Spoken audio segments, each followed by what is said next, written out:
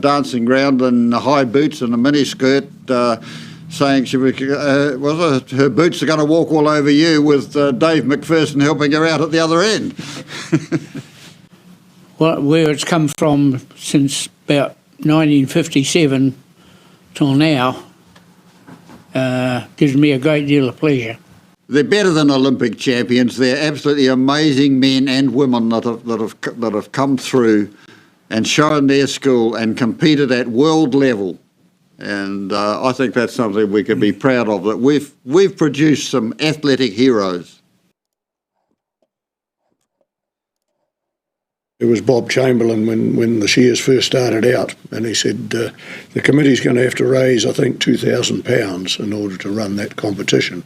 And that's what I understood they were requiring in those days. And that was a big sum of money back in 1960. But the team went out and got it in those days, which obviously Laurie was involved, Edwin O'Hara's father, Roy, amongst others. And once they raised that money, then they could start the competition. I think the other thing in those days too, which hasn't possibly been highlighted, but bringing the competition, which up until then there had been woolhandling, shearing competitions around the country, but they'd probably always been run in wool sheds.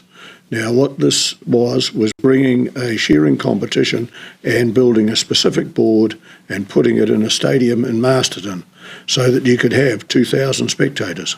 Now, that was a new concept, to actually put shearing in a sports stadium. Well, I was told later on that at one part of it in the latter 60s, there was actually a move to make it more sports orientated and to capitalise on that sport aspect of the shearing, which as far as shearers are concerned is very much it.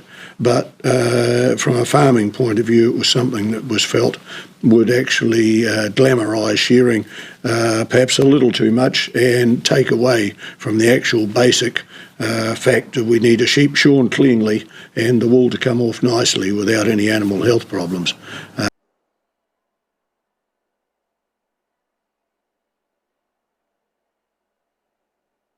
Which just capitalising as a sport might not have happened so well. Of recent time, I think it has been accepted as a sport in a minor way, and certainly we've had one or two celebrities now. The likes of David Fagan is probably the one that springs to mind for everybody, and he actually took it to a new level as far as sporting goes. That Young Farmers Committee actually had an awful lot to do with the Shears moving on to another stage. They'd grown up helping at Golden Shears, and they moved on from that helping stage to actually take the senior executive positions in Golden Shears, and they brought new life into the shearing, into the competition. And the young farmers, as has been highlighted, you had an art competition, you had a make and model competition, you had a Miss Golden Shears competition, and it involved the townspeople probably more again within the Golden Shears itself. And in those days, when it was a four-day competition and 650 shearers all up, you started the shearing on the Wednesday. Wednesday night was a young farmers' night, and the young farmers took over that whole night, and they ran the Wednesday night totally. And in many ways, they possibly ran it better than the Golden Shears Committee did on Saturday night, because time tended to get away sometimes. Financially wise, it was Les Field and myself. The sponsorship was a most important part of Golden Shears, and always was. But the days of having three major sponsors suddenly started to fall by the wayside, and we had to get a sponsorship for every event at Golden Shears.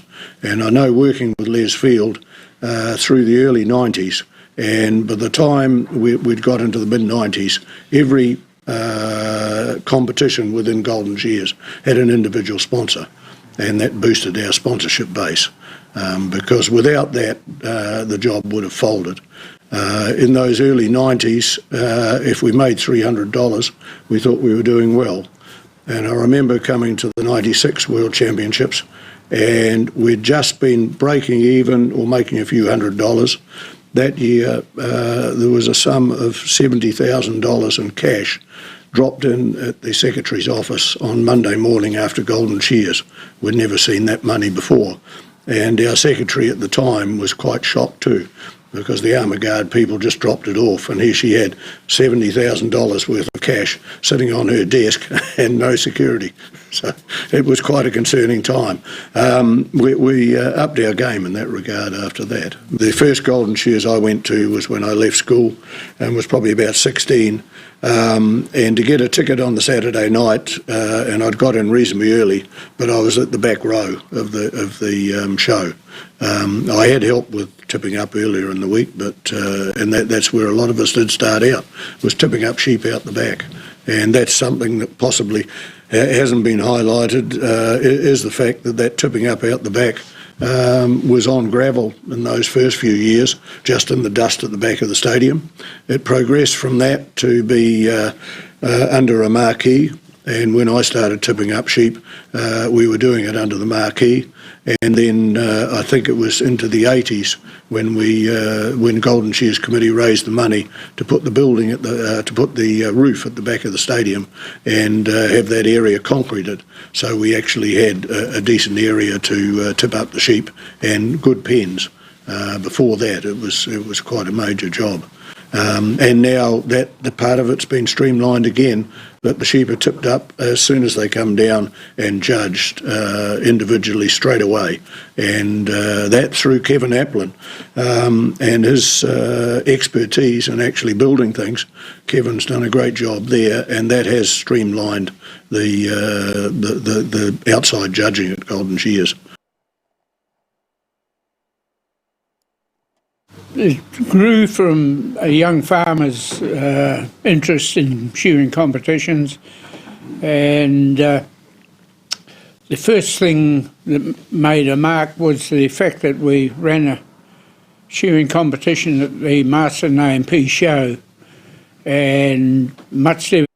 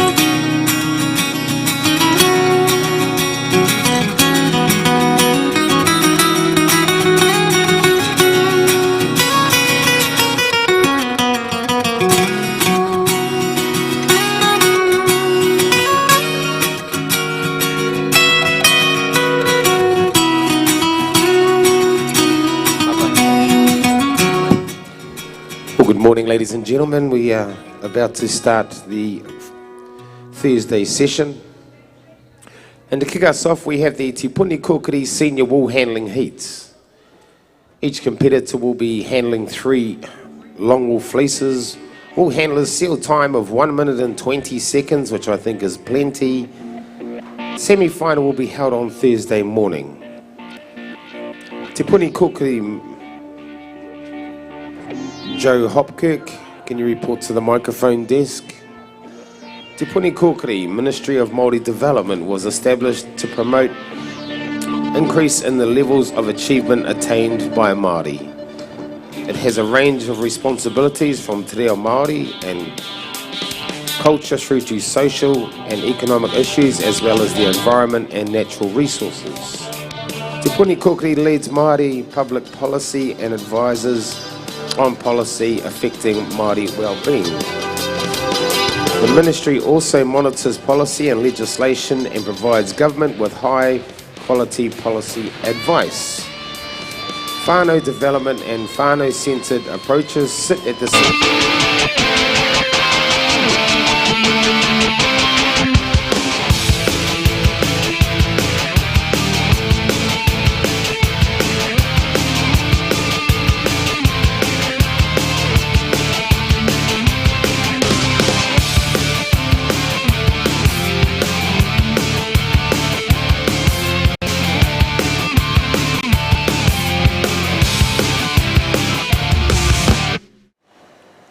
Well, good morning. Good morning, people. It is now day 2 of the Golden Shears 2020 event held here in Masterton, New Zealand.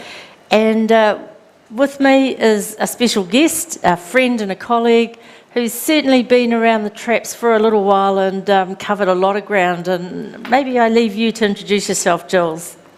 Hi, I've been associated with Golden Shears now for 40 years. I came to the 1980 Golden Shears as a young shearer, and it was just the most incredible experience as a learner, and I've never really gone away. I just fell in love with, you know, if Golden Shears was in Timbuktu, I'd probably be living in Timbuktu. Well, you look pretty cool, Jules. 40 years hanging out here in Masterton the first week of March. Oh, look, it's a bug. You just catch the bug. I was listening to some young ones yesterday that they must have been novice shearers, and they were just so excited about competing at the Golden Shears. Yes, that's right. So we're due to start off in about 5 minutes. The crew's getting ready down there. We're opening with the senior Woolhandling heats, sponsored by Te Puni Kōkiri. But I thought it might have been good just to spend a bit of time to recap on yesterday, where we got to, what happened. For those of you that missed, you can find it online, YouTube channel Golden Shears 2020, and you can catch up with it all there. But it was a great day yesterday. All our novice and junior competitors. Jules did a bit of a maths exercise, and you reckon around 200 competitors just for the half day yesterday, Jules? I think there would have to have been. There was 140 between the novice and the junior shearing, and there would have at least been, I think, 60 in the junior, novice and junior wool handling. That's right. It was very, very busy. It was busy. We had the challenge, what do they call it? The Student Challenge, where they pulled together or allowed entry for those cadets. These are all the apprentices that are out there, and we were so thrilled to have such a great team of them.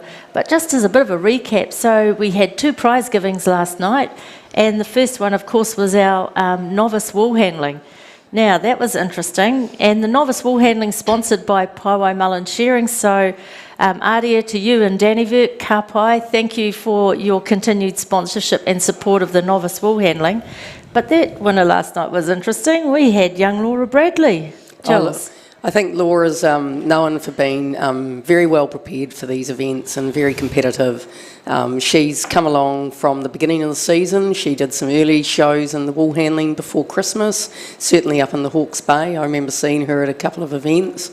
And she's gone out there and practiced, and I think it's a measure of, both her and her family. Her brother is a really top open competitor in the shearing, and they get out there and they make sure they know what they're doing. And I'm sure when she gave her thank you speech last night, she acknowledged, her mum, Gwen Ann Pawai, and who's a member of the Welsh shearing team. And she also acknowledged Aria Mullins for giving her the opportunity. So it was a good performance from her. It was a great performance, because I'm not used to seeing her handling wool. I mean, she's a shearer. She's and a very staunch, strong shearer at that. So to see the shearing fraternity, and it's not just the women, really taking on board the wool handling is a very cool thing. And you're right about the family thing. Wayne Bradley, he was a top young farmers, came through YFC, open shearer. Her mum, Helen, also another Welsh lady who came over and competed with such enthusiasm. Sitting next to Laura last night just certainly reminded me of Helen and her days. And then, of course, we had the novice shearing, and that was sponsored by Sedecton. So, a great product, and we're very grateful for their continued support of Golden Shears as well. But young Kyla, Riker Swan. Yeah, look, Riker Swan, I mean, he's just turned 14. He was 13 and 2 weeks ago. So for a 14-year-old to win the novice, he's another boy that's competed all season. He was very cautious in those early weeks of competing, and he's just come into his own. He was up against another couple of lads that were only about 16, schoolboys. I think young Jack Devane's just started his first job as a shepherd in the Dannyverk area. There was another boy that had been to school, primary school, with Michael Buick, and they're only 16 or 17 years old. So it was a very strong field in the final, and that's what I thought was.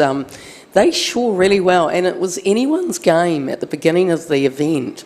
It showed that they were well prepared for the final, and they were held on to their sheep, and they shore really well. It was a delight. Yeah, so I remember young Riker pulling out that first sheep, and the sheep looked bigger than him. It does every time. It had wool from the tip of its nose to the tip of its toes. Yeah. And in fact, at one stage, it kind of got away on him. He had to stop his handpiece and restart. you know, that takes a bit of maturity, doesn't it? Yeah, he's very calm under pressure, and I think that's what happens with these lads, the young competitors that compete in other shows.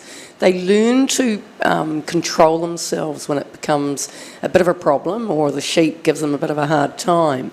And they're quite calm about it. They just turn the handpiece off, or in the novice, the judges are allowed to assist for a safety reason. Yes. And but you know, when he was in front, he and young Michael Buick, they went out there intending to win it.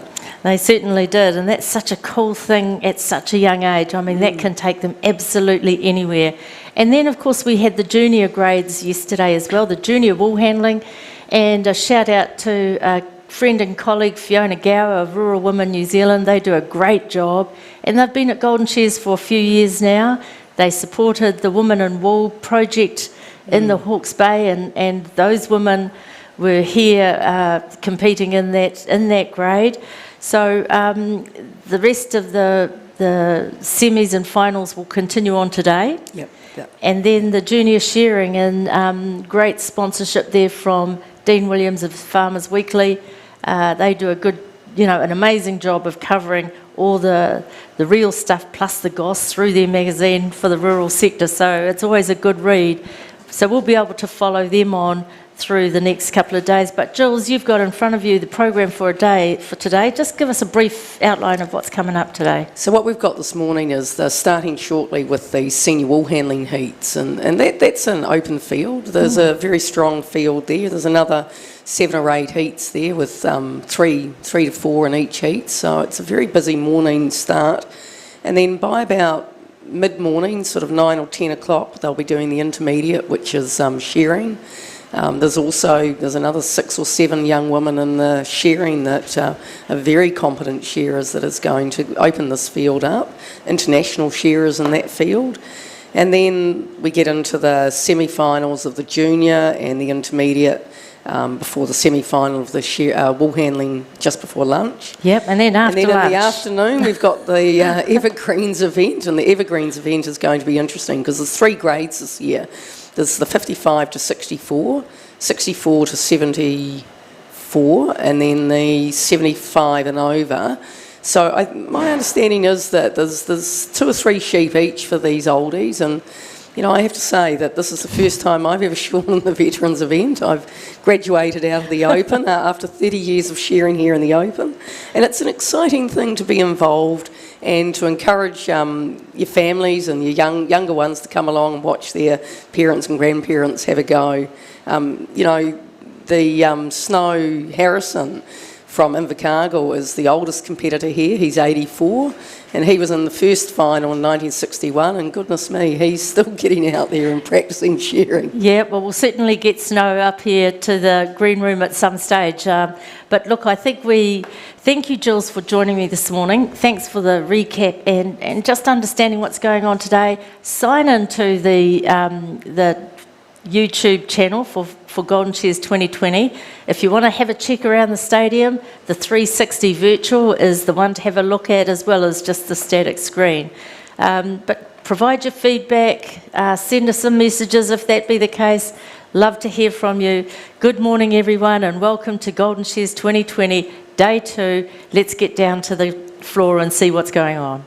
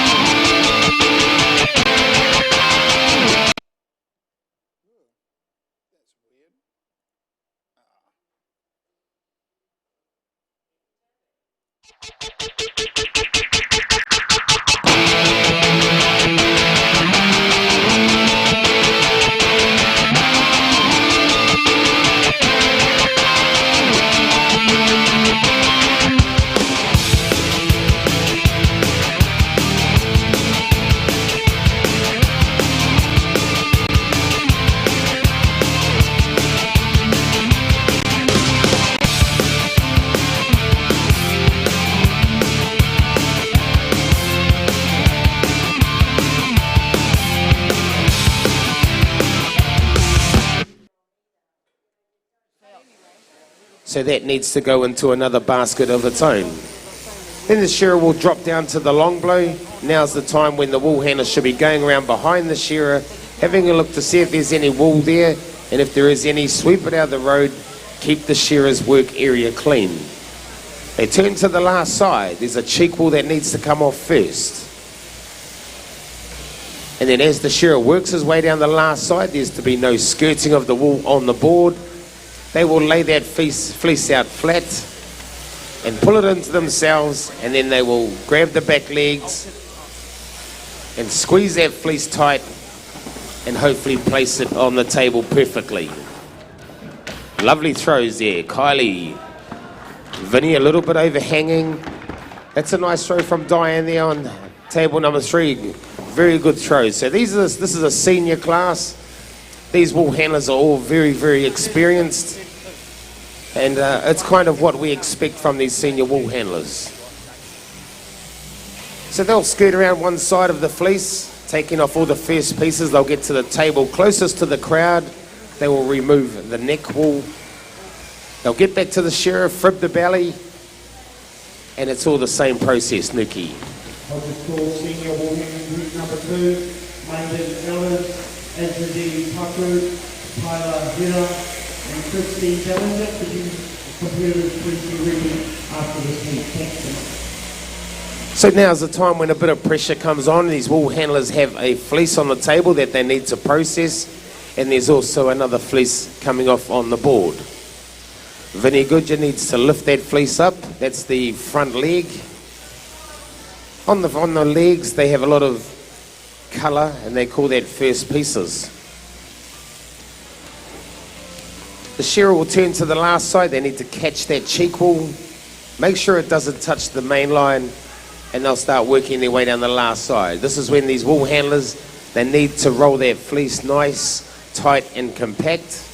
And the reason they do that is in the wool stores, when they pop the bales, the guys in the wool stores should be able to pull a whole fleece out, and it's all rolled up nicely, and then they just unroll it and start processing it in there. So here we go, fleece number 2. Little bit of pressure. Oh, lovely throws on there. I think Diane would have to have the best throw there. And look at her, she's not mucking around, head down, bum up, straight into it. See, these senior wool handlers, these wool handlers will be becoming lead wool handlers in the wool sheds. So they'll be becoming tangatas like the open wool handlers. So into the undermine work, these shearers, this is the last fleece. The next thing on these wool handlers' minds will be the cleanup. It's all about preparation.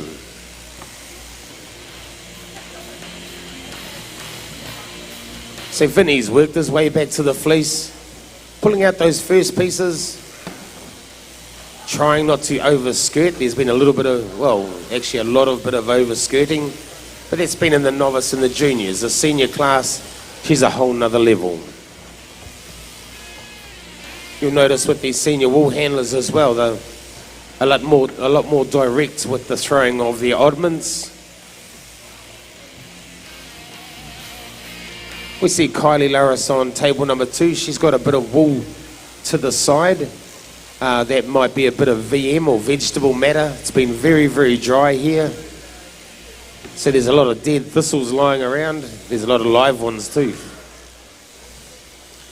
But here in Masterton, I think the thistles are the only green things in the paddock at the moment. Okay, here we go. 1 minute and 20 seconds. Lovely throw there from Vinny. Oh, another lovely throw from Diane. I think she's been tops in all her throws. So 1 minute 20 seconds is the sealed time. Then I think it's 1 point per 5 seconds. Vinny Goodger chasing those points for the triathlon as well. He's about to roll up his fleece. I'd like to welcome Mavis Mullins to the commentary team. She's been up in the green room, but she's decided to come and help her struggling son with the wool handling. So welcome, Mavis. Great to have you here. Not a problem, Tom. How exciting is this, eh? The first heat of the senior wool handling. Don't you love those orange shirts for a start?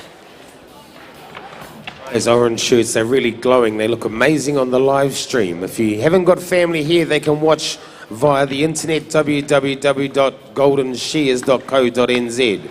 Look down the end, Toma. Muriwai Paul's certainly ahead of the game. Going Yes, through a nice tidy up down there. This Vinny Goodger was the first one with the brim in his hand, but I think that Muriwai is going to overtake him. Yeah, no, he knows what he's doing in there. Hand up. Nice tidy up. Little bit of wool around the table still, but on the whole, looks like a job well done, and I don't think we'd expect any less from Vinny. So anything left over on the floor the size of a credit card is 1 point, is that correct, Mavis?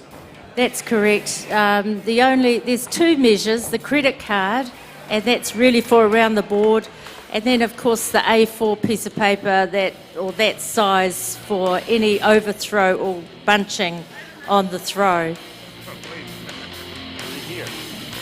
That's the first heat out of the way. I guess that's a relief for some.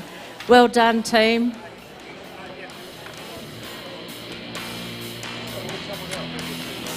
Once everything is finished, we have Mabel Ellis on one, Anthony Tucker on two, Tyler Hiller on three, and Christine Belger on four. That's heat two. Heat three is going to be ready after this heat. Heat three, the lovely Roycroft, Destiny Piper, Nova Kimura Ellis, and Crystal Paul. Bird, Crystal Bird, and that's heat three, so this heat.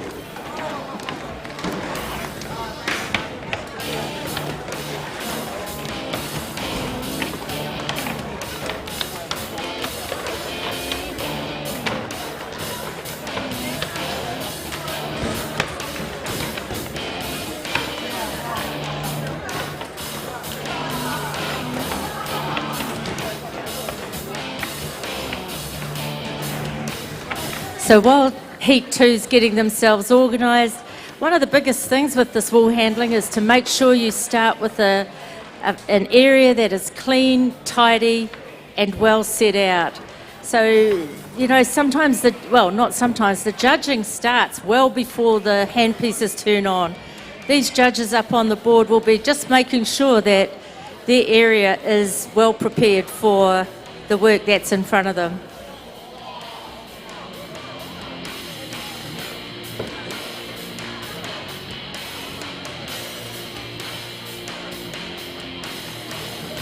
We're waiting on the green light. We're going to get started. If we could have our shearers to the board, just ready to go, please, guys. We'd like to thank our shearers.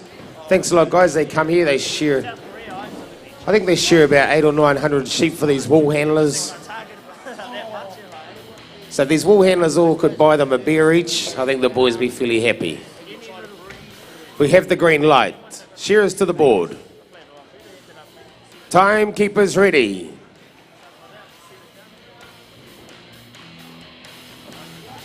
Come on, competitors. Just remember, when you walk into the shed and the time is the time and the shearers are getting ready to start, they're not going to always wait for us. It's about being prepared, be ready, have your plan okay, already in your head.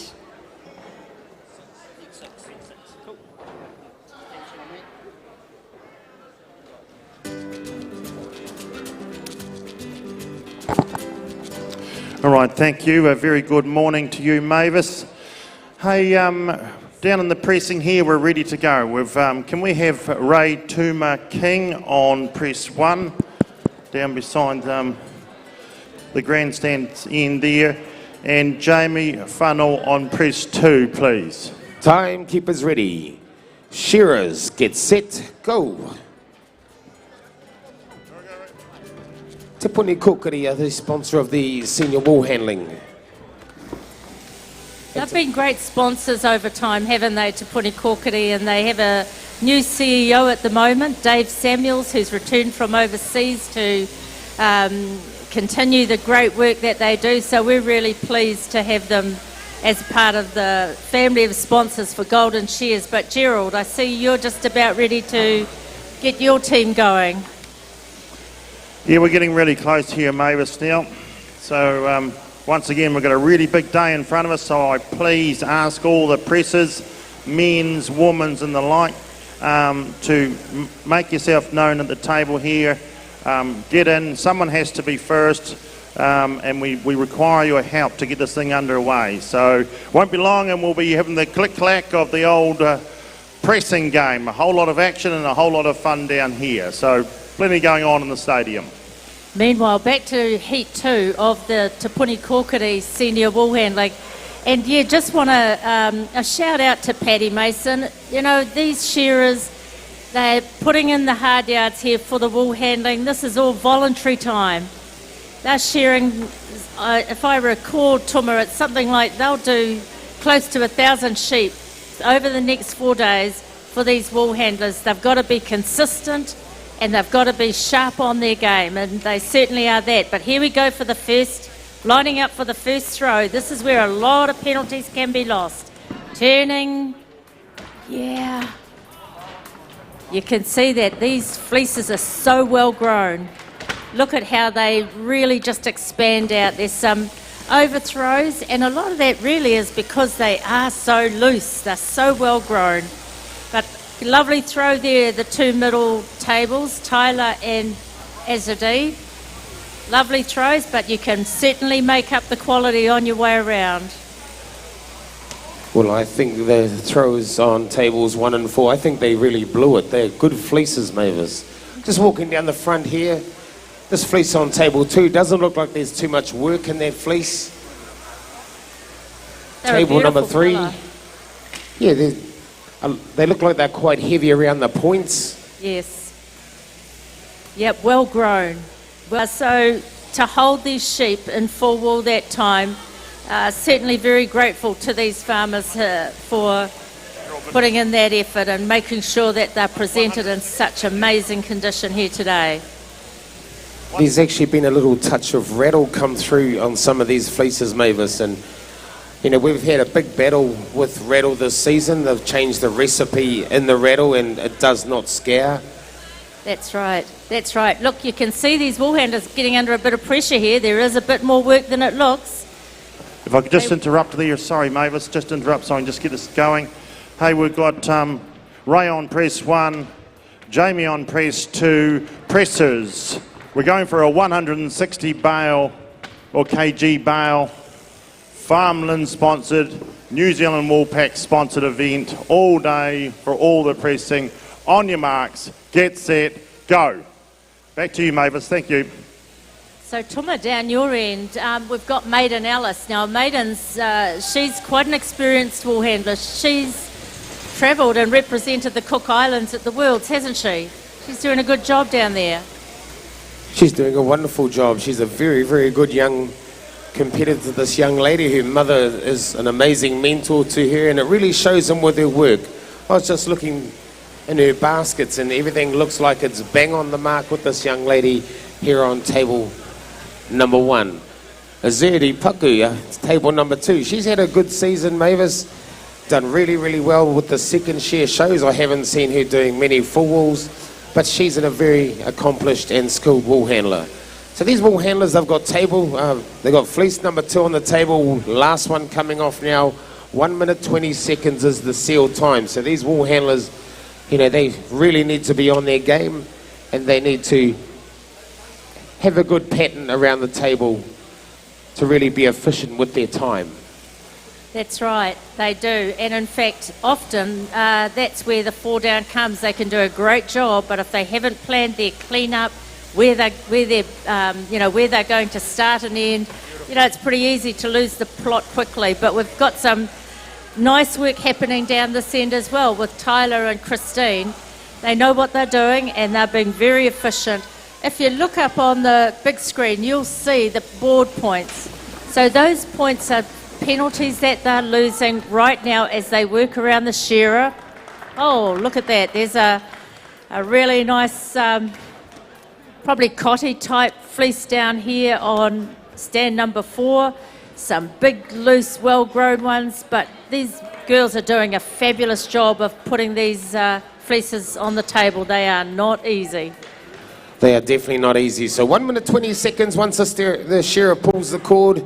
Maiden down here, table number 1, takes the neck off, starts moving around the table. I saw Azurdi Paku there, table number 2. She had a bit of a sweep up before she threw that last fleece, Mavis. Anything you can do to make it quicker at the end has got to be a bonus, and if that's going to help her get her finish done quicker, then all power to her. It's about innovative thinking when you're doing this job. You know, what can I do now to make it easier later? And it looks to me that that's probably going to work for her. There's not a lot left under that table. She's being very particular. But again, this is where you can lose time really quickly, isn't it, Tom?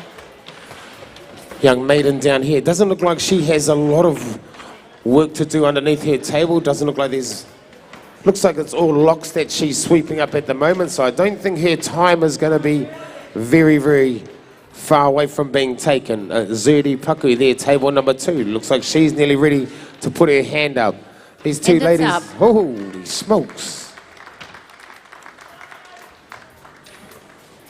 Maiden Ella's finishing touches for her. Well done, Maiden. We have Tyler and Christine down there. They're probably pretty much the same. They're not too far away from being tidied up. Well done, Christine. Nikki, can we have the next heat up, mate, please? Thank you. Well done, ladies. Heat 3, Rangi Roycroft, Destiny Paikia, Nova Kumaroa Ellens, and Crystal Bird. Heat 4, following the next heat, will be Alicia Thompson and Poyundi, Sunny Tafai, and Lucky Garrett. We've got 8 competitions, we've got 8 heats to get to, so we'll just keep going.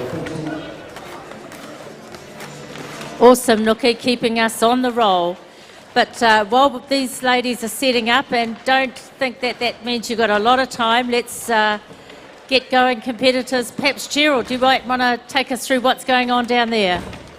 Yeah, thanks very much, Mavis. Yep, we're into the boxes getting loaded up now. Jamie's making his way down, Janie Funnel. So it's his first time at the Golden Shears, ladies and gentlemen. So a big welcome to you, Jamie. Love to see people come along and having a go. So does a lot of pressing in the shear, but here he is under a watch wire of these two great judges. So he'll have a few butterflies in his belly. Then we're over here on press number 1, Ray Tubman King. He is our novice winner from last year. Okay, we started up the novice last year, or more to the point, the Golden Shears committee did. And it was very successful, and this young fella managed to pull it out. So here he is, he's in amongst the big guns now. What is his dream? His dream is to be as good and to knock the Goodyear boys off the perch. So it's a big ask. They say shoot for the stars and you may hit a power pole. And that's what he's aiming for. So I like that style, this young fella. He's aiming for the stars. Here he is, he's in the press. The bottom box right now, he's just tightening that up. Hard work, this pressing, it sucks the energy out of you. He's working away, he's thinking, I've got to get 160 kgs of wool in this baby. What happens after this is we stick the bale on here to find out how close they are. And you people who aren't really familiar with the shearing and wool handling industry, you'll think, how can you grab bundles of wool and work out 160 kgs? Well, they do this every day. Big job pressing in the wool shed. So the young fella Ray, he says, okay, that'll do. Lots of aspects that I'll cover of pressing.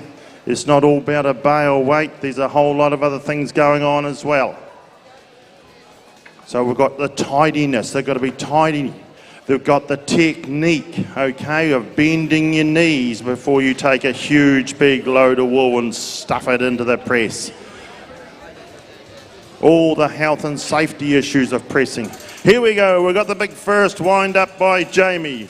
This is an art in itself, ladies and gentlemen. Okay, we can have the shearers to the board. Timekeepers ready. Shearers, get set, go. Gerald, we're just going to introduce these wool handlers and we'll bring it back to you. On table number 1, we have Rangi Roycroft from Piu Piu. Kia ora rangi. Table number 2, we have a young lady, Destiny Paikia. She won the novice shearing at the Pahia Tour Shears the other day. Very, very good wool handler, Mavis. And down here on table number 3, from the deep south, Matoda, young Nova Kumiro Ellis. And on table number 4, from just up the road in Eki Tahuna, we have Crystal Bird. So Gerald, you wanted to let us know what's happening, and we'll come back here when they're about to throw the first fleece. Yeah, thanks, Tuma. Yeah, so we've got the what we call the top box up here. Jamie he's just lining her up. We've got to get those ropes in the right place, and we need it to be a tidy workplace. So he's onto the broom. Oh yeah, the presses have a broom too. Don't worry about that, folks. And as I said, they're counterbalanced, so you've got to know where they are and how they all work. What else does a presser do in the shed? He does sheepo. Well, what's sheepo? That's when the shearer's pen's empty. He's got to jump up in between doing bales and fill that pen up. He has to look after the smoko. What's the smoko? That's the 4 breaks that they have during the day, the cups of tea and cookies, and then lunch, and then some more cups and tea and cookies to recharge the batteries. You don't want to go burning the lunch. In between times, they've got to bang this wool down and make these bales, make them nice and tidy, well presented for the farmer. Here we go. Okay, Gerald, we got the first row. Oh, we got a beauty on table 1, lovely on 2. Mavis, how's it down there? Yep, there's 4 lovely fleeces. Probably Nova just a little bit overhanging, but nothing that you're going to be too worried about. What a fabulous array of beautifully thrown fleeces, which means that they get a real clean run of being able to remove any faults that are around that fleece. And if you look again up the top, you will see some of that scoring coming through for those throws and where they are at the moment. What we have to remember is the lowest score is the best score. It's not the final. It then goes out the back to be judged by a set of outside judges, Tom. Yes, you did right, Mavis. This Rangi Roycroft, she's taken the bit between her teeth and she's really giving it. She's showing all her skills at the moment. Shearers working around their way around the head. Wool handlers can now get back to the table. Come on, wool handlers, get back to the table, because these shearers are putting some wonderful pressure on these wool handlers. This Nova here, look at the concentration on this young man's face. Roll up time for him as he runs back to the shearer. Look at the rhythm this guy has. He was getting ready to roll his fleece up as he got back to his shearer. That's some pretty good skills, Mavis. That's right. So, Gerald, it looks like you're getting to a bit of a crunch point down there as well. Yep, we're ticking away down here, all right. Young Ray's lining up. You would have saw the hard work here before. As I mentioned, we're trying to get a 160 kg bale, and you would have seen Jamie, the weight that it takes when he starts swinging off that one-man press, this big arm here, just about lifting his feet off the ground. It takes a lot of power. They have a huge, big muscles in their back to keep their strength, to be able to whip that wool down and get her locked up in the bale. Nowadays, they get it a wee bit easier with all these no-tramp presses, okay? They don't have to tramp it, and there's scales and all sorts of things on it. But we want to keep them honest. We want them to earn the rights for the bragging rights of taking home titles in the pressing. And there's, it's a prestige event here at the Golden Shears. Gerald, we might just come back very quickly to the wool handling. I hope people are watching not just the fabulous throws, but the style. One thing you got to say about Nova, not only does he throw a beautiful fleece, but by geez, he looks pretty cool doing it as well. It's really, it seems to just come natural to some people, and when you see it, it certainly hits you in the eye, but it does enable, look at the way he's able to get around that fleece. Same with young Crystal down here. She's not mucking around, but these shearers are keeping in great time, Tuma. They're certainly making sure that everything's even Stevens, aren't they? Oh, you're definitely right. These wool handlers, there's a bit of pressure coming on with these wool handlers. Some of these wool handlers are really feeling it. They're not even getting back to get that last cheek. They're just that concentrated on trying to keep their fleece wool right, because you can lose so many points out the back. You can lose hundreds of points, Mavis. You can. You've got to get it all right. This is about the complete game. Here we go for their last throw. Let's just see what happens here. Yeah, well, you know, probably a little bit too much breakfast for Nova with that one, but again, it's an easy fleece to see around. Crystal down here had a lovely throw. What about up that end, Toma? A lovely throw down here by Rangi. A little bit of overhang, anything the size of an A4 sheet of paper is 1 point. So there's probably 2.5 points lost just at the top of the table. But she's working away well, trying not to get those Brontosaurus pieces going on. Working away very, you can see her eyes just darting up and down the side of that fleece, just scoping for those first pieces. I was expecting that Nova to be rolled up by now, but I think it might be this Destiny. No, it's Rangi down here on table number 1. Rangi, you got any whānau here? They should be getting behind you. Here we go. She needs a bit of support. Make a bit of noise for Rangi. That Nova, broom in hand. Oh, we got Rangi. She's working away, cleaning up on her board, looking for her broom, Mavis. This Crystal Bird, I think she's a real one to look out for. Well, they all look pretty smooth. They've had some good things happen in this. They've done some good things in this heat, and they've done some things that I know that they'll be thinking about how they do better. But this clean-up is really important. How organised are they? How much have they thought about it? How much have they been prepared? Crystal Bird down the end here, first to put her hand up. Well done. There's Nova. Finishing touches here on tables 1 and 2. There's not a lot of time between these two wool handlers. 1 minute 20 seconds. There we go. Well done, Destiny. 1 minute 20 seconds is the sealed time. We're probably at about 1 minute. There we go. 1 minute 40. Gerald. Oh, sorry. Nuki. Okay, once the judging is done, the next team can go up. Aisha Thompson and Koyuki, Sami Tufari and Lucky Garrett. Thank you. And heat 5, Louis Powai, Simone Campbell, Lucas Bolton, and Angeline Powell. If that could be ready after this thing, please. Yeah, thanks very much, Nuki. Right, we've got... Could we have the intermediate shearers report in, please? The intermediate shearers, if you would like to report in, that would be great. Thanks. Yes, so down here at the pressing, this farmland sponsored event and the New Zealand wool packs, the first bale is out of the cage, as if to say. Here's a bit of a look round. Jamie Funnell from Martin Borough, first timer. He says, "You done, mate?" Finished. Time taken. Good man, good effort. We're going to put that on the scale soon. Nice and tidy workroom. All these other aspects has been watched here by Carl Cox, and he's having a good look. Very, very diligent judges, these two, Peter and Carl. So that will go on the scales. There's points to be sort of not lost in here. You can't gain points. It's about trying not to lose points. So we're aiming for that 160. If the bale is overweight, they lose points from 1 to 5 kgs over, and then 5 to 10, and then 10 and above. If it is too heavy, those points are a lot less because they've had to work a whole lot harder up and around the press to get all this wool into this bale. If it is a light bale, those kgs are docked quite heavily due to the fact that it's made it a whole lot quicker and a whole lot easier. So we'll come to those details later on. But this young fella that is aiming for the stars, here he is. He's given it heaps. He's going, oh jolly. Years in the industry. He's a forestry worker in Huntley at the moment. But here he is. He's on the press. He's not thinking about doing any logs right here today.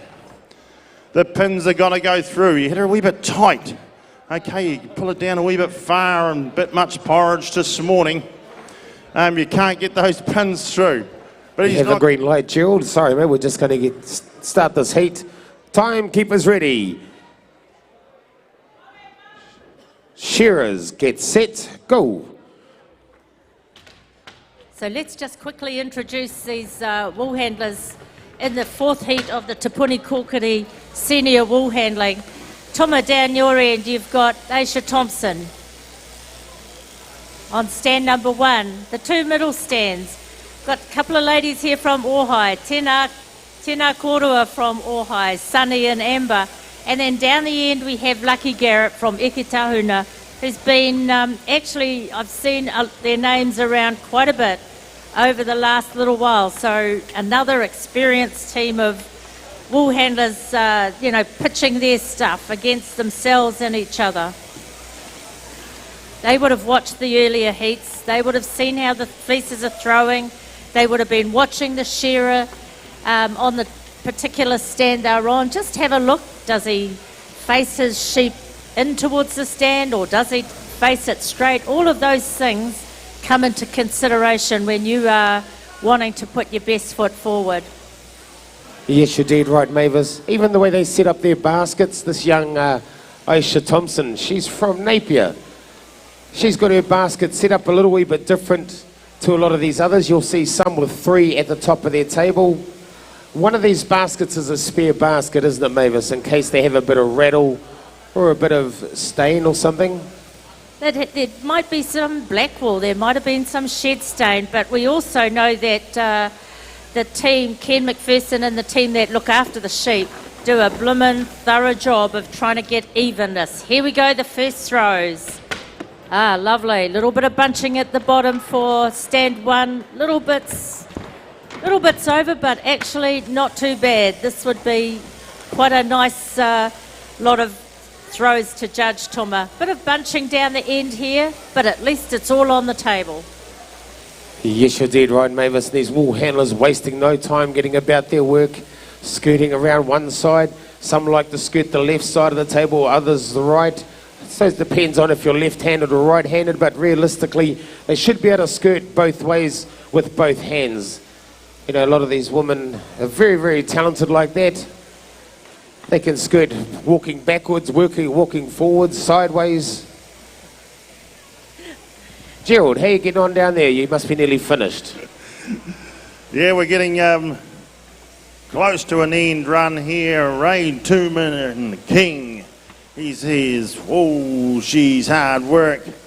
Haven't pressed a bail from this time last year, but he's got the pins through. He's just doing a wee tidy up here and get this wool out of the way. He knows his points to be ducted there, and he's going to do the good part that you enjoy about being a presser. He's going to get those pins out of the way, let the wool loose, get this bail out, but he's making sure it's a good clean job. He's not leaving a stone unturned here. And they're underway. This is heat 1, ladies and gentlemen. I know there's a whole lot of people drifting on in, and you've got to get those pins out of there, young fella. I know you're strong. I know you got muscles on top of your muscles, but you're not that strong. Gerald, can we just interrupt you for a minute as we get ready for the second throw? Here it goes. These guys will be trying very, very hard to land these fleeces. Beautiful at that top end, Tuma. A little bit of overhang down this end, but nothing I think that is going to throw them too far off the mark. Yeah, lovely throw down here. Probably 1 point, maybe 2 lost on the side, but you can see that she was really trying to keep control of that fleece as she let it go. I was just watching her roll, Mavis. They are supposed to roll from bridge to the shoulder. That's right. That's right. And her roll looked exceptionally good. So this young lady here, Aisha Thompson, will be keeping an eye on her later on in the day. We got Amber Puihipi, table number 2. These fleeces, Mavis, they look really, really good. They're well grown. They're good colour, and in fact, they'd be a good line of second pieces. First pieces. The first pieces are the bits up the side. They're good length, but they look also not bad colour. They look a bit dirty from here, but washed up. I would just about say they'd be pretty bloomin' good. On the board as well, you've got our 4 judges. These judges have been around for a little while, and it's great to see them coming back. All volunteers. We've got Bo down here, local lady. You've got Miles Oldershaw, another close enough to be local. Gail from over the other side, and Linda from up Taumaranui, and we have our Australian judge. Hope you're all making her feel real welcome on table number 1. But they've cleaned their tables, And now they're turning for their last fleece. This is their last chance to really nail it. I think these wool handlers are getting walled up. Lucky we don't have another sheep. Oh, okay, here we go. Lovely throw again down here by Aisha. A little bit overhanging on table number 2, Mavis. I'm not sure about 3. Doesn't look too bad. They've all been, either the sheep are getting too big or those tables are shrinking. Something's going on. But they've all got a bit of overhang, and that's something that I would assume they would like to work on if they go through, how they actually condense and really sort of keep those fleeces tighter as they throw. So Aisha down here on table number 1, she skirted one side, she's done the neck, one side to go. This is a wool handler on table number 2. She's been there, done that, roll up time. 1 minute 20 seconds is not a lot of time. We got Lucky Garrett. Lucky Garrett has been really giving it heaps this season. Well, every season we've been saying how she suits the name, Lucky Garrett. She's a lucky girl. Well, it's not luck, is it, Mavis? It's skill. No luck about it. And I've also noticed down here that she's had a couple of fleeces, and I'm assuming that there's VM in the back, seed and thistle possibly. So she's had to pull out another line, but she's working very hard. There she goes. Very efficient. This Aisha Thompson here on table number 1, she's got 2 long brooms. I think that's very, very clever, having 2 long brooms. No need to reach all the way over, extend yourself. But looky down there, Lucky's finished. This young Amber is about to put her hand up.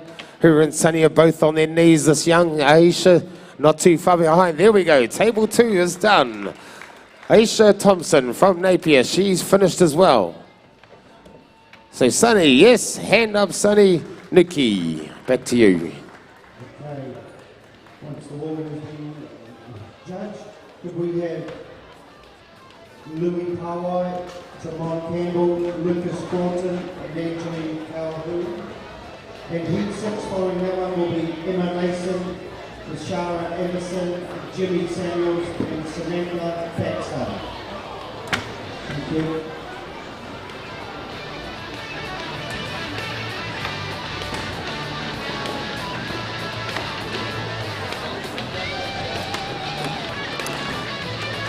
Hive of activity as we prepare for the next heat. Just want to acknowledge as well all the volunteers. See all this wool that gets moved from the stage out to the back where the second lot of judges are. Nothing gets missed, nothing gets left to chance. They're all colour coded. There's instruction given for all of them. Very careful care taken. This means a lot.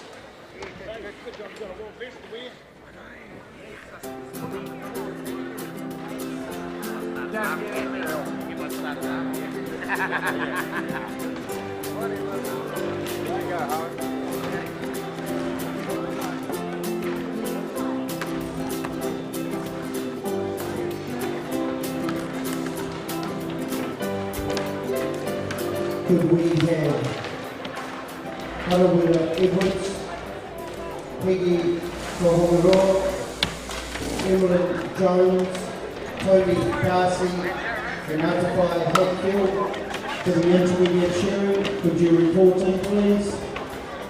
If anybody knows those people, we have to have everybody checked in. So that's Atafai Hatfield, Tony Darcy, Emily Jones, Peggy Tohinaroa, Harawira Edwards. Thank you. Wool handlers, if you do find rattle on your fleece, you are to pull it out, okay? Just be mindful there could be a little bit of rattle in there, so just be mindful of that. There's a little bit of seed.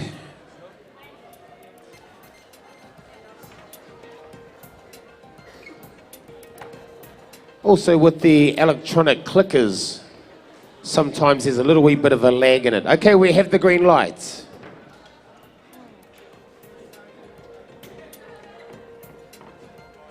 There's also to be no skirting of first pieces or necks on the board.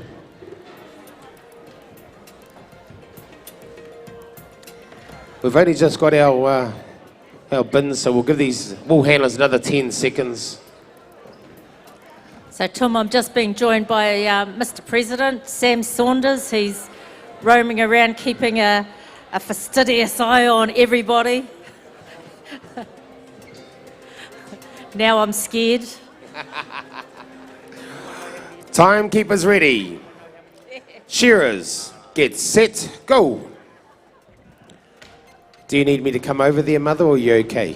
Oh, I think I got him sorted for now. Heat 5, Te Puni Kōkiri Senior Woolhandling. And we've had 5 amazing heats of these competitors.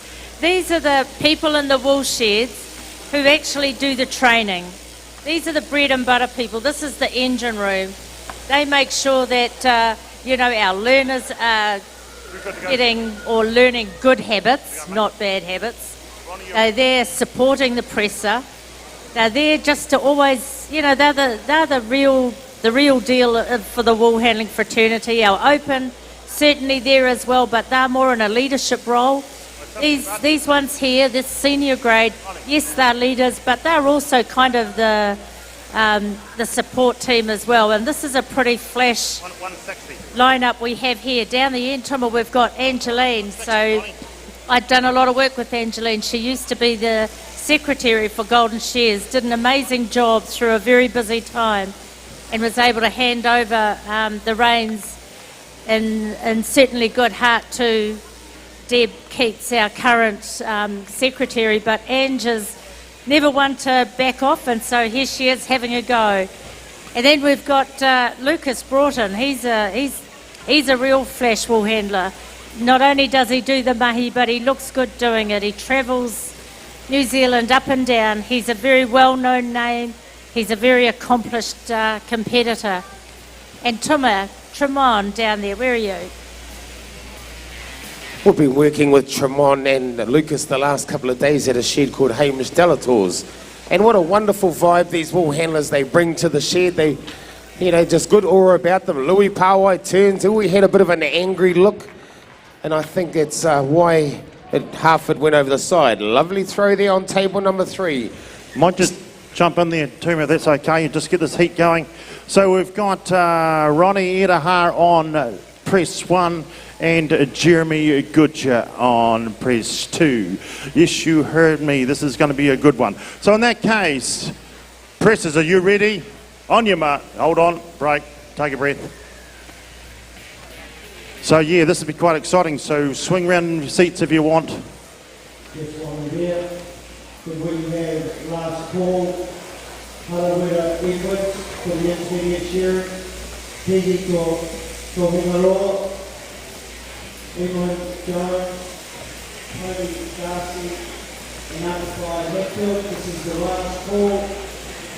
The intermediate shearing is on straight following this wool handling event. So please, that's your last call to be Yeah, thanks, Snooky. Rightio, presses this time. Are you ready? Judges are ready. On your marks, get set, go. Rightio, we're underway here. Heat 2 of this prestigious event. By jolly it is. And they've all got different styles of how they're going to do it. He needs no introduction over here, so if you do want to watch, this is Jeremy Goodcher, one of your local guys, and of course, I don't know if it's of course, I wouldn't make it that blasé, but he's a 13 times winner here. Okay, so he knows how it rolls, he knows the pattern. His man beside him is Ronnie Edahar, and he is going for a big bundle of wool as well. So we'll go back over to the wool handling as these two big young strapping lads are both only the age of 21 according to my paperwork. Go to work. Well, down here on table number 1, Louis Pawai feeling a little bit of pressure.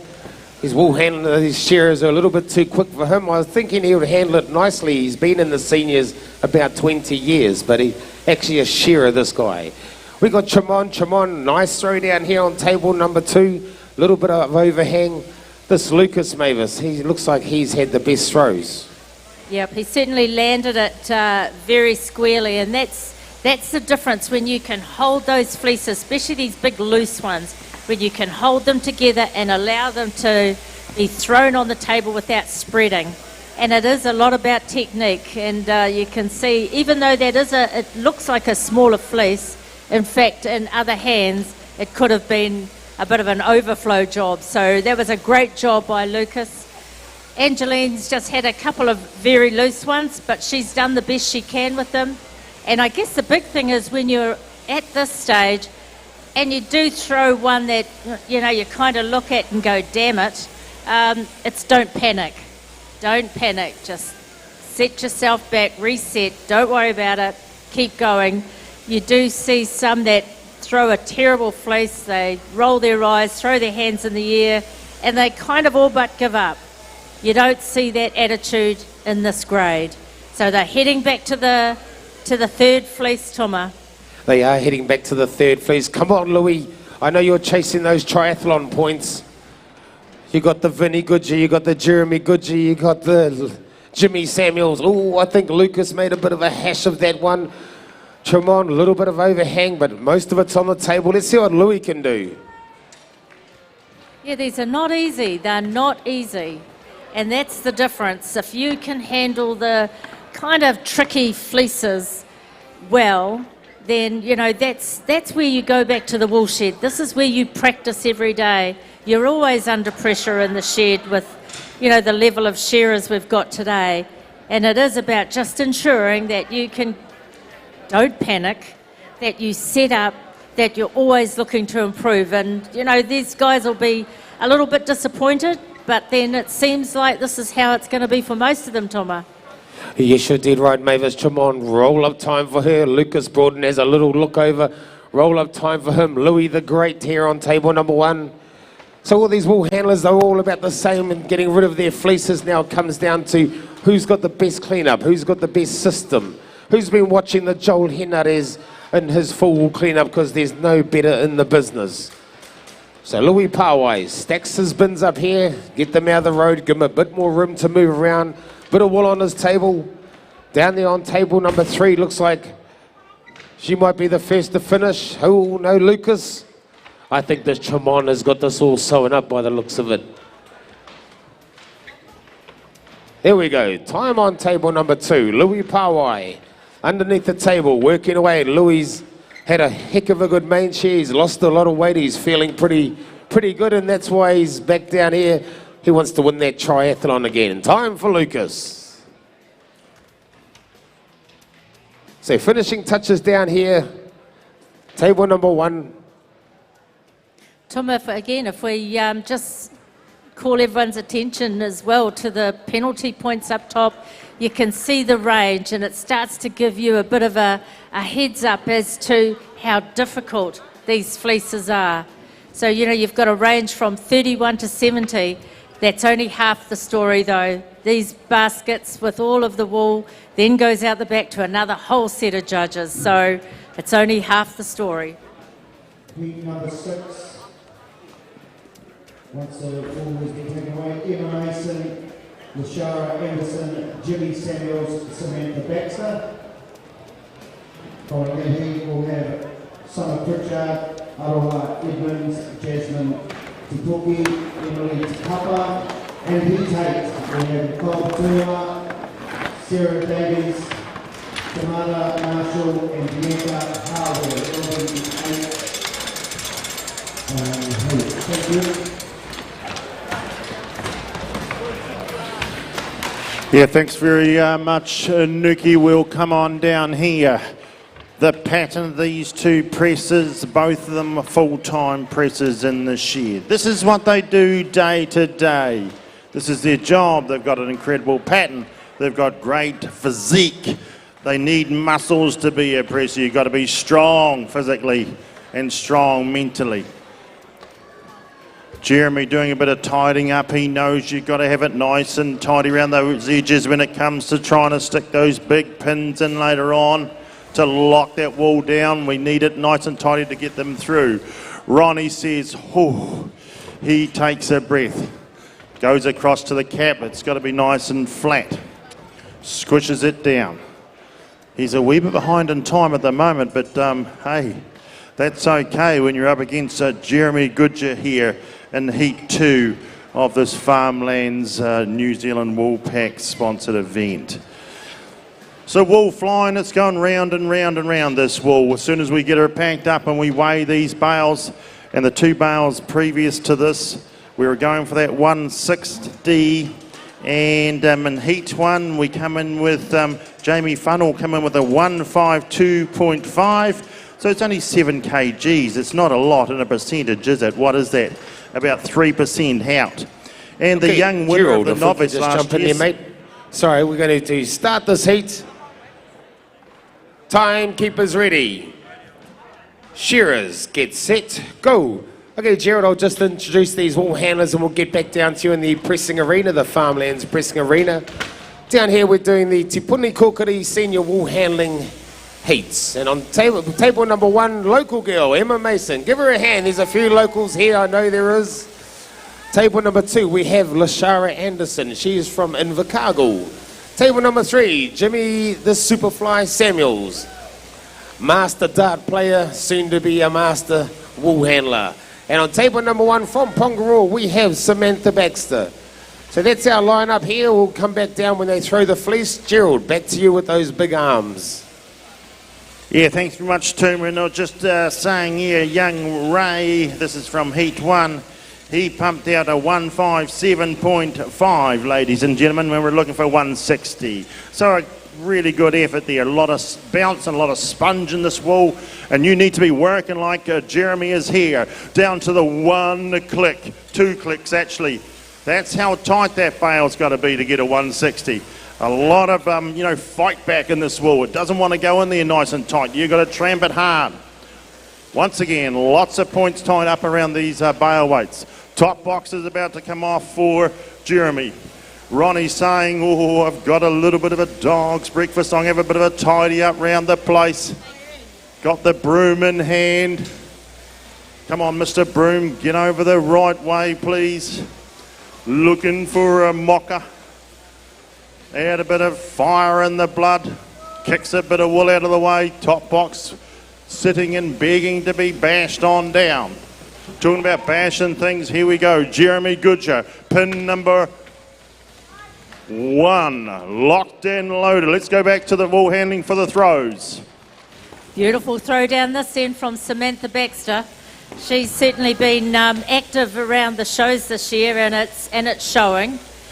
Beautiful throw. And right next to her, Jimmy Samuels. He's another one of these very cool shearers that he's not too cool to pick up a broom and to really show how it's done. I've often thought some of the best wool handlers are shearers because they have the wool next to them often. They know where it's coming from. It's just the how-to.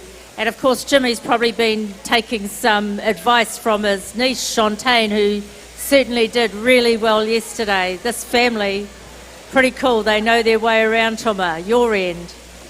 Well, I'm just watching this Emma Mason, man, she is looking on point. Just having a look at her pieces, her neck wool, doesn't look like there's any overskirting there at all. Lashara from Invercargill, table number 2, working her way around. She's a little bit shorter in the legs, so she's going to have to take faster steps. Jimmy Samuels, he has a bit of bounce to him, does Jimmy, and he reckons ever since he got his glasses, he can actually see what he's looking for. And whoa, Nick Winnett, he's making the final. So here we go. These second fleece about to hit the table. Some of these wool handlers, they still got a fleece there, Mavis. Are they going to get wooled up or are we in trouble? There's a lot of work in this wool. I think we underestimate totally the work that's required here. Really need to see the South Islanders coming up. It's a big trip up, and we certainly appreciate the efforts that they make to come, and they enrich the Golden Shears by being here. So kia ora to you, Lashara. Awesome. Nice throw, Jimmy. Probably got that front leg a bit caught up. Oh, look at that one from Lashara. Very nice. Great throw down this end as well from Samantha. She's probably had the pick of them so far. How you getting on down there, Gerald? Yeah, we're going well here, Tuma. Ronnie Edaha, he's got some wool in here. By jeebus, he's locked and loaded her all the way. He's got her down to the one click with a few clicks to go and decided I might just take a breather here. Even with my physique, this is hard work, and come back and done a bit of branding. The branding itself, well, there's a lot of points tied up in there. You forget to brand a bale, that's 30 points. That's not ideal in this game, I can tell you that right now. But here he goes, he's working hard, ladies and gentlemen. The porridge he had this morning's really starting to fuel him. Come on, ladies and gentlemen, he's got a couple more clicks to go. It's time to start warming the stadium up. Go, Ronnie, I hear you. Come on, Ronnie. That's it, Ronnie, you can do it, mate. You can do it. 2 to go. He says, oh, had to come in with like a super sub. That little breather I had branding that bale just give me enough time. Meanwhile, over here, as we would expect, nothing less. A clean, well-shaped bale. Jeremy Goodyear, 13 times individual champion here. The Golden Shears sticks his hand in the air, ladies and gentlemen. Your local boys on fire once again. We got another fleece about to hit the tables here. Gerald Jimmy's turns around, throws. A little bit of bunching, nothing too bad. Same down here on table number 2. A little bit of bunching up the top. Well thrown. Fleece that one on table number 2. Mavis looks fairly loose. Yep. And again, I would expect in the Open to see a lot more technique and control around these fleeces. These are the seniors. These are the real bread and butter people in the sheds, and they're doing an amazing job. There's some big pieces coming off some of these, and I guess, you know, even though the wool looks of good colour here from where I'm standing, down there, right under the proper lights, these wool handlers are seeing something a little bit different. And we've got to remember that, the best light. You need the best light to actually really see. But here's the roll, a great roll. We've seen some sloppy rolls actually today, but those were some very good rolls. And if you look in the rule book, page 20 of your program, actually, if you're interested, gives a real good breakdown of the rules and how you can interpret the scores being put up there. So that completely tidy, a roll that is compact and firm and placed, not thrown. There's penalties for everything. Young Emma, yes, she's happy. Time looked really good too. Well done from Samantha Baxter down there on table number 4. Jimmy Samuels working away. Jimmy Samuels I think he's been second a few times in the triathlon, and he really wants that title as well. There we go. Well done to these 2 wool handlers. Nuki, our next heat, please. Right, senior wool handling heat number 7. Once the wool has been judged and off the board, we have Summer Pritchard, Aroha Edmonds, Jasmine Tipoki, and Emily Papa. And heat number 8, which will be our final heat after this next one, Nicole Petulia, Sarah Davies, Tamara Marshall, and Bianca Harwell. We have 3 people that we meet for the intermediate sharing, if anybody knows where they are or anything. Wairarapa Edwards, Peggy Tohongaroa, and Emmeline Jones. We need you to check in to keep this rolling. I think we have to the end of this heat to be recorded in. Thanks so much for Wairarapa Edwards, Peggy Tohongaroa, and Emmeline Jones. Oh, you're lovely and warm. All right, thanks, Nuki. Well, these bales are tight. You'll notice here, ladies and gentlemen, as Ronnie makes his way back, you see where those pins went in there, see the ripped pack? Okay, that's okay, but that gives you some idea of how much pressure is on these pins. They've got 5 of them in there, and those packs are really tough, and it's let go. Over here, Jeremy locked them in for that very reason. He spun those pins round, locked them under this steel frame here to say if this bale goes, very similar to Ronnie's, we've got a backup. We've got a handbrake on the boys to hold them, lock them into place. Here we go, folks, all the way from Hastings. Ronnie Edaha It's time. Give them a round of applause. What a super heat that was. Farmland sponsored, the New Zealand wool packs. We're going to put them on the scales now. The light's still red. I know everyone's waiting in anticipation, especially the other competitors that are watching how much wool these presses are managing to get in these bales. Just a reminder, we're lining up a 160. This is Jeremy Gooch's bale. There is a semi-final on the likes, of course. 160 we're looking for. Jeremy had a whole lot of Weet-Bix this morning, didn't he? 175, ladies and gentlemen. Jeremy is feeling mighty strong. That paperwork, when he said his age is 21, he's feeling like a 21-year-old. Okay, Gerald, we have a green light down here in the Te Puni Kokiri Senior Wool Handling Heats. Timekeepers are ready. Shearers, get set, go. Okay, we're on heat number 7. We're getting through these heats. I think there's one more heat left after this. On table number 1, we have Summer Pritchard. Her sister Samantha was in the heats previously on table number 4. From Rangiwahia, we have Aroha Edmonds, table number 2. Table number 3, we have Jasmine Tipuki from down the road in Martinborough. And on table number 4, we have Emily Takapa Mavis. Now, Emily, isn't she one of those ones that had a bit of wool left on her table, so she used her mouth to clean the table? Is that how it was? Oh, that was a long time ago, Tuma, don't be mean. So here we have, yes, Emily. It's interesting, Ngaruawahia, so obviously that's where her whakapapa comes from, but she's more of a global child, I reckon, this one. She travels the world, she works all around the world, she's fun to be around, and she just gives everything 100%, so very cool to have you here. Emily, you're a blonde this year, I think you were a greenhead last year, or purple, but always a lot of fun. And yes, another very stellar lineup of wool handlers.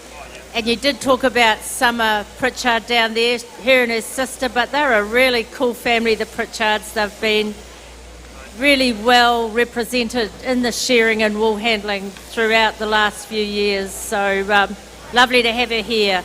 Here we go for the first throw, Tom.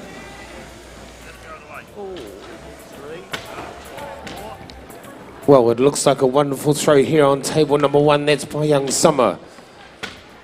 Aroha Edmonds, table number 2. I don't think she quite let that fleece release, Mavis. She didn't quite throw it properly. Yeah, well, you know, when they're that big and bulky, you don't want them to end up on the front seats. So, you know, you do hold back a bit, and there is a risk to that.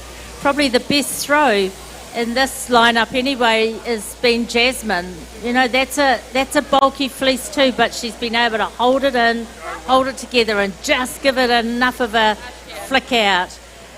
Emily's got a little bit, oh, quite a bit actually. There'd be at least 1, 2, 3, 4, maybe 5 on that one bit of overhang. So she'll be disappointed in that, but you know, she does this for fun rather than as a real profession. She is a shearer, and again, we love it when we see these shearers appreciating the work that gets done while they undertake their craft. Yes, you're dead right. It's young Summer down here on table number 1. Back to her fleece she goes. In the previous heats, we've seen the shearers pretty much letting the sheep go, and the wool handlers are, you know, only just finishing skirting their fleeces. So you really need to up the tempo, up it a little bit. Let's keep up with these shearers. These shearers are doing a wonderful job of staying together. The speed has been exactly the same through the whole heats. And Aroha there on table number 2. Roll-up time for her, as is Summer. Oh, look at Aroha. Maybe a little bit more planning will need to go on. She went to put the fleece in and had to run all the way around the table. So that'll be something that she'll think about for her program when she sets up next time, Mavis. But fleece number 2 about to hit the tables. Here we go. Come on, Emily.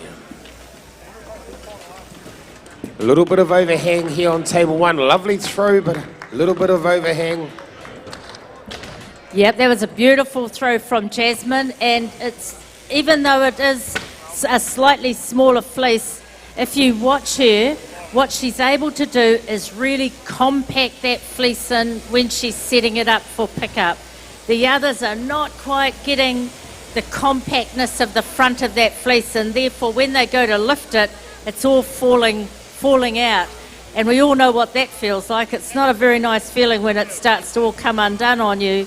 But if you watch Jasmine as she prepares to throw her last fleece, you'll see how she's able to really compact it in. It's not an easy thing to do, but she's 2 out of 3 so far has probably been right on the button. But taking nothing away from the rest of them, you know, it does come down to the quality of the work. It's not all just about your throw. It's about how organised, whether or not your pieces and your oddments, those processing faults are appropriate. I saw Emily take out a little bit more of a VM line down here, so obviously with these sheep with the full wool and the weather, they've been rubbing up against, you know, different foliage and bushes and stuff, and that's what's doing it. Great roll there on table 3 as well. Very good. Thanks very much, Mavis. Hey, Masterton as a whole. We've got 2 Masterton boys up here. We've got Joe Gordon on number 1 press, and we've got Adam Gordon on number 2. They're against each other at the moment, but last year they made the final against the Gutches as the peer is pressing. So here you go, ladies and gentlemen, a couple of your young bloods of Masterton. Pressers, are you ready? Judges ready. On your marks, get set, go! Okay, Gerald, we're going to come back here and let these wool handlers finish off. Mavis, that Jasmine, hasn't she had a great run? Well, she's doing the work. She's preparing each part properly. You know, when you're ahead of the game and you can do that, it's always going to pay off. Again, Emily got quite a big bulky thing down here, just wasn't quite able to control it. But again, don't panic, just do, you know, fall into place, do the work, get it all up the best you can. I'm just watching Summer down here, Mavis. She pulled out a bit from in the middle of the back. So I'm not sure if she's seen a little bit of rattle in there. There is the odd sheep in here that has got a bit of rattle. They tried to actually manually pull it out by hand, but they couldn't get it all. That was the committee. So that's Sam and his committee. They're always thinking about everything. There was bits of rattle, so they're out there by hand trying to pull it off. But these seniors, they've got 1 minute and 20 seconds. Jasmine Te Puki there on table. Holy smokes, that woman is unreal. That was a fabulous demonstration of competition wool handling, preparation, technique. Summer down here on table number 1. She's nearly ready. Has the last look around. Hand up. Time taken for her. Well done. So Emily down there on table number 4, she's not too far away from picking the brim up, getting the brim in hand. Aroha here, table number 2. She'll have a look around shortly. There she goes, well done, Aroha. I know her partner will be in the pen screaming out for her. And down there we have Emily Te Kapa Gerald. She's just finishing off. Oh, yep, well, I think she's entered here later on as well, so she's going to do a little pressing too. But hey, look, what's happening right now? Well, Adam's just bounced his way up here. Adam Gordon, as these 2 brothers are doing battle. Joe on the front press here, well, he was doing some shepherding, but now full-time in the wool sheds, doing some pressing, doing some shearing and the likes. So don't forget to make a heap of noise as Joe gets the knitting needles out and starts doing a bit of crochet. We're going to wind and intertwine this wool together so we can get a huge big bundle of wool, ladies and gentlemen. Take a breath, everyone. Do you see that? I don't know how many k's of wool there was in that, but a packet. So both of them have got a very similar system. You'll notice they're both doing the top box. At this stage, the bottom box hasn't got a pack in it. So all these different patterns and systems that they're doing. You would have noticed earlier, a lot of the presses went straight to the box and stuck the pack in. But here we go. No, these 2 brothers are ticking away. They're going to load this box right up and then obviously throw the pack in and start loading the next one. As I say, that's exactly what's going to happen. Pack and all. Take the lid with me. Throw that on there. The future of shearing's in good hands in the Wairarapa with these two young fellas. There's a bit of a tidy up, Adam, a bit of the house cleaning. He'll be a good man to find, and he's nice and tidy around the workroom. Gonna give that big fadger, but give it some ear time. That's what we want, get a bit of ear. The winner of the final event, and we rate the women, Nicole Taylor on 1, Sarah Davis on 2, Tamara Marshall on 3, and Bianca Howard on 4. Joe Hopkirk, can you report to the microphone desk? Joe Hopkirk. Also, the third and final call for Howard Edwards in the SPG Shearing and Peggy Hanwarawa. It is your final call. Thanks very much. Thank you, Nuki. I'll stay down here until we get the green light. Right, look at them. It's a little bit of synchronised pressing. Of course, same bloodline. You would expect nothing less. It's the top box, lock and loaded. You think, well, hey, Gerald, do we need to be as intense as this and bits and pieces? It's the heats of the men's singles. Oh, yeah, there's to make this semi-final of this specialised event here. There's not a lot of them in New Zealand, these pressing events, and it means a lot, okay? And they bring their A game and they treat this as a semi-final right now, because if you do anything less, whoops, we're good to go. They're still setting up anyway. So if you do anything less, well, this will be your one and only go. So you've got to give it heaps. We've got the Gutches. We've got Ricky Stevens coming soon as well. So bring your A game. Adam dives up into the box. Okay, Gerald, we've got the green light. Can we please have our wool handlers set to go? Just a note, wool handlers, Emily Takapa in that last heat was still competing and your other wool handlers walked off. That is a offence where you can lose points. I'm just letting you know. When you got someone still competing, stay on the board, wait for them. We're all a team, and that's how we roll. Timekeepers are ready. Shearers, get set, go. Okay, back to you, Gerald. Yeah, thanks, Tuma. Look at, not enough knitting that time. You see how we lost that wee bit of handful? You'd think, how can we knit this wool together? How can we take a little, what we call a staple of wool? Okay, something only half that, that's not a staple, it's two joined together. A staple of wool like that, how can we knit that together here and get a big, big bundle? Well, you're going to see it right now, ladies and gentlemen, as Joe's going to work. See the knitting, the winding, the entangling of it all. So then he can get down nice and low because it's a safety technique that he's been judged on here. See this to save his lower back. He's going for a big one, ladies and gentlemen, your local youngster. Woo-hoo-hoo. He can take time to do it because he's only going to do a couple of them and that box is going to be full. One big stride and he's up and into the box. Now Adam says, what you can do, I can do at least the same. Stuffs it in there. Hard work this.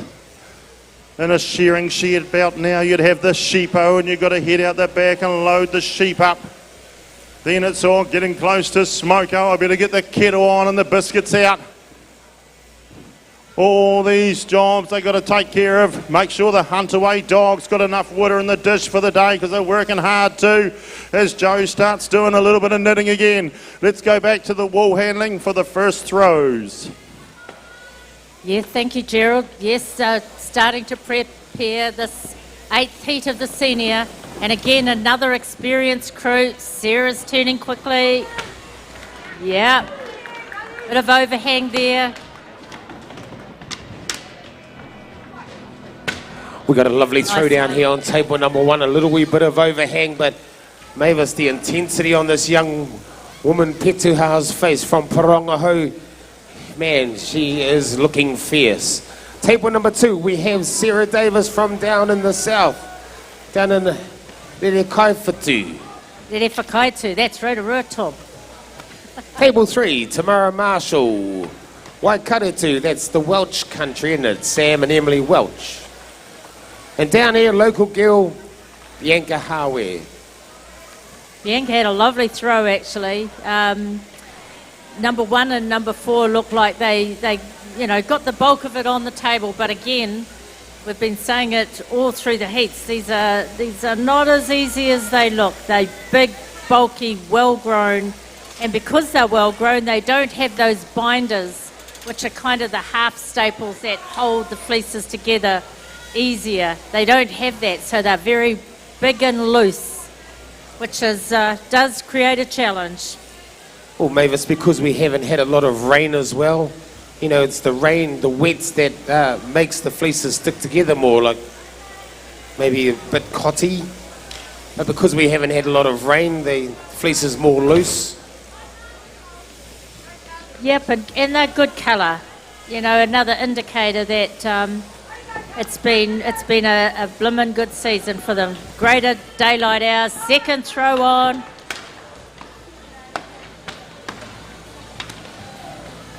I just had one of the Evergreens come up and say, I'm glad I'm not entering because she wouldn't want to be throwing these fleeces. Very, very well grown. Maybe we do need bigger tables, Mavis, because these seniors, they are struggling to keep it all on there, aren't they? Yeah, they are. And again, it's a little bit indicative of the grade as well. But, they're doing a damn good job. And you don't always have a choice of what kind of table you have or what facilities you have. So it is about making the best of whatever the situation is. And they're certainly taking it to that next level. Bianca down here working really well. She's been a long time competitor, good local lady who not just competes but supports in a lot of other ways, as do many others. And I'm sure Porongaho's all eyes and ears on the internet, on the World Wide Web, yelling and supporting Nicole down there. Sarah Davis, she's a lovely wool handler.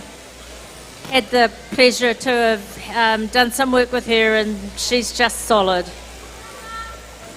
Tamara from Waikato. Again, you get these people who have real strength in the shed. You can see that the Tamara, probably the harder it gets, the harder he gets, and that's always a great thing. A good partner to have in the wool shed under hard conditions. Setting up for that last fleece. This is where the secret stuff comes in. If you're not ready and you're not doing your work here, it's all going to be hard. Whoa, Sarah Davies, a lovely throw there on table number 2. Let's see what Nicole can do on table 1. Pretty good throw, a little bit of overhang. So these wool handlers, 1 minute 20 seconds is sealed time. This is the last heat of the Te Puni Kokari senior wool handling heats. This young lady, Nicole Petuha from Porongaho, round the top of the fleece she works. The neck is about to come out. I think there's a little bit of VM that she's pulling out now, Mavis. Now the neck wool, and she'll just keep working her way around the top of this fleece. Yep, and that's the strength of this grade of wool handlers. They just keep working it.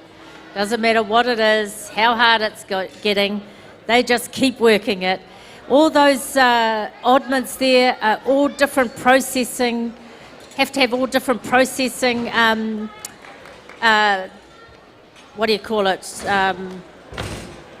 outcomes to make it into a product. So all this is being driven by end products. What's this piece of wool going to be in the end? And the skill of these wool handlers is exceptional. It's world class. And we've had a great grade of senior wool handlers really show the skill and the dedication. But they're cleaning up now because it's not just about looking pretty with the wool. It's about making sure that your work area, everything, yeah, well done, Bianca. Lovely clean up down here. That's put pressure on the rest. Sarah Davis, whose time has taken. Young Nicole down here, just pulling out the longer butts out of the locks. Not going to be too far away now, and she'll be ready to put her hand up. Time for Tamara, time down here for Nicole. Well done, ladies and gentlemen. Please give those senior wool handlers a big hand. Te Puni Kokari are the sponsor. Back to you, Gerald. Thank you, Mavis. Thank you, Tuma.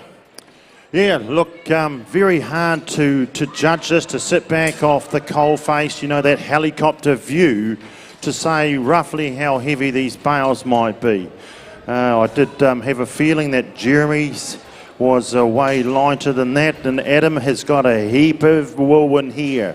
You will notice he had 2 feet off the ground with a bit of a swing on that arm to get those last 3 or 4 notches down. So time will tell when we stick her on the scales in a wee minute, but the top box is clear and gone and swung.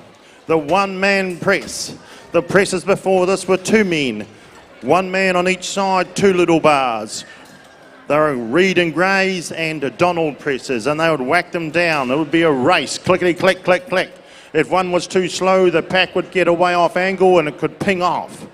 So, but these were the next step up, and everyone thought, wow, we're down to a one-man press, this is ideal. And they're making good use of it. Nowadays, a wee bit different with these no tramps. But these youngsters are really going for it. Adam's on to the pins. The branding's getting done by Joe. Joe is used to doing pretty well. As they say, results builds confidence, and confidence builds results. Last year, Joe won the novice wool handling and the novice shearing here at the Golden Shears, ladies and gentlemen. He wants another ribbon on the wall, another trophy in the cabinet. But in his way is his brother, in his way is the Gutches. Lots of people to come here that want those sashes and ribbons as well. So the pins are going through. That in itself takes a whole lot of energy. Look at the sweat pouring off Adam here. He's putting on a big show in the hometown. Come on, Adam, let's go. Come on, Joe. Joe's going to lock it up. He said Jeremy Goodger does it, I'll do it. So he locks it up. He puts a handbrake on her and flicks them around under that frame there, ladies and gentlemen. You see what I mean there without getting in his way. He's a man working. I'm just going to talk about it. It's a whole lot easier. I'm not working any sweat up at all. But these youngsters are putting on a show for the hometown. Come on, Joe. Lining it up. You see him taking his time there. You get a bit of wool in the front of that little pin. It makes it very difficult to get it right through and out the other side. These little slots in this cap here where it has to go through, and hopefully, if you've got it nice and tidy, it'll go well. But a bit like shearing a sheep, if you take a lot of shortcuts on your first half, you've got a lot of work to do on the last half. See those slots there, you just saw them there as Adam pulled that off. If you're a wee bit sloppy and wool starts getting in there, you're going to have a big job. Not then. You'll have a big job now. Okay, it shows up now. You've got to have it all lined up. We're going to roll on with the intermediate shearing elimination heats. Could the first heat come and settle down to the left of the announcer's desk. Ford Thompson, Sean Bushy, Braden Clifford, Toby Wickham, Nick Griffith, and Martin Ressima. Pete Toon will follow that. Manahi Fox, James Dixon, Ben Forrester, Kelly Falls, Luke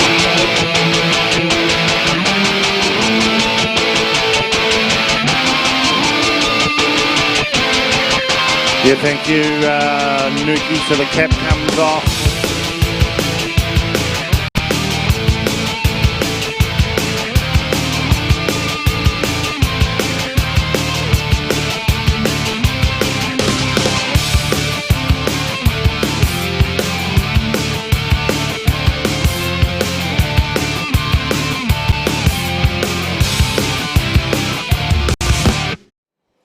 Well, welcome if you've just joined us, day 2 of the 2020 Golden Shears.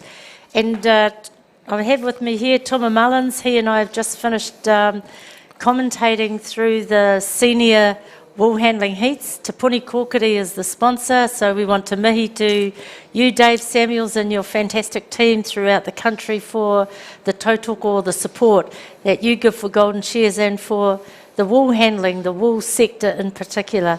Ngā mihi. But Tuma, that was a pretty frantic group of competitors, wasn't it? It felt like it kind of ranged from, wool handlers that You know, we maybe don't be kind, just haven't say done it. a lot of haven't done a lot lately, and the cream really rose to the top. We had a few wool handlers; they just couldn't keep up with the pace at all, and then we had others. Yeah, they just really shone through. We had, I think it was Lucas Broughton was one of them that kind of shone to me. Jasmine? Jasmine Tapuki, wow. She just really on her game, and I hope that it really comes through with the points out the back, because on the board, her points were amazing. So, yeah, but at the back, who knows what can happen out there. That's right. I mean, they reckon that there's a little bits of rattle and stuff in there. But with those good lights up in that stadium, they should be able to pick that up. Yeah, so for those who aren't familiar, the rattle is the chalk that you will mark a sheep when it's on the farm. There might be something the matter with it. She might have some health issue, or she might have a baby somewhere, so the farmer wants to mark her. So he puts a aerosol rattle on it. Now, as we now understand that the ingredients within some of those aerosols have been changed, and that marker is now permanent. So that's required the wool handlers in the shearing sheds to actually remove it, because it won't scour. Yeah, we've had a huge problem with it this year. In the past, they've said it's scarable, so you can just take out the heavy colour, and now you've got to take the whole lot out. And when you've got shearers that are all shearing 100 run each, and you've got wool handlers 1-on-1, which means one shearer for every wool handler, it's a lot of work for these wool handlers, even just to skirt the fleeces properly. And when they're adding in these other little areas, it can get a little bit dodgy. I know in Danny Vercardi and Mullins is sometimes having to put another work unit on just to try and keep up with it.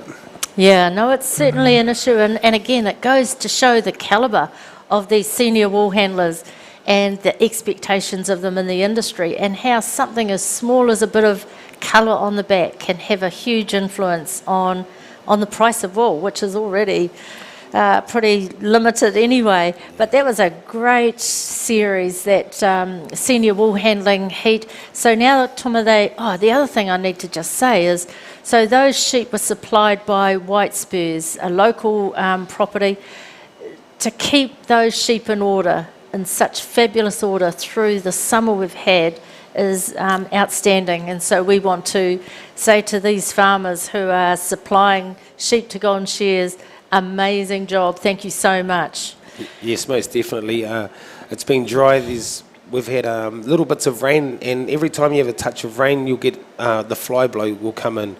And so I'm not sure how many times these guys spent dipping their sheep. They might have had to dip them 3 or 4 times over the summer. So that's a lot of work. It's a big cost to them, and we appreciate it. That's awesome. Thank you, guys. Yeah, okay. Well, Tuma, we've started now on the intermediate shearing, and this is another big lineup. And these sheep have been supplied by Butte Farm, again, another local farmer.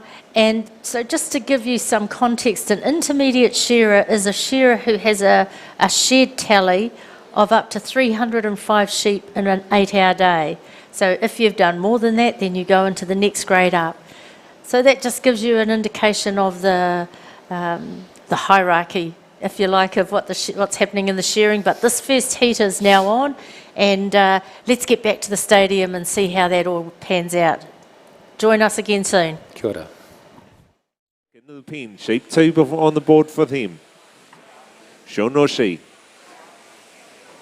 Young fella from Japan. It's great to see these competitors coming out to New Zealand this year.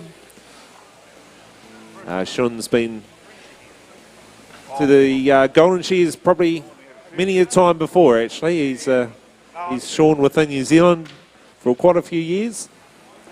And once again, we see him here at the Golden Shears. Sheep number 2 on the board for these competitors. Up the neck they go. Stands 4 and 5. Up and round the shoulders they go. Braden Clifford down the first leg he goes. Undermine time for him. Takes the top knots. Steps up, breaks the neck will open.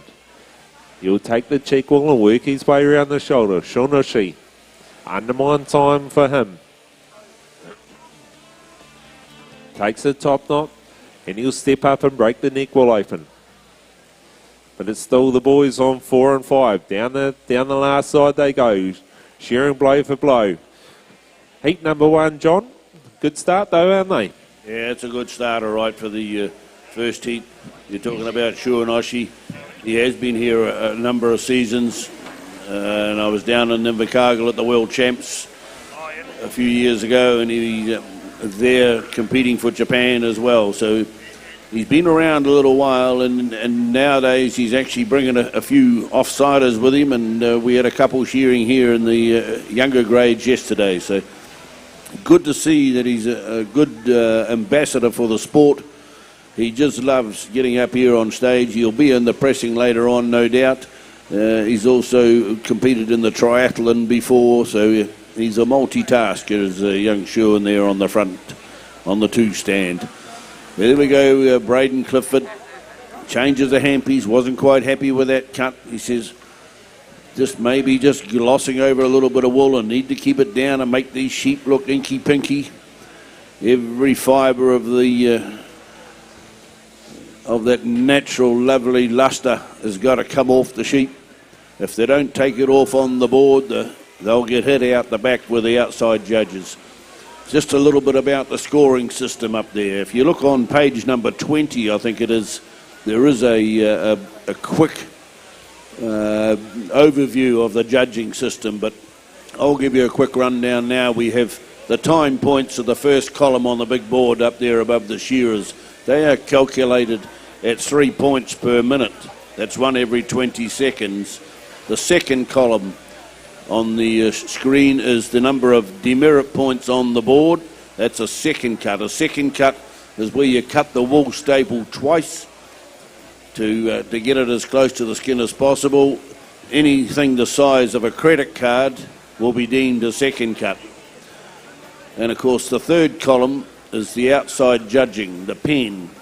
That is where the demerit points for on an average number of strokes per sheep or second cuts per sheep will come forward. So you look at Mr. Clifford there, his previous score was a 2 and he had probably had 2 sheep judged. So that's a pretty good score. So, and of course the total will be the way they end up in the standings in this elimination round number 1. We will be taking semi-finals through this morning. So these intermediate shearers will be coming back to us, and we'll be having 18 of these shearers perform for us once again in the second round, Kerry. Just looking here, could we have heat number 2 assembled down to the left of the stage? Manahi Fox, 160. Dixon, Ben Forrester, Kelly Poise, Luke Dash and Tora Lambert, please. Those competitors, please be ready. Thanks, Noggy. 4th and final sheep on the board for these competitors. And as John just said, we are looking for our top 18 in this Trust House Intermediate Shearing Heat, ladies and gentlemen. First heat on the board. And the question is, who is going to make that top 18? All these young shearers shear along well. Down and out the flank they go. Stands 4 and 5. Right there with each other. Who's going to be the first one to go for the time points? Will it be 4? Stand 4. There we go. Well done, Toby. Thanks very much, Kiri. I might just butt in there if it's okay, buddy. Rightio, we'll get this heat underway here. We're still in the men's singles, this farmland sponsored event, and a New Zealand wool pack. So a big thank you to you guys for your long-serving sponsorship. On press 1, Zeb Nicolin. And on press 2, Conan Harmon. Press is ready. Judges ready. On your marks, get set, go. Over to you, Kerry. Thanks, Gerald. Down and out the flank goes Braden Clifford. Finishing touches for him. Shuanoshi down and into the long blow he goes. Down and over the last side. The next one home. And the time points taken. Well done, Braden. Down the last side goes, stands 2 and 6. Right there with each other. Down and out the flank. right out to the tips of the toes in this first qualifying heat of the intermediate, ladies and gentlemen. And these two guys will look for their time clocks. And well done, Martin. And well done, Sean. Well done, Sean, guys. And heat number 2, John.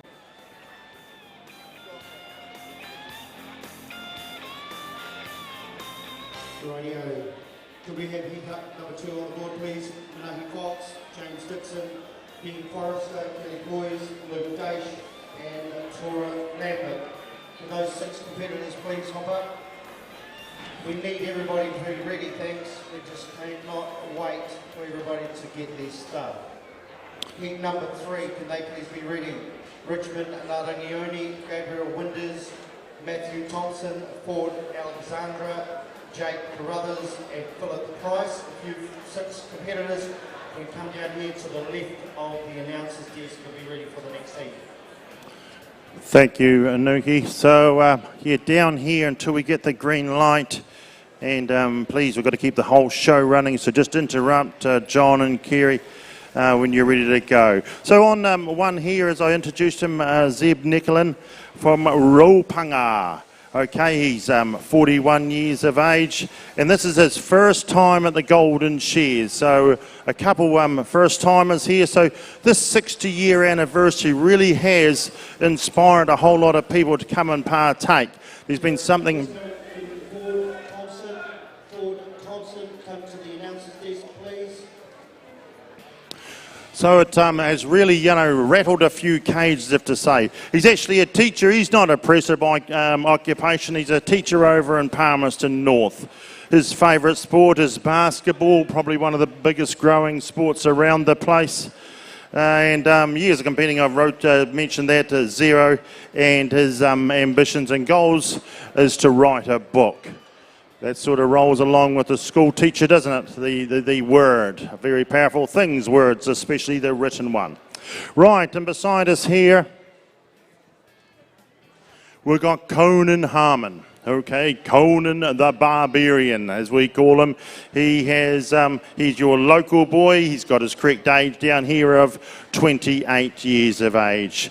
He's in the triathlon at the moment. Okay, that's where you're involved in the pressing, the wool handling and the shearing. So they are multi-talented sports people, okay? Conan muscles on his muscles as he goes to work with the crochet sticks. There, we've got the green light. Excuse me, Gerald. Okay, ready, gentlemen, ladies.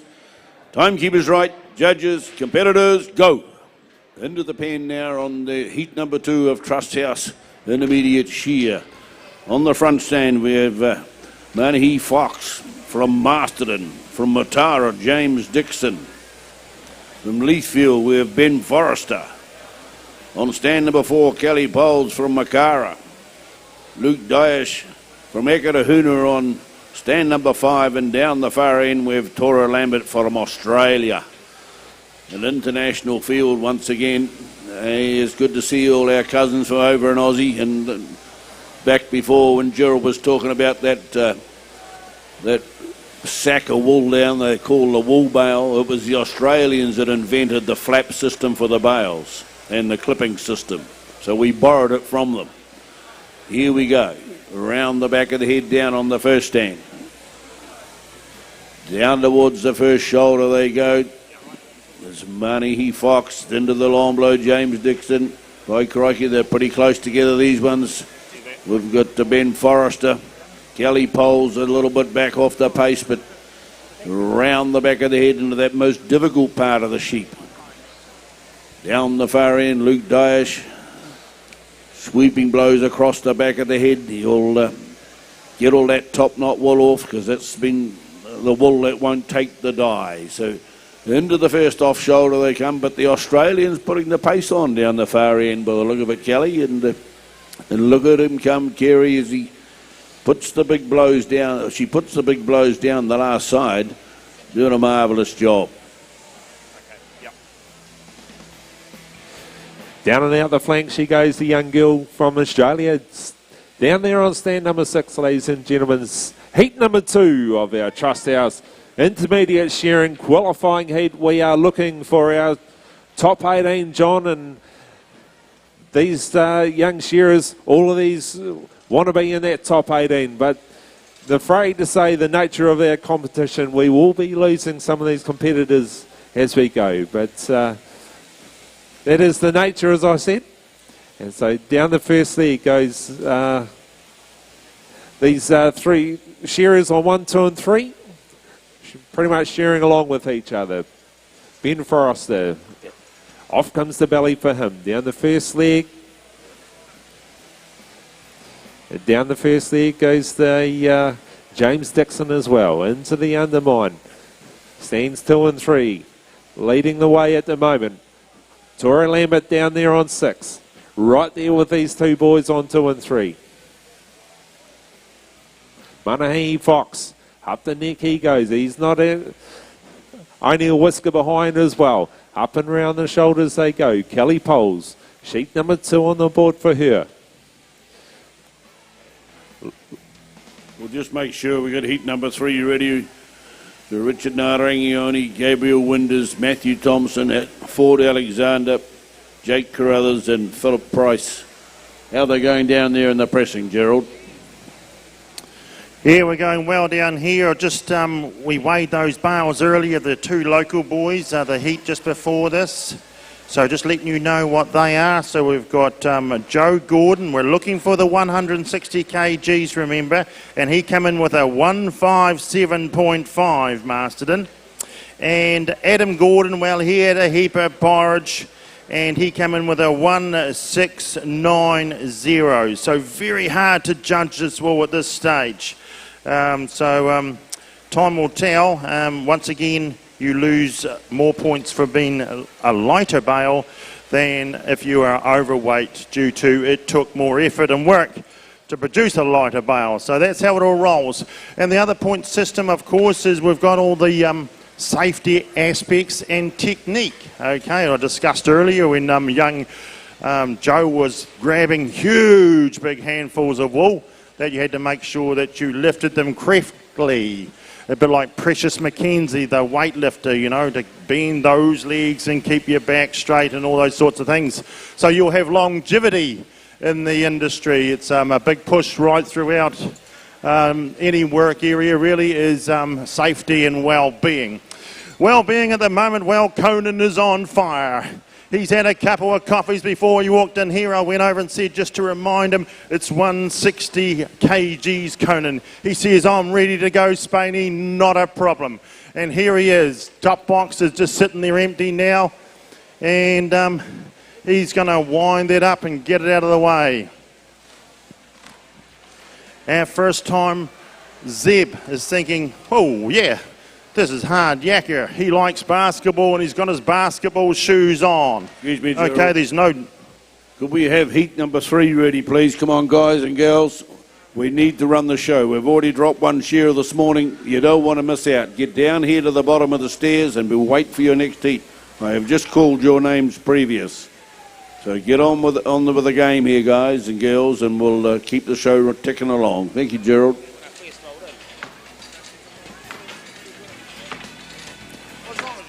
So heat number 2 we are, ladies and gentlemen, this Trust House Intermediate Shearing qualifying heat. We are looking for our top 18. This is heat number 2. And down and out the flank goes Ben Forrester, leading the way at the moment.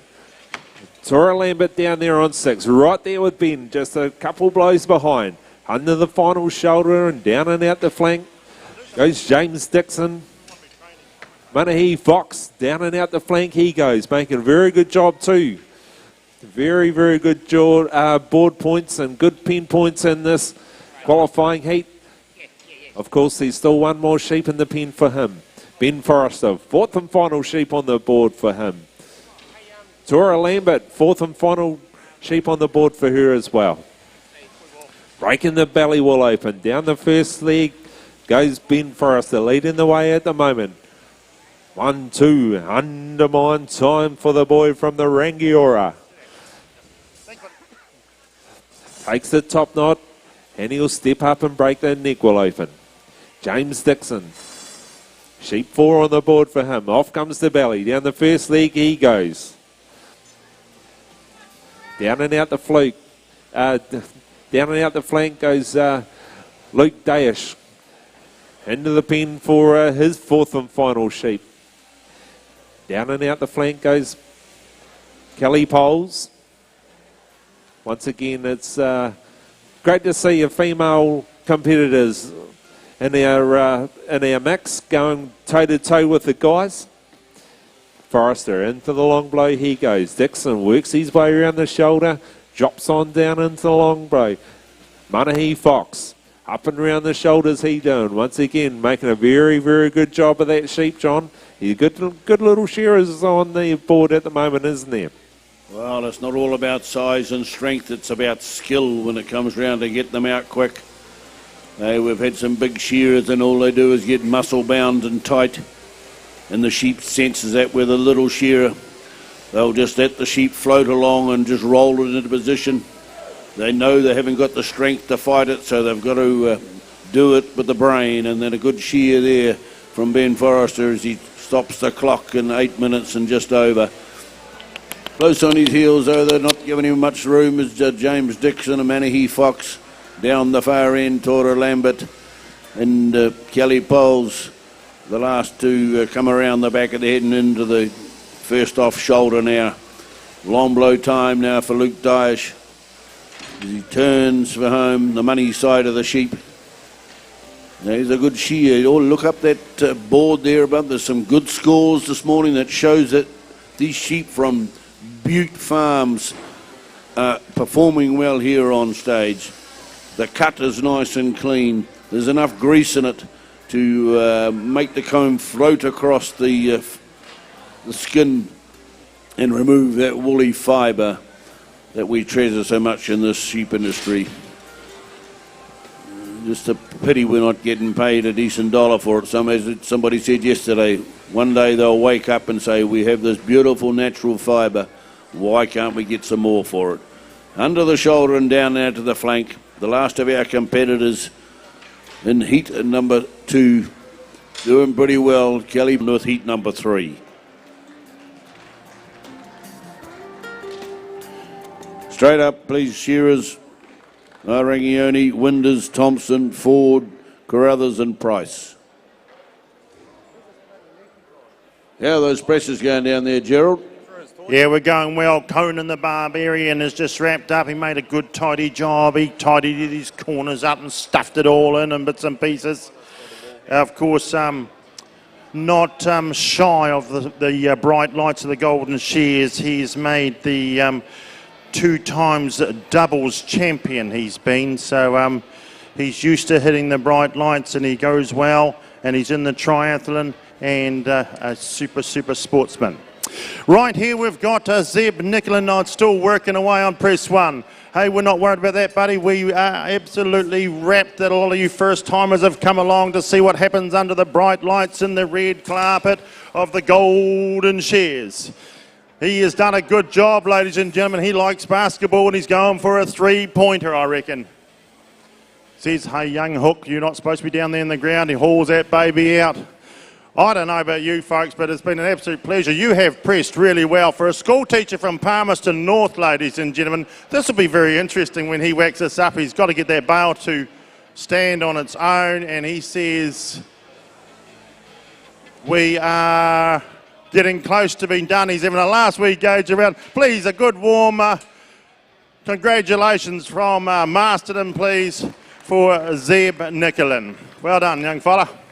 Righto, we have the Tipini Kokuri Senior Woolhandling Semi-Finalists. Jasmine Tipoki, Destiny Paikia, Azu Paku, Jimmy Samuels, Miruai Paul, Lazara Anderson, Crystal Bird, Tyler Hira, Bianca Hawea, Vinnie Goodyear, Taman Campbell, and Amber Poihipi. They are the 12 semi-finalists. We have a green light. Shearers to the board. Timekeepers right. Judges. Not go. No go. What's happened?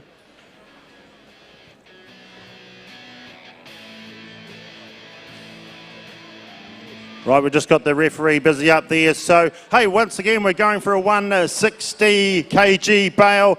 Conan Harmon from Masterton, your local boy in the heats, single men's 160.5, ladies and gentlemen. That is the closest we've had by miles. That is sensational.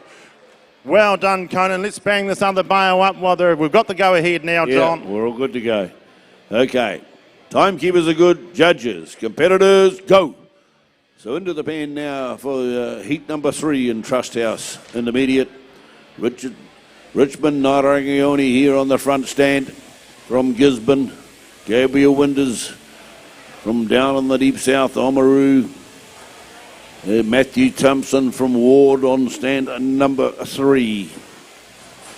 That's in Marlborough. We have Ford Alexander from Tamarunui on stand number 4. Jake Carruthers from Dannyverk on stand number 5. And another international shearer, the Welshman Philip Price on the 6th stand. They've seen the time that's gone before. They know the total points that they've got to get under. There'll be a minimum that they will be eyeing up on the board there. That probably looking in the around about the early 30s to try and get the quality and be in the chance in that last 18. And I just happened to see one young shearer in the last heat look back at his points up there as they were being added up on the screen above the shearer. And I thought, oh, that's the first time I've ever seen that. I always thought you were far too busy on the board to be worrying about what the tally was at the end. And he still had one sheep to shear. Maybe he thought he could have roughed it up a little bit or something if he had low points and save a bit of time. Don't know what his theory was, but here we go. All pretty close together this time round. Turning on to the last side, most of them. A little bit of pace here on the middle, down on stand number 4. We've got Ford Alexander says, I just feel relaxed and I'm going to lay under these good sheep from the Butte Farm. Shearing very well here in the dry conditions in the Wairarapa. A little bit of rain yesterday, by golly, going to have a lot more rain to make the grass grow. I did see something ridiculous yesterday. A fellow was out mowing the lawns and he didn't even have a catcher on and there was nothing to mow. I think he was just filling in time, wanted to be around the stadium. It was just dead dry and no grass at all. But here these fellows are mowing. They're mowing it off. Oh, you got to keep her above the skin, just lighten the hand up a little bit. They are very good combing, these sheep. As we saw some great exhibition shearing in the younger grades yesterday, Gary, absolutely marvellous quality coming through on the score sheets. Rightio, just a heads up to Heat 4. Kevin Sutherland, Corey Barracliff, Jean Mitchell, Torpia Barracliff, Joseph Gordon and Brodie Harrell. You are the next heat, so you guys come down, be ready please. Rightio, where are we ladies and gentlemen? Sheep number 2 on the board of this Trust House Intermediate Shearing. Ladies and gentlemen, heat number 3 we are. Undermine time there for Richmond. Undermine time for Gabriel. Okay. Undermine time for Matthew Thompson as well. Down the first egg he goes. Undermine time and he'll take the top knot, step up, break the neck wall open. Down and into the long blow goes young Ford Alexander down there on 4. Oh, bit of a niggle. Under control again, the young fella. Up and round the shoulders goes stands 1, 2 and 3. Down there on stand 5. Philip Bryce. Under the final shoulder and down and out. Down and out the flank he goes. Shearing along pretty well too, the Welshman down there on 6. Up and round the shoulders goes the boys on the first 3 stands. Ford Alexander, down and out the flank he goes. Finishing touches for him. He'll be the second one into the pen for sheep number 3. Change of handpiece there. I think he was maybe wanting to try out a new comb, but he didn't look like it was going all right. But I dare say he probably just wants to try a second comb, John, and just see how that runs for him. Well, it's a little bit of a unknown unless you prepare 2 combs. You're just second guessing yourself to how the sheep are actually going to comb. So maybe he's thinking I'm shearing well enough and I'm going to make the next round. So he's just going to try his luck with his second handpiece to make it sure it's going to go for him. I'm just looking round the hall and we see a heap of sponsors. Some we've been talking about when they've been the major sponsors of our event. But by crikey, there are just a heap of them around the hall, all the signs. Just make sure you support those sponsors throughout the next 12 months so it's easier for our committee members to go along and approach them and to extract some funds out of them to keep this marvellous competition going. Just make sure you keep that in mind in the next sort of 12 months. Say you saw them sponsoring the Golden Shears, and you might even get a discount type of thing. So don't take my word for it, but anyway, it's worth a crack. But here we are back to the shearing live now. Gabriel Winders around the back of the head on the 2 stand. Richmond Narangione from across on the far coast, all the way up in the Gisborne. He's powering up the neck and around the back of the head. Matthew Thompson from across the water. In that other land. Might just jump in there, John, if I can, just for a wee sec, just so we can keep things going. Thank you very much, John. Rightio, ladies and gentlemen, on press 1 we have Linton Palmer, all the way from Dipton, down on the deep south. Okay, and on press 2 we have Ricky Stevens from Napier. We'll tell you more about them when they're underway, but we'll get her kicked into gear. Judges are ready. Presses, on your marks, get set, go! Thanks, John. So, yeah, these shearers just trying their best out. The 4th sheep coming out now for Ford Alexander, the lad from Tamaranui. So Jake Carruthers from Dannyburg just walks in behind him. Pretty casual approach to the job. But I assure you, they are keeping that comb, that 13-tooth comb, glued to the skin, Kerry, just to remove every fibre of that wool. Yeah, that's right, John. It's heat number 3, ladies and gentlemen. As I said, we are looking for our top 18. Trust House is our sponsor, ladies and gentlemen, and we thank them very much for their loyal support of the Golden Shears 2020.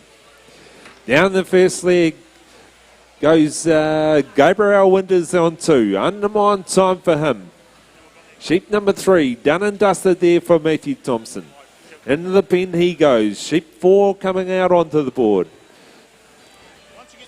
Young man on stand 1, Richmond. Into the pen he goes. 4th and final sheep on the board for him. Up and round the shoulders goes Gabriel Winters. The boy from the South Island, Oamaru he is. Up and round and down and into the long blow he goes. But it's going to be the Welshman down on 6, Philip Price. Down and out the flank he goes, and there we go. Well done, my man. And he'll push the time clock. Well, Sean. And down the first leg goes Matthew Thompson into the undermine. Ford Alexander. He looks like he may be the next one home. Down and out the flank he goes. Shearing along pretty well, these intermediate shearers. And there we go. Time clock taken.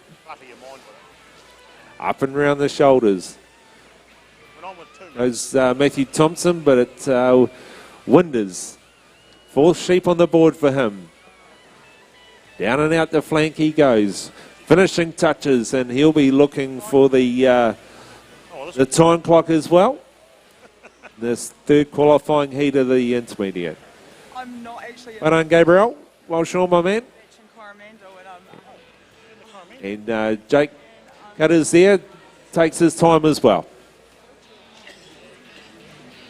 Down and into the long blow goes stands 1 and 3. Just saying, before we talked about the scoring up there, Kerry, the lowest score is what we need. In the old days, going back 20 plus years ago, we used to have, you started at 100 and they deducted points, but then they come up with a scheme where you start at 0 and add on. So we need the lowest number of points to get through to the next round. So just a couple of blows left in these two competitors, and then we'll be going to rushing on with number 4, heat number 4 that is. So make sure you're ready to go, because we're just a little bit behind the 8 ball with our time frame today, and we need to keep the organisers happy and keep you, the public, well informed and up to date. So we have heat 4 intermediate shearing, Kevin Sutherland, Corey Barracliff, Jean-Michael Pope, Torpia Barracliff, Joseph Gordon and Brody Hurrell. Heat number 5, if they could please be ready and assemble down to the announcer's desk.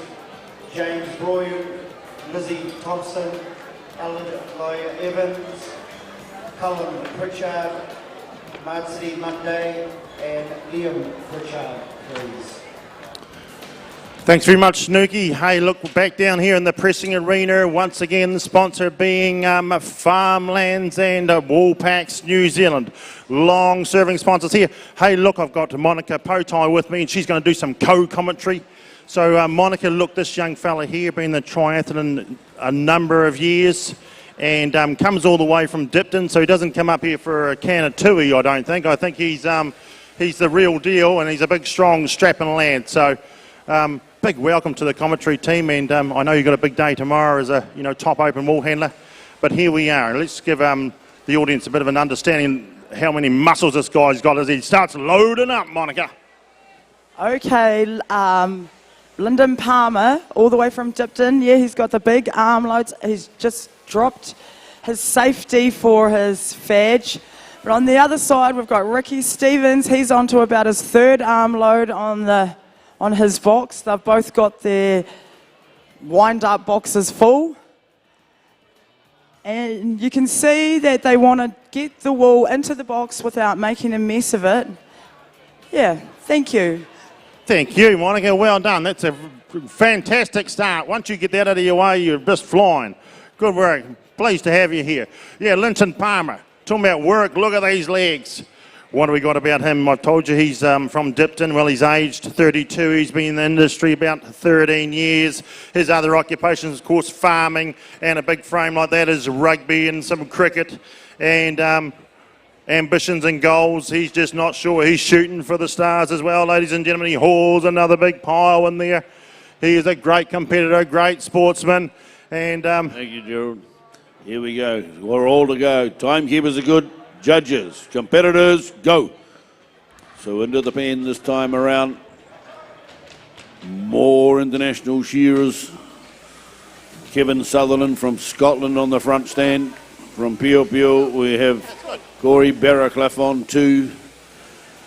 Jean-Michel Popek from Canada on stand number 3. On 4, we have Torpia Barracliff from Puyo Pool.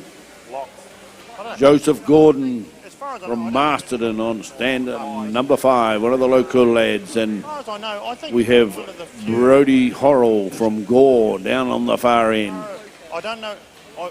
We just had a quick look in the book, and I don't know whether you go through looking at the honours board. There's heaps of names there from the last 60 years.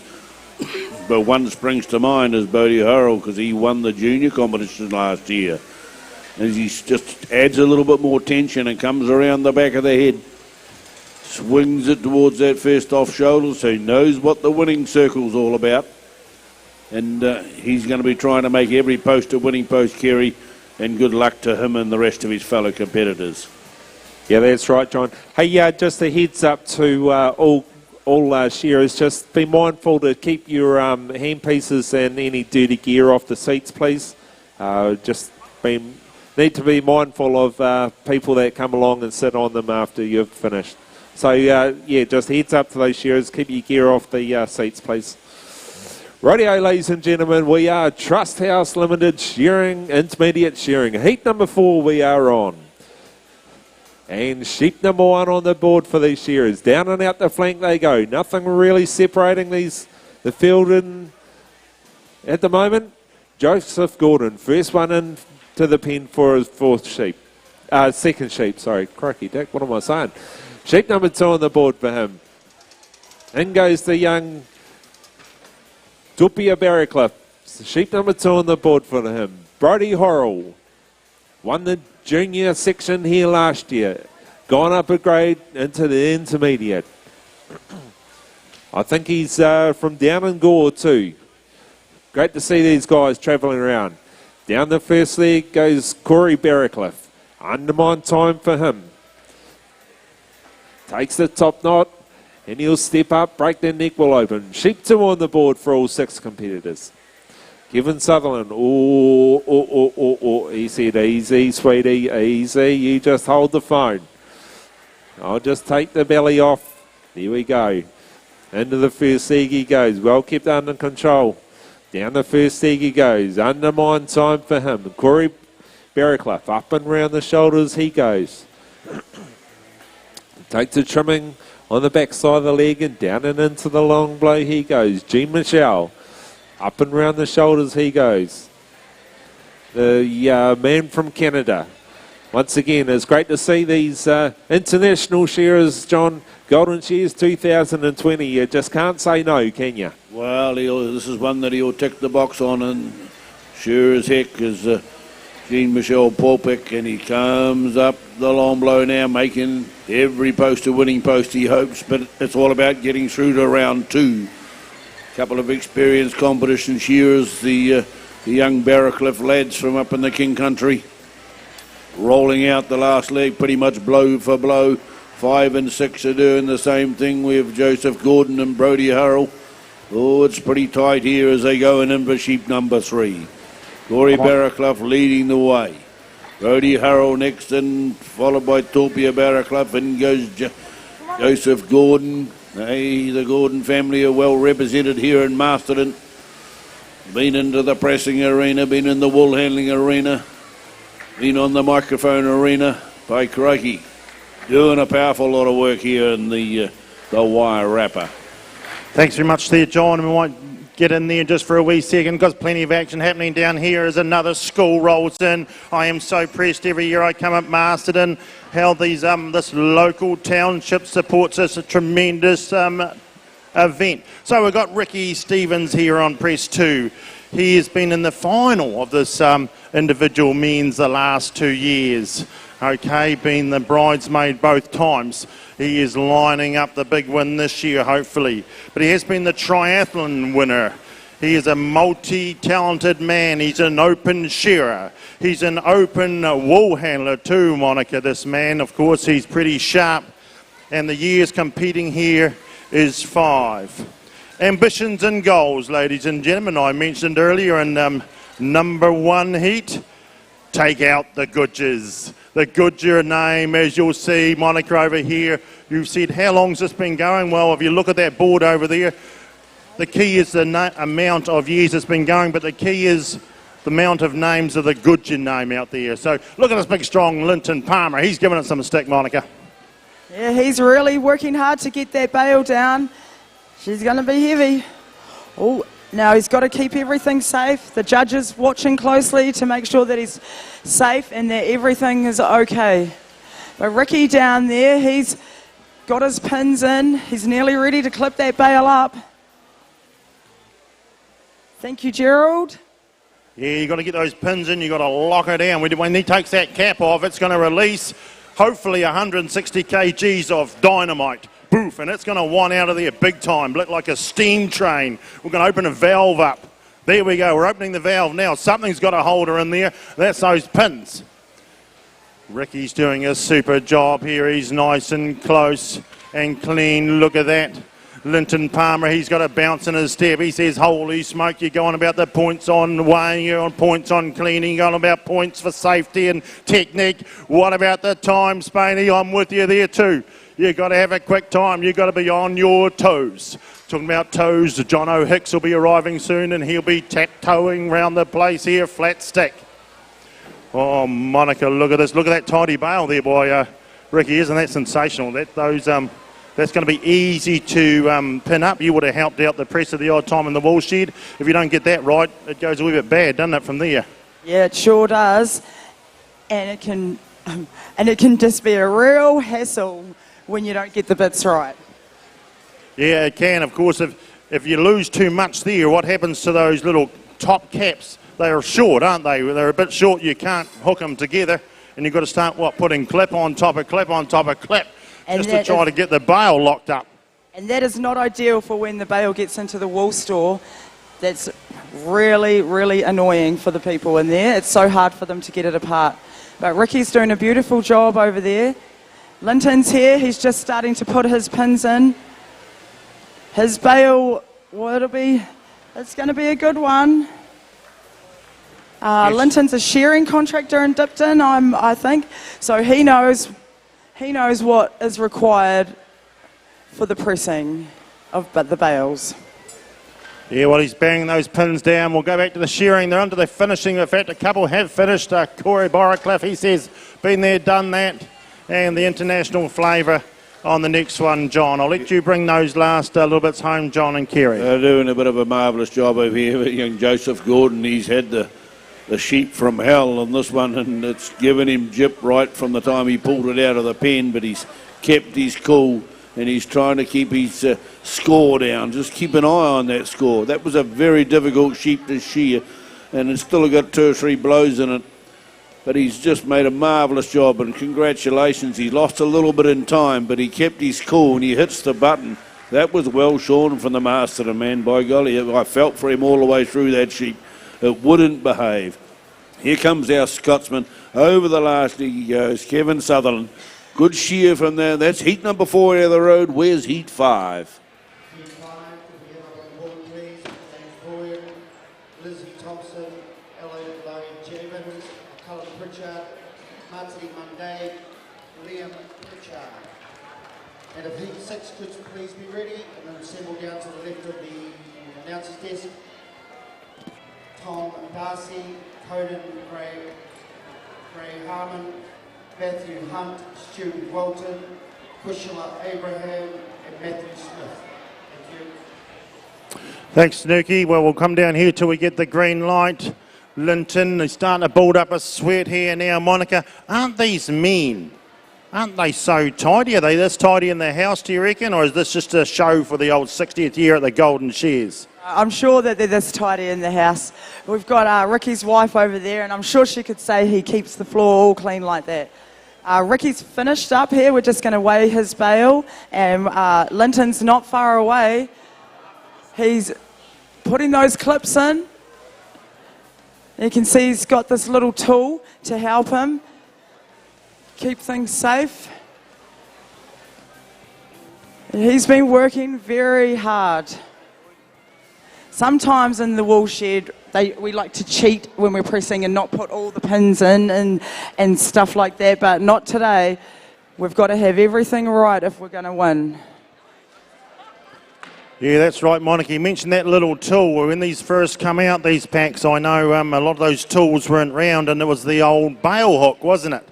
And talking about health and safety, and you may have seen it, and I have seen it, where they'd have the bale hook and they would use that because it's just, what's around here to clip up? Grab the bale hook. They grab the bale hook and they're in a rush and they flick it and they're pulling with the other arm and it slips and into the forearm it can go, and it's happened a few times. That's why this is essential that you have this and you don't take any shortcuts, whether you've been a rush or otherwise.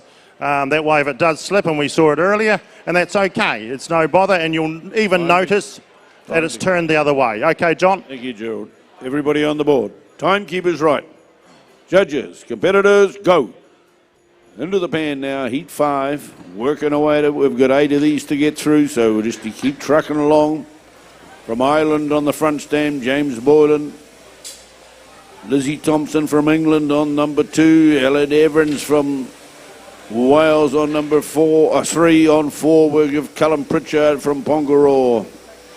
Martini Monday from Waipakaroa on stand number 5, and Liam Pritchard from Pongaroa down on the 6th stand.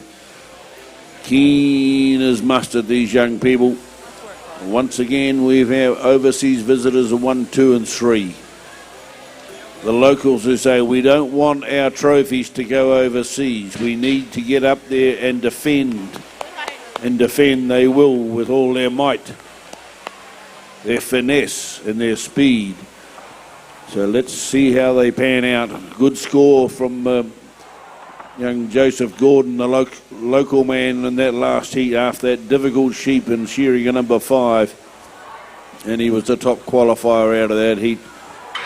Hey, what a great shear from him. And it just goes to show you, don't get stroppy with the sheep. Keep relaxed, cool, calm and collected, and just get the job done. Because here we go, burning on to the last side now.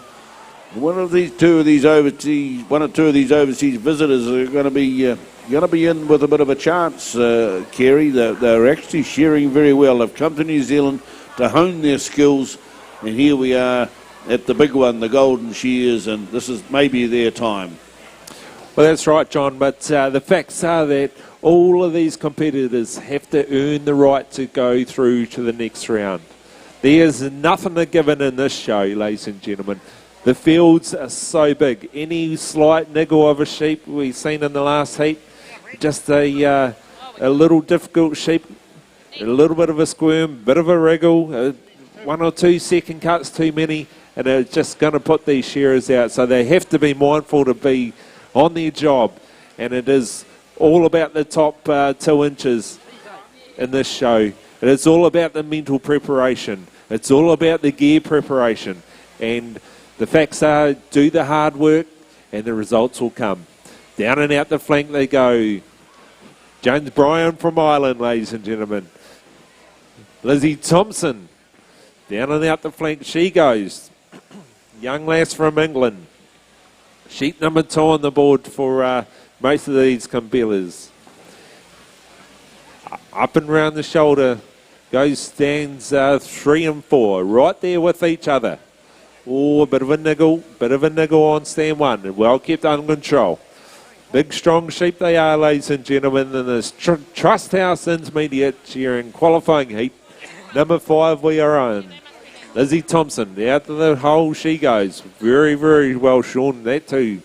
Very well shorn actually. Out onto the board. Sheep number 2 on the board for her. 4 competition sheep in the pen for these competitors.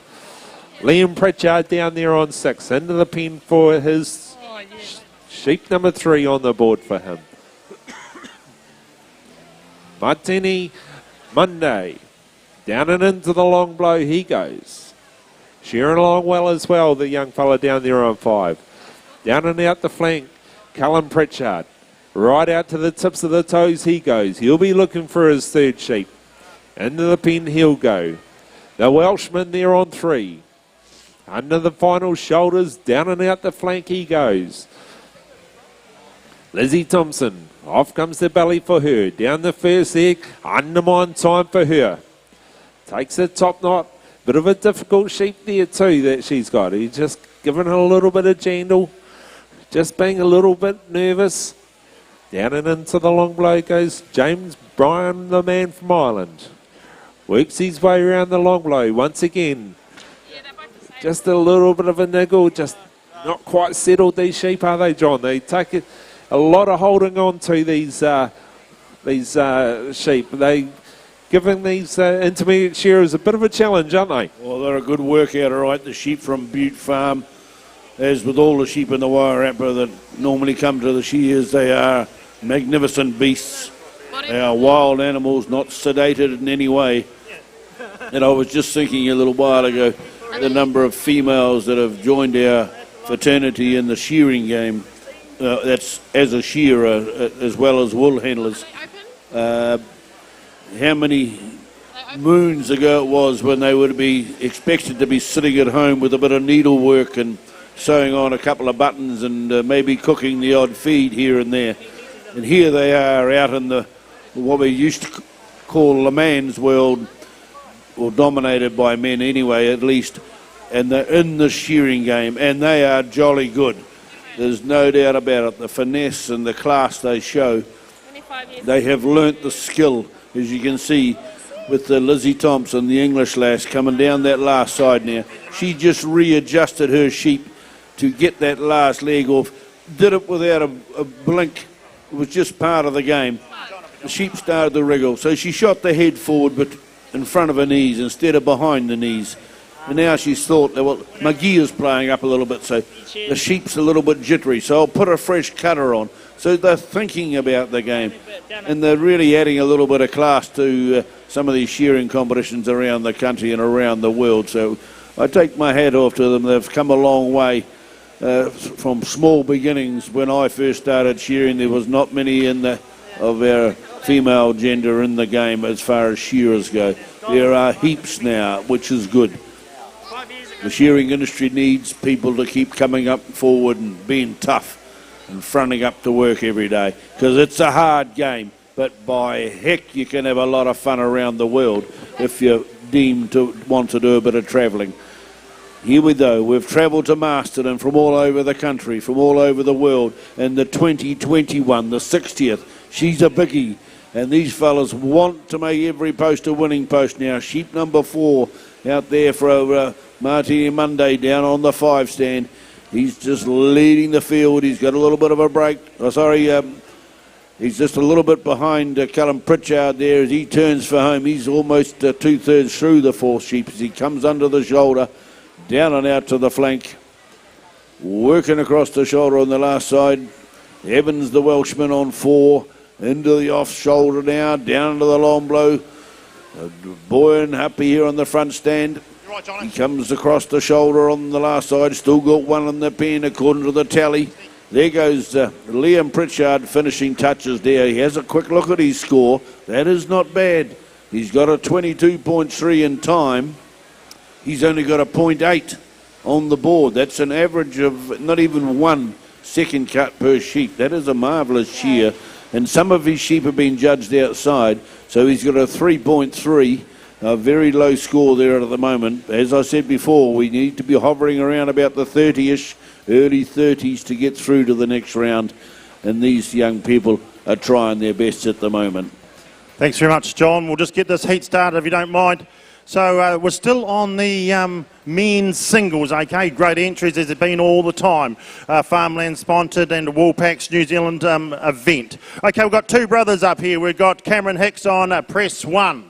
And we've got Jono Hicks on press 2. In that case, presses are ready. Judges ready. On your marks, get set, go.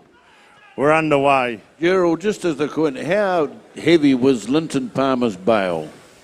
I saw him working feverishly down there. Yeah, he done very well actually, John. That last heat was Ricky Stevens, and we're looking for the 160. And Ricky pumped out a 168.5. Okay, so a little bit much porridge there this morning. And the one you're asking about, Linton Palmer, and he done a 157.5. So very, very close. Well, of course, I was just watching him pulling it down, and maybe the box wasn't quite lined up because he was making severe work of it. And I thought it would maybe a little bit too much wool in the bag, but no, maybe something was not quite sitting right on the press. Yeah, I'm with you, John. Very hard to judge, actually, even, as I said, for the helicopter view when you're stepping back here of whether you think it's too heavy or light. So it's keeping all the presses honest here, Monica, I can tell you that. As they're doing a bit of knitting. They do housekeeping, but they do knitting as well. Look at them go. Yeah, and they're going for it, these 2 brothers. It's always a big deal when you're competing next to your sibling to... You really have a good go at it. So we've got Cameron, first one up into the box with the tramping down the wall. Jono's not going to be far behind him. He's out, and he's going to get probably one more arm load, and then he's going to be happy with that, I'd say. Look at this though, Monica. Look at how they knit. Have you done crochet in your life? Look at that. Knitting it all together, that little bit of wool, and ooh, big arms. Big arms. One step into the box. You see that? Just whoops. Yeah, he's much taller than his brother, so he's got a little bit of an advantage there. He's giving a good tramp down. He's going well, the big strong legs of that man. He's an open shearer at the same time. Based down in Balcluth at the moment. He's shearing down there. And spends a lot of time in Aussie living over there as well. Jono. I just come in. Okay, heat number 6, Matthew Smith, Kushla Abraham, Stu Walton, Matthew Hunt, Coney Gray Harmon, and Colin Darcy, please. Heat number 7, can they please be ready? Daniel Biggs, Carmen Smith, Alex Butler, Atapai Hatfield, Neville Jacka, Peggy to Hongaroa. For those 6 shearers, please be ready for the next heat. Over to you, Jerry. Yeah, thanks, Noogie. And John O'Hicks, he's a school teacher actually, but he always turns up to the Golden Shears. He is a competitor. He gives it everything he's got. He teaches out at Levin. Okay, he is one. Hi, welcome back up into the green room. Look, we're right in the middle of the intermediate shearing heats, sponsored by Trust House, a long-time supporter of the Golden Shears. And down in the stadium at the moment, we've also got the wool pressing, the farmlands wool pressing going on. And so, there's a lot of activity going on here at the moment, but I've got a guest that I thought might be helpful for us all to know. I'll allow you to introduce yourself. Oh, thank you, Mavis. I'm Bronwyn Campbell from Tahi na Tahi, the Industry Good Injury Prevention Program online, all about in the woolshed and keeping yourself and your colleagues safe. That's the gist of it, really. We're here at the Golden Shears, so come and see us out in the foyer and have a wee look at the website and sign up if you haven't already. So what's your website address so people may be interested? It is www.tahingatah.co.nz, and then you can have a wee look through some information there about how bad or how good your region might be in the injury stats. It's usually backs and cuts that are the highest injury there. Yeah, of course. And if we are in a very physical industry where accidents can and do happen, so personal safety and safety of the whole team is a big deal. Hey, Bronwyn, you've got some great resources here. Just want to encourage people, get online, have a look, understand what the resources are and how they can help. And of course, Tahi na Tahi have sponsored the shirts for all the commentary team, so everyone's out there looking very smart. Thank you very much to you and the team. Oh, you're welcome. Yeah, so thank you for that. And if you're in the stadium, go and check it out. If you're not in the stadium, online, wherever you are throughout the world, check out these New Zealand resources because they are generic for a number of industries, but although specific for the primary sector, but there for everyone. So thank you very much, Bronwyn, and let's head back to the stadium we're up to, I think, heat 6 of the intermediates. I think we're about halfway through there, so it's going well. Good fun. Thank you. We've got 8 of these heats to go, so still a little bit of work to do. Make sure the next heat's ready to roll as they rocking up over the top now. A little bit of pace there from our Masterton man on 2, Conan Gray-Harmon is up the long blow. He's starting to put a bit of a gap on the field. Matthew Hunt from Waikaka says, mate, I'm long, lean and hungry and I want to chase you every inch of the way. And he turns onto the last side. Pretty much blow for blow. Stu Wilton from Masterton on the 4. Around the back of the head, look at the powerful shoulders on that man.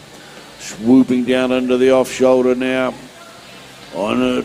Dropping it into that long blow, turns away from the crowd, but the judges are still watching and taking off any second cuts that they see of cutting the wool fibre twice. Here comes Krishla Abraham over the money side of the sheep. Likewise is Matthew Smith from up there in the Tikawiti country, Otrahonga, coming across the shoulder. He just loves shearing competitions, this fella. He just works hard, whatever he does. So there's the qualifiers up there at the moment. You just see, look along the score points.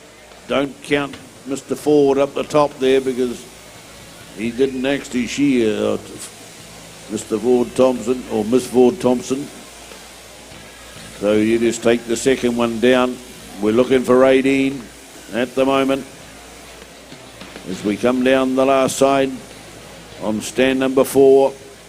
Doing very well. The local man, Stu Wilton, good quality, just needs to pick the pace up a little bit because the pace here on stand number 3 going pretty well, the South Island of Waikaka, right?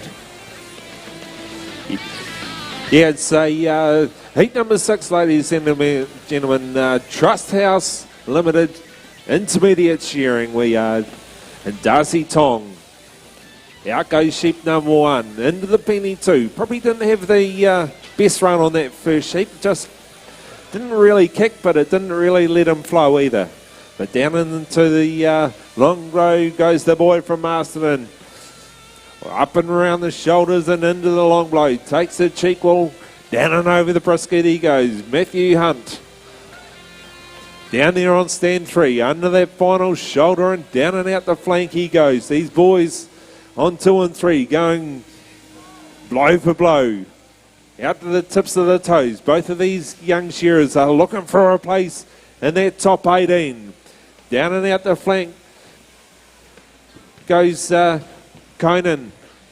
Beautiful shearing sheep too, ladies and gentlemen. They are great Wairarapa sheep they are. Down and out the flank. Finishing touches for him. Matthew Hunt into the pen for his third sheep. Stu Wilson. Stu Wilton, sorry, not Stu Wilson. He was a rugby player. Up and round the shoulders he goes. Down and into the long blow. Kushla Abraham. Around the long blow she goes. She'll take the cheek well and down and over the brisket she goes. Matthew Smith right down there on stand number 6. He's not out of the mix either. Sheep number 2 on the board for him. Down and over the brisket he goes, but it's still the boys on 2 and 3. Sheep number 3 on the board for them. Up the neck he goes. Breaks the neck wall open. Takes the cheek wall and works his way around the shoulder. Darcy Tong. Down and out the flank he goes, the Tie Happy boy. Sheep 2 on the board for him. Just pops that head forward. Once again, that sheep's just being a little bit difficult, a little bit awkward, a bit of a squirm, bit of a niggle. Can just really upset these shearers. In a normal shed situation, they wouldn't get too worried about it. But these guys, they have to be mindful to keep their quality job under control. Because these judges, they will judge the sheep on the board. They will judge the sheep out the back. Any little blemish that these shearers make, these judges will deduct points off them. Down and over the brisket, these shearers on 2 and 3 go. Right there with each other, John. These two boys, they're going hell for leather on 2 and 3. Stu Wilton, sheep 3 on the board for him. Kushla Abraham, sheep number 3 on the board for her. Matthew Smith, sheep 3 on the board for him. Down the first leg he goes, undermine time. But it's going to be the boy, Matthew Hunt, with sheep number 4. 4th and final sheep on the board for him. Very good. Thanks very much, Kerry. We've just come down to the pressing arena for a little second or two. The field of action starting to happen between these two brothers. You'll notice, or you may or may not have noticed, but I'd like to bring your attention to it.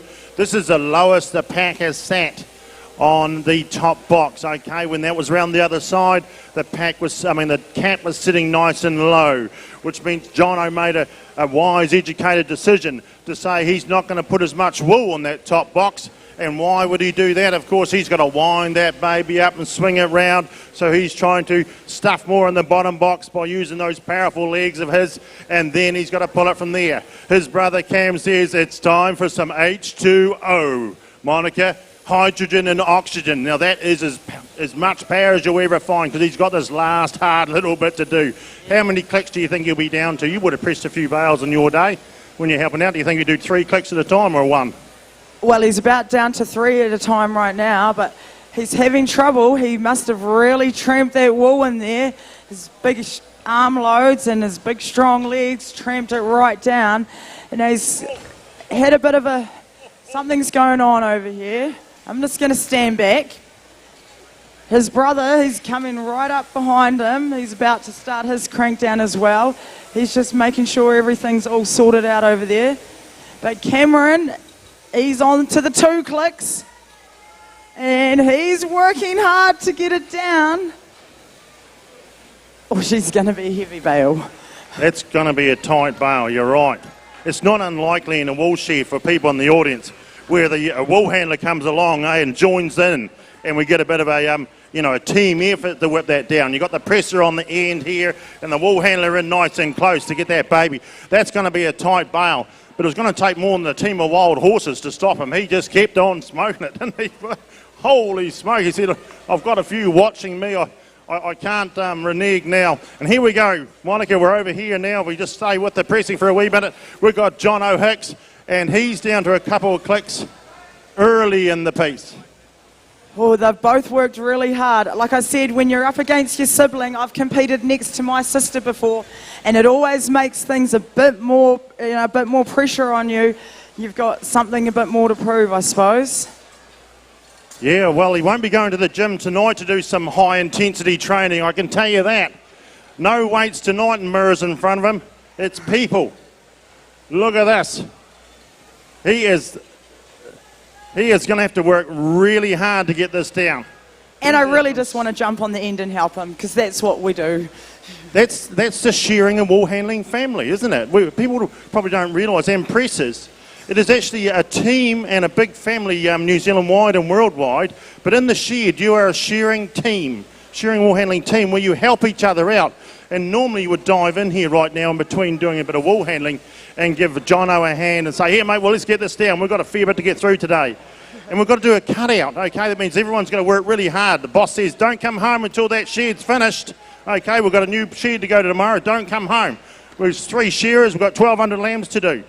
All right, 400 each. That's a team effort by everyone. So we can knock off roughly around knock-off time and get back to base. So what's John going to do here? He's going to take a breather. He says, holy smoke, this is a wee gap in between the weights, the high-intensity training. He's going to say, I'll give her a wee tidy up while I catch my breath. Yeah, nice work. And he says, that's not long enough. No, he's happy. He's going to stick with it. The challenge now will be getting those pins in. Cam says, what's going on over there? The old commentator's doing a whole lot of yarns. There must be something happening as he's battling to get the pins through. The shearers are doing their finishing touches right here. Stu Wilton, he says, well, that's me done. I hope it's enough. Kushla Abraham's up there from Masterton. We'll see her over here later on in the ladies pressing. She likes doing that. I'm very sure she's been a winner actually 2 or 3 years ago, if my memory serves me well. This is the problem here. We've got to get that top box off, and we've got to clear that now. Heat number 7, Piggy, so Ngalaroa, Neville, Jacka, Artify, Hackfield, Alex Butler, Carmen Smith, Daniel Pitt.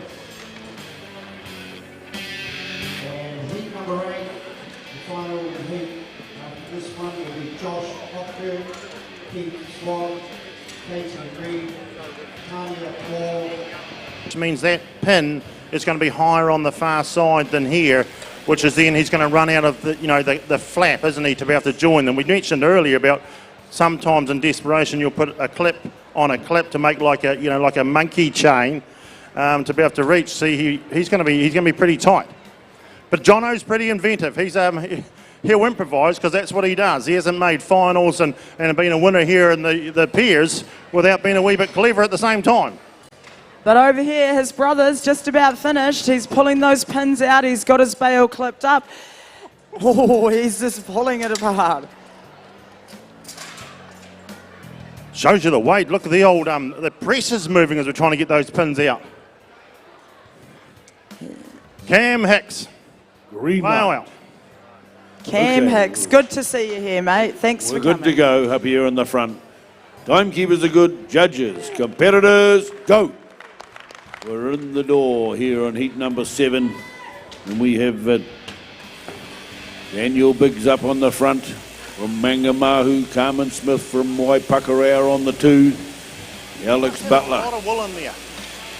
from Northern Ireland on number 3. On number 4, Artify Hadfield from Wairarapa. Down on stand number 5, we have an Australian, Neville Jacka. And Egi Sue Tohengoroa from Aria down on the far end. So we've seen a few of these Jacka lads come through over the last 24 hours or so, shearing away. Here's the big daddy of them all, Neville. He brought his lads over to a shearing competition in tuition the other day, and he said it's been absolutely marvellous to see them improve and get up and shear well here at the Golden Shears, the 60th occasion. Even Neville went along to learn a few new tricks of the trade. Shearing these crossbreds here in New Zealand can be a little bit different from shearing those big wrinklies over in Australia. So he's enjoying the moment up here on the stage. Well done, Neville, good stuff. Peggy Sutohangara, forever the competitor. Down on the far end, she just loves her work, loves her competitions, and a heck of a laugh to boot. She's always bubbly, and it's good to see her once again rocking here and making the most of the sheep as she turns onto the last side. Alex Butler, the Northern Ireland man, on stand number 3, making it look easy. Just lacking a little bit of pace at the moment, but I'm sure he's just settling in on the first sheep. Carmen Smith from Waipuck. She'll be in the multitasking event, the triathlon, I'm sure. Always a great competitor, travels far and wide to shearing competitions. Daniel Biggs, a young fella from up the Wanganui. From Mangamahu, he's the big valley up there.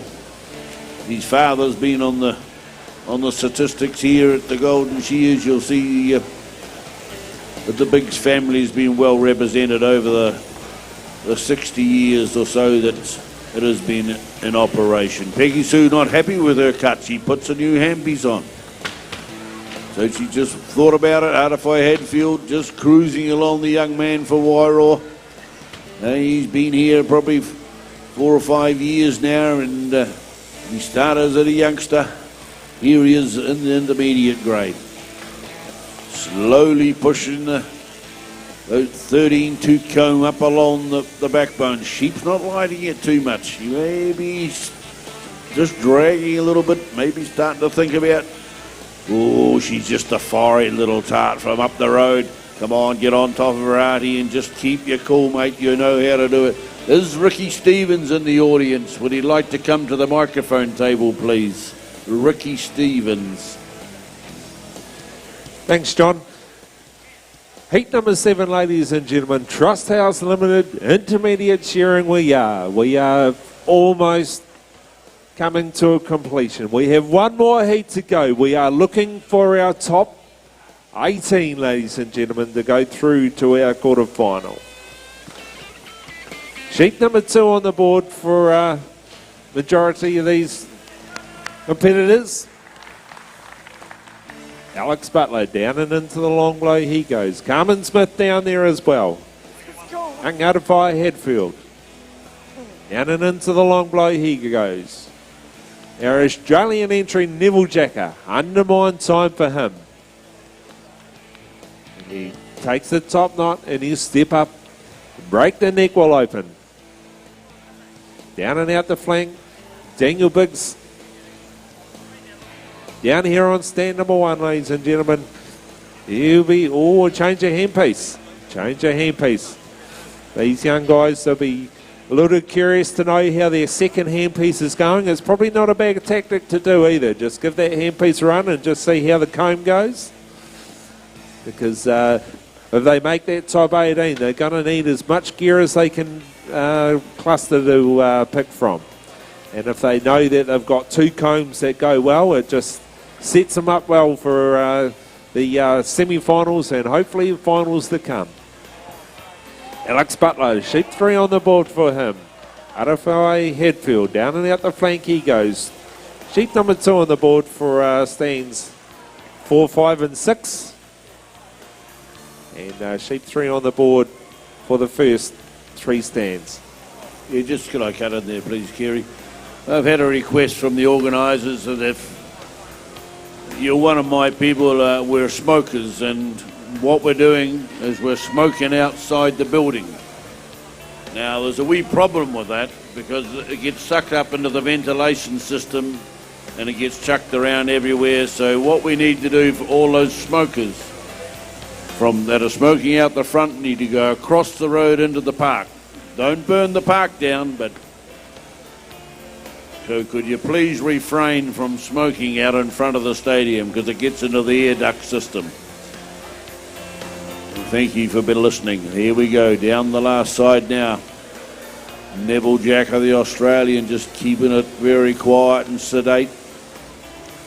He's had some good young shearers in his far now come through here in the last 24 hours. He said, it's my turn now. Let's see if I can get up and keep up with him. Peggy Sue to Hangaroa around the back of the head and down to the first off shoulder. She's about to swing. Very, very close to a sheep. She knows if these sheep get a little bit of movement on you, give them half an inch and they'll take a mile in the old measuring terms. Very sedate sheep. Look at Biggs. He just made that sheep go to sleep on the field. He's a long, tall shearer. He looks, reminds me, I was reading an article about Snow Quinn. This lad sort of reminds me a little of a young Snow Quinn. Let's see if he can emulate some of these old Snowy's attributes. Here we go. Carmen Smith in with another one. Alex Butler dragging out right beside her. Sheep number 4 on the board. So there's just our man RFI Hadfield coming across the shoulder on the last side. Working away, still one in the pen for the Australian. Peggy Sue right down and out to the flank. Looking, making it easy. Working off that last leg. Steps into the pen now for the 4th and final sheep. She didn't worry about looking down the board, did she? She said, let me at this young mother. I want to get the fluff off it. But Biggsy just leading the way now. He's just opened up a little bit of a gap on the field. Daniel Biggs from Mangamahu, making it look easy. He had his sister Shearing here yesterday in the younger grades. She had a heck of a time with her sheep. Still had the good quality, but just the time let her down. He's up to make up for it here for the far now as he rocks down over that last shoulder, doing a good job. He's pretty hard country up in that Mangamahu, I can tell you, Kerry. Very steep hill country in the Whanganui. Yeah, there's some pretty tough country throughout New Zealand too, John. And heat number 7 we are, ladies and gentlemen. We have almost found our top 18. We've got our 8th and final heat next to run. Sheep number 4, ladies and gentlemen. Daniel Biggs on 1 will be the first to finish in his qualifying heat. Down and out the Smith. Down and out the flank goes Carmen Smith. She'll be looking for her good time clock. And there we go. Well done, Carmen. Down and out the flank goes Neville Jacker. Sheep 3 on the board for him, so he will still have 1 in the pen to go. Out the pen he goes. And Peggy down there on 6. Down and out the flank she goes. Sean along pretty well too. And finishing touches for her. There we go, ladies and gentlemen. Finishing touches for Peggy. Down and out flank goes Alex Butler, and he'll push his time clock. RFI Hadfield has finished his clock as well. Well done, guys and girls.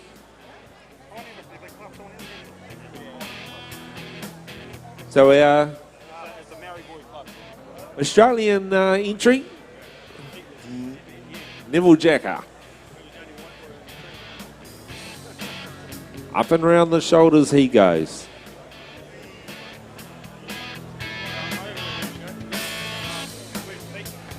Very methodical in how he does it. He's not rushing at all. He's just making a beautiful job with the sheep, and animal welfare is very high on our list here at the Golden Shears, and he looks to be doing the job justice as he's swooping down into that long blow now. Right down over his sheep, full of concentration. Living the dream up here at the Golden Shears for the 60th time here in Masterton. A little bit of a dream many moons ago turned into reality 60 years back in the past, and then still some of those people who have been helping out are here still helping out today. Getting a little bit grey and a little bit short in the tooth, but or long in the tooth, as the saying is. I might just get this heat started while they're made across the ways, just doing the finishing touches, and we'll come back to it, okay. So we've got on press one, we've got Pete Noble from Masterton. He needs no introduction. He's been on the committee here for numerous years, and he is one of those familiar figures that runs around here and making sure the clock keeps on ticking. And Andy Owen from Dannyverk on press number 2. Whoop. Well done, Neville Jacker. Good share, mate. Well done. As I was saying, Andy Owen from... Just before that, do we have Paul Thompson, Nicky Cutler, Taylor, Paul, Nathan Green, Keith Swan, and Josh Hopkins? Following this, we'll move straight into our junior Shearing semi-final. Shearing semi-final number 1, Kim McKenzie, Adam Ward, James Johnson, Chase Presley, Destiny Pakia, and Craig Kalachiana. Thanks, Nicky. Rightio, once again, Andy Owen from Dannyverks on press 2. Presses are ready. Judges ready. On your marks, get set, go. The kids are ready. They're clapping their hands already. Okay, we've got a bit of time, Monica, to do a start commentary here. I see Pete, a familiar face around here, isn't he? He's running, sorting things. He makes sure you feel welcome, all those sorts of things. He always knows your name. He's a great committee member here for the Golden Shears, of course. Invaluable, these sorts of people. But anyway, that's beside at the moment. Here he is on the press. Yes, they definitely are invaluable, people like Pete. I just want to say we've got a key up here on the table. If you're missing a key, come up and see our lady over here, and she'll ask you what the tag says before she gives it to you. Okay, back to the pressing. Which one's it? We've got Andy. He's already putting his arm loads into the press. He's a bit of an age. He's been around, this guy, so he knows what it takes. He's all the way from Dannyverk. He is a fencer now and part-time shearer, I'd say. But he's into it. He's got his arm load. And there he goes. Here we nicely go, green placing light. it in. Sorry, Monica, we'll have to cut in there. Timekeepers are good. Judges, competitors, go. We're into it now, heat number 8. This is our last one. On the front, we've got Josh Hopkirk from Masterton, Keith Swan from Wairarapa, Katie Reid, from Grief. Dania Paul down there from Pukaha. On stand number 5, we have Nicky Gutler from Australia. Seems to be popular, that stand is drawing the Australians. And Ford Thompson from Masterton down there on the far end. Looking pretty good for our 8th and final heat here, the Intermediate Trust House Limited elimination round. Just had a call from the chief judge to all intermediate shearing competitors. The semi-finals will run straight after the junior semi-finals, which is the next event.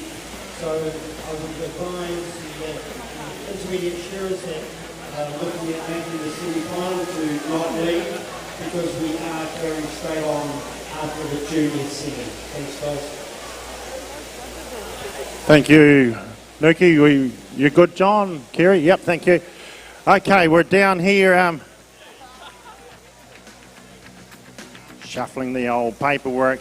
Andy Owen on press 2. Yeah, he's toiling away. There's 62-year-old. Some people have been 21, and I'm looking at my paperwork and saying, are they really 21? But these here young fellas, they've got the right order in there. And yeah, Pete Noble, Masterton boy, his ambition and goals is just to keep smiling. Okay, that's the way to do it. Played for the Pioneer Club, and he played for Wairarapa Bush. Now that's a real tough, representative of Wairarapa Bush. We used to fear them when they would come down and would come up as a Southland squad. Pete's done a different technique to what I've seen everyone else do this morning. He's put his fadge straight into the box and he's filling both sides up at the same time. I'm not sure if that's a better technique, but it seems to be working well for him. He's, what do we call it, knitting the wool together. Putting his arm loads in there. Yeah, they knit it, they crochet it, they do all sorts of things. I'm with you, Monica, and I was on the shearing board and the shearing sheds mainly. But you would think economics, you would fill both boxes, you get up once, you'd do both sides, wouldn't you? That was, when you're helping out, instead of filling one box up, getting that loaded, and then you got that extra up and down. There were people probably in the audience saying, well, Gerald, there's reasons why we do one box. That's unknown to you and me. But just looking from an outsider, you'd say, let's do them both. In this case, Pete's already up there. He's going to do that one. Then he's going to jump across here and do this one here. So, yeah. Hard work on the legs, I can tell you. I don't know what you think. That's worth talking about because that really is energy sapping. It's the only way I can describe it to someone that may have done it is running up sand dunes, really loose sand dunes on a real hot day, and you're pumping it up a sand dune and the sand keeps giving away and you're sort of running like a cartoon character. Okay, and it just sucks the life out of you. That's what pressing does, Monica? It's good that someone's going to back me up on this. Oh yeah, it's hard, all right. I barely get up there these days. Yeah, just getting up on the top is a big job to get into the press these days. And 2 or 3 movements to get down. 2 feet holding on to a couple of other things to get down. The days of jumping down are thin on the ground. Anyway, talking about those sorts of things, there is the health and safety issues here that we've discussed, and these 2 very competent judges are watching that all the time. So we've got the bar weights, but we've got all these health and safety things of keeping it clean and the like. So we'll let them toil away. We're at this stage on the shearing board. Looks like number 2's out of the way. Katie Reed's from Scotland there. She whips in for another one, Kerry. And once again, beautifully presented sheep. Look at them. Yeah, thanks, Gerald. And that's right. Katie Reid in there for her third sheep. Down there on Tainer Ball on the 4. He's in there for 3 as well. Change a handpiece for Josh Hopkirk. Not sure if he was too happy with that handpiece actually. But so probably a good move to change that gear. Give that second comb a run. That's why these guys have 2 handpieces set up. So if they're not quite too happy with their gear, they've got the opportunity to change that handpiece. Give that second comb a run. And for his sake, I hope it goes a little better for him. Keith Swan. Sheep 3 on the board for him. Down and over the brisket he goes. On the money side of the sheep, they like to call it. And why do they call it the money side of the sheep? Because after that sheep's shorn and gone down the hole, they get paid for it. And that goes on to their tally counter as they would have in a workplace situation. Katie Reid. Scottish girl down there on stand number 3. Sheep 3 on the board for her. Down and over the flank she goes. Putting her name in the hat for the top 18 we are looking for. 8th and final heat, ladies and gentlemen. We have almost complete the intermediate shearing heats. Trust House is our sponsor, ladies and gentlemen, and we thank them very much for their loyal support. Down and out the flank goes Josh Hopkirk there on 1. Sheep 3 on the board for him. Katie Reid, sheep number 4 on the board for her. Nikki Cutler, into the pen she goes. Sheep, what's she on to? Sheep number 4 on the board for her too. Ford Thompson, lucky boy to be in this heat. He didn't quite have his gear ready in the first heat. He missed out, and just lucky enough there was a spot there in the last heat. But up and round the shoulders he goes. Sheep number 4 on the board for all competitors. Up and round the shoulders they go. Keith Swan on stand number 2. Down and into the long blow he goes. Katie Reid, up and round the shoulders she goes. Down and into the long blow. Ford Thompson sharing along well too, the boy down there on 6. Nikki Gutler takes the top knot. Up the neck she goes, the Australian girl. Breaks the neck will open, takes the cheek well, and he'll work her way around the shoulder. And coming down the last side, sheep number 4 on the board for him.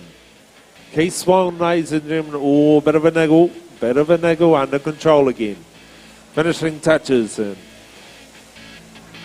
Tainer Paul, there we go.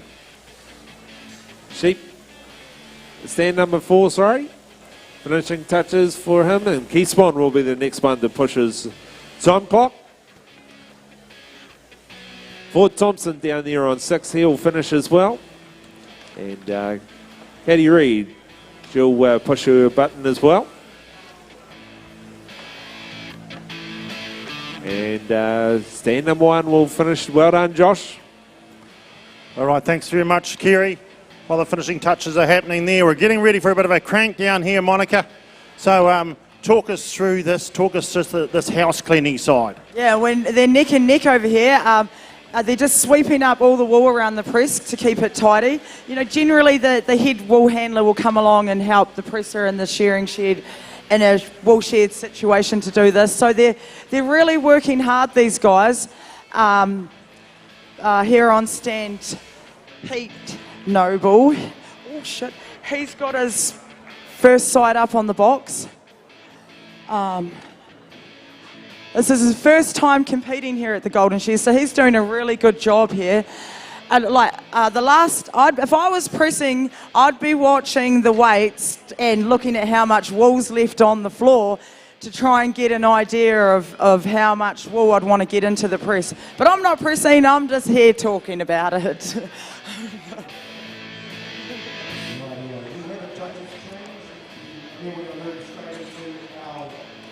On your weights. So we have it down to the left of the stage. Adam Gordon, James Wilson, Chase Ratchery, Destiny Aikea and Kirk Clariana, just to wait there. Head 2 of the junior shearing semi-final, Rupert Barton, Sam Jones, Luke Hills, Alice Reed, George Rossi, Darren Bryant. And head 3 will be Caleb Nelson, Richard Lancaster, Kyle Rhodes, Kelvin Welsh, Craig Harris, and Kiani Manson. Thanks very much. Thank you, Nuki. So, Monica, look, sometimes the press is out the back and the press is ready to be pulled down, and a couple of you girls jump on there. How many would it normally take, a couple of wool handlers, to get that bale down if the press is otherwise occupied cooking the lunch? Oh, well, I'd usually try and throw the boy wool handler on there if he was around. But generally it would take a couple of us to get that down. 1 year in Balclutha, I've been in the teams pressing, Joel Henare and I, and we got in the final. And I'll tell you what, it was a real challenge for us to get that box down, to get that bale pressed. Yeah, she's hard work, eh? And look at this young fella over here. He said to me, I've got speed dial for the Westpac helicopter. Have it ready to go, mate, if things start to look a bit dodgy. So that was coming from him. He's down to the 1 click now, though. Top box off for Paddy. Pete says, well, that's... Please. Pete said that's been there, done that now, got the shirt, as they say. Andy whips that one round. He's looking fine and fit. I don't think there's any problems that way. Top box down. This is another area, Monica, is when that top box is empty, letting the top box down. You think, oh, it's an empty box, we'll just let that down. But there's a lot of things you've got to watch with that top box as it's coming down. A lot of safety things that you've got to be aware of. You don't want anyone to be around you. Like these presses are pretty high grade. You know, in a wool shed, they're not always, up to date like this. Sometimes you get the young presser and they just want to drop it which is not ideal. You want to wind it down. You want to make sure there's nobody around there, around the sides. I've seen a few accidents in my time, and it's not nice. No, well, one of the big things you've got to watch out, of course, is that handle. If you haven't got a good hold of that handle, because there's a bit of weight in that empty top box, and then you've seen it, and I've seen it, and they let it go, and that handle takes off, and whoosh, whoosh, whoosh, whoosh, whoosh. And if they happen to have their arm in the way, it's not ideal. So everyone wants to go home from work, and safe and the like. So, yeah, these are all the things that they're watching out for. It looks like poetry in motion, doesn't it? But they're having to do this. They're having to make sure they've got a good hold of that top box so they don't slip and they don't let it go and it doesn't smack you on the forearm and you're away to A&E. So, looks like we've got a green light, gentlemen and ladies and gentlemen. Good to go, are we? Referee just waiting for the nod. As long as we've got the same number of sheep in the pens, there's no chuck outs, we're good to go. Everybody's happy? Timekeepers right, judges, competitors, go. So we're all for moving in this one. This is the first semi-final for the junior shearing, sponsored by Farmers Weekly. Here we have Finn McKenzie for Wairarapa. On the front stand, Adam Gordon, the local lad, on number 2. From Winton, we have James Wilson, Chase Rattray. Down on stand number 3, South Islander from Ashburton. Down on number 4, we have Destiny Pikea from Harriet. And down on stand number 6, Kirk Karietiana, working away. The young... Intermediate semi-finalists.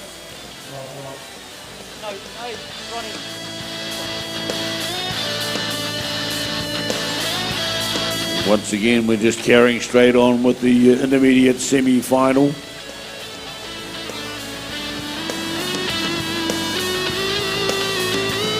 So here we have it, working hard around the back of the head. The first of how many we got to shear? We've got to shear 4 of these second shear sheep, so that's double the number they shore in the elimination rounds. They will get a little bit of a sweat on.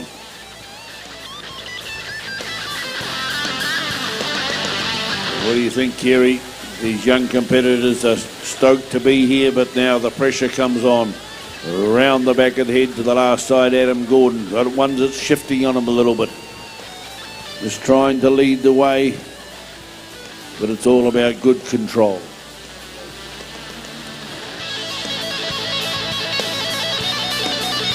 Sheep number 1 on the board of 4 in the pen this year, ladies and gentlemen, in this junior semi-final. Down and out the flank goes their local boy, Adam Gordon. Finishing touches for him. Once again, I think he top qualified by about 4 points, or three or 4 points. Sure, very, very well in the heats. But this sheep has given him a right old tickle up. Finishing touches for him. It just goes to show you, ladies and gentlemen, how quickly a lead can turn into being 2 or 3 blows behind, or even getting quarter of a sheep behind. Kirk down there on stand number 6. Into the pen he goes for his second sheep. And this Farmers Weekly sponsored junior shearing semi-final number 1, ladies and gentlemen. Finn McKenzie down here on stand 1. Sheep 2 on the board for him. Off comes the belly. Down the first leg he goes. Adam Gordon, the boy, on 2. Local man he is. Undermine time for him. He takes the top knot and steps up. Breaks the neck will open. James Wilson, the boy from the deep south. Winton boy he is. Sheep 2 on the board for him. Up and round the shoulders he goes. Chase Rattray, the boy from the South Island. Into the pen he goes. Sheep number 2 on the board for him. Off comes the belly for him. Destiny into the undermine she goes. 1, 2 of those big shots into the undermine. Takes the top knot and she steps up. Break the neck will open.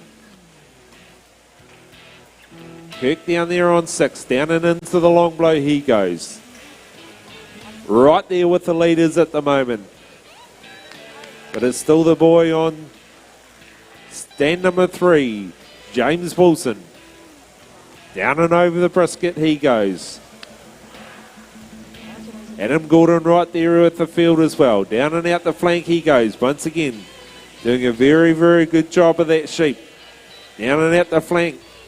Finishing touches for him. He'll be in there for sheep number 3. Finn McKenzie. Up and round the shoulders he goes. Takes the trimming on the bottom side of the leg.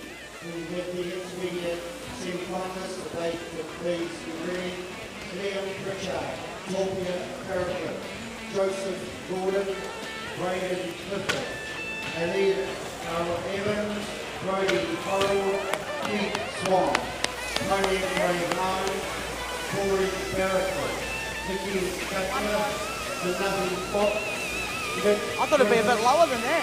Helen Pritchard, Matthew Hunt, Philip Price, Shun Oshie, Katie Reed, and the last Martin Monday. Those 18 competitors will be after the junior semi-finals, which is two more heats. Thanks. Just make sure heat number 2 is ready to go. We're still pushing the 8 ball here, ladies and gentlemen, so our competitors, please be on time for your heat and get up on the stage and get ready, because we are pushing the envelope a little bit. Here comes Destiny Pike here. A good shear on that one. Keeping the job right for the judges now. Good straight back as she goes down the valley. Handling the sheep well. I saw her shear in the eliminations round yesterday, and the quality was always there. Change of handpiece now for Chase Rattray.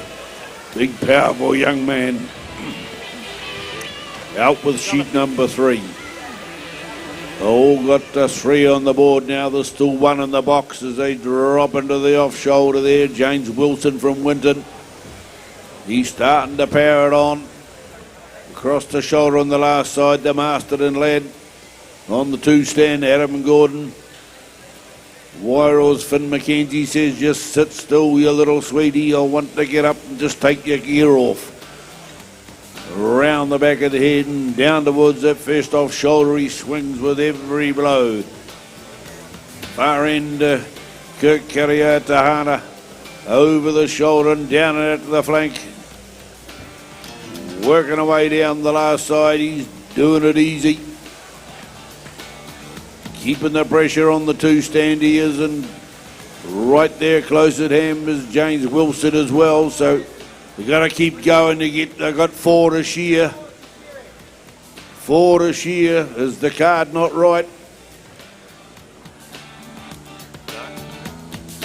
Oh, looks like they might have deducted one. Didn't tell us. Here we go. So they're on their last and final sheep. That could have caused a bit of confusion. Kariatana down there has done the job, looks at the judge's scorecard and says, how did I do? Well, you didn't do too bad. But of course, it'll be the least amount of points occurred up there to make it into the next round. Out the last leg comes Finn McKenzie. Chase Rattray under the shoulder and down and out to the flank. Destiny Pike here, she made sure that stop button was turned off. 8 minutes are gone so far. As Chase Rattray comes across the last shoulder. We have our next column sitting at the bottom of the stairs. We need to be up and ready to go. Moment saved. We'll save our bacon here in the commentary team. Just a couple of shots to go. Right out the last leg for Chase. Come from down on the Canterbury. The Ashburton just below Canterbury there. Right out the last leg. Righto, guys, well done. Round of applause for those shearers as we welcome on heat number 2. Straight up, team, straight up.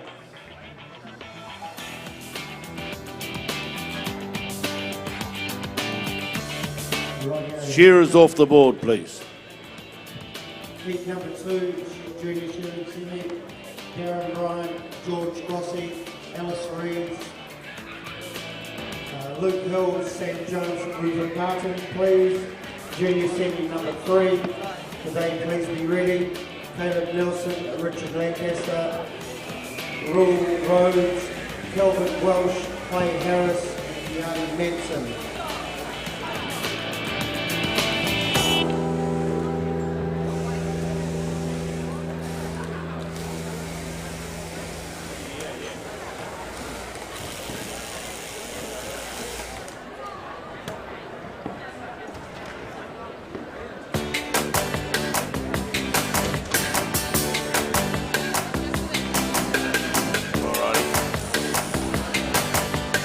Rightio, Monica, we're good to go down here again while we're waiting on the green light. So we've got Stu Walton here from Masterton. Oh, 2 Masterton lads, and on press 2, Vinny Goodger. He is the reigning single man's pressing champion, ladies and gentlemen. In that case, presses are ready, judges ready, Shearer, on your marks, go!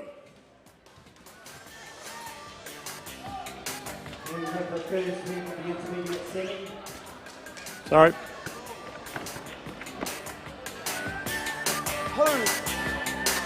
Oh no, we're going. We've got a green light, have we? Oh. No green light.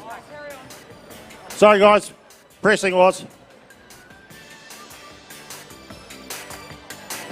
Take your breath. Back to the pressing. Do you want to?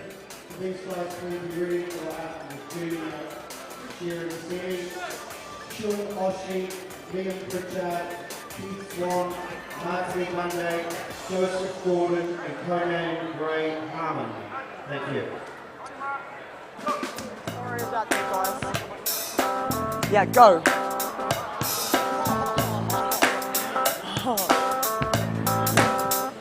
We've still got Right, a red light up there, Gerald. Yeah, okay. This is just for the pressing, guys. On your marks, get set, go. Sorry about that, guys. Well, when you're hyped up, it goes a go, isn't it? You know, you're chafing at the bit. And these young boys down here in the junior semi-final, they're nervous and they just want to get their sheep shorn. They're not nervous at all. They're looking cool, calm and collected.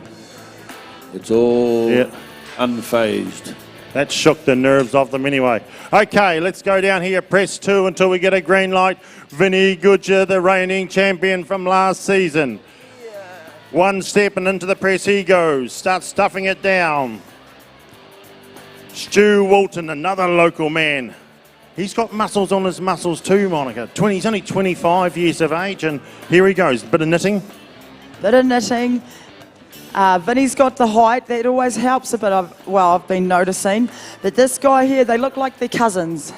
So they look like they could be from the same wool shed even. Yeah, that's the joys of when you start resonating with each other. You start looking like each other at the same time. That can happen, all right. Vinny's up there and he's tramping it down. He's...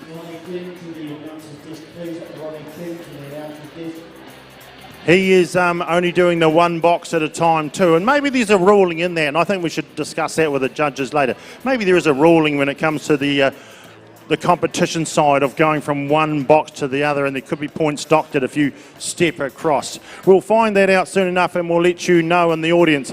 But here we go, Stu Walton, a builder by trade, and it's a funny thing, we know New Zealand, there is no lack of work for builders and plumbers and the likes, but do you know what he wants to go back to? He has a strong desire to go back. Shearing. You're right. Has a strong desire to go back shearing, even with all that work in front of them and all that potential to, you know, make a dollar.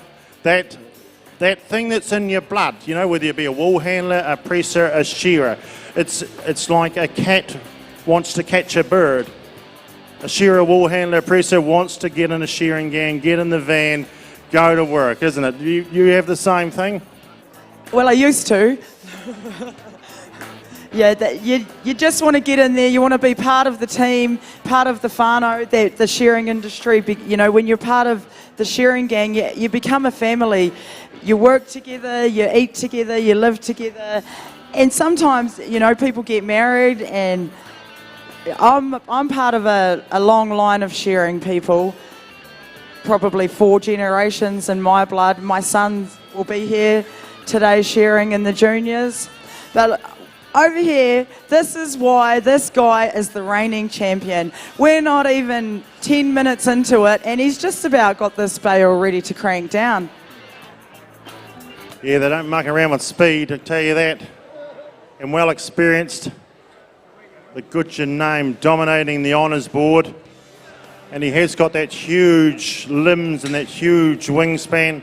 And he can step into the top box in one step. He didn't here because he's got a heap of wool in the way.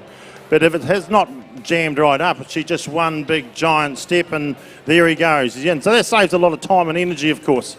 And he's just gone back into the sheds. He's not long back in there. He's just, we note here, just started shearing, only 6 weeks shearing. He's already shearing 260 odd ewes, so he's an incredible athlete really, and pressing in the odd days, and works for Paddy Mason.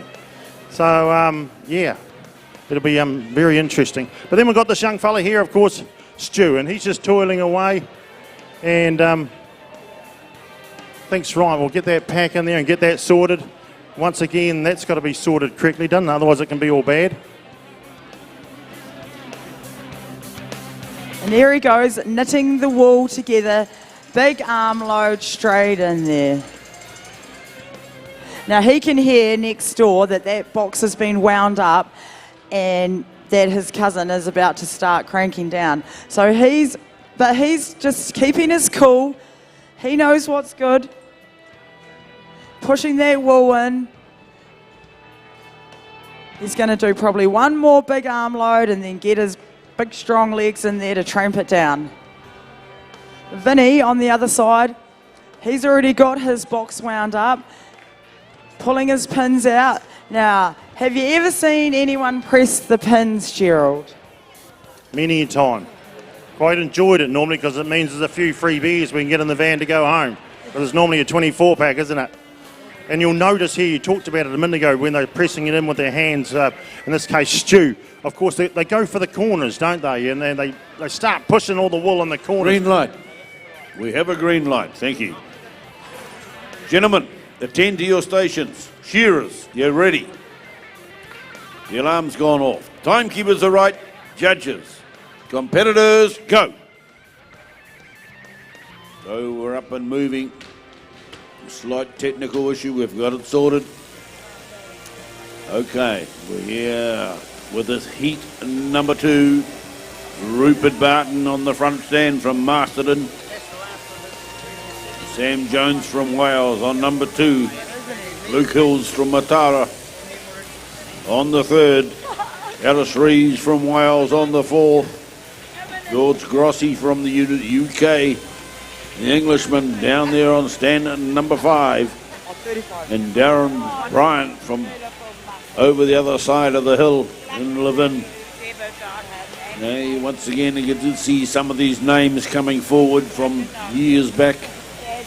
The shearing's in their blood, and they just love to get up here and have a crack at these 3 sheep that are going to be shearing in the semi-final. I didn't say that, though. I'm an auntie.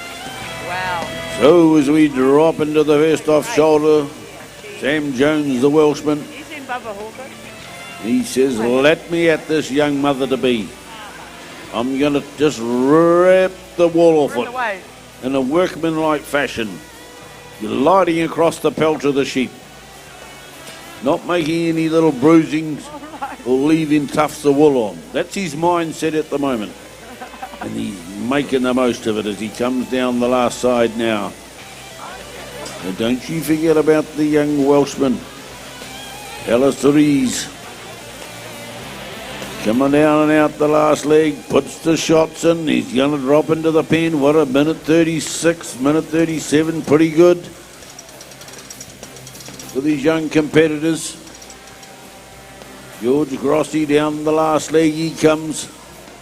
Just a wee slip of a lad, but right out the last leg, he's poking those big blows. Trying to use as many teeth on that comb as he could. 13 teeth running across the skin. They'll probably be running about 3 empty on the top side, just to make sure they don't make a mistake.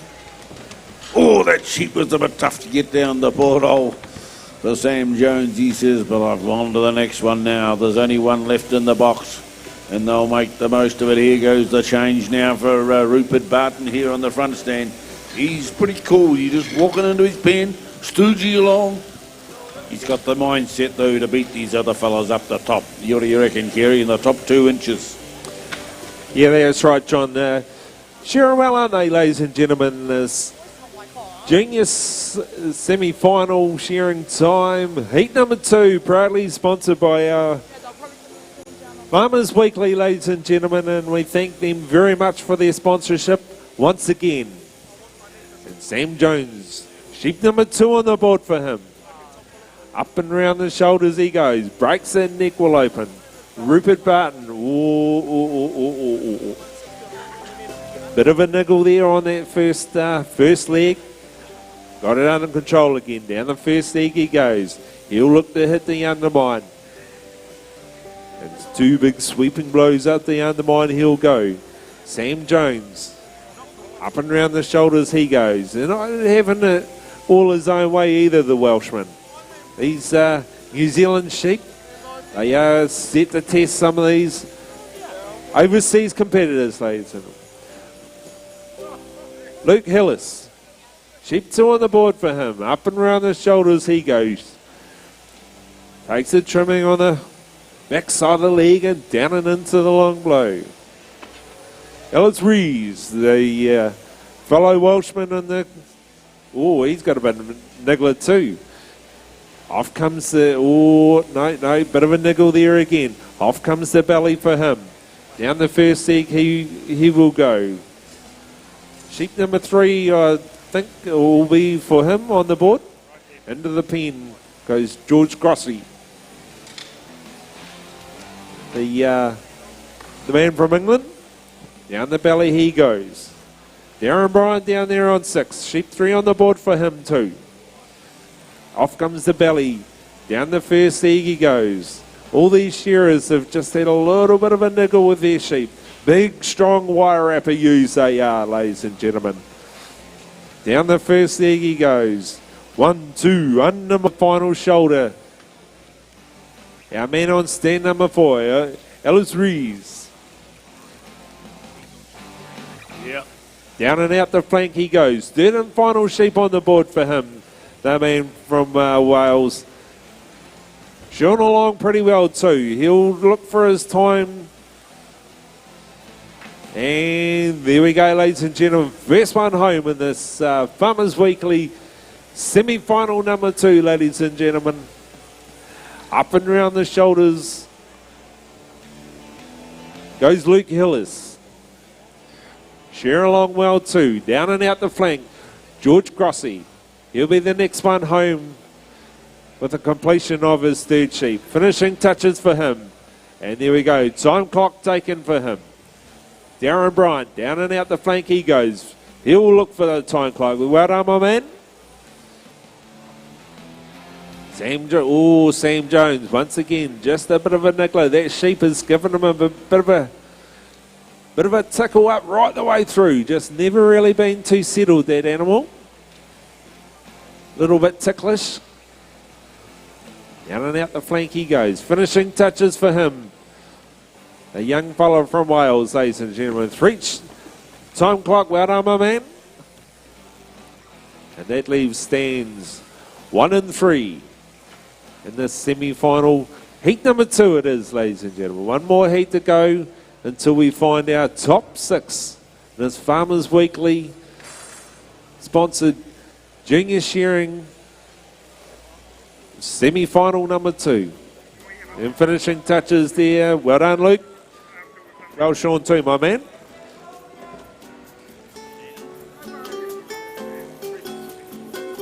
And that leaves the man on one, Rupert Barton. Down and out the flank he goes. Out to the tips of the toes. Once again, a very, very well shorn sheep. Or just a little niggle, bit of a niggle. Bit of a niggle there. He done well to keep that sheep under control. There we go. Look for your time clock, Rupert. Well done, man.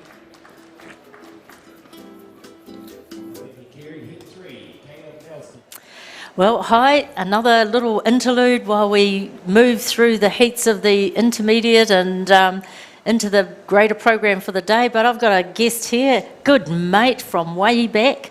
Barbara, introduce yourself. Who are you? What do you do? What are you doing here? Kia ora, my name's Barbara Newton and I come from Dunedin. I'm a wool classer and I've done a bit of wool handling judging, and I just love the industry, the people and the whole wool harvesting setup. So I'm delighted to be back here after 5 years, and it just felt like home.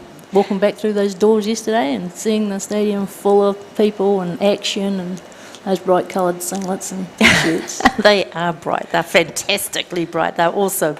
Yes, so Barbara, she's a little bit modest actually. She is probably one of the most preeminent classes and I'd say wool commentators in the especially in the merino area. So Barbara, it's always great to have you up here and to have that different lens across the crossbred.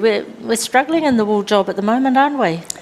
Well, hopefully that's all going to change mightily with the way the world sees this plastic problem and all the associated other problems it's causing in the world.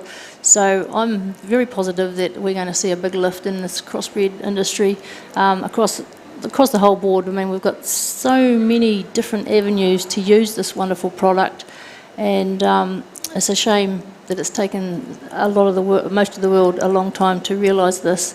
But anyway, it's going to happen. Yeah, great. In my lifetime. Have you got? Oh, you've got a date. Yeah, I think Awesome. I'm going to be around for another couple of years. So. Hey, count on it. So, you know, we're right in the middle of the shearing. One of the things that's been really interesting is the increased number of women competitors across the board through the shearing grades. Have you seen this down the south?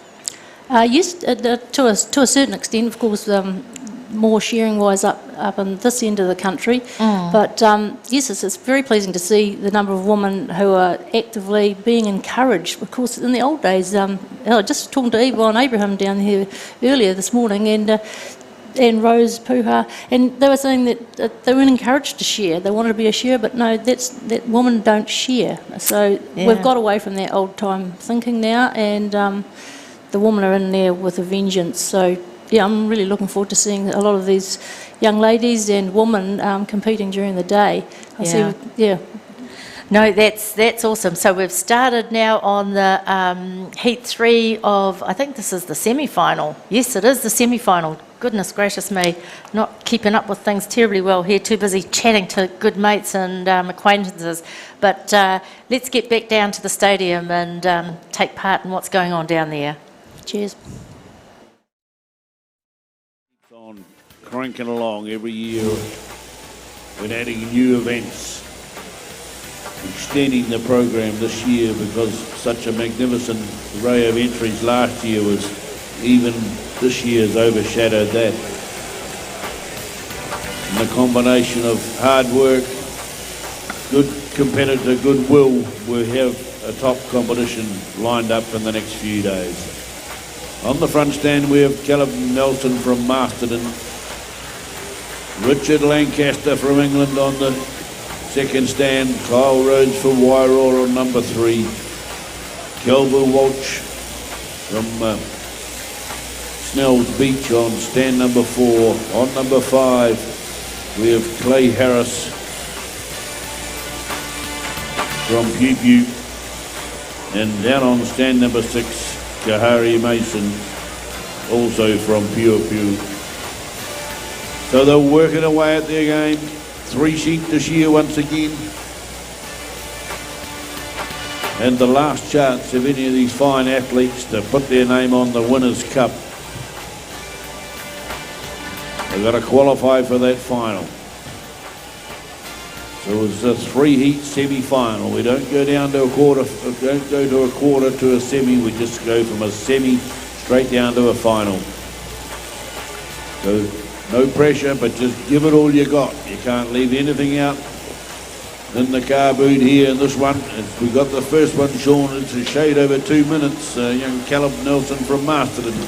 Gary looks like he's settling into the job quite nicely.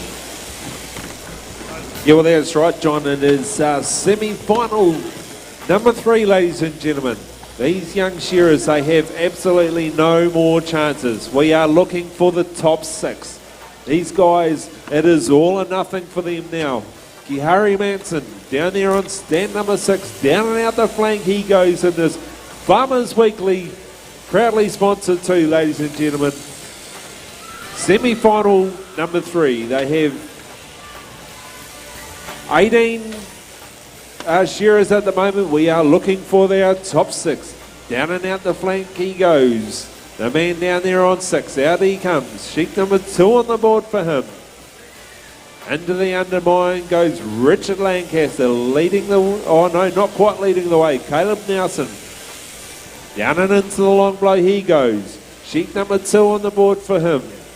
Up and round the shoulders he goes.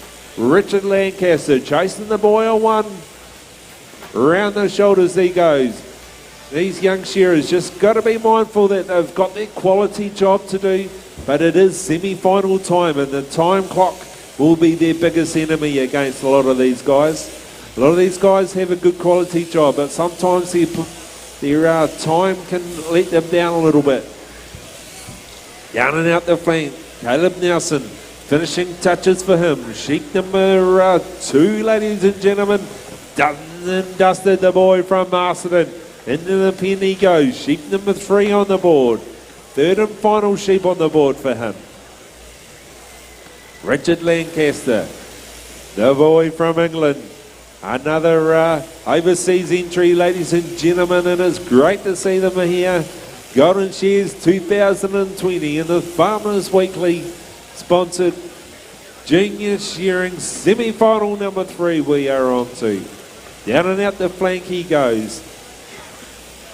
Finishing touches there for the young Richard Lancaster. He'll be in for his 3rd and final sheep. Kyle Rhodes. Down and out the flank he goes. Finishing touches for him. He'll be in there for sheep 3. Kevin Welsh. Down and out the flank. Oh, a bit of a niggle there. Down and out the flank he'll go. He'll be looking for sheep number 3. But it's going to be the boy on 1 at the moment. Up and round the shoulders he goes. Dropping on down into the long blow. Sharing along well to the young boy, Caleb Nelson. Into the pen for his 3rd sheep goes Kevin Welsh. Clay Harris, down and out the flank he goes. Into his pen for his 3rd and final sheep. Harry Mountain, down there on stand number 6. Coming down the last side. On his 2nd sheep, he'll be into the pen for his 3rd and final sheep, the young fella. But it's still the boy on 1, ladies and gentlemen. Down and out the flank he goes. In this semi-final number 3, ladies and gentlemen. Sharing along well to the young fella. And finishing touches for him. He'll look for his time clock and pushes that button. Well done. I'll just jump in there, Kerry. Thank you. So, look, we've just had a couple of bale weights. Okay, you got your defending champion and Vinnie Goodger in the last heat here. We're looking for 160 kgs. Vinnie has had his bale weighed at 159 on the dot, ladies and gentlemen, only 1k short. That's how it's done. His mate, he had a few issues getting the bale on the scales, as in, getting it to that point. Stu Wilton, another local. He did a 158, folks, so a real good, accurate weight there for him too, and that would serve him well.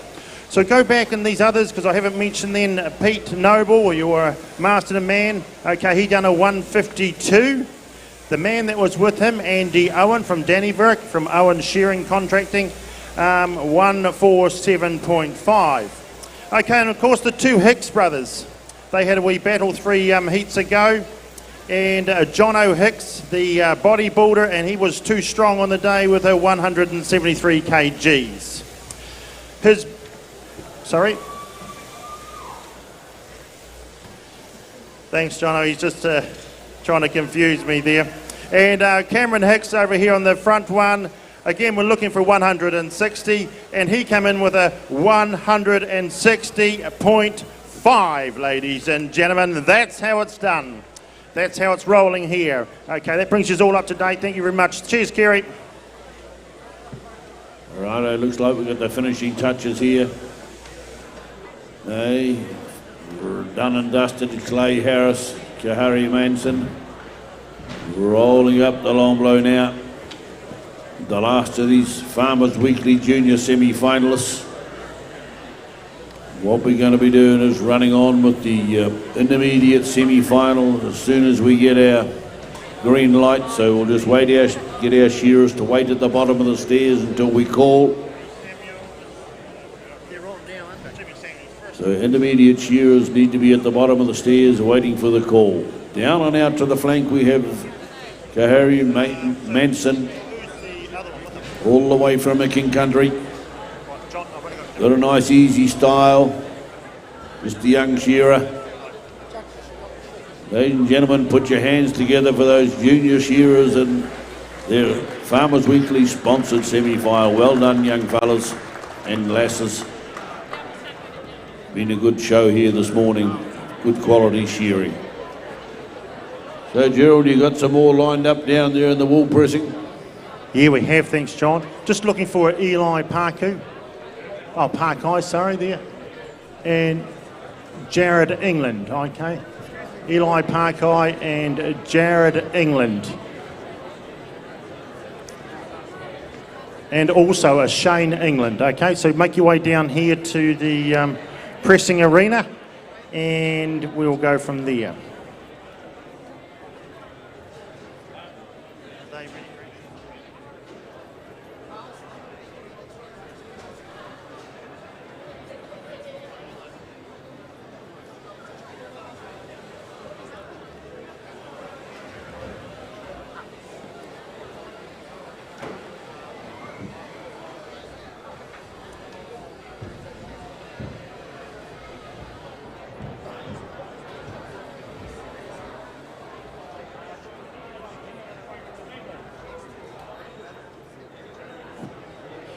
Rightio, we're good to go here.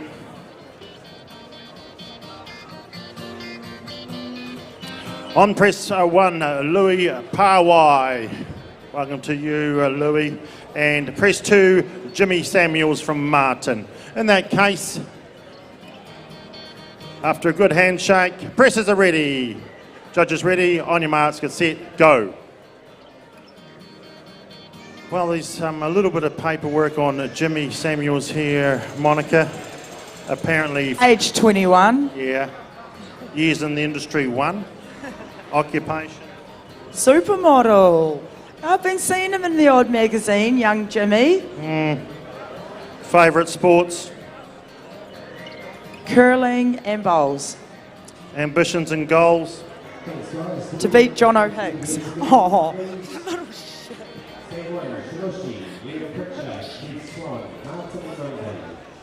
Joseph Gordon, Conan Grey Harmon, Heat 2, Alan Ricky Gutter, Philip Price, Matthew Fox, Courtney Garrett, Corey Garrett. Back to you, Ron.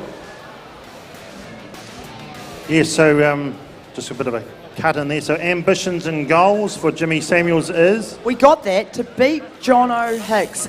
But you know what? I think Jono might have him. Just reinforcing that.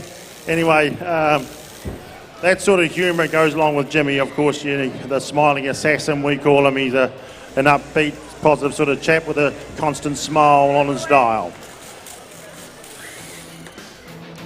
Right, Lou Pawai. So, yeah, his favourite sport's rugby. Years of competing here, it's heaps. Good on you, Lou. Brilliant. From Danny Verrick, and his age too is only 21. His ambitions and goals, and you'll like this, is to... Not sure what that word is. Let's Is it Rich down the bottom there? Ambitions and goals? Rich like? Oh, to be rich like Tuma Mullins. To be rich like Tuma Mullins. And if these two guys are only 21, then I'm taking 17 on, thanks. To be rich like Tuma Mullins. Thought there must have been some sort of dance move, a reek like Tuma Mullins or something. The dab.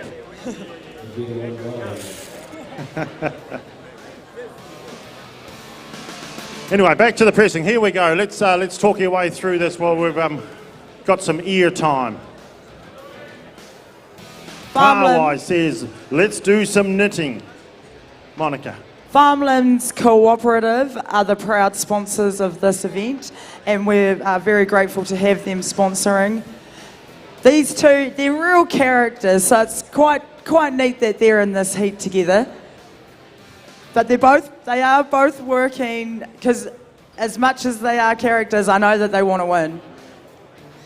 Louis up there, he's tramping in the corners. Oh, looks like Jimmy's already got his box ready.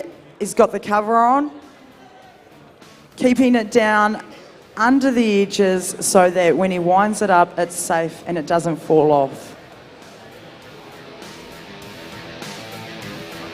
Yeah, Jimmy's got that done. Louis says it's time for a bit of a clean up. He says that might do it. Lots of different styles, folks, and don't be fooled by them. You can get fooled as a farmer sometimes when you walk into a wool shed and you think that shearer's not doing much because it's like poetry in motion until you look at the tally at the end of the day, and I think Louis is a bit like that. He's got a good pattern, good relaxed sort of demeanour about him, but it doesn't mean he's not progressing forward as he gives the pack a bit of a shake. And that is actually part of the rules, just to make sure there's no other contaminants in there, because we don't want that in the main fleece line, or any fleece line for that matter. Steps inside the box to lock and load those pins in, and they have to be put in real tight. Otherwise, when you start pulling that bale down later on, you can well imagine the pressure on the side of these packs as that wool comes in there. If these aren't put in real well, that pack will slip out of there and start folding within itself, and then you'll start losing a whole lot of pack, and it goes all bad and pear-shaped from there, as they say. So Jimmy Samuels, they're very much at the same sort of stage here, sort of synchronised pressing. We've had a huge amount of entries, which is absolutely brilliant, and we didn't expect anything less. We were well prepared for that, and there we go. Now we've got the pack in, it's time to load this box up. Hard work. What would they be thinking about in the shearing shed now? They'll be thinking about maybe the catching pen is becoming, close to being empty. Oh, Louis is putting a big load in, ladies and gentlemen. Here's Jimmy. Talk us through this, Monica. Oh, Here goes Jimmy Samuels, he knows he's got some limelight. Now, Jimmy's actually a top-class open shearer. So it's really good to have these open shearers down here having a go at the pressing. Louis is also a top-class shed shearer. I've spent a lot of time in a wool shed with Louis. And they're just working their way around. Louis is conserving his energy. He's not being silly over there. He looks good, actually. You look good, brother-in-law. They tell me you're looking for some extra wool presses down there. Jared and Shane England, they're not coming. They're actually, Johnny Hodder, they're not coming. They're scratched, those two England boys. Very good. Thank you very much, John. Right, Louis does some... Green light, green light. Wake up, we're away. Attend to your stand, shearers. Timekeepers are good. Judges, competitors, go. Trust House Limited, intermediate semi-final. Wow, a little bit of a wait, we do apologise. Got a little technical issue, we've got it sorted now. We've got to make sure we get the scores right. Very important to have all the dots and I's and T's crossed. And we down the first off leg just as quick as we say. You can notice a little bit quicker shearing now. We're going to be shearing, are we? Shearing 5-second shear sheet. Could we just check the pen? Hey, a little bit of interest in this one. What do we have? 8 heats in this elimination round, and here we are. We're back into it to find the next level. We've got 18 of these shearers, and we're going straight from a semi-final. 18 down to 6, so it's a big call.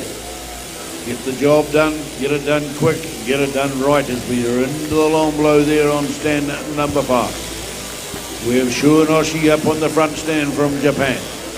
Liam Pritchard and the local lad on 2. Keith Swan for Wairarapa on number 3. On number 4 for Waipakarau, Martini Monday. Joseph Gordon, the local lad on stand number 5, and also locally Conan Gray Harmon down the far end. He's just raring to go. Oh, he went in the door that quick. He forgot to turn his plant off, Gary. That was just so keen to get at the next sheep. He's sitting here having a fair old crack, the boy down there on stand number 6, ladies and gentlemen. It's great to see these young shearers just getting up and saying, I'm going to own this. I'm just going to smash into it. And down the first leg he goes, 1, 2, undermine time for him. He says, there's 18 competitors. There's only room for 6, ladies and gentlemen. And we are looking for our 6th finalists in this Trust House Intermediate Shearing semi-final number 1, ladies and gentlemen. 5 sheep in the pen for these shearers. Into the pen goes stands 4 and 5, sorry. Out onto the board they come with their sheep number 2. All 6 shearers with their second sheep on the board. 5 in the pen this year, ladies and gentlemen.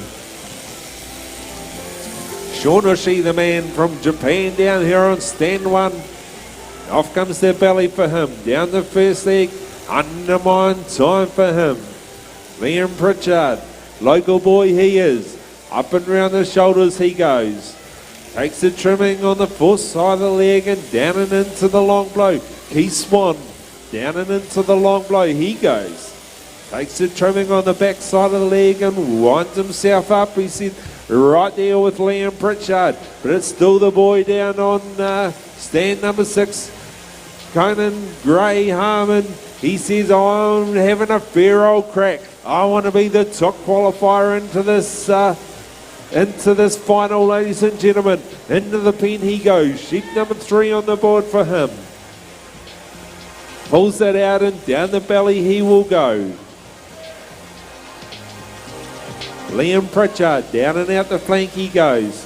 Finishing touches for him on his second sheep. He will be in there for his third. Right there, Keith Swan. Both of these 2 boys on 2 and 3, sticking to each other like a piece of tape. He said, not without me you aren't, mate. Not without me you aren't. I'm going to hunt you all day. Down and out the flank goes the boy from Japan, Shaunoshi. Finishing touches for him. Into the pen he goes. Sheep 3 on the board for him. But it's still the boy down on stand number 6, ladies and gentlemen. Down and into the long blow he goes. Joseph Gordon, sheep number 3 on the board for him. Sheep 3 on the board for him. Off comes the belly. Belly will chuck clear. Down the first leg he goes. 1, 2, 3, and then he'll swing into the big undermine shots. But it's still the boy down on 6, ladies and gentlemen. Gray Harmon, down and over the brisket he goes. Takes the trimming on the top side of the leg. Under that final shoulder and down and out the flank he'll go. I'll tell you what, John, the young fella down there on stand 6, having a fair old crack at the semi-final. Yeah, but look at the shoulders on the man. He's as broad as the back end of a truck across the shoulders. And he's just hanging on to the sheep for dear life. Readjusts and pops the head through. Legs weren't quite strong enough to control it. He's coming down the money side of the sheep. And he's shearing extremely well too, by golly. He's come a long way since he first got up here a couple of years ago. Has a quick peek down the board at some of his Masterton friends. And Joseph Gordon on the 5 stand. Rolling on to the last side. Down over the top on the money side of the sheep. There's Martini Monday on the 4 stand, in from Waipakarau. Down into the long blow he goes. Keith Swan from Wairarapa.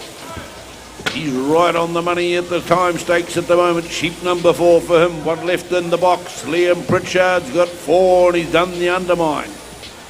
Chuanossi out the last leg. Colourful character, this young man from Japan. And he steps in now for sheep number 4. Very relaxed about the whole job, and he rolls the sheep out the door. Just a small man in stature, but very powerful. Down the belly he goes now, and sheep 4, and he's got a little bit of time to make up as Joseph Gordon brings out sheep number 4. Number 4, over half done there for Liam Pritchard as he's up the long blow. Last side beckoning now for our man down, Conan Gray Harmon down the far end. The Terminator they call him, and he rocks onto the last side, under the shoulder and down out to the flank just as quick as you can speak. Swooping blows with one left in the pen. Judges are watching for any second cuts to the wool fibre on the board. There's another team of judges down the back, and they're watching for any demerit points, any bruising or any wool left on in the pens down in the count out pens underneath. Then of course the points will come through into the computer, and we'll get a winner or at least a top qualifier by the end lunchtime by the look of it. Number 5 on the board now for Conan Gray. Up the long blow for young Gordon on 5. New man, I said a new sheep on the board for the other man on stand number 2, Liam Pritchard. Down and out to the first off leg he goes. Look at that, big sweeping shots in the undermine. Right up the tail he goes. 1, 2 good shots. Puts in a third one because it's a big wide sheep on the back end. Over the last side comes Chuanossi. A little bit of colour under that sheep that's been sleeping in a bit of a damp patch. Don't know where it found a damp patch of Wairarapa. But anyway, a little bit of colour in the belly on that one. The wool handlers would have sorted all that out. As they steps in now for number 5, does Mr. Oshie. He's the last one. No, there's still got Martini Monday down there on stand number 4. The Waipuck man. He's still got the last side to go, and he's going to be a sheep behind the pace because down there the far end, Conan Gray Harmon puts in the finishing touches. Down the last side. Is it good enough? Have I done enough? He's thinking to himself. Don't panic, man. Just keep the hammer down. Keep it flat. Make your left hand do a lot of work to move the sheep, control the skin flow, and get that last leg ripped off, or whipped off, I should say. You don't want to rip it off because it'll be hell of a demerit points from that from the judges. And he puts the finishing touches in there. Oh, just a wee squiggle and just to pip him now. Liam Pritchard gets a quick shot in and down the porthole for his 5th and final sheep. Keith Swan had a little bit of a dancer on this one. He's just had to pop the head through. Martini Monday goes in. I don't know, it's great to see these young guys here. Keith Swan hits the button. Last side beckoning up for Joseph Gordon's. Some good quality up there on the board. The least amount of points up there on the scoreboard, the better. So we are 1.6s and 2.2s on the board. That's pretty handy. But you need to be down and below the 5s on the outside job. Or for thereabouts, Chuanossi. He's a happy punter. Look at him. Well, Sean. Isn't that a bit of a lead up to a comic or something? Well, Sean. He'd probably write a book, this fella, about shearing sheep in New Zealand. Just our one customer to go, Kerry. Still his time in the sun, isn't it?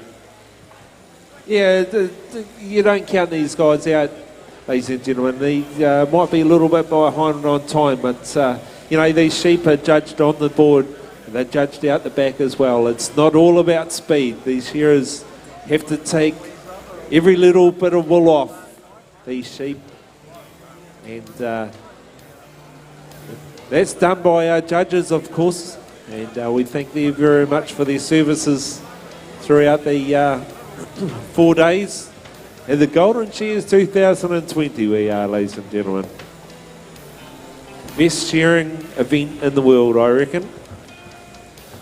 Over that final shoulder. Martin Monday. Under the final shoulder and down and out the flank he goes. First heat of the semi-final, ladies and gentlemen, in our Trust House sponsored intermediate shearing section. And we are looking for the time clock and finishing touches there for our young shearer. And there we go, ladies and gentlemen. Give him a big hand. Martin Monday. Thank you, Shearing. Pick 2, Alan Evans, Lucky Goodlow, Philip Price, Manani Fox, Torbjörn Barracliff, Corey Barracliff. Pick number 3 will be Raymond Clifford, Matthew Hunt, Murray Hall, Nick Griffith, Katie Reid, Alan Pitcher.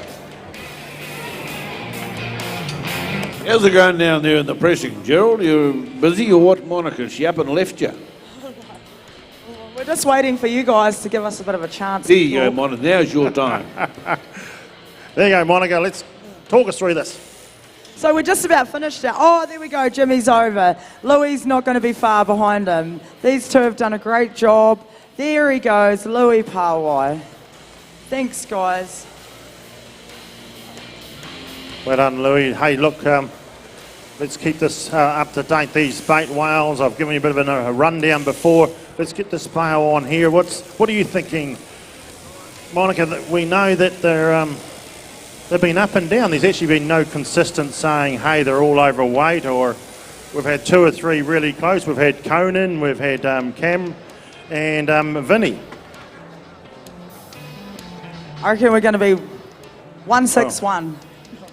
That's what you're saying, a 161. We're looking for the 160. This is Jimmy Samuels Bale. Oh, There you go. Monica, what's that? 159.5. Oh, smoked that. Only half a K off. Green light, General. Can we just interrupt there, please? Timekeepers are right. Brother-in-law. Shearers on the board. I reckon this one's going to be bang on.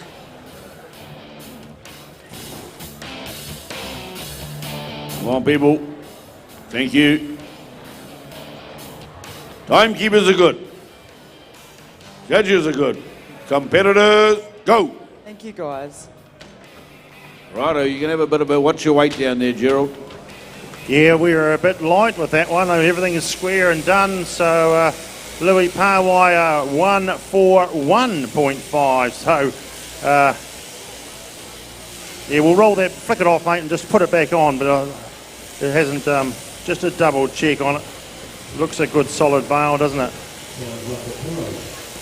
Yep. No, she's confirmed. Done job.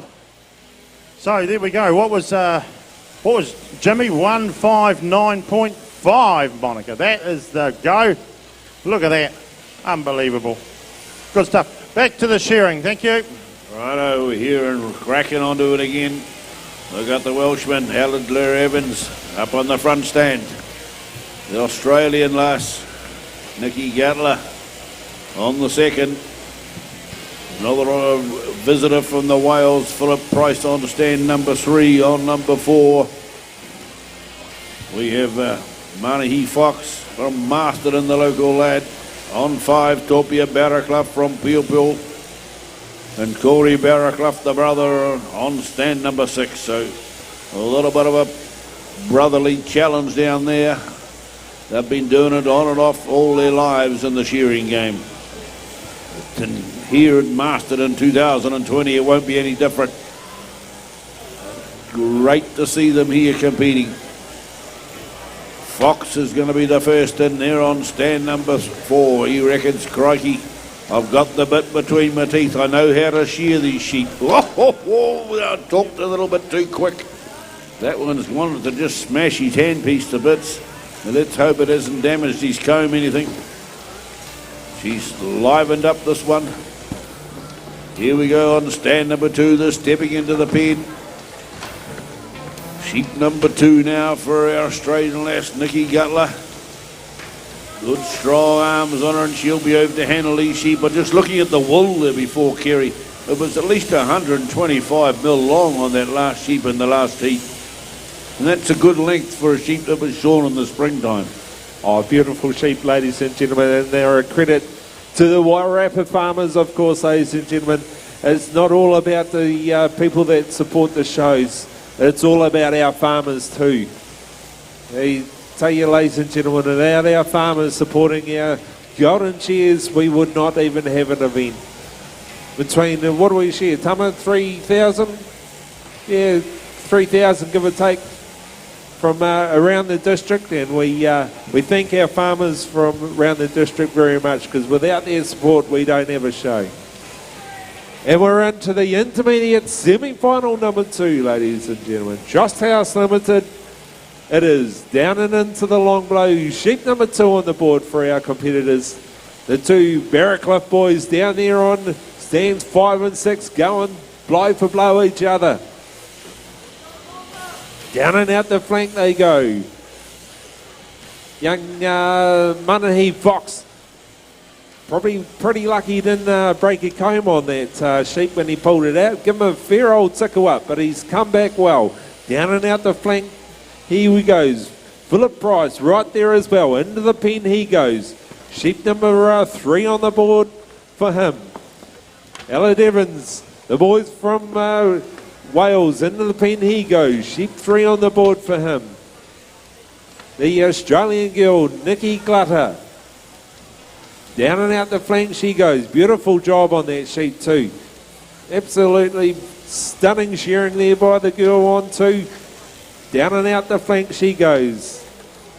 But it's still the boy on stand number 3, I think, at the moment. Down the first leg. No, it's the Corey Barracliff down there on stand number 6. Down and into the workload he goes. Into the long blows. Shearing along well.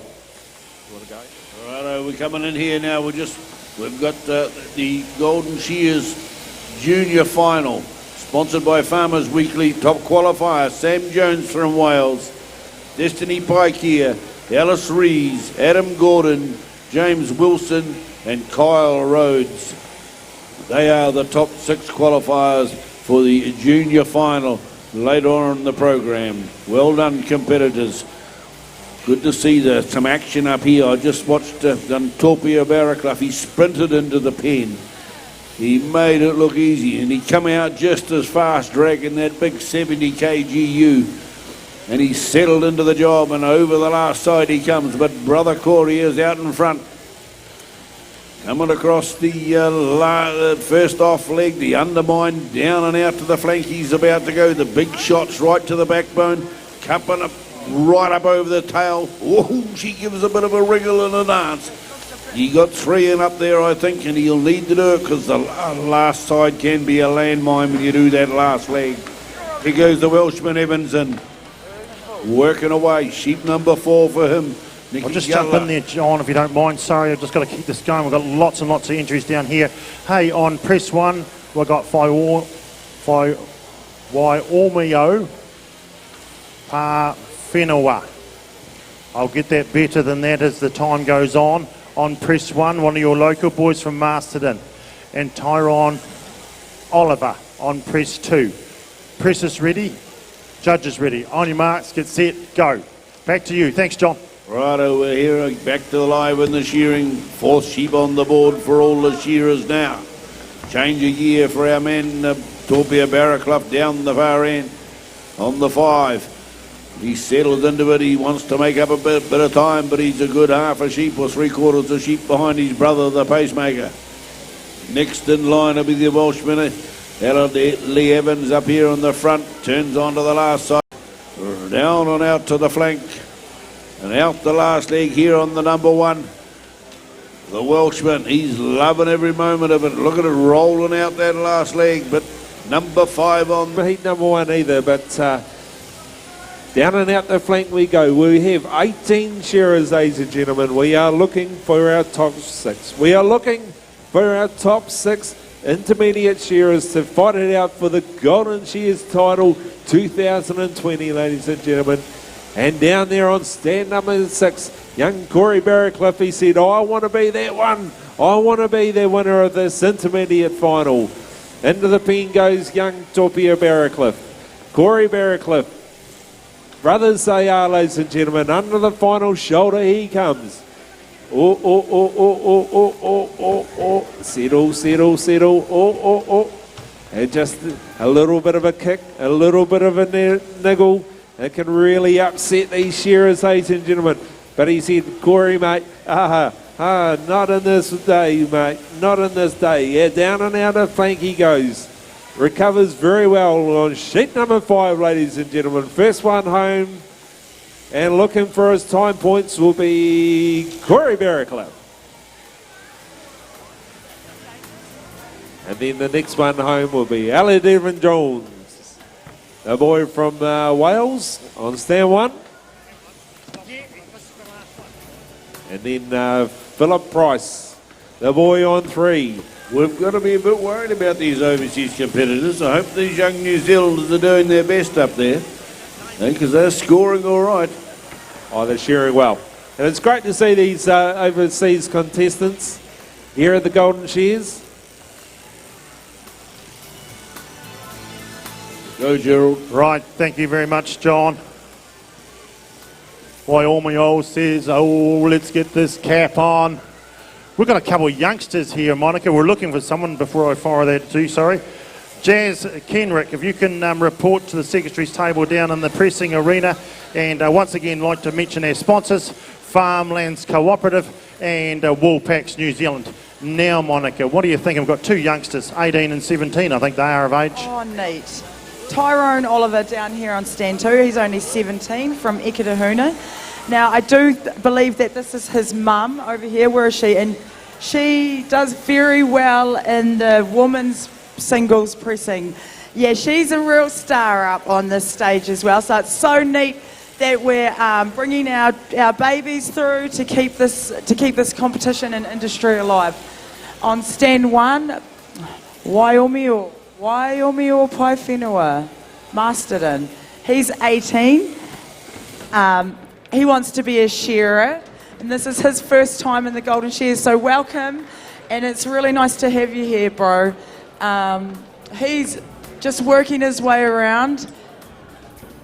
He's got his box full and his cap on. He's got his badge in the press, and he's got the big arm load. This young... Yep. The intermediate semi-finals, Brandon Clifford, Matthew Hunt, Brody Hurrell, Nick Griffith, Katie Reid, Helen Pritchard. And can we please have the senior Woolhandling semi-finalists? Can you guys get yourselves organised? Thank you. Back to the person. Cheers, Tuma. Thank you very much. Tyrone, well, yes, you mentioned his mother. He's done the peers with his mother a couple of times too, mother and son combination. Here he is up on the bottom box. They're going to fill this up. Haven't caught up with...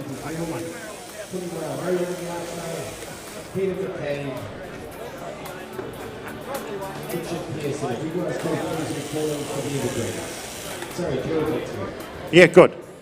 Wairarapa says, holy smoke, hold the horses. My first time, and this is how it's done. We're going to give it heaps. What a beautiful name when you actually get the tongue round it just initially. Wairarapa, that's a brilliant name. Into the corners he goes, those feet. He's jumping in the corners, not just pushing it in. He's had a bit of a, well, it's not an advantage, but the watch the others are thinking how much wool's left, how hard are they tramping, all those sorts of things. So Wairarapa says, okay, that's that tidied up. Excuse me, Gerald, can we start this one, please? Shearers to the board. Shearers to the board. Next event is the Woolhandling semi-final of the senior. Oh, we got a wee hiccup in there. There's no chuck outs. The sheep are at high demand. We're waiting. Mr. Morrison's strong. Oh no. That's a fail, Philip Morrison. That is a fail. You throw one out, you don't get any choice of what comes in. Okay, we're good to go. Timekeepers are good. Judges, competitors, go. We're off and flying in this one. Their last heat in the Trust House sponsored event. And away we go. We've got Braden Clifford here from Waikaka on the front stand. It's Matthew Hunt from Waikaka on number 2. Brodie Horrell from Gore on number 3. Whole lot of South Islanders. Nick Griffin from Masterton on number 4. Katie Reid down on number 5 from Chiefs. And down on the far stand we have Callum Pritchard, Pongaroa. So a little bit of international flavour once again. The Scotch lass down on 5. Couple of 3 South Islanders. And a couple from the north. So it's a bit of a battle. They have the advantage of Shearing in the last heat. And we do know that is a slight advantage because you've watched the other shearers go before. And there's the intermediate first 10 up there at the moment. That went very quickly. Didn't get a chance to get a decent grab at it. But these people on the board, they can't see it. They're up there just displaying their wares at the moment as they come under the shoulder and down and out to the flank. Just how are those presses? Are they about to start to wind up over their moniker, or what are they up to? You're live, Monica. You're live. Not switched on. Go to you, Kerry. Radio back to the shearing. We are then if Monica didn't want to have a go. Trust House Shearing Intermediates semi-final number 3, ladies and gentlemen. And Matthew Hunt, he said, I want to be in that top 6. I want to be the winner of this Golden Shears Intermediate final, ladies and gentlemen. Sheep number 2 on the board for him. Braden Clifford, he said, not without me, mate. I want to be in the final with you as well. So does Brodie Horrell and the rest of the field as well. Down the first leg he goes. Of course, Brodie Horrell, he was our junior winner here last year. The question is he able to come through and be the intermediate winner? Not many shearers have done it in the past. Will he be one of them? Only time will tell, ladies and gentlemen. Of course, as I said, sheet number 2 on the board, a 5 in the pen this year. Semi-final number 3 we are. All right, I'll just jump in there, Kerry, that's all right. We've got this young fella here, Tyrone Oliver. He's given us some stick, ladies and gentlemen. 17 years of age. He needs a little bit of help, I think. Here we go. Let's start building a bit of momentum. Will he take a break? He says not when I'm shining in the spotlight on the stage. No way. Bring him home. He's got about 10 clicks to go. Well, this is so exciting. We've got the young guns down here and they're turning on a good show for us. We've got a mum down here getting us all excited. We've got the old-fashioned mocks down here. There we go. He's slipping away in the moccasins. He can't get enough traction. He is like a little cartoon character trying to get going. He says it's been there, done that now. Wairumio says, I'm settling here too. Okay, it's your turn, mate. Okay, he got a fan club in the audience. I'm sure he has. This is the last and final. Well, it's not the last heat, but the last heat before lunch. We've got another 3 or so to go when we come back at 1 o'clock. Wairumio, here he is, ladies and gentlemen. Come on, let's get him behind him. Let's have some noise. The box is starting to creak. He's waiting for his head rousey to come and sweep up around the press for him. First timer here at the Golden Shears. Go, bro. He's still getting 3 clicks and it's almost all the way down. He's a strong young fella, isn't he? He says it's time for a break. Where's he gone? He's gone for the broom. He's listening to the commentators, eh? He's listening to you. It's time for some housekeeping. Sweep it under the carpet, young fella. It'll be right. We'll spring clean in springtime. Oh, he's going to make it nice and clean. What are they up to? Sheep 3. We'll come back to you guys in a wee minute. Wairumio says, oh, yeah. He says, I'm going to do this nice and easy and swiftly because he is sucking some air. Yeah, he's doing great. It's so good to see these people coming along having a go. But our young fella down here on stand 2, Mr. Oliver, Tyrone, yeah, oh, he's doing a little bit of twirly whirlies with that, what is it called? Oh, he's got some work to do to get that through, all right. And Waimea said, here, I'm going to go away and brand the bale. They've got to do a branding over there too, folks. Okay, it has to be an exact brand, capital letters, has to be tidy, not branded at all. There's a whole lot of marks that has to be done. He arrives back, ladies and gentlemen. Let's bring him home. He's getting hungry too. The worms are starting to bite, but he's got work to do first. It's the bale before the belly. Down he goes, 2 or 3 snips. Come on, folks, let's get him behind him. He just about got both feet off the ground. There he goes. Oh, back to the shearing. Thanks, guys. Righto, guys, go back to you shortly. This is the last heat of the Intermediate Trust House semi-final. Oh, what have we got? Sheep number 4 on the board all the way along. One left in the pen now. It's going to be Callum Pritchard steaming away down there on the 6th stand. Look at him under the shoulder and down and out to the flank. He's loving every moment of it at the moment. Good low scores once again up there on the penalty points.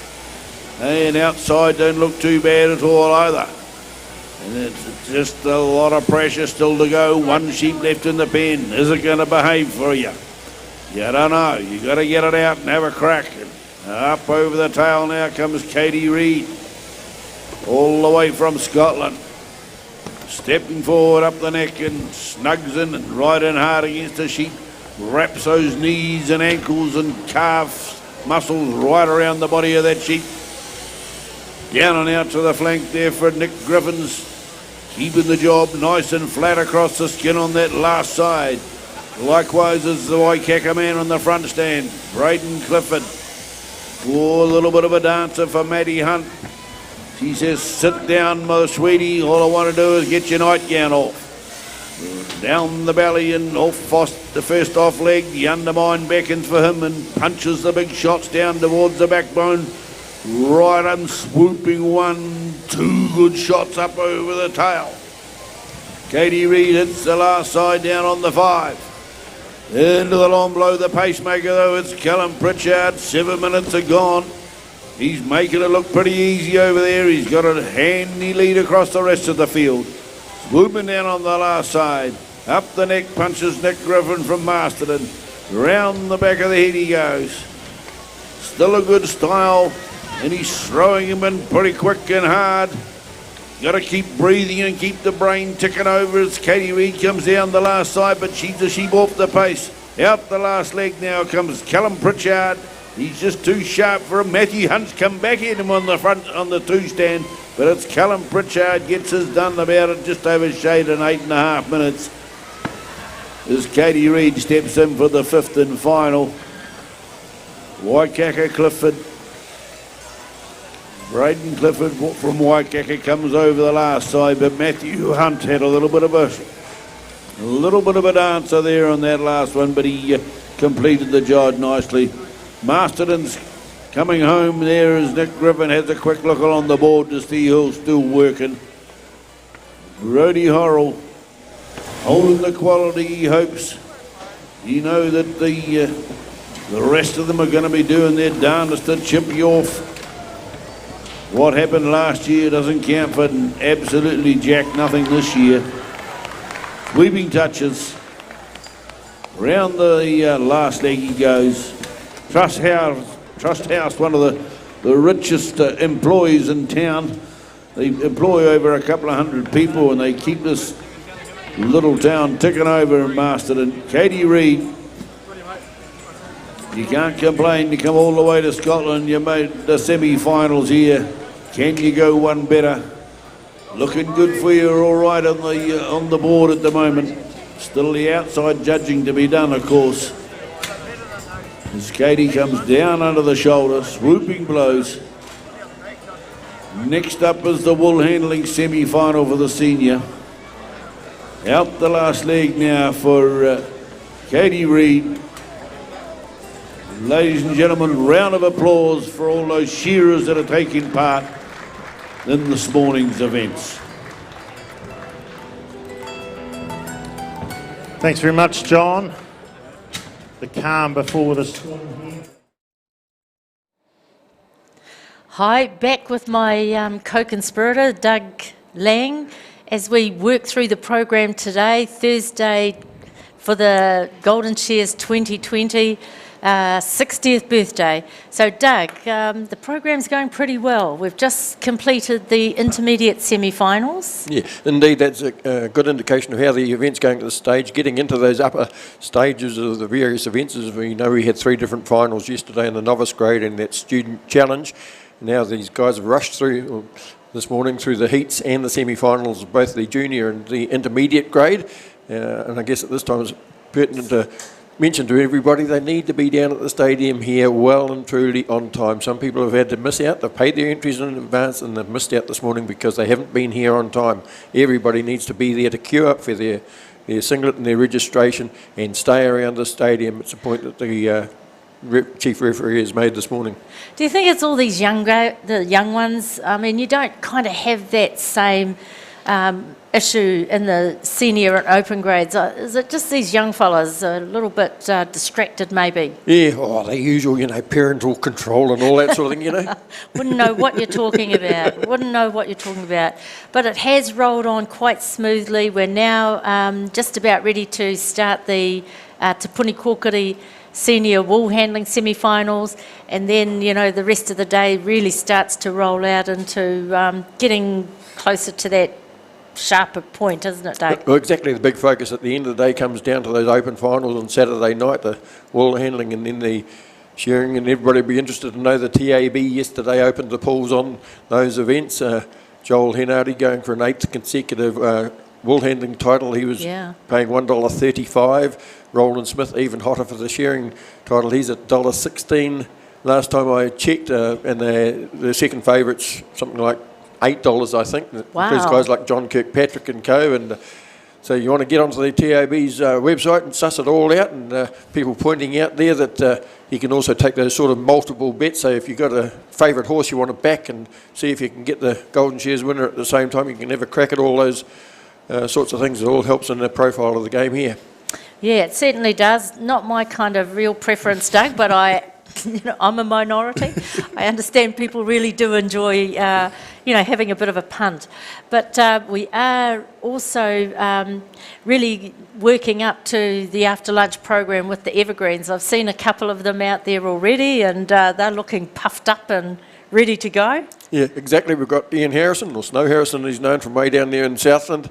He's arrived late yesterday, 86 years old, the only survivor from the original Golden Shears Open final. He was 6th that night to Ivan Bowen. Interestingly, I noticed Ian Shaw the 6 sheep that night in 32 minutes.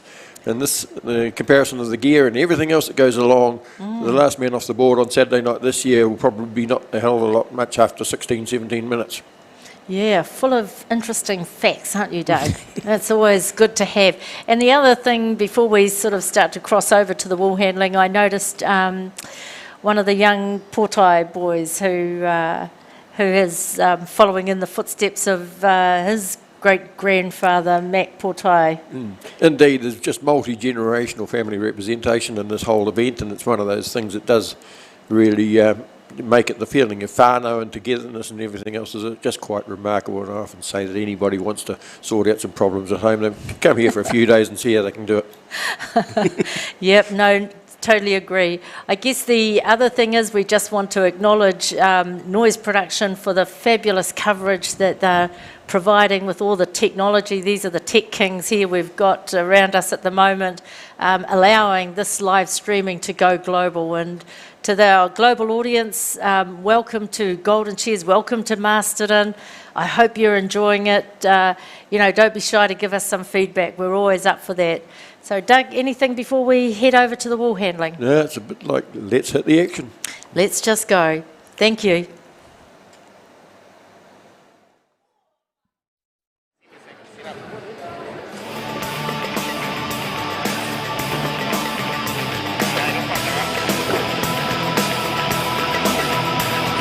First head of our senior woolhandling semi-final.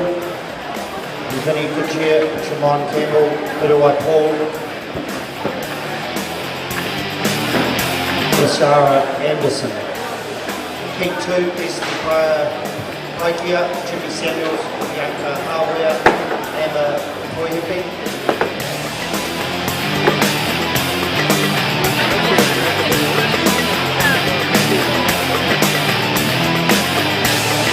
Third heat, Tyler Hera, Jasmine Tapulki, Crystal Bird, and Azuri Taku.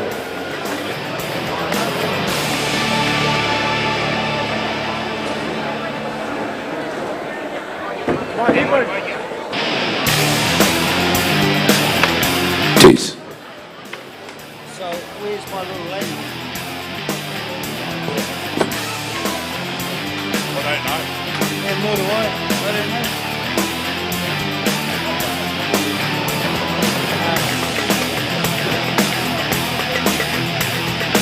So moving into the next event.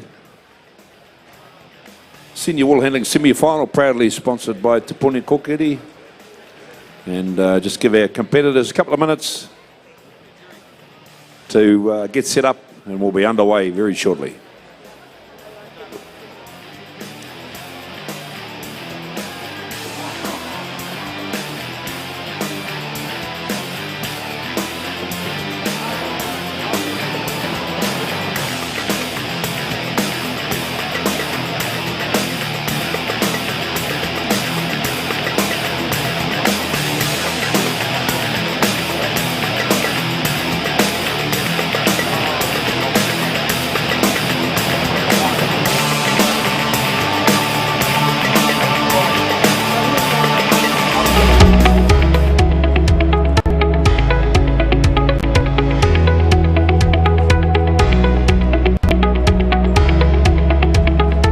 Guys, we've got it pretty professional about it. They have tallies they want to hit, and you know, they generally just work to that tally. Senior Woolhandling Semi-Final. At a pace where they know they'll be within 1 or 2 sheep. It's bloody impressive how they do that, I reckon.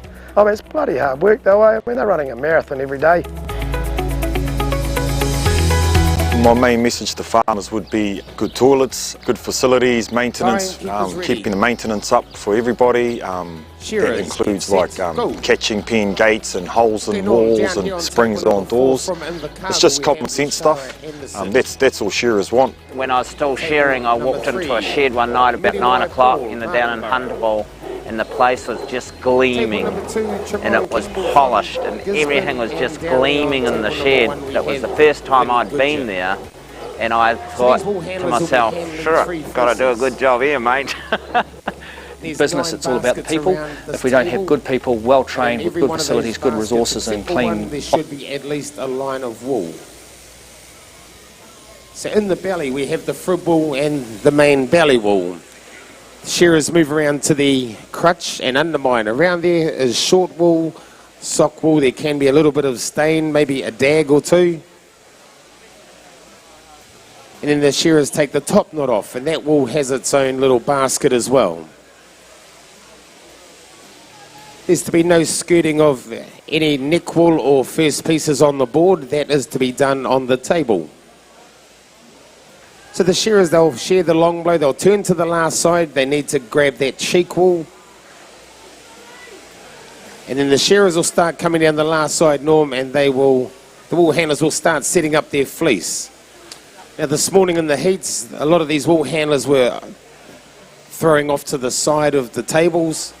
So they would have been looking at that, and they'll be thinking about how they can adjust their throw so that it lands on the table, Norm. Yeah, well, of course, it's a big part of it, isn't it, Toma? It's got to land. Here we go now for Muriwai. On the table it is. It's got to land nice and flat on the table. It can't be bunched up. And anything overhanging, they'll get penalised as well. So if it's nice and flat within the confines of the table, perfect throw. Vinny Goodger down here on table number 1. Away he goes into the skirting, the first part of the fleece. He'll whip his way up one side, get up into the neck area, sort that out, let it go in a different basket, and then he's got the second side of the fleece to skirt before it can go away. So all you're doing is just removing the oddments from the fleece, leaving the nice, clean, full-length fleece wool to go into the big basket. That's the best of it, of course, worth the most amount of money. Maria, could you come to the announcer's desk, please? My partner in crime, Maria. So they get halfway through the fleece, obviously, and they get as much done as they can before they get up on the board with the shearer. Once again, belly, crutch. The head wool has to come out and into the right baskets. and then they can get back to the table. So it's all about timing, Tuma, all about timing in the top 3 inches, being organised and being aware of what's going on around them. Usually we say the top 2 inches. Are you saying these wool handlers have bigger heads, Norm? No, they just got bigger brains.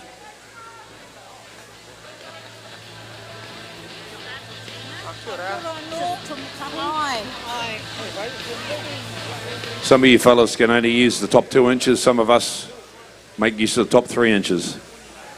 So they're back on the board, most of the competitors now. Lashara down there from Southland.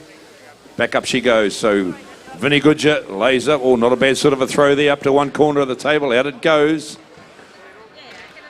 Muriwai, Tremont onto the table as well. Shearer just finishes a second or two later, so up onto the table with the fleece, and of course they've got to pop back up, clean the board off before the shearer comes out. He didn't want to come out on oddments that are left on the board, so it's got to be swept off properly. They'll get penalised otherwise, and the judges, Woolhandling judges of course down there with them, just keeping an eye on everything, watching them as they go. There'll be certain areas they look at very, very closely. They get away with absolutely nothing. Of course, the processed fleeces and oddments all go out the back to another set of judges out there where they're judged as well. Any overskirting or underskirting, they'll be penalised as well, and that will count towards their total score, Tuma. Yes, you're dead right, Norm. So these wool handlers, they're working away quietly. Jasmine Tapuki, she's coming up a little bit later on, but she absolutely nailed it in the heats. But it looks like a lot of these wool handlers, they have adjusted, and a lot of those throws were a lot better than this morning. Maybe the nerves might have eased up a little bit. But this young Lashara Anderson down here, she's working away nicely, looks over at her shearer, grabs that cheek wool. They will incur penalties if they miss that bit of wool. Roll up time for these wool handlers. These shearers are putting some very, very good pressure on them, Norm. They seem to, something this morning, they were getting a little bit left behind, and I think the pressure just got to them. Yeah, well, we want pressure on them, Tuma, don't we? This is the Golden Shears, and they're here competing against other competitors, so we're not just going to give it to them easy. They want the ribbons. They're going to have to work for it. They do it in the shed every day. They have to keep up with the pace of the shearer in the shed. Shearers paid by the sheep. Wool handlers paid by the hour. So shearers are set the pace. So away we go. Last fleece on the table. So she's all action now. Our wool handlers have 1 minute and 20 seconds of time up their sleeve. After that minute and 20 seconds is up, they lose a point a second. So they want to try and get this last fleece skirted, all cleaned up, board swept, table cleaned off, floor swept around the table, all the oddments in the right baskets correctly before they can raise their hand and stop the clock. If they do that in under 1 minute 20, all good. Over 1 minute 20, they're going to incur some serious penalty points. Roll up time for the three on table 1, 3 and 4. Lashara Anderson up with the broom down there on table 4. Up comes Muriwai Paul. Now Vinnie Goodger, the big fella here on table number 1. Well known around the world for his pressing prowess, and he's up here in a semi-final of the Woolhandling. Great to see. Tremont Campbell flicks a wee bit of oddments back into the basket and up with the broom as well. Away she goes, but down the end, Lashara Anderson.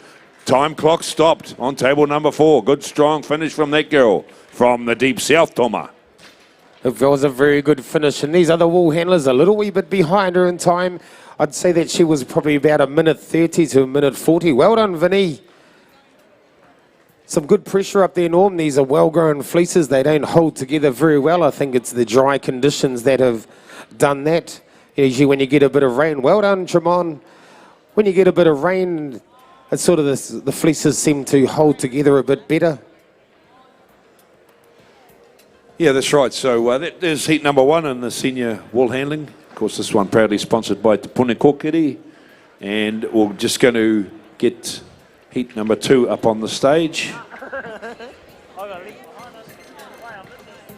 Table number 1 will be Destiny Paikia, Jimmy Samuels on 2, Bianca Hawea, and Amber Poihipi on table 4. Okay, following this will be the Evergreens 55 to 65. Could we have the Evergreens 55 to 65 reported and get your singlet so that you're ready to shear? Thanks very much. So the Evergreens, if you'd like to come to the left of the announcer's desk.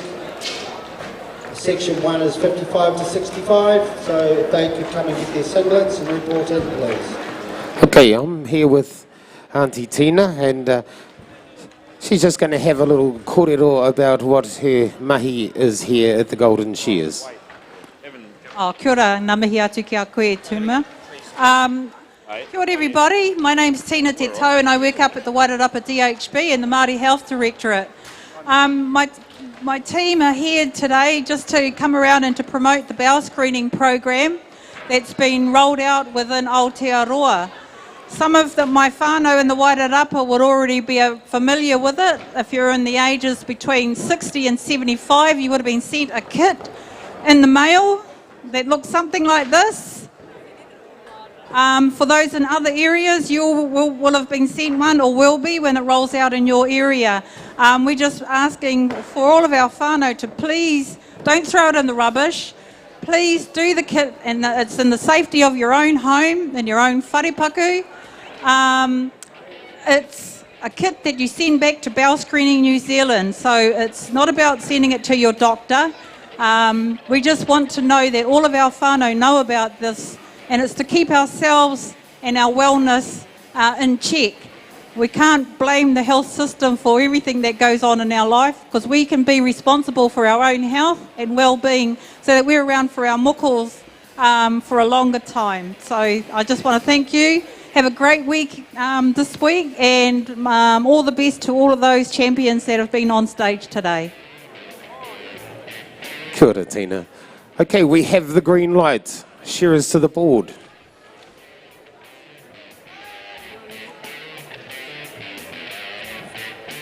Timekeepers ready. Shearers, get set, go. Table number 4, Amble Puihipi from Ohai. Table number 3, we have Bianca Hawe, local girl, local legend in these parts. Table number 2, we have Jimmy Samuels, the Superfly, expert shearer, expert speed shearer, expert wool handler, and an expert dart player. And we have Destiny Paikia here on table number 1. Destiny won the novice shearing at the Pahia Tour Shears. So this lady, she can do anything. If you've got 100 sheep, she'll get in there, shear them. She'll do her own wool handling, and she'll even press the wool. So that's a little bit of where these wool handlers are from. Their mahi does the talking. That's why they are in the semi-final. So as the shearers are dropping into the long blow, these wool handlers, they'll be starting to set the fleeces up. They'll probably look behind their shearer, make sure they've got all the wool cleaned up around behind them. It's about working on a clean area so as not to cross-contaminate any of the wool. Because if you get any of these oddments, and by oddments we mean sock wool, any second cuts, etc., we don't want them contaminating the mainline norm. So here we go. The first fleece is about to hit the table. Come on, guys. First sheep is about to be dropped. Here we go. Amber. Lovely throw from Amber.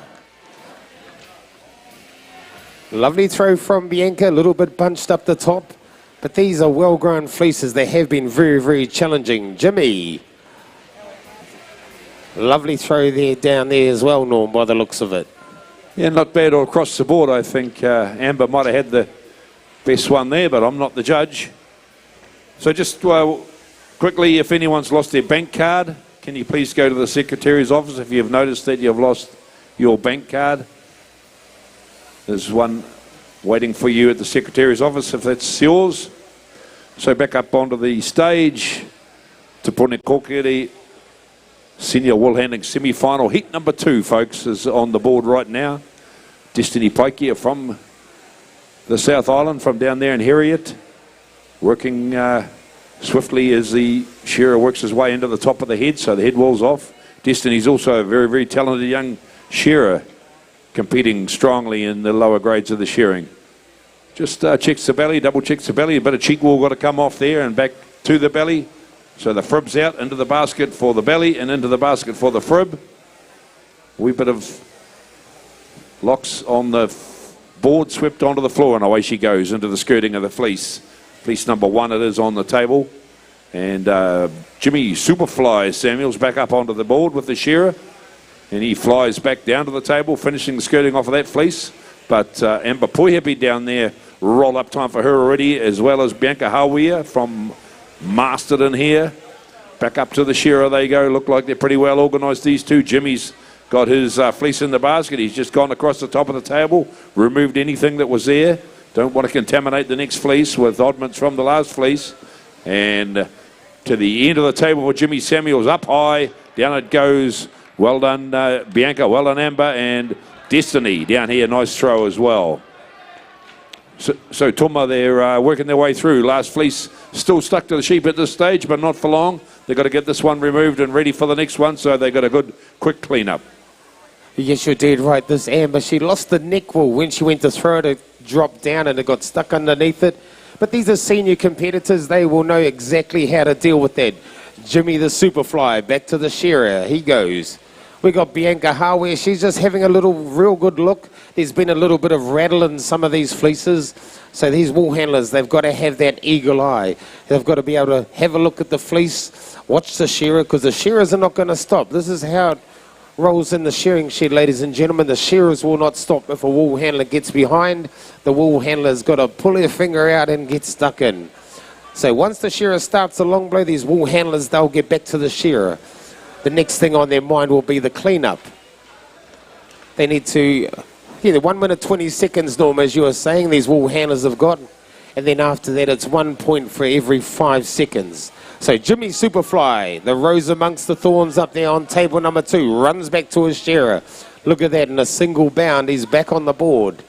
He's got to roll those fleeces up, nice, tight and compact, from the britch to the shoulder. Lovely job, lovely roll down here by Amber. You can lose a lot of points on the roll, Norm. Yeah, that's dead right. Everything they do, there's a correct way to do it. Just the same as the shearing side of it in the pressing. Everything we do in the wool shed, there's a right and a wrong way to do it. Sometimes you can get the same result doing it different ways, but these competitors are judged accordingly. So up with the broom, so the shearers are into the pens and out of the road. All finished nicely. Well done, shearers. Bianca Hawea just cleans off the top of the board, and she's going to get the top of the step swept off as well, and that's going to minimise the time when it comes to the big broom. Away they go, skirting the last side, or the first side or the last side, depending on where they're at, of fleece number 3. Way down one side of the table and up the other. Jimmy reaches across, brings it back towards him. Can skirt the oddments off on the one side, so have him going right around. That side of the fleece just was tipped over the edge of the table a little bit for Jimmy, but the other competitors coming close to finishing the skirting of the last fleece. It'll be rolled up and into the basket and out of the way. Then they'll be up with the broom. That's how it goes. Roll up time for Destiny Pike here. Amber Poihipi right there as well. Up with the broom for Destiny. Up with the broom for Amber. And now Jimmy Superfly Samuels way with the broom. He goes on table number 2. Flicks around the legs of the table. Brings everything up towards the shearing board. And he's going to get down, sort through those locks and second pieces into the right basket, so he'll go before he can stop his clock. Everything's got to be nice and tidy, absolutely perfect. The board, the table, the floor, all the baskets got to be nice and tidy as well. And of course, everything's got to be skirted properly, and time taken for Amber Poihipi down there, Jimmy down, Destiny down, Bianca down. Time taken for Destiny down here on table number, and Bianca Hawea. Jimmy, the Superfly Samuels, flying around, and time taken. Give them a hand, folks. Heat number 2 of the Te Puni Kōkere Senior Wool Handling Semi-Final. Heat 3. As soon as our baskets have been removed by the judges, we'll have Tyler Hitter on table number 1. Jasmine Tapuki on table 2. Crystal Bird on 3. Asja D. Paku on table 4.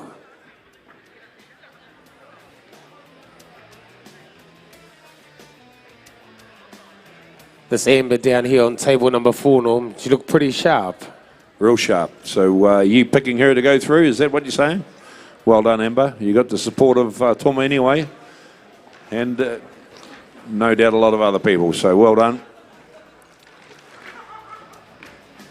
So the next heat, we'll just get There's seconds in that, up to give them a hand. Well done. Get the baskets sorted as soon as they get back to the competitors.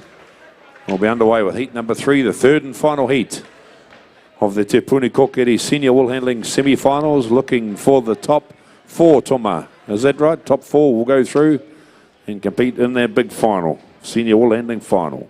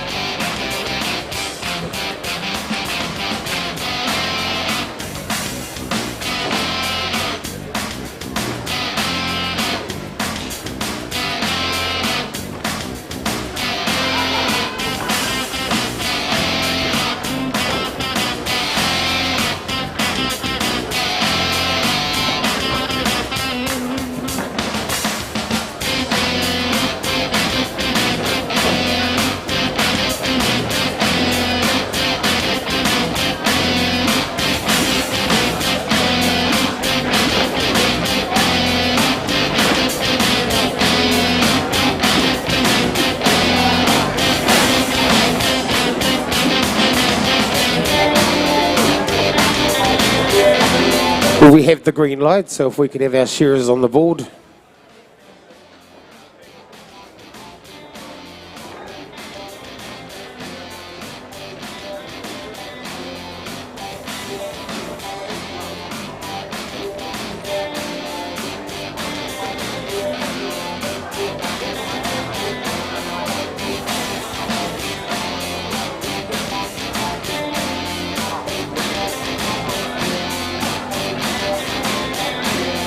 Okay, looks like we are good to go. Timekeepers ready.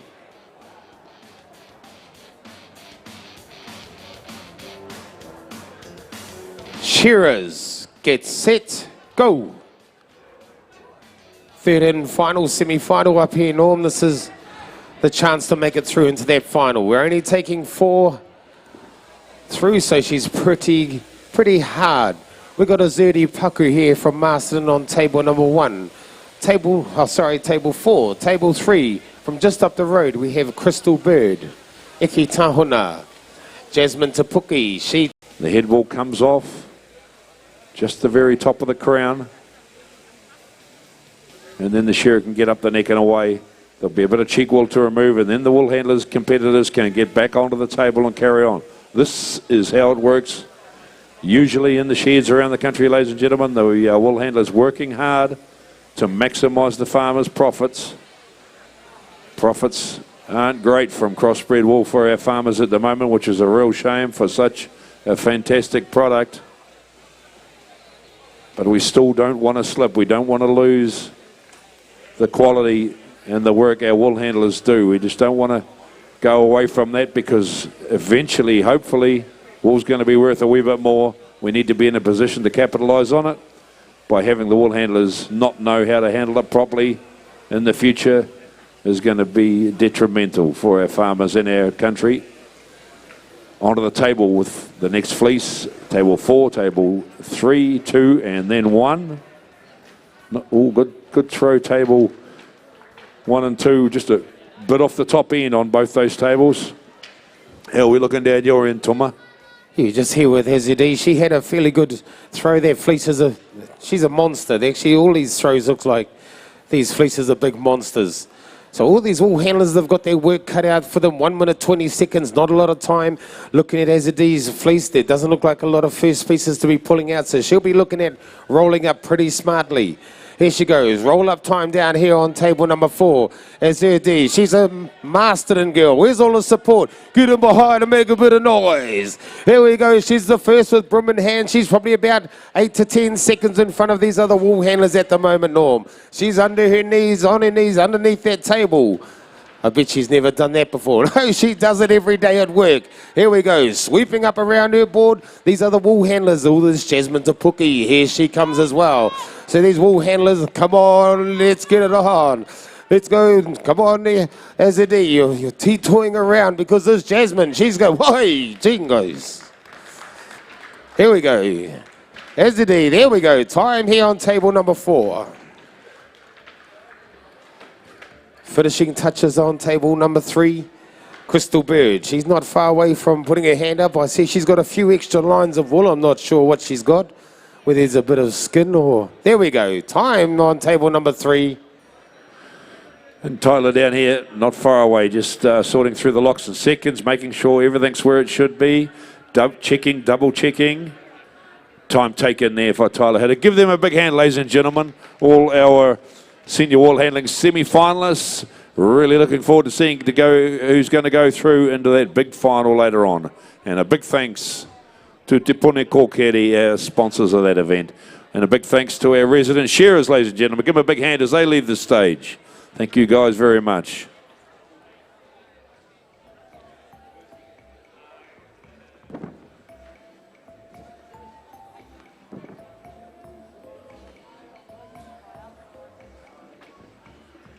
So the next event on the card, folks, is the Evergreens Shearing Grade 1 for competitors aged 55 to 65. Another 20 years and I'll be able to have a go on that myself. Looking forward to seeing these legends up here competing very shortly. 3 second share sheep they'll be shearing. And we'll be going through to a semi-final. This one sponsored by Wairarapa Helicopters and Still Shop Masterton.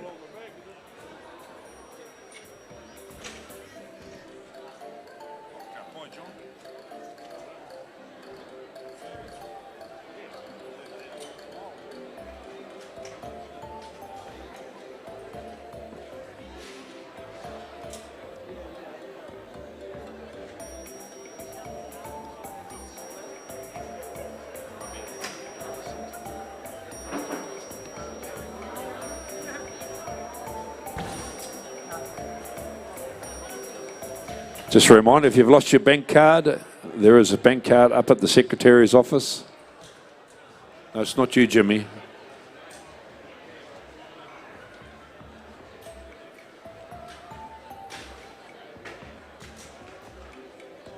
So the Evergreens, John McBride, I don't know how come you and I got to commentate this one, but, well, I might know how you got to commentate, but I'm not sure about myself. They obviously wanted to mix a wee bit of youth with experience in this one. Well, it's good to see a lot of these very experienced shearers. You can't call them old. They're young at heart. Otherwise, they wouldn't have picked up a handpiece here today. Some of the legends of the past are about to come before us, not only in the shearing, also in the wool handling. So it's going to be an interesting little exercise. A good number of competitors.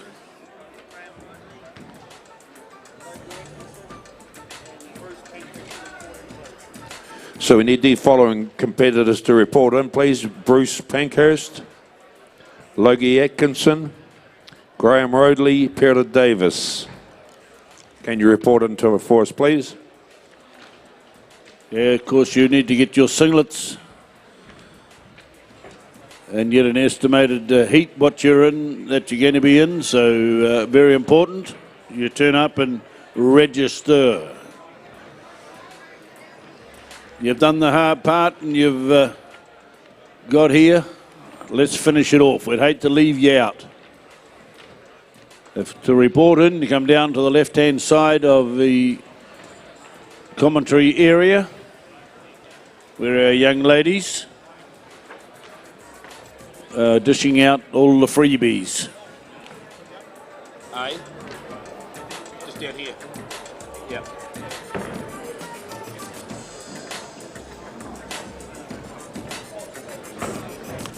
And a big thanks once again to our sponsors. This one, like I said, Wairarapa Helicopters, Still Shop Masterton. Still Shop Masterton, multi-award winning business here in Masterton, obviously, John. Yeah, I noticed you're wearing a sponsor shirt today too, Norm. Good to see you. Fits you. You shouldn't have flogged mine. I lost 5Ks last night. Just to get into it.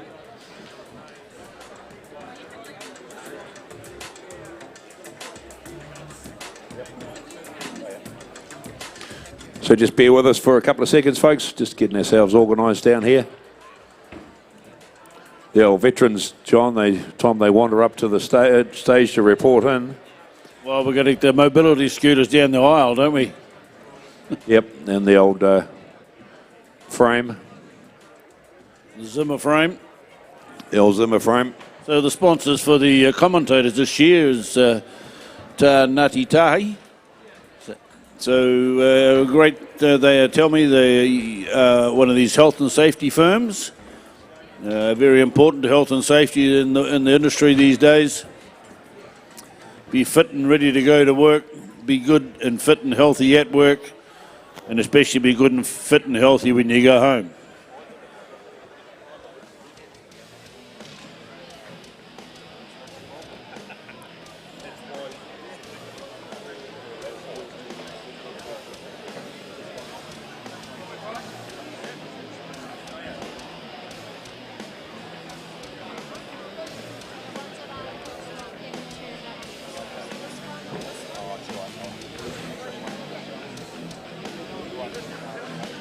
So we're going to have some of our elder generation up on the stage competing in the next 3 events. Grade 1, Grade 2, of course, competitors aged 66 to 75. And the Grade 3 competitors 76 plus. So be great to see some of these guys going and girls. A lot of them have been legends in the industry. A lot of them still probably share quite a bit. So great to see them have a crack. And of course, all part of the 60th anniversary celebrations here at the Golden Shears, John. Certainly a good effort for them to come back. I know they'll be reuniting with some of their old compatriots.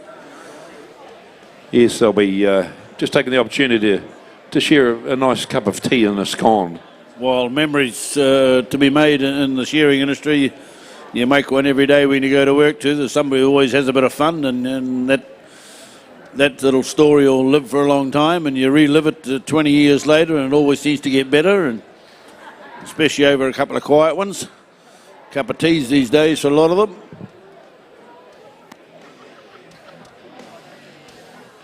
So we're just waiting on the draw to go up on the board. And of course, I must remind the competitors, you need... Richard Pearson, please. And Charles Pearce. Can they report in, please? Richard Pearson and Charles Pearce. I must remind our competitors they are their own timekeepers.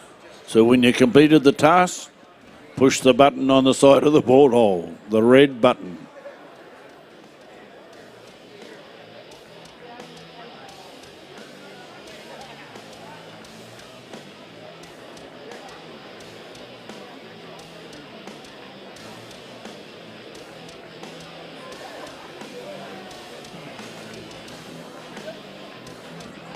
Now you'll just notice one of the judges, Richard, putting away the handset. That is the points recorder for second cuts. It's not a remote control for these shearers. That is a points recorder. It goes through to the computer room up the back of the stadium where they coagulate all the points. And here we have Evergreens Heat 1. Peter Davison from Masterton, Bruce Pankhurst from Masterton, Andy Owen from Dannyverk, Mike Hamilton from Hamilton, that one's easy, Peter Taylor from Palmerston North, and Steve Cooper from Opotiki. So that's our first lineup of the Evergreens. Could they assemble down at the bottom of the stairs, please, on the left-hand side of the stage? You know the drill, guys.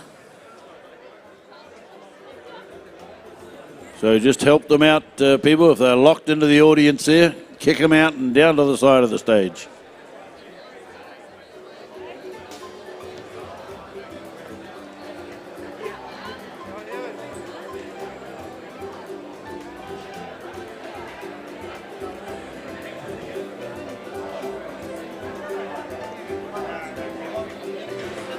Last call, please, for Logie Atkinson to come and register.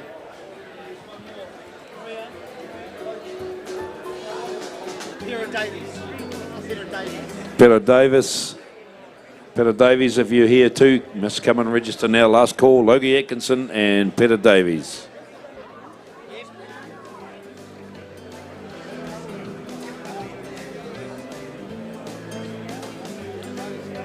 A couple more seconds and we'll be underway with heat number 1 of the Evergreen Grade 1 heats.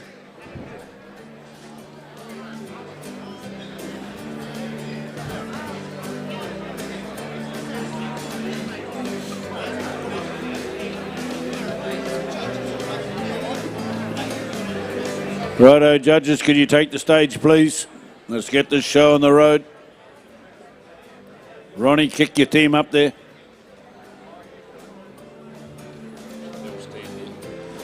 We might have to get a little bit of an elevator to get our judges up.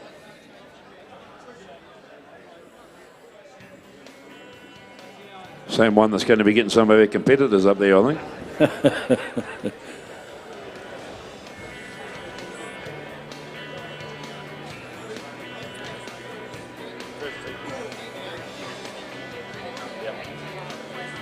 Cooper, first to step in for number 3. Taylor, he's picked up the pace a little bit. Mike Hamilton from Hamilton. Well, he used to be from Mataura, if I recall. As he comes across the shoulder. Hamilton's not that far away. He goes under the shoulder and down and out to the flank. Did a lot of competitions in the years gone by. Bruce Pankhurst, he's got a shearer son these days, and he's doing quite well, the young fella that lives in Masterton. So they've all got an affiliation here with the shearing industry. Peter Davison gingerly brings that one out. They've got a little half-bellied sheep, so there's not too much chance of impeding the breeding ability of these ewes as these experienced shearers go about their task. Andy Owen from Dannyverk across the shoulder, holding that sheep up nice and high. Probably they quite haven't got the leg power they used to have when they were back in the day, but they're still going to make stories here tonight by the time we get round to the later part of the program. Up over the top comes Hamilton. Right out the last leg goes Andy Owen. Bruce Pankhurst is in the long row, but down the far end, the pace coming on now from Peter Taylor as he comes across the shoulder. Oh, Stevie Cooper says, don't count me out, I'm hanging in here for all money. And it's blow for blow, but I think Peter Taylor got the fastest last side, Norm. That was pretty sharp. Yeah, blew that last sheep out about that, John. Steve Cooper hits the time clock and turns his machine off, stretches his back. Bruce Pankhurst has he yarn to the judges before he hits his time clock. Down the last side for Peter Davison. Another couple of blows and he'll be all done and dusted as well. So not bad sort of times. Mike Hamilton right out to the toe for Mike. Another couple of shots and he'll be looking for the button as well. And out it goes. Well done, Mike. Andy Owen slides up the undermine of his third and final sheep into the top of the head this time. Nice precise shots going in there. Opens up one side of the brisket and up under the chin.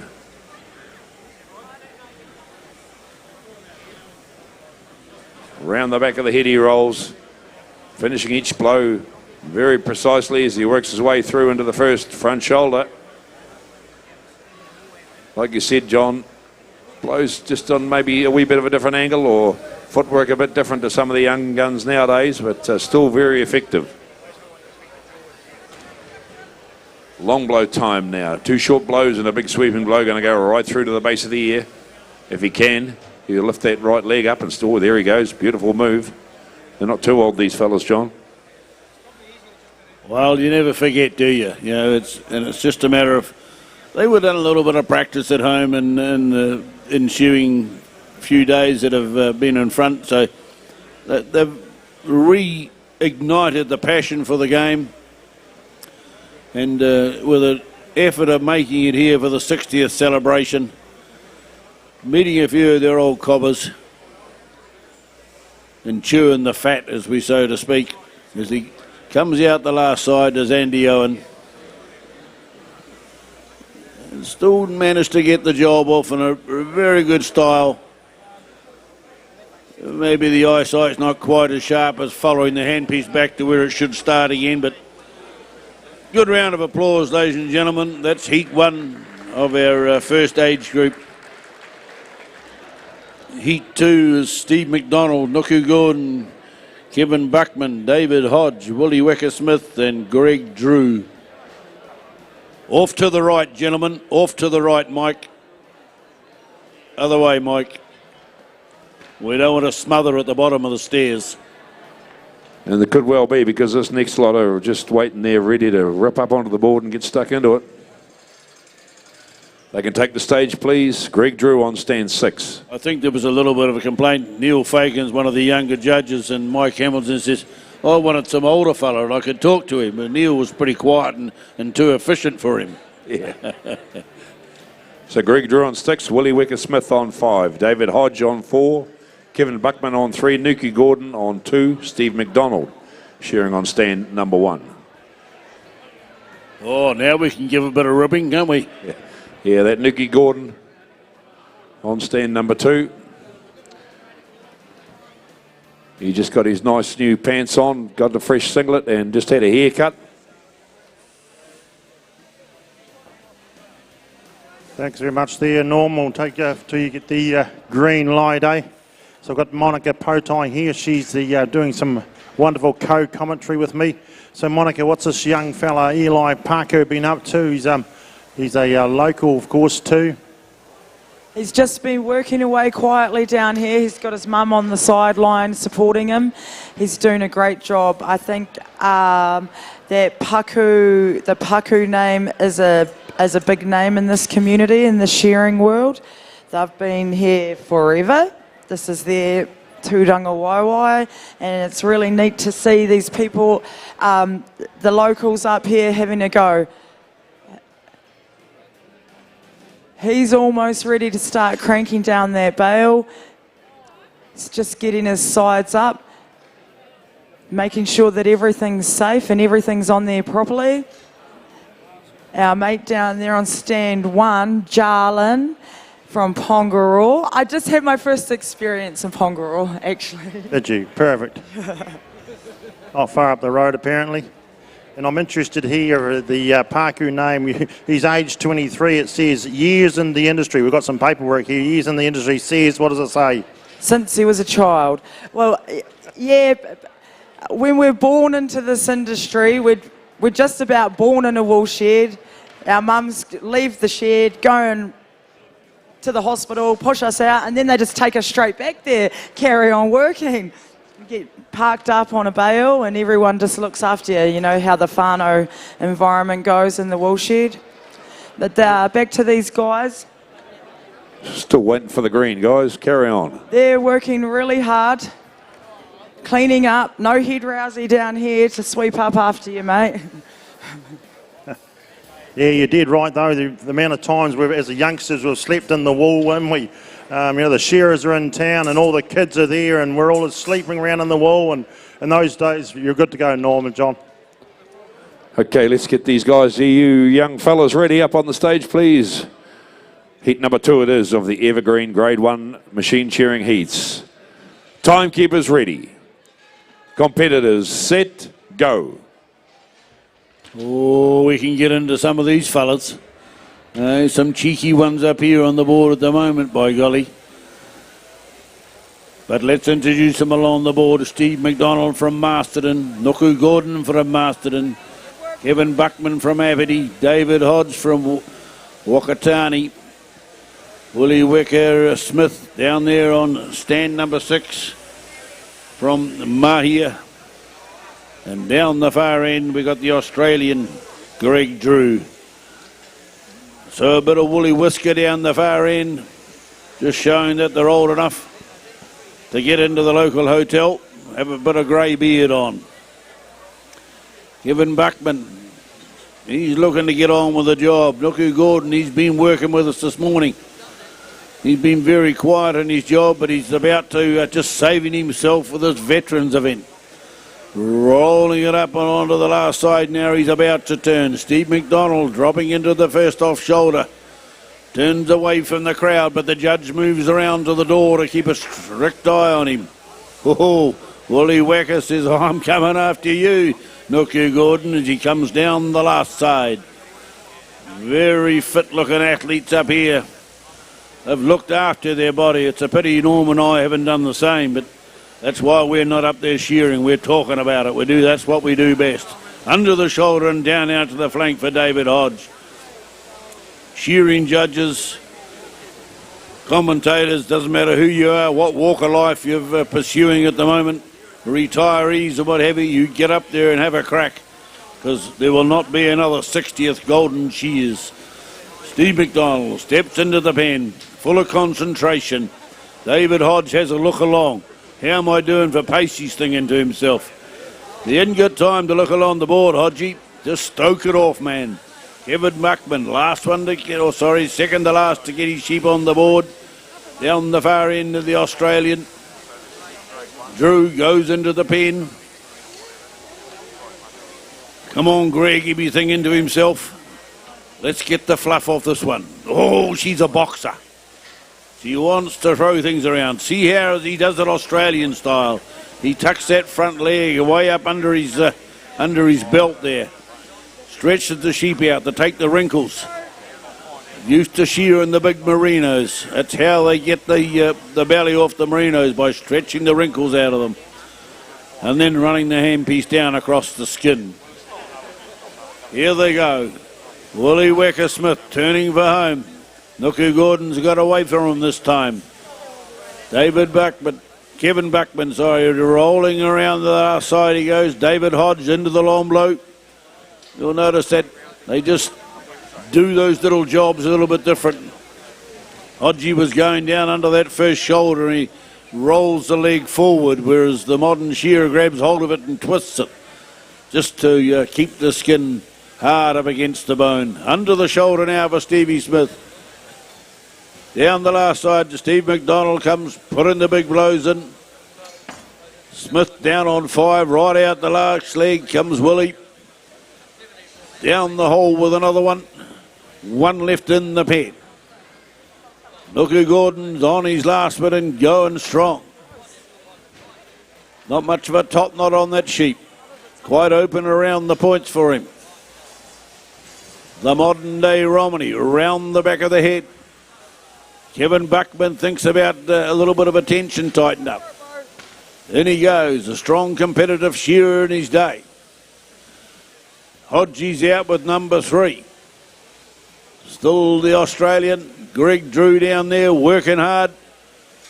But looks like Nuku Gordon from Masterton, the local man, Norm, was going to be taking out the speed shot on this one.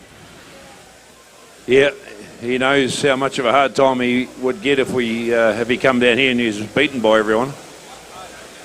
Right out onto the back leg he sweeps. Nuku Gordon on stand number 2. Call Stewart up here working with the commentary team. Another couple of shots for Nuki. He's going to be all done and dusted. Well done, Nuki. Hits the time clock button. And he can stand and straighten his back. And I just noticed his old tummy sticking out a bit further than it was before he started. Chest's dropped a wee bit, tummy sticking out a bit. Pants have fallen down slightly. Now he's starting to look his age up there. He come up on the stage with sprightly step and everything sticking out in the right places, but now he's let his breath go. So down over the last... You can only hold your breath for so long. Yeah. Down over the last front shoulder for Kevin Buckman onto the back leg. David Hodge is the same. Steve McDonald right onto the back leg as well. Kevin Buckman finishing touches. Out it goes. He's happy enough. Well done, Kevin. Wooly Wacker Smith, he's just standing there having a look at them next lot of sheep coming into the pens. He's all done and dusted. Beautiful share of that, man. Beautiful style. Steve McDonald finished. And just our Australian friend down there, Greg Drew. Just notice when he come out of the pen, set the sheep up for the belly, real... Did you notice that Hodge? He's trying to cheat the judge to knock him back 10 points. Yeah. He tried to buy a rabbit. How did that work? Yeah. Yep. I don't know why the hell he'd want to buy that one. There's better rabbits out there than that one, that's for sure. But Greg Drew from Australia, finishing touches. He can have the last say in this heat. Shearing nicely, just placing his blows right out to the end of the toe. Another couple of shots. Give him a hand, ladies and gentlemen. Greg Drew from Australia and all the competitors in heat number 2. Heat 3 up next, John. Who we got coming up this time? Stand number 5 will be Dave Brooker. Carol Hodge on stand 4. Russell Knight on 3. Jules Angus Burney on 2. And Graham Rodley on stand 1. They can take the stage. Just while you're reading that. Get off the other end, Dave. Still yapping, is he? Oh, Carol. Dropping a couple of hand pieces there for Carol. Oh, what a gentleman. Is she down on stand 4, Carol is, so I'll sort it out. She'll sort it out. We have Evergreens 2, that's the next generation. Heat number 1, Gavin Tangusley, Art Eastman, Alan Williams. Stand 4, Mark, yep. Thank Edwin Peru. Beautiful, your mahi, bro. Keep going. So that is the first 4 in Evergreens 2, Heat 1. Tangusley, Eastmans, Williams and Peru. We do have Heat 2 in Evergreens 2. Alan Schofield, Sam Saunders, Willie Buick, Charlie Pearce. Heat 3, Ray Rangiava, Philip Woodward, Richard Pearson, Peter McCabe. Heat 4, Peter Hooper, John Hand, Sam Saunders. Not sure why he gets 2 goes. Heat 5, Ray Rangiava, Peter McCabe, Richard Pearson. Oh, I think they want a bit of practice. All right, thanks very much there, John. So we're down here at the pressing again, East Farmlands Woolpacks New Zealand sponsored event. It is sponsored by them this year and it has been since eons. That's Eli Parku, he says, right, been there, done that. And now hoping for the 160 kg bale weight. Once again, if you just arrived, a big warm welcome to you. Down at the pressing here, we've got all these facets of safety and bits and pieces and technique and tidiness and all those sorts of things. But we're looking for 160 kg bale. Overweight, they lose some points. Underweight, they lose points as well. Underweight more than over because it's an easier job to do. So down here, we're still in the process. There's lots of minutes to getting 100 kg bale wrapped up and organised and ready to go. This here bale, there's some weight in here. Jarlin has really stacked her up, Monica. You can see the pressure on the pack. It hasn't started ripping yet all of a sudden. I can tell you, I went and visited Pongaroa for my first time and I seen the shearing van driving around and it's called Shear Exhaustion. That's the name of their crew.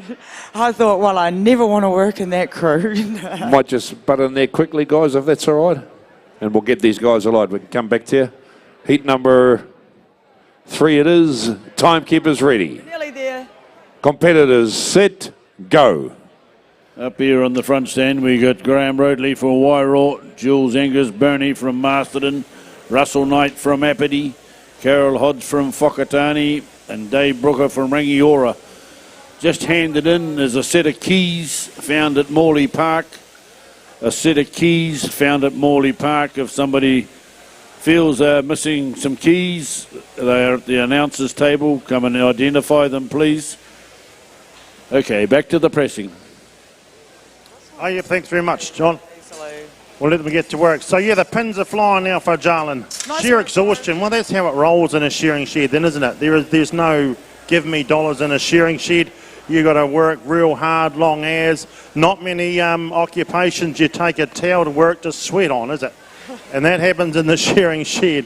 You got to earn your dollar. So here's another man earning it. Benny Oni. He says, sit up there, darling, and it does. Finishing touches now. You want to bring him home, Monica? Come on, mate. You're nearly there and you've done a beautiful job. I can see your Pongaroosians over there, and they're all proud of you, all supporting you, mate.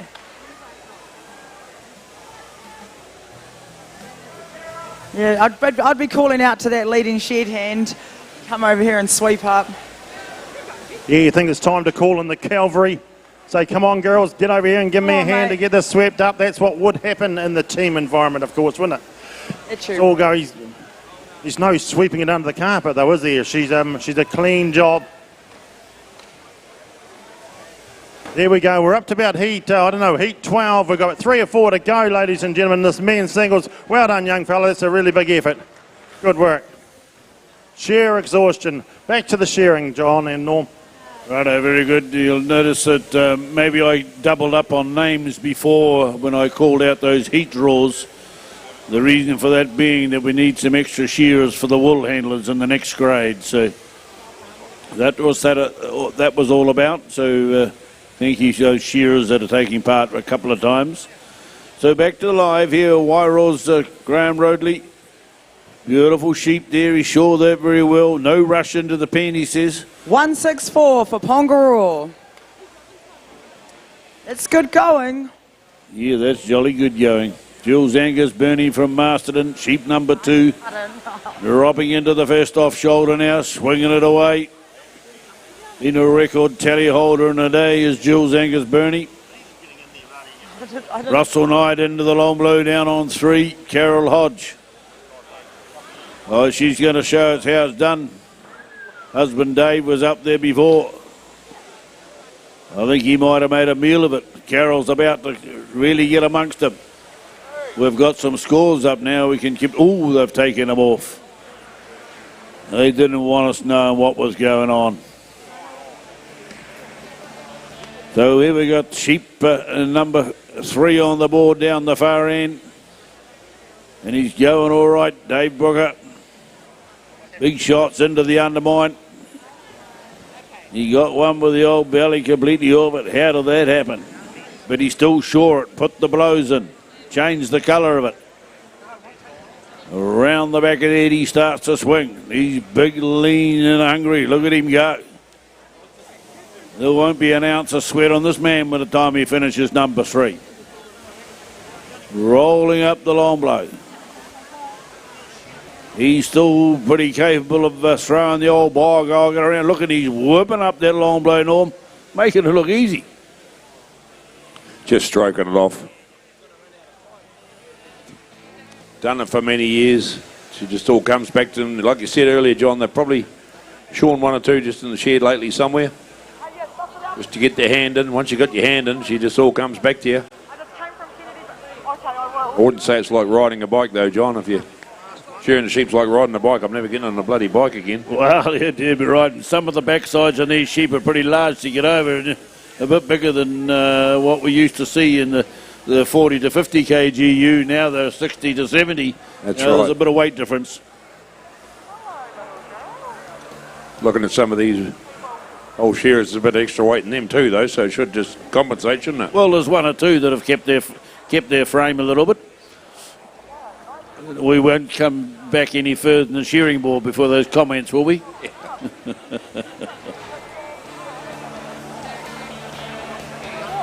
So down here we have sheep number 2 almost completed for Carol. Been up here on the board many a time, judging here at the Golden Shears and copious amounts of competition around the North Island. Graham Roadley, down the off leg he goes. The big undermine shots. Jules Angus Bernie completes the task. Good cheer there from the local lady. Russell Knight. Be interesting to see how he goes. He might be a bit more lenient on some of those competitors when he has a look at his score. He'll be saying that can't be right. I didn't leave it there. I didn't take that off. Hey, what the judges see goes on those little grey boxes in their hands with the aerials on. Sends it through to the top room. The top brass up there in the upstairs apartment. Unseen, unheard of until things go wrong, and then they scream, "Stop the bus!" Into the long blow goes Ram. Belly coming off now. for Carol. Where was I? Was I knitting? Putting the kids on the school bus? No, I'm shearing sheep. Let's get on with it. Big shots. Maybe we should keep quiet and the music will carry her away. Over the shoulder now comes Graham Roadley. Compact, he's right down next to his sheep. Holding it all together, and he just turns it slightly with every shot he puts in, shuffling his feet backwards like every responsible, well-taught shearer should do. Keeping the head as high as he can between his knees as he goes out the last leg. Done and dusted for Graham. Just a few shots left for Carol now as we getting in towards our next round. Our next round, Norman, is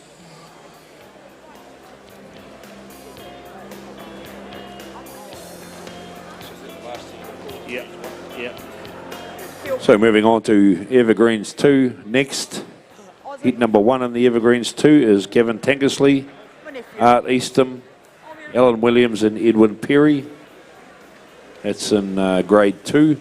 But first, to finish off, we're going to finish off up here is Carol Hodge as he drops down over the last front shoulder.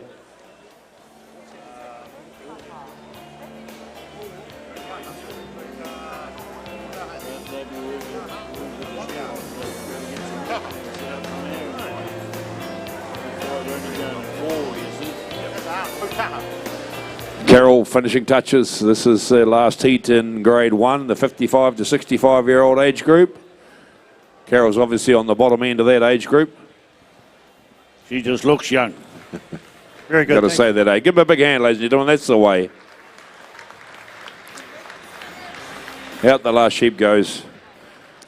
Thanks very much, Norm. We'll just get this one started, please. Go for it. Thank you. Topia Barracliff, the youngster, aged 15, press 1. Tyner Paul, press 2. Press is ready. Judges ready. On your marks, get set, go.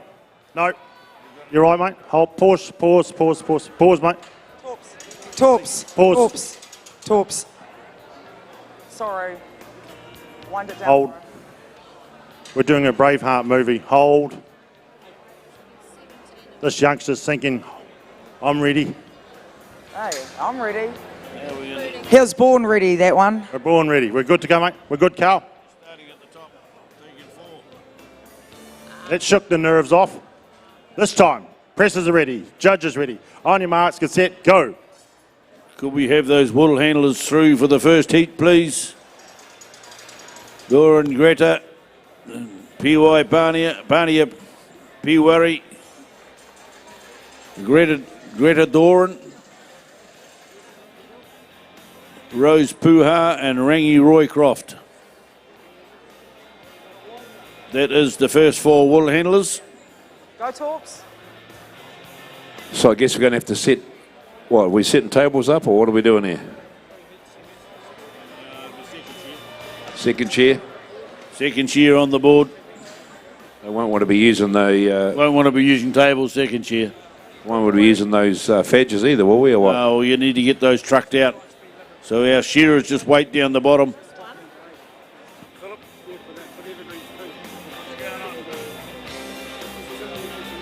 All right, Monica, look at this young fella here, 15 years of age. Other occupations? Topia still goes to school. Yeah. Philip. I was going to say...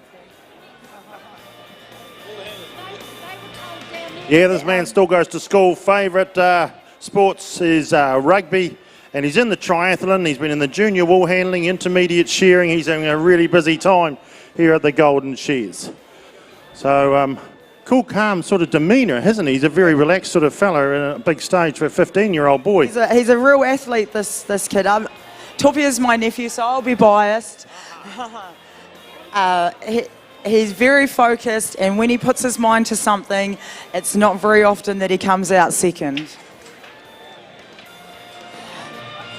Very good. Well, I see he's been 5 years in the industry as well, so plenty of obstacles to get into the top, whatever it might be here for the semi-final. Go. So here we go. We're going to do some knitting and some crocheting and the lights. Tyner, he's a big, strong fella. Wrapping all that wool up together and locking and loading it, and now bends the legs as one should. Goes for a double grab and throws it in there. That's half a box load. The young fella, he mightn't have all that mature bulk muscle on him yet, but he's still got very good technique. Here he goes. Talk us through this one here, Monica. He's got the big arm load. Oh no, we've got the green light, sorry. No, it's all right. You carry on. We're just got to get ourselves set up down here. So all action back there at the pressing, Monica. Torpia's getting another big arm load. Now his mother is from down here, Wairarapa, so he's a bit of a local boy. Well, his roots are down here too. And there he goes in that box. He's done the double side. He's got the wool pack in the press as well, so he can tramp both sides at the same time. Our mate down here on stand 2, he's just doing the one at a time technique. He's a Paul. Yeah. Yeah, Tyner Paul. Tyner Paul. He's just doing that one side. We must, after this, just have a talk to the judges and find out what the rulings are. There obviously is a reason why some of these high-up presses are doing one box at a time. It seems common sense to a commentator or someone sitting in the crowd here that you'd fill them both up and then just step across. But there could be a safety factor to that, and we'll find out after this one. So off with the lid here for Tyner. We'll stick that on there. He brings the cap with him. Flicks the fadge. Brand spanking new fadges these. You've got to give it a bit of ear time. It's well ironed and stuck together. In it goes. Topia says, okay, I'm up there. Oh, by jolly, he can stamp that wool. Look at him. He has got some real technique. Got all those corners. Pushing all those corners, folks. You see that on press 1 here. Getting those corners and squeeze the bale up, because otherwise you have these little funny old corners and the bale doesn't want to sit on its own. Sit up square, so they've got to get those corners done. And the other thing that happens there is when you're trying to squash a bale, by jumping in the middle, Monica, up and down the middle, it just comes straight back at you, doesn't it? Just bounces straight back at you. So you'll notice, if you're not aware of how it works, these guys stomping down the corners, and they'll, oh yeah, there he goes, big arm load. So Torpia's dad is the main shearing contractor in Pure. So these kids, him and his brothers, have been working in a wool shed probably all their life. The last couple of years, there's been a couple of van loads of these young up-and-coming boys, and they travel around to the competitions every weekend. Mark Barracliffe's got them all going. He's a really good guy. And yeah, go Torps. Yeah, get into young fella. Look, we're moving on to the ladies' singles soon. The entries here have been probably record-breaking numbers. We've been really blowing the roof off the place as far as entries go. So women's individual, please make yourself known to the secretary's table down here so we can keep on rocking on through as another big handful comes in. Tyner says, let's get her going, rock and roll time. She's a bit of a cage fight. There's no rules around here. No chucking the towel in. Into the corners he dives. The young fella, here he goes again. He's doing that knitting thing, isn't he? And he's only a little fella, but the muscles on him, yeah, they'll surprise you. Torpia works hard, works out, he eats well, he's very focused with his training. He's very good at rugby. Ooh, big arm load. He did the junior Woolhandling yesterday and made the semi-final. He was probably one of the first times he'd picked up a fleece and threw it on the table. So he did well there. He's just finished competing in the intermediate semi, so hopefully he made it through to the next round there. He will be a good contender for winning the triathlon this year. Good work. Well, he's got plenty of wool in there. If he gets it any higher, he's going to need some scaffolding around it and a bit of few orange cones as a hazard. Tyner He's loading now the bottom box. Okay, the finishing touches here. He's been in the industry for about 5 years, shearing in the intermediate grade. Favourite sports is rugby league, ladies and gentlemen. Second time at the Golden Shears. Ambitions and goals. Just see his house and land. I'm presuming that is to own a house and own his little piece of paradise. This is where it starts. It starts with a bit of hard graft. The saying is, the harder I work, the more luck I have. And that's how it rolls in the shearing sheds. Real hard workers. Tidies up and around the edge there of the box. Now he's going to drop it down, ladies and gentlemen. He was going to make it nice and clean there. You know, there's a reason why there. Here's your young man winding up. Oh, he's got a bit of a bounce on there. There's an art to winding these things up really quick, but holding it steady. He's got it now. Topia steadies it up. Now, in the wool shed, if we see them having a bit of trouble pulling it up, we're generally go and jump on the bottom box, stand on the other side, just to hold it steady for them. But Auntie's not allowed to help you today, bub. Yeah, there's a real art to keeping that box when you want to get up real quick, hey, and just still not have it doing the old gypsy tap on you on the way up. So Tyner doing the... Okay, let's have our shearers on the board, please. On stand number 1. Oh, we just hang on. We just got a wee problem. Just wait, steers. Wait, Gavin. Just wait. He can't hear.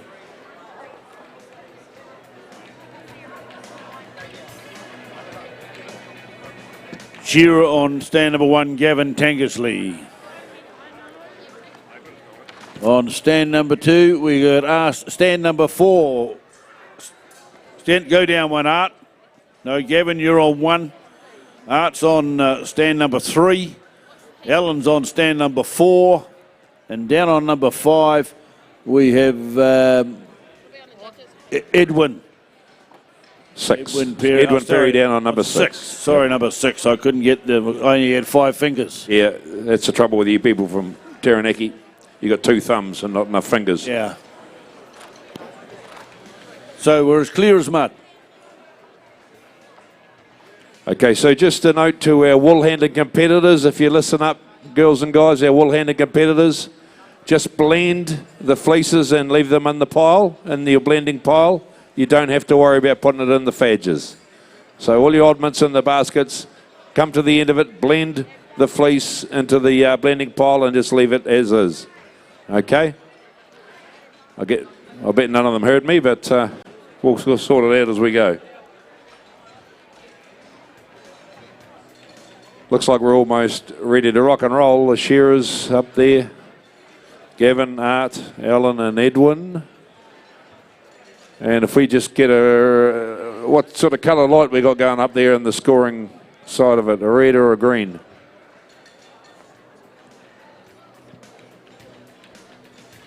Green light, so we've had the thumbs up from down there, that's all good, thanks Warren. All right, shearers at your stands please, wool handlers in position as well. We have the thumbs up, timekeepers ready. Competitors set, go. The wool handlers for the next heat, Yvonne Abrahams, Vicky Archibald, Araha Garvin and Picky Tipawai Samuels. They are the wool handlers for the next heat. Shearers for the next heat, Alan Schofield, Sam Saunders, Willie Buick, Charles Pearce.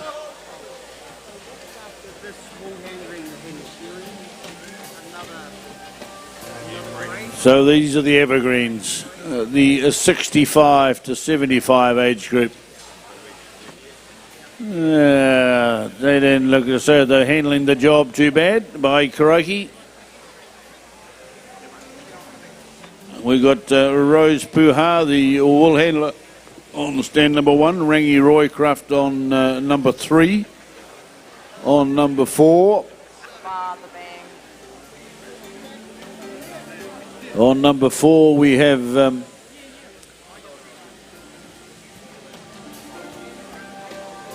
that's not Party up here. We have, it's working away, they're going well.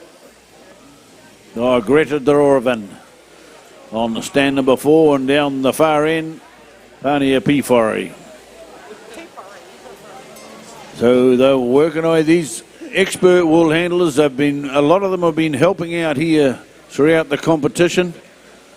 And it's their chance in the sun now. These old shearers have just been a little bit generous in handing them the top knot and all that sort of stuff.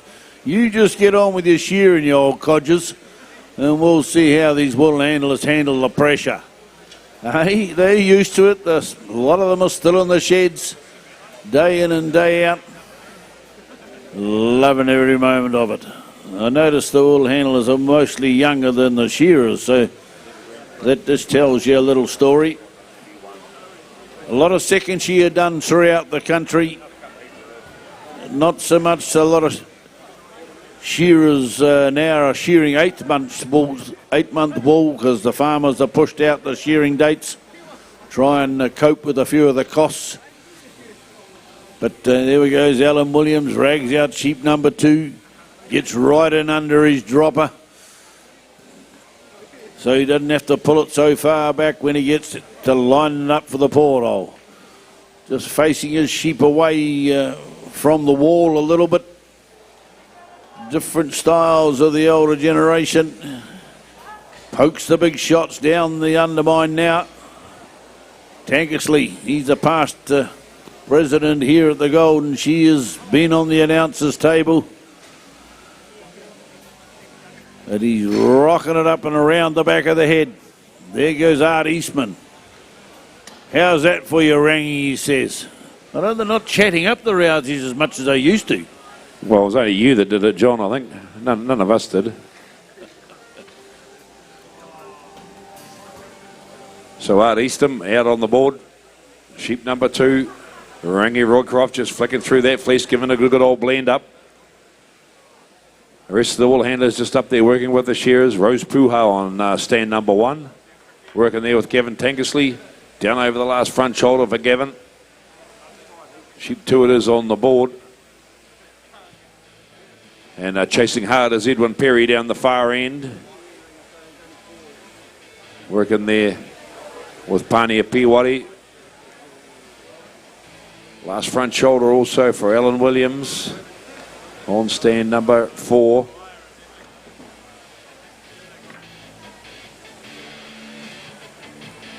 Gavin Tankersley in for his third and final sheep on stand number 1. Out he backs. Now Rose has got the board clean, got everything sorted for him. And she's going to flick through and give those fleeces a good old blend up. Rose Puha, very, very experienced wool handler. And back up on the board she goes. Rangi Roycroft there as well with Art Eastham. In goes Alan Williams. Edwin Perry, been here and done that. Sheep number 3 on the board for Edwin as well, and away down the belly he rolls.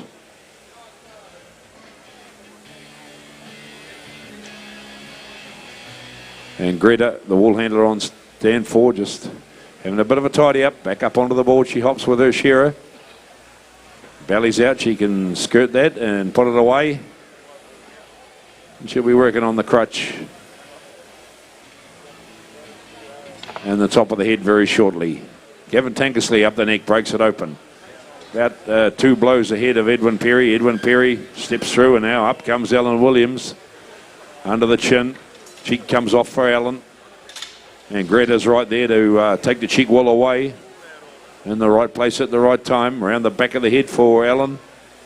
Long blow time, so Edwin Perry, he wants the ringers on us this time in this heat as he sweeps up through the backbone, and another shot, and he turns for home. So just pulled back Gavin Tankersley, just snuck out in front of him.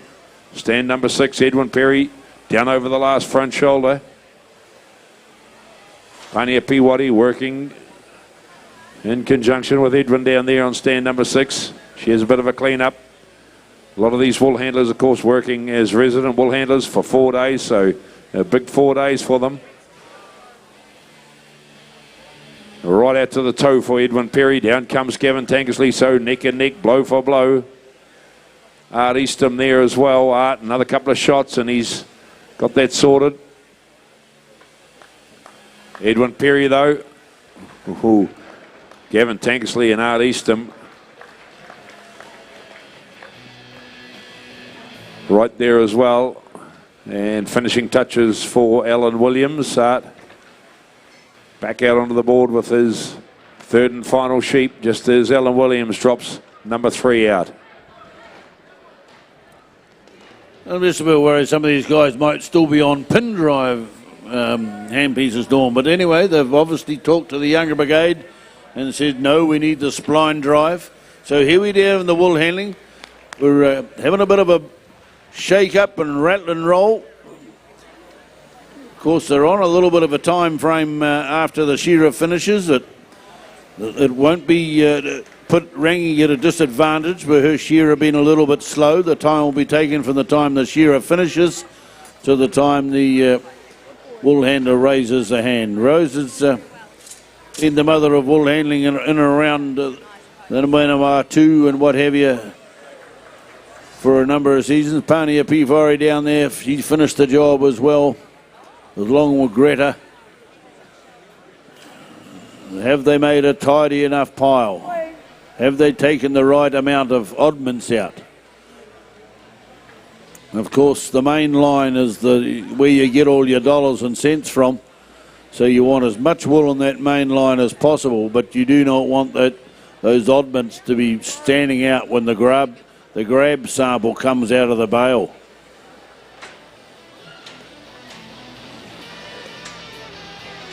I think Hart would like this bit of music if we left him alone, a bit of punk rocking, wouldn't he? Hey, he's got that Flash Harry red headband on. That's just stopping the driplets coming down into his glasses, not to keep the hair in place. As he rocks up the long blow now. Keep it going, Art. You're doing fine, matey. Keen as mustard to get here and perform at the 60th celebrations of the Golden Shears.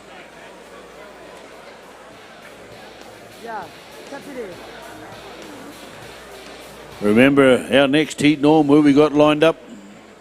So the next heat of shearers will be Alan Schofield, Sam Saunders, Willie Buick, Charles Pearce. That's the shearers. And we have Yvonne Abrahams, Vicky Archibald, Araha Garvin and Picky Tippawai Samuels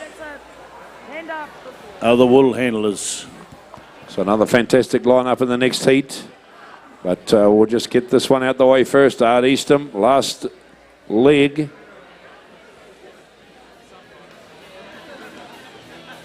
Yeah, they've been shearing away for 10 minutes, so that's a bit tough on the old back. And he underneath it, Art. Hit the red button, mate. You got to make the lights flash, not the lights out. Yeah. Well done, guys and girls. Awesome stuff. And Rangi just got to go through, and now she's going to get stuck into the blending of these 3 fleeces. Of course, very, very important this. The judges closely watching, making sure it's all blended properly. All the different fibre lengths all blended in amongst one another. Can we have Sid Tartana, please, to report in? Sid Tartana. So Rangi up with the broom. Another couple of seconds and she'll be done and dusted. And time taken. Give them a hand, ladies and gentlemen. All the way from the King Country. That's how we usually do it. Okay, wool handlers, hop up there and prepare your spots. Yvonne, Vicky, Aroha and Picky. And we'll have the shearers on the board. Charles Pearce, Willie Buick, Sam Saunders, Alan Schofield. Right, so we've just weighed the last 2 bales. Tina Paul from a place called Mount Bruce in New Zealand did a 166. We were looking for 160, so that's okay. That's not too bad. And Topia Boracliff has done a 152, this youngster with those really highly defined muscles at the age of 15. A 152, that's a super effort too. So ladies and gentlemen, we started at some early hour of the day this morning, about 8 o'clock, and we have done the men's singles right through to now. That was the last and final heat of the men's singles. And I know that the numbers have been sensational, and we're more than happy to accommodate. So We're now down to the judges and the points people up the top to tell us who's going to make the semis for tomorrow. And we'll move straight on now into the women's singles, okay? So the sponsor for the men's is Farmlands and Woolpacks New Zealand, and the sponsors for the women is Farmlands and Woolpacks New Zealand as well. So a big thank you to you guys for your continued support here at the Golden Shears.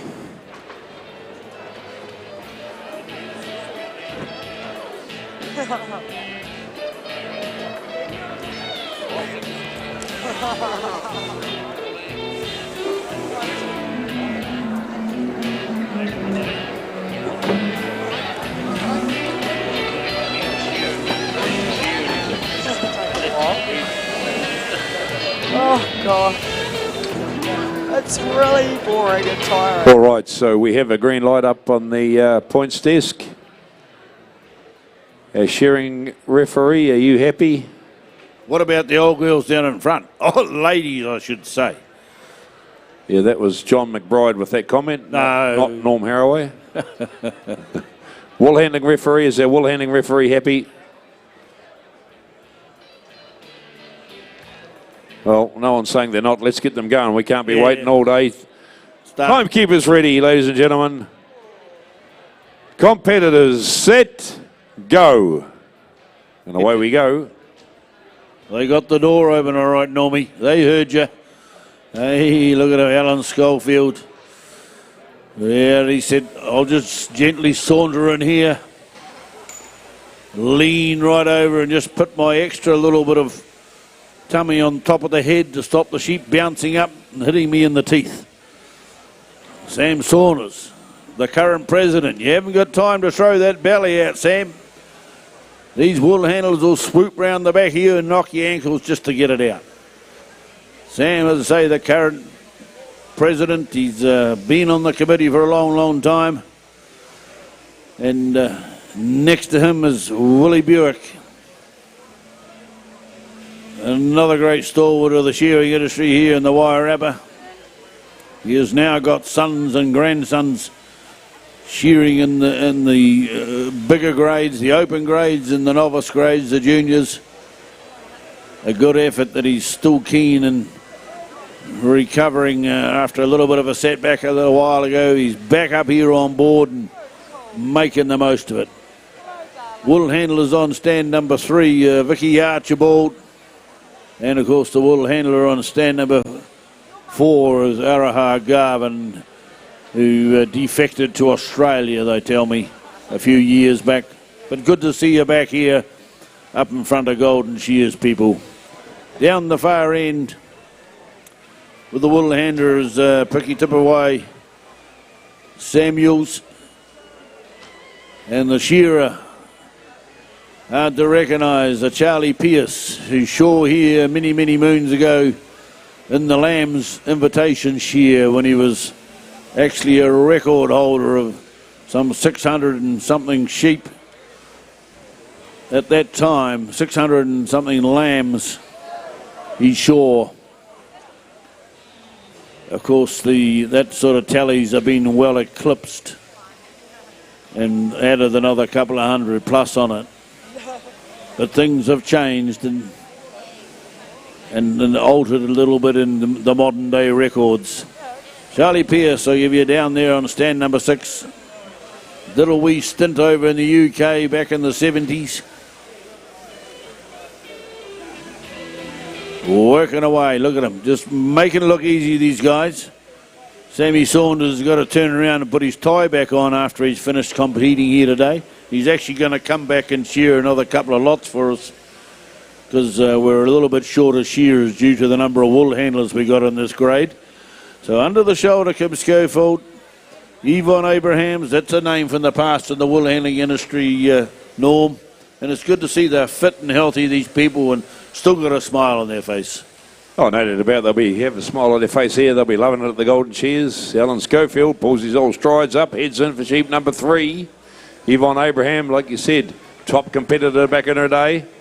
It was only the day before yesterday too, to be fair, and she gets down, flicks through the fleece, just double checking everything she's done. making sure the judges are going to be happy. She's vastly experienced, as are all these competitors. Sam Saunders and Vicky Archibald working away there on stand number 3. Vicky just flicks a portion of the fleece back out of the road, skirts through the rest of it as it drops off the sheep. Haroha Garvin, fantastic competitor back in her day. She was one of the world's best for a number of years.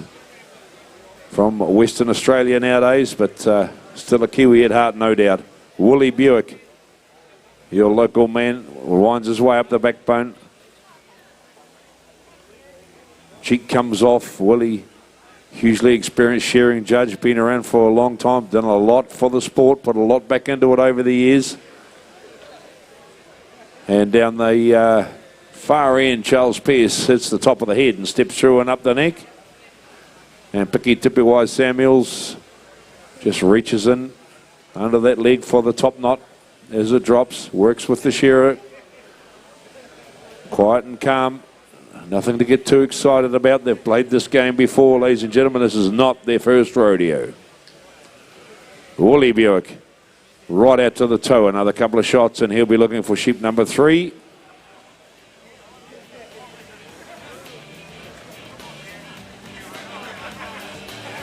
Change of steel. And in and out he goes. Alan Schofield in the meantime hits the time clock. And he is the first man finished. Looks around with a wee bit of surprise, but you shouldn't be surprised. He blew them out, that's for sure, John. Yeah, just enjoying it. The occasion. You're looking at the nothing wrong with the board points on what's out the back so far, so they'll be all trying to keep themselves down to the minimum of those points on the board. Sammy Saunders coming down under the shoulder. I wonder if he's going to take his best shear. If he gets to shear 2 or 3 times, will he take his best clip to see if he can hang in there for the later events? Who knows? Willie Buick out the last leg. Sorry, the first off leg of judges on the road. I thought he was finishing touches, but he's still got a little bit of work as Sam Saunders hangs up the bog iron. He looks like Willie, he hadn't had as much of a suntan on his shoulders lately. He might have been in the woolshed a fair bit practising by the look of it. Around the back of the head he goes, swinging hard. He obviously hasn't been at the beach. Into the first off shoulder. Fleeces just hanging quite nicely together for the wool handler there. We're good to see Araha Garvin. She says, I like it when it hangs together a little bit. It's easier to pluck the oddments out right on the board instead of having to do it down on the floor. She's right with the paces. The shake goes on there now on stand at number 3. Doing all right, these wool handlers. About to say, well, put the broom up shortly. She goes round for a bit of a sweep up. Holding it together inside the lines. That's what you got to do. Happy enough? No, not. It's just a little bit of housework. Let's get it done. And, of course, the wool gets taken away out the back. The hand goes up and indicates the judging's finished. Or the competitor is finished. There goes the hand up from Vicky. Good stuff. Could we have the senior shearing competitors report it now, please? The senior shearing competitors, could you report it now and see us in the picture? Just be mindful of our elder generation that are going to be going up and down the aisles, you senior shearers. Thanks there, John. I'll just get the start of this. Okay, so we're moving on to the women's singles. You good to go? We've got Catherine Maluli on press 1, Emily Takapa on 2. You're right, Emily. Judges are okay. Presses, on your marks, get set, go. Back to the shearing commentators. Thanks, Gerald. So heat number 3 in the shearing, we will have Ray Rangi Alpha, Philip Woodward, Richard Pearson and Peter McCabe up on the stage, please. And our wool handlers, John? Wool handlers have got Bill Greenshields, Dana Tiaraho and Waina Pinaha. So those are the 3 wool handlers for heat number 3. So the Evergreen Grade 2 we're into at the moment, which is competitors aged between 66 and 75. So we're getting up there, but a couple of wool presses down there that are just a day or two younger than that. Going hard. It was here at the Golden Shears. And we might just... That Ray Rangyarfi, he looks younger than I do. How does he do that? He looks after himself, John. That's the difference. She's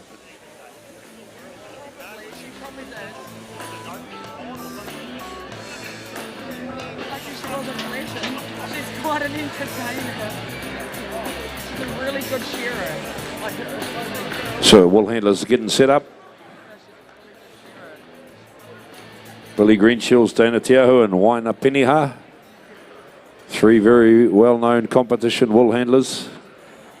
Had all of them had a lot of success over the years. Yeah, well, Billy's lost a bit of his beard, but he's still got a little bit of a goatee on. Used to be a little bit bigger in the day gone by. Maybe he can't grow quite as much as you used to. Yeah. So we have a green light. Let's. Oh no, we're still waiting on the basket. So what's going on down there, Gerald? We've got a couple of good-looking girls jumping in and out of the presses. We're all up. Yeah, they're getting busy down here, right? This is heat 1 of the women's singles, so just interesting enough. So Emily's getting the big handfuls in there. You've got a better view, Monica. How's she getting on? She looks like she's getting on really good, Emily. She's a real star, this girl. And probably her claim to fame at Golden Shears is getting the wool off the table with her mouth. No, I think it was last year. But she's a really strong shearer, and she's obviously a very good presser as well. She's just about got that top box filled up. Little Catherine, well, she's a really good shearer too. She's actually left the shearing shed to work on her family farm back in Gisborne Ways. So it's really nice to have you here, Catherine. Both these girls will be competing in the triathlon, and they'll give the boys a good run for their money, shearing, wool handling and pressing. Okay, just butt in there, please, Monica. We look like we're all set to go. The wool handling competitors are ready. The judges are getting up there, getting themselves sorted. They look like they're ready to go, so let's set these guys and girls alight. Timekeepers ready. Competitors, set, go. Ooh, another great lineup. Smiling faces of competitive shears. The smiling assassin, and you might need to say, because they want to get off there in first place. They want to get into that second round. And the second round will be 8 shearers out of this group and 8 wool handlers. 2 heats. So that's the name of the game. Nice work, girlfriend. Ray Rangyarfi and Billy Greenshields. Ray the shearer and Billy the wool handler up here on stand number 1. Philip Woodward and Dana Tiaho are on the 3rd stand. As we go, the Richard Pearce, the Masterton guru, round the back of the head he goes, swings it for home. And Waina Piniha, the wool handler there. Down the far end, we have Peter McCabe. Peter hasn't got she's got a resident wool handler as he comes over the shoulder on the last side. Leading the field, I suggest. Oh no, Ray Rangyarfi says, I'm not to be counted out. Ray's gone for the extra little bit of cover on his shoulders. He says, I want to get a bit of a bead up and get into the flow of things. Or maybe he just doesn't want to show those tensing muscles and biceps. A powerful shearer in his day, still got the physique to do it. Got the old tape boyangs on. Well, you used to flog the sacking twine from the shed to use as boyangs. The farmer couldn't understand why he was losing so much string, because the belts there wouldn't be these elastic belts of the nowadays. There'd be just bits of bale twine holding your pants up. There wouldn't be these flash hairy jeans you got now either. They'd be the corduroys or the old woolen longs. They used to gather the wool and get as thick as hell on the bottom of them. But at least you could take a knock or two on the inside of your shin after you'd shorn a couple of thousand sheep in your pants.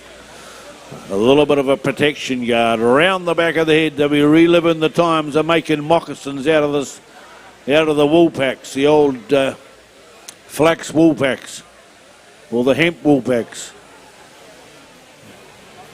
These shearers that have all done those little stints, working under the daylight hours when there's been no power, and just the listed diesel engine chugging away in the corner, driving the overhead. Richard, you haven't got time to look downtown, my friend. He's still going out and doing a few. Works till lunchtime and says, that's enough, I'm going home. Peter McCabe, still pushing him in quick down there, Norm. He gets up here regularly and has a crack, doesn't he? Yeah. Great to see him here again. He's shearing well too, right out to the back leg. Another couple of shots. He's only a shot or so behind Wairarapa. And out goes Ray. Beautifully shorn sheep. Nice big sweeping blows as always. And Peter McCabe drops his second sheep out the hole as well. Richard Pearson, another competitor that competes here every single year. Philip Woodward. And Philip Woodward, another couple of shots. He'll be looking for sheep number 3 as well. So Billy Greenshields up there just flicking through, giving the fleece a bit of a blend. Dana Tiaho sweeps the board behind a shearer. Out comes Philip onto the board. And one up Penny Hart just works quietly away with the shearer, just skirting the last leg off the fleece before she'll flick the whole fleece back onto the pole to be blended. And in goes Richard Pearson, John. Yeah, well, just a wee note from the pressing area. The men's pairs, the pairs wool pressing will be held tomorrow at 7:45 a.m, Friday the 6th of March. So that's the pairs wool pressing to be held tomorrow, 7:45 here in the stadium, followed by the novice wool pressing event. This will be an add-on to tomorrow's program, but there are no other changes. So the men's pairs starting at 7:45, followed by the novice pressing event. So here Thanks, we go. John. Yeah, they're working away, looking pretty sharp in their blue singlets. Ray Rangiafa, he got it out just a shade over 5 minutes, and he wasn't panicking at all. Has still got the smile on his face. He did take a sweat towel up, though, I must add. He should have perhaps gone up with a little bit less clothing on the top. Yeah, I'm not sure why he needed it, though. He didn't look like he broke out into a sweat, that's for sure. It looked pretty easy. Well, he makes it look easy. And a lot of these elder statesmen of the industry, they don't panic about it. They just get the job done. The sheep seem relaxed, so they can just float across this. You know, just watching Peter McCabe before as he brought the head forward. He didn't actually move his hand to bring the head forward. He just popped and wriggled his little thigh a little bit, and out went forward the head, and he just carried on down the last side like nothing had happened. Good shear there from Richard Pearson. The wool handlers now onto their job. Billy Greenshields, he was right on the money. He's finished and done and dusted. Yeah, Billy Greenshield's a good competitor. There's Richard Pearson, all done and dusted. So all the shearers, last sheep out the hole, just down to the wool handlers. Dana Tiaho up with the broom, bit of a flick round, making sure the blending pole's nice and tidy. One up Penny Hart into the blend. And time has been taken for Dana. Well done, Dana. One up Penny Hart. Oh, the old shearers. Look out, she's still competing there. She soon smack a few toes with the broom, that girl. Don't you worry about that. Get out of my way, boy. And the last bit of a flick round with the broom for one, a very, very strong Woolhandling competitor in years gone by. Give her a big hand. Well done. Next up we got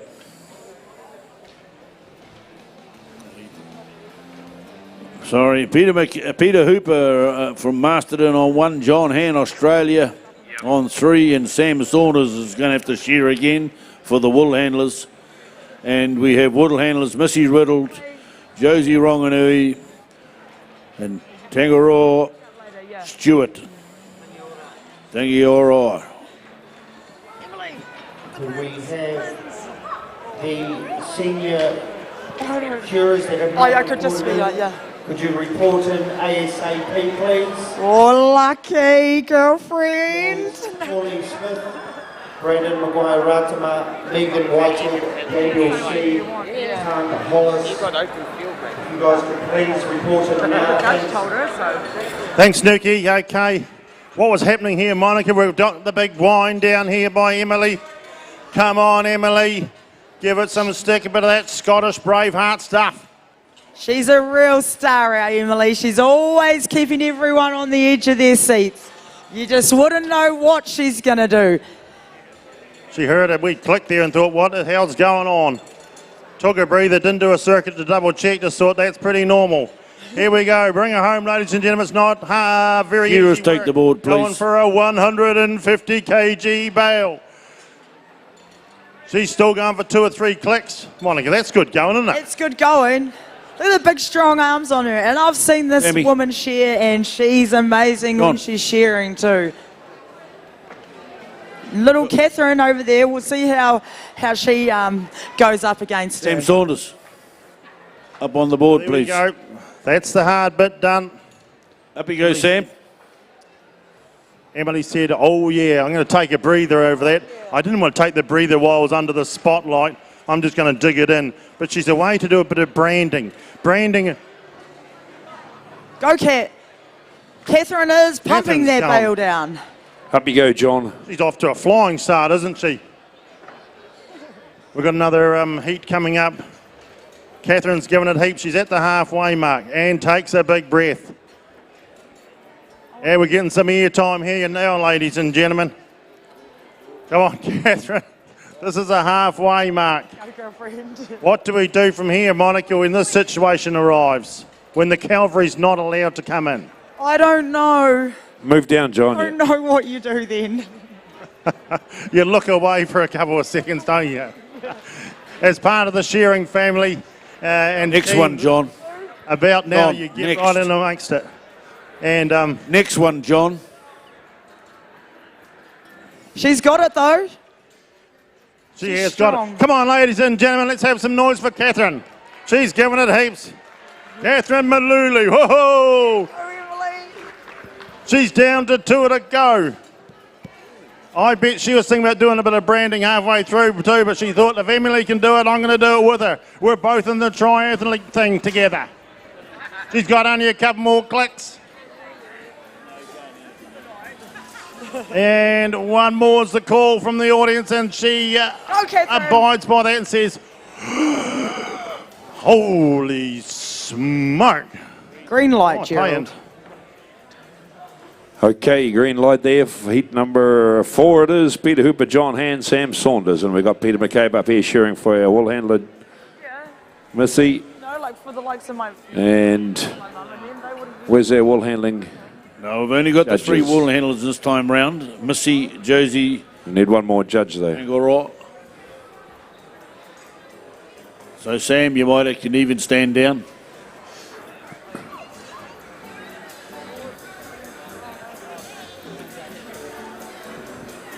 Got it sorted, Mr. Referee. Just while we're there, the last call for the senior shearers. We've had this and we are going to start cutting people.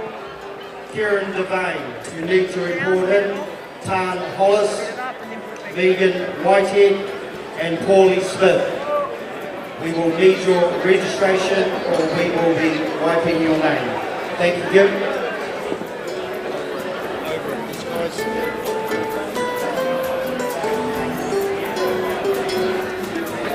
Righto, we've got the all clear from up on top, Norm. Just wait. Just waiting.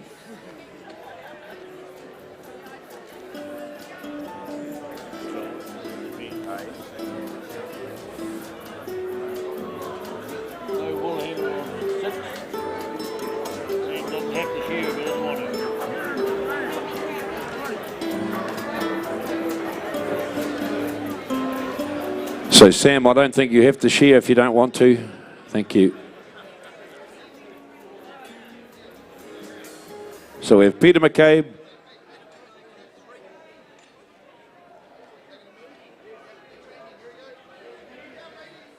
Okay, so Peter McCabe, if you just... We're going to move all the shearers down. Sorry about the confusion. If you hop down, Pete, down a couple of stands. And we'll get Peter Hooper down the stand and John Hand down the stand. Move all the shearers down the stand. It's just to do with the points and needing to know what they're doing. Everyone go down the stand. There you go, boys. It's not that hard. Just where your names are, please. Yep, thanks. And we have Missy Riddell, Josie Ranganui, Tangiora Stewart.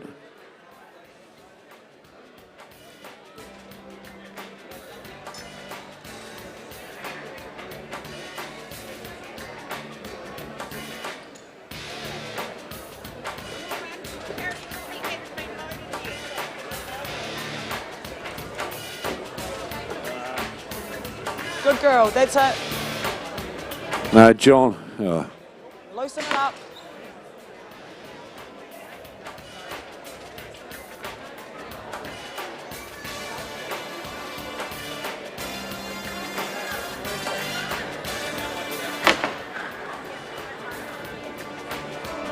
Just unroll it, bub. Yeah, that's it. Good girl.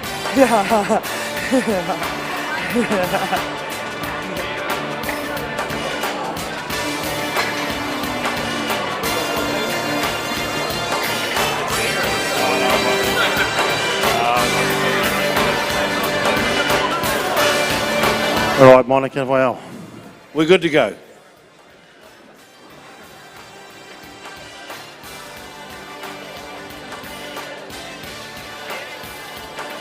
How are we looking now, guys? Is everyone happy? You all right, Kevin? All right. At the door, green light, timekeepers ready, competitors.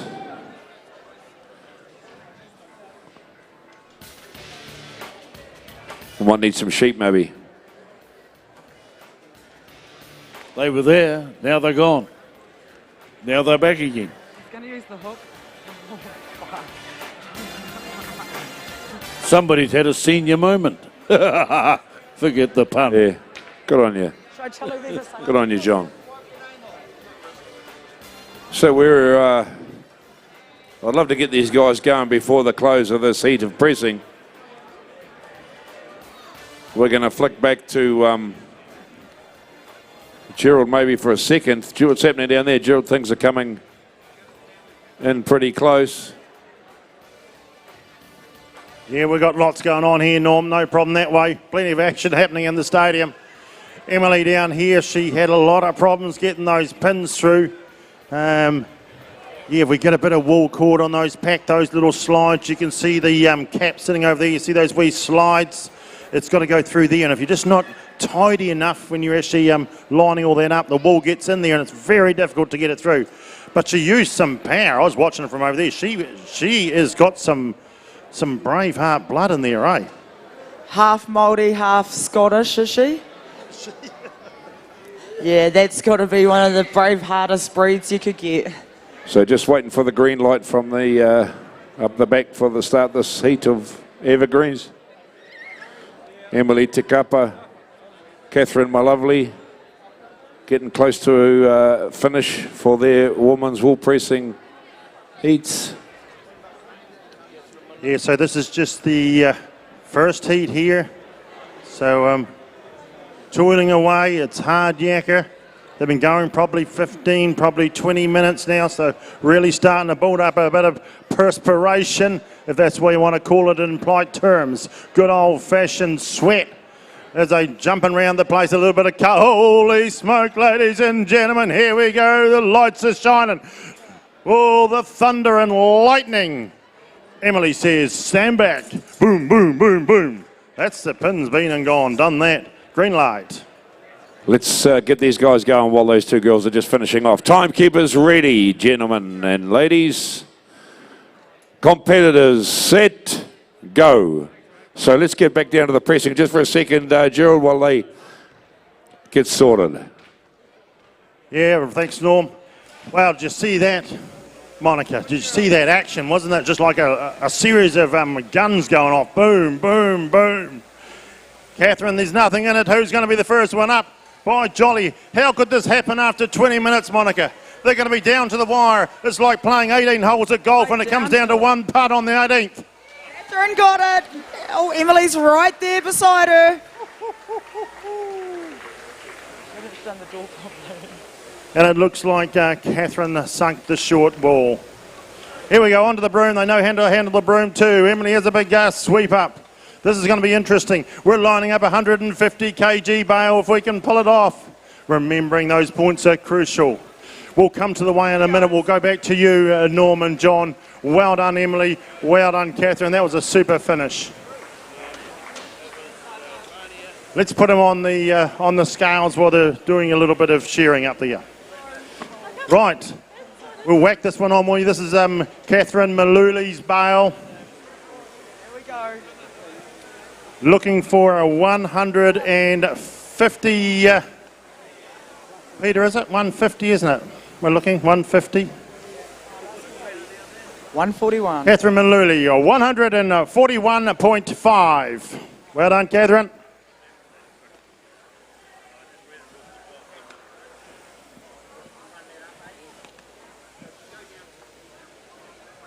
Yeah, but you're always the entertainer.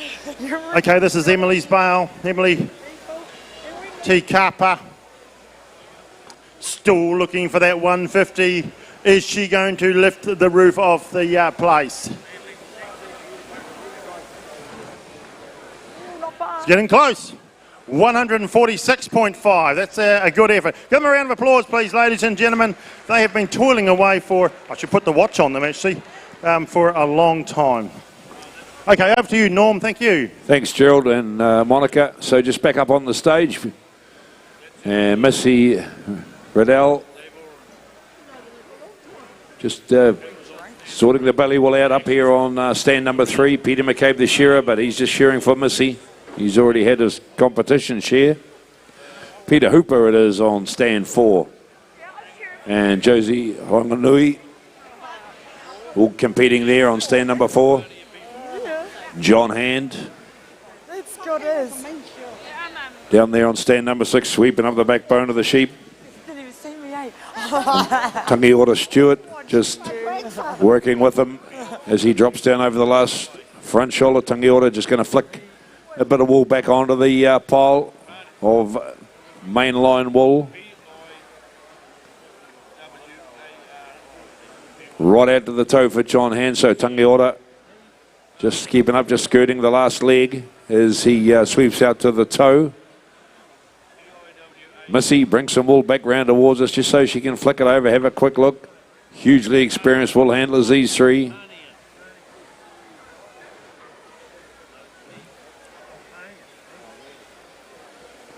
Out comes John Hand. Sheep number 3 on the board for John. Peter Hooper, just the last side to come off, and he'll be looking for sheep number 3 as well.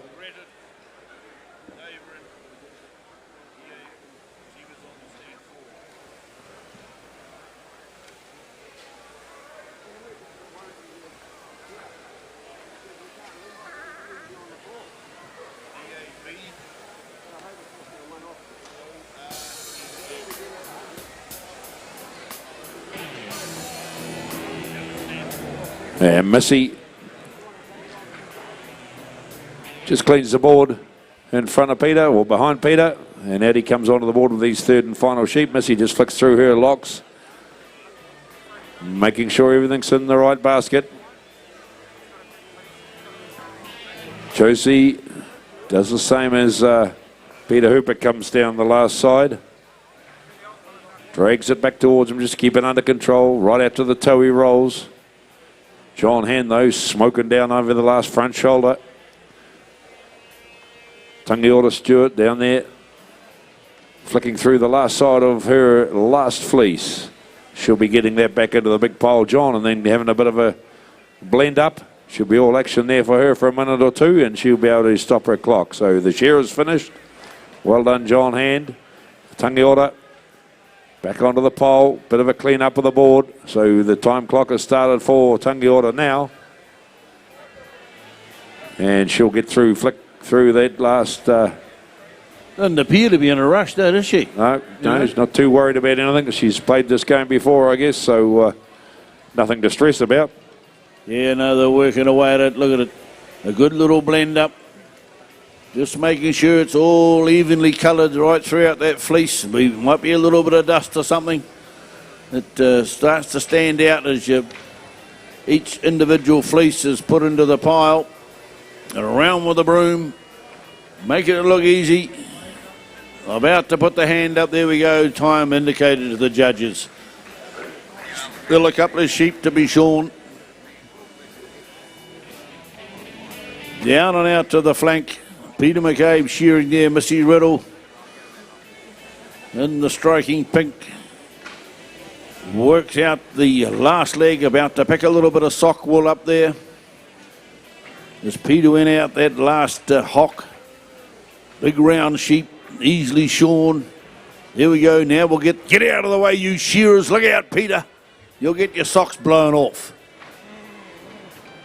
Thanks very much, John. I'll just butt in there just for a wee second, if it's okay, just to get this started. On press run, we have Kushla Abraham, a former winner here of the individual woman, and Marika Braddock from Egatahuna. So press is ready to go. Judges are ready. On your marks, get set, go. Thanks very much, John and Norm. Yeah, just while we're talking about pressing down there, Gerald, we have the results for the men's wool pressing heats. The top four that will compete in the semi-final tomorrow in qualifying order. The top qualifier of the men's wool pressing heats was Vinnie Goodger. Conan Gray Harmon was second. Jimmy Samuels was third. Cameron Hicks was fourth into that semi-final. So congratulations to those four competing in the men's wool pressing heats. The top four that go through: Vinnie Goodger, Conan Gray Harmon, Jimmy Samuels, Cameron Hicks, competing tomorrow. Looking forward to that one.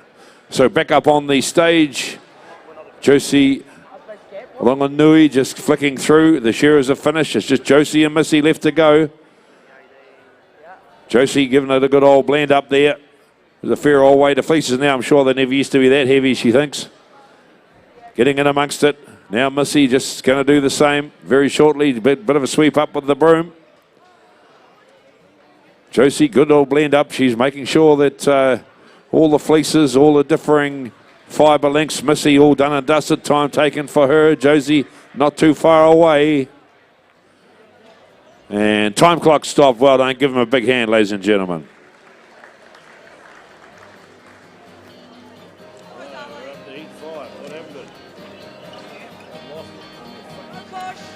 All right, back down in the pressing here. Sponsors once again the Farmlands and Wool Packs New Zealand. And we're going through a few packs, of course, because we're using a new one every single time, and that's how it rolls. So this young lass just here, Monica, 18 years of age, eh? Isn't it great to see, one, to see all the young shearers and wool handlers, all those novices, but all these young people willing to put themselves out there. Isn't that terrific? Yeah, because it's not easy to press a bale. And she's only a little lady, so I'm really looking forward to seeing how she goes. She's full concentration. I could see her face when she was putting her wool pack on. Kushla down there. She's a bit more experienced. More wool handlers, guys, hang about. Hold the stage. One more to go. One more to go. Shearing judges to the board, please. Yeah, I'm with you on that, Monica. I went and... Just hold your tongue there just for a moment, Gerald. We'll just try and get these wool handlers organised. Margaret Wirihana, Dorothy Munn, and Whatatangi Rehu. They are the three wool handlers in this event. Just our shearers are going to be shearing down the far end. Peter McCabe, Peter Hooper and Sam Saunders, I think, or one of the two of them. Ray Rangiaf is going to Richard Pearson, Sam Saunders. They'll sort it out. Russell Knight's just going to be shearing for the TV. You three shearers go down the far end. There's only two there. We need another one. Peter McCabe, I don't know if Peter's still ready to go or not. Are you his cousin? And our three wool handlers, we'll get them sorted out. Margaret Woodihana, Dorothy Munn and Whakatangi Rehu. So Margaret up on the front, yep. Sam, one more shearer. Dorothy in the middle. So I see Richard Pearson here. He might want to hop up. Richard Pearson, are you geared up? Get up on stage, Richard Pearson. Richard Pearson. Yep, you can jump up, mate, if you want to share a couple.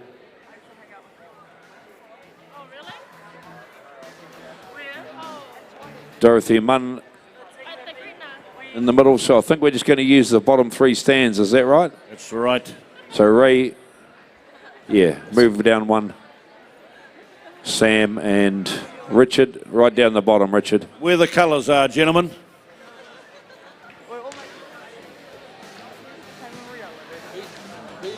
Commentating? No. But I just wanted to know that. Make sure black's not on, eh? Russell is. But he's only shearing for the wool handlers, not shearing for himself. Okay, well, we got young Marika down here, and she's just tramping those corners, and she's doing a neat job. I'm a bit worried for her to crank that press down. But we'll see how she goes. So I think Peter's going to share instead of Richard. Sorry, Monica, I didn't mean to jump over. Okay. Just got a bit of confusion up here. Sorry, mate. So Peter McCabe, Ray Rangiafa and Sam Saunders are going to share there where their names are. So Pete. You're doing awesome, babe. And our wool handlers, Margaret Woodihana, Dorothy Munn, Whakatangi Rehu. So sorry, Monica, back to you, mate. And still into the wool pressing. Thanks, Norm. Well, the women's wool pressing, and these girls are so strong. I'm quite in awe of them. Kushla, has she, maybe she's won here before. I think so, yeah. Yeah, she's strong. How many times? Yeah, I think you'll find she's on the honours board 2 years ago, I think it is, Monica. So here's a bit of knitting down here by the youngster Marika, and she says, oh yeah, I like that. Topping the presses up, and it's hard work. Yeah. And they go for quite a long time. It's not like it's a little wee burst. I just pretend like that. You need some cardio, but you also need a heap of stamina to get through this here. And they're probably at the halfway stage, and Cush's got a game face on. I went over just a reminder that it's 150 kg bale you're looking at, and she just looked at me with big pupils back going, yeah, and she just had her game face on. She's ready for action. So what are you thinking, Monica? How is she going to manage to pull those two bales together? Oh, I think she's going to do it. She's strong. Look at her. I think she's the baby of a long line of big sisters, so I'd say she's tough. So if we get a green light up there coming on soon, I think they're just waiting for a green light. As soon as we get that, we'll get into it. Yeah, well, she's given those corners a good stomp here and there. She would have noticed the last two bales were light, weren't they? So she's thinking, I need more weight than that. Another 4 or 5 Ks, and a 4 or 5 Ks of wool is a fair chunk. It's like one big full-wooled fleece, and we've seen plenty of them go across the tables. Some beautiful big ones from White Spurs, something like that. So Kushler's into the corners here, and she's stuffing all the wool in. Corners are the key. If you try to tramp the middle, it just keeps on coming back at you like a trampoline. Okay, a lot of spring and a lot of bounce in wool. And all the different types of wool, some are way more springy than others, okay? and just keeps coming back. And you've got to get into those corners. And if you don't miss the corners, well then of course you don't get wool in the corners. When this fadge comes out down there where I'm kicking, you don't get wool down there, and then of course it won't sit up very well. How's that crochet going down there, Monica? Yeah, she's knitting it all together. She's got one more big arm load to put in there, and I think she'd be just about ready. She's up there again. Oh, I'm just amazed by her. I've been watching her wool handle for years, this young lady, and it's so neat to see her having a go on the wool, in the women's wool pressing today. How many entries do we have in this, Gerald? Well, we're loaded up. I think there's about 6 heats of this, and I think we had about 13 of the men. So once again, as you're aware, we've had a change of program, and that's just how it is. We're trying to accommodate, but this 60-year anniversary has really, really rattled a few cages. And people have come out of the woodwork and said, I want to be part of that. You only get one go at it, as John mentioned earlier. There's only 1/60th. So I've got a couple of real good mates, and you're going to see them shearing soon that have come all the way from Invercargill. And they've probably got better things to do at their age, but they want to be part of the old, the 60th as well. So yes, they'll be up there shearing very soon whenever they get We're going green. We've got the green. Green to go, ladies and gentlemen, back up here on the shearing and wool handling stage. The wool handlers are the ones that are competing here. Timekeepers ready. Competitors set, go. Well, just while there's a little bit of hush, we'll get the Evergreens Grade 3. That's the old buggers. Alan Birdson, Sid Tartner, Jeff Kringle, Ian Harrison, Hugh McCarroll, Ian Stewart. You are the next on the board. And then following that, we will have the first heat of the senior. Paul Jaden, Andre Cooper, Lee Brown Hanare, Sam Davison, Tyson Crown, and Pagan Kuriara.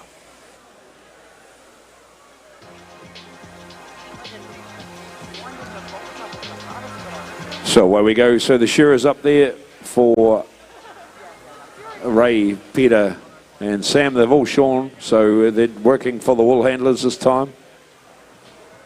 Margaret Woodihana here on the front stand, and they were sort of in the middle of the stage, closest to the announcer's desk.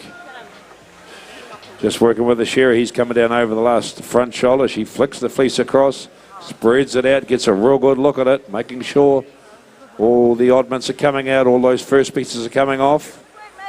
And she can fold it back, flick it back into the pile. Dorothy Munn in the middle there, competing.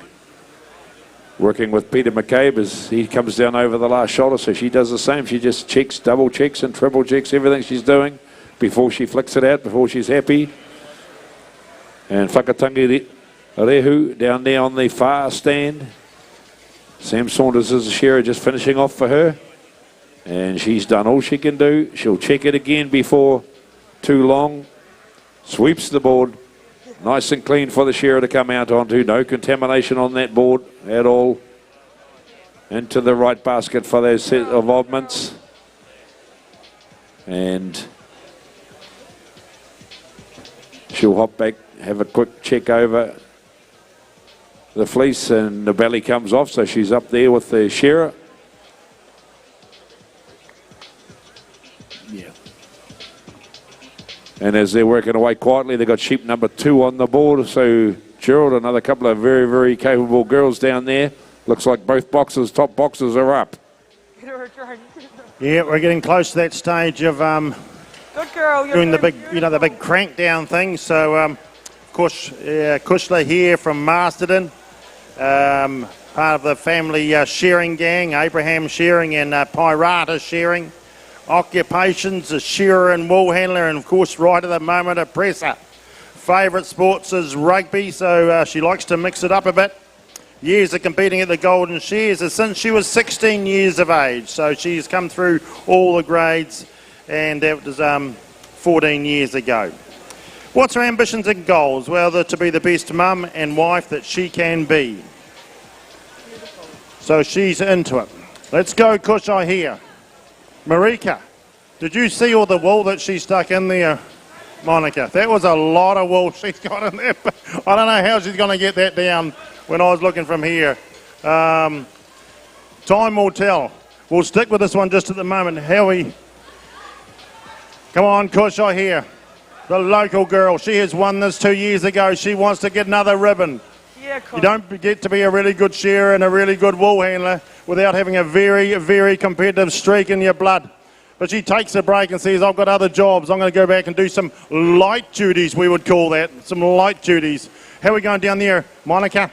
Yep, we're going pretty good down here. Marika, she's just having a clean up, having a bit of a breathe. Oh, she's just done so well.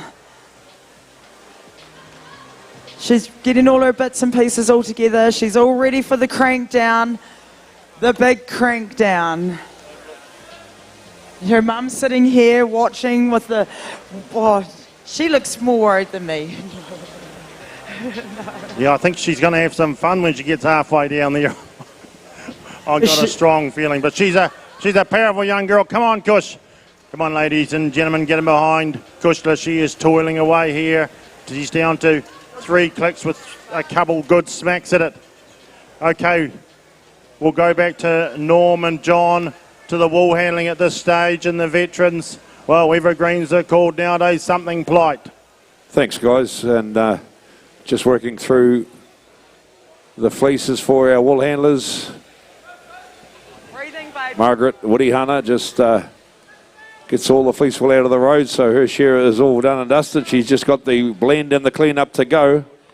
Good girl. Dorothy Munn works through the fleece. Just pull the wool back towards her and just skirting as she goes, so all the greasy tipped oddments off the side of the fleece going into the right basket. Fleece goes back onto the pile. Another quick skirt into the right basket. For the first pieces, there'll be a basket for seconds and locks and bellies and fribs. And Margaret Woody Hunter, away she goes into the blend, getting right amongst it now. Good blend. They know how important the blending is, just combining all the different length fibres together. Now Dorothy Munn's here as well. Whakatangi Rehu up with the broom, just having a bit of a clean up around her stand, making sure everything's nice and tidy. They get penalised if it's not, things are a bit rough and there's lumps of wool in places they shouldn't be. Now Whakatangirehu down the far end gets stuck into the blend as well. Dorothy Munn looks like Margaret Woody Hunter's finished and her blend up, and time taken there for Margaret. Well done, Margaret. Dorothy Munn up with the broom. She's just going to have a quick flick round and she'll be done as well. And Whakatangi down the far end up with the broom as well. So she's going to sweep everything into the pile. Looks like a well-blended 3 fleeces down there for Whakatangi. And Dorothy in the middle, just having a final look round, final sweep round. Whakatangi, Rehu time taken down there. Well done. And Dorothy, just a final clean-up. She knows how important quality is. And time taken in the middle. Give them a big hand, ladies and gentlemen. Evergreen, that's our grade 2 shearers and wool handlers all dusted. John, got grade 3 coming up. You've done and dusted me. That's my age group. Right, that's what's done and dusted. We're not done and dusted because we got the super weights coming on now. On stand number 6 will be Ian Stewart. Hugh McCarroll on 5. Ian Harrison on 4. Commonly known as Snow. Jeff Kringle on stand number 3. Sid Tartner on 2. And Alan Birdson on the front stand. Those guys all ready? All right, we've got plenty of action here. Marika Braddock is saying, holy smoke, you were right, young fella. There was a lot of wool in here. Come on, Masterton, turn your chairs round. Let's bring her home. Masterton. Get the whip out. Get behind her. She can do it. Clickety-click. She's doing it, Gerald. She's doing it. She's got the big turbo. She's let loose. She's into the old reserve petrol tank, though, I can tell you that. Here we keep going, Masterton. Come on. Give her a good warm mark. Masterton sort of bring her home style. Oh, she says. She doesn't say anything, but takes a big breath. Good girl. It's hard work up here, and as I say, they're going for quite a while. Kushla Abraham got the pins through. Everything's locked up. Nice corners. Lots of flaps to work with and the likes. Ooh, look at the crowd Shearers roaring for arriving. these There's a round of applause going up, and so it should be. They are evergreens up there at the moment. That is Snow Harrison under the spotlight, Norm. Yeah, Big Snow from Southland. Of course, a finalist in the very first ever Golden Shears. All these guys, John McBride, you'll know very well. You would have shorn with them back in your day, about your era. Or well, we were there, or thereabouts. So just a quick note while we're getting ready, John. So the wool pressing singles, the men's wool pressing singles, we're going to run 4 wool pressing singles semi-final heats. So we're taking 8 through into that semi-final. The first 4 I've already mentioned: Vinnie Goodger, Conan Gray Harmon, Jimmy Samuels and Cameron Hicks. They're now joined by Ricky Stevens, Tyrone Oliver, Ronnie Ediha and Stuart Wilton. So they're as semi-finalists for tomorrow's men's wool pressing singles. Vinnie Goodger, Conan Gray Harmon, Jimmy Samuels, Cameron Hicks, Ricky Stevens, Tyrone Oliver, Ronnie Ediha and Stuart Wilton. So congratulations to those top 8 in the men's singles wool pressing. Looking forward to that. Yeah, we're just waiting for a green light to come across, but they need not too much introduction. Of course, we have Whangamata, Masterton, Invercargill, Tauranga and Masterton amongst our group up here of senior men. Just waiting for the bell to go. Boy, oh boy, things would have been a little bit different way back in the 1960s when Snow Harrison took to the board in the Open Final. That'd have been little woolly monsters, every inch covered from nose to toe, because there was money in the wool in those days. And what a super effort it would have been to shear. I got a strong feeling a little man told me he's 86 years of age, John. Snow Harrison. I'm pleased you never said 86 years old, because he's still a puppy up there. He's prancing around shaking hands, and I think he's just spreading a little bit of virus so he can control the handpress properly, you know. Yeah, it's a good effort, isn't it? Amazing. Meanwhile, down here, Kushla Abraham has delivered a very good, clean bale here, presented exceptionally well, and has had a really good run. I'll just get in there, Gerald. Sorry, you've got a green light. These young fellas up here, man, they're raring to go, so I want to set them alight and get them underway. So our judges up here, we all set, Kev? They're good. Kevin. You're all ready to go? Too busy yapping to rabbit. He's a young one. He hadn't got his hearing aid turned up. Okay. Timekeeper's ready. I'll say it really loud for these old fellas to hear. Competitors, set, go. And away we go. Ooh, we got some machines up here this time. Ellen Britson on the front stand from Whangamata. Young Sid Tartana from Masterton on stand number 2. The legendary Jeff Kringle from Invercargill down there on stand number 3. And coming up from the deep south with him is Snow Harrison on stand number 4. Snow remaining sharer in that first ever Golden Shears final. Absolutely great to see him up here. And this guy is still fit as a fiddle. Hugh McCarroll, hugely experienced and shearing sportsman. Hugh McCarroll, he's been around for a long, long time, as you can see. But he can still get around them sheep, but puts so much back into the industry and sport over his years. Ian Stewart rounds up the field down there from Masterton on stand number 6, and they're all sort of heading up that neck area and working their way around and towards the front shoulder. Snow Harrison down there in the middle on stand number 4, licks the leg, swings around under the leg and round into towards the long blow, but just beaten to the punch by Ellen Britson on stand number 1. Round into the long blow for Sid Tartana. Jeff Kringle works his way around there. Hugh McCarroll, another couple of shots, and he'll be laying it down. Ooh, nothing between these guys, John. They're just sliding up the backbone of the sheep, a lot of them. I was just watching our man Scotty Stewart, a stalwart of the Golden Shears, come into the building before, and he was carrying some sort of box he had made. And I thought, well, that's for him to stand on so he can get on top of his sheep. He's a little man, he's starting to shrink in his days gone by now. But he's a character, and he just wised me up. He says, it's just to get me up to the top of the heap and I can receive first prize. But look out, the pace up here on the front stand goes to Birdson here on the number one from Whangamata, slides it down the portal, gets it out in just on 2 minutes. That's pretty good going for these guys.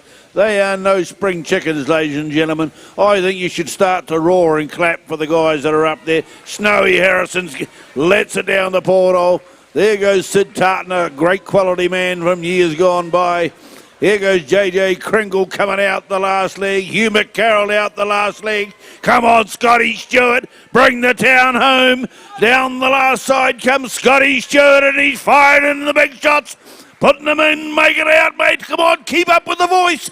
Down and out. He's starting to fag it a little bit. 1, 2, 3. Let it go down the hole, Scotty, from Masterton. Ladies and gentlemen, that is our senior citizens of the shearing world here in Masterton on the 60th occasion.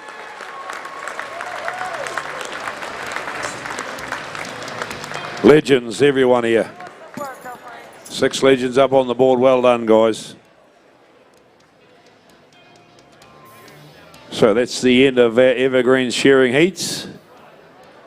And we're going to move into a couple of 3 generations later into the senior shearing heats.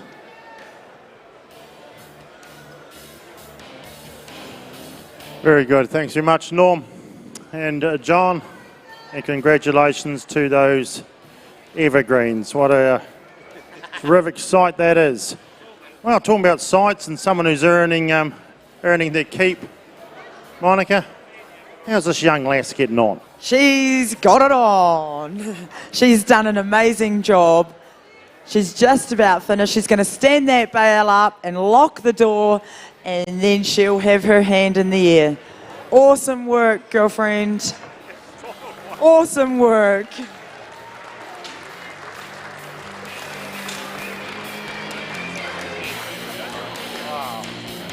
Hand up, there she goes.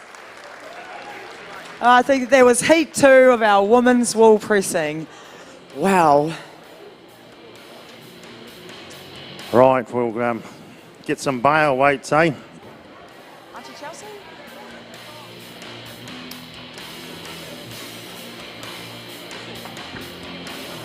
Okay. 150 is the weight we're looking for.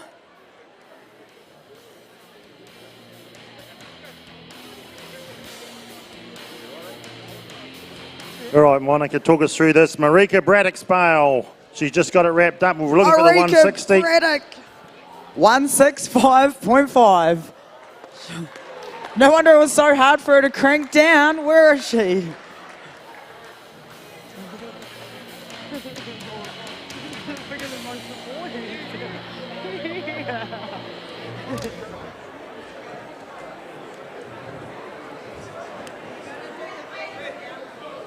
$163.5. These girls are too strong.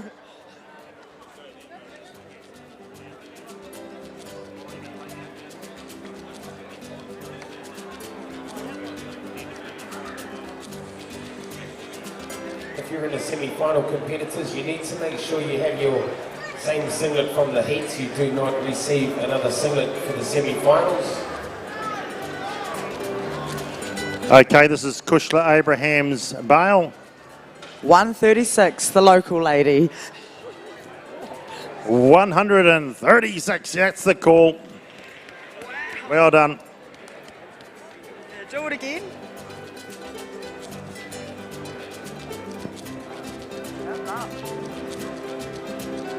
$138. Kawaku are the sponsors of the next event, which is their senior shearing. Heat number 1, if you guys can assemble to the left of the stage, Paul Jaden, Andre Cooper, Lee Brown, Himari, Sam Davison, Tyson Crown, Hayden Claudia. Heat number 2, Jonathan Painter. Coveted, Madison Wright, Matt Rowland. Heat number 3, Laura Bradley, Carl Ritter, Ellen Oldfield, Linton Palmer, Holder, Warnador, Paulie Smith.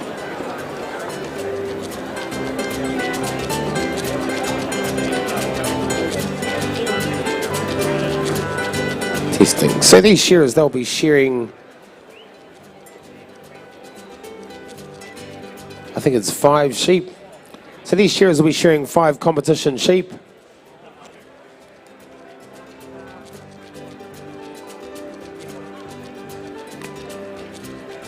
So if we can have our judges to the board.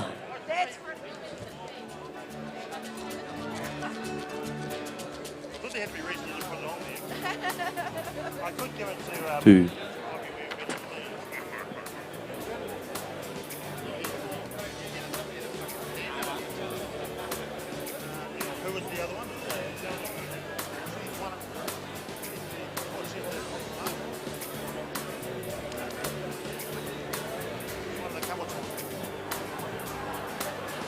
Would like to thank our judges for getting up there. It's all voluntary, this work. So thank you very much, judges.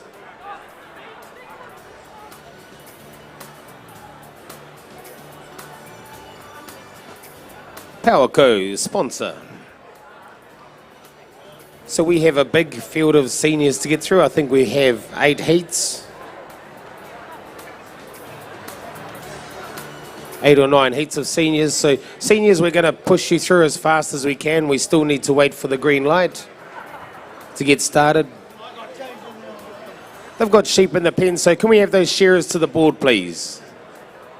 Jaden Paul, Andre Cooper, Lee Brown Henare, you're on 3. Sam Davison, 4.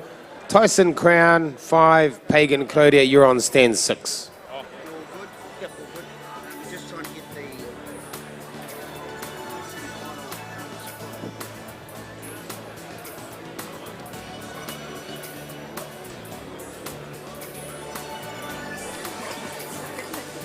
Hello.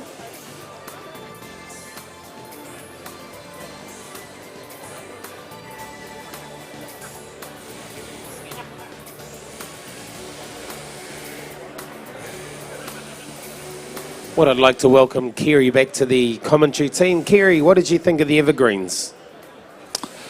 Well, it's certainly a blast from the past, Tama. I tell you what, some of those guys probably haven't done a lot of shearing in the past few years, but they certainly haven't lost their hand, have they? And they certainly did themselves proud, all of them.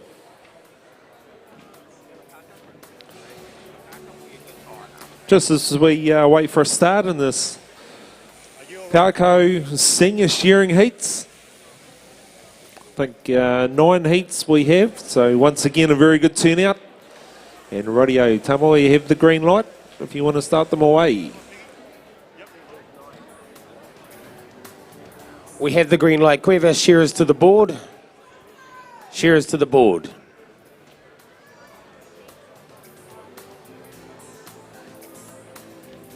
Waiting for the thumbs up. Oh, I got the Māori eyebrow. Cool. Okay, timekeepers ready. Shearers, get set, go. I might just dive in there, Tuma, that's all right, just to start this one. Cheers, mate. Okay, press run. We've got Peggy Tohengaroa. Okay, she's on 1 there. And Fiona Healy, 9 times winner here. And also the defending champion. With that little bit of knowledge, pressers are ready. Judges are ready. On your marks, get set, go. Back to you, Tuma and Kerry. Okay, thank you very much, Gerald. On stand number 1 from Taumaranui, we have Jaden Paul. Stand number 2, local boy Andre Cooper. From Gizzy Town, Lee Brown Henare.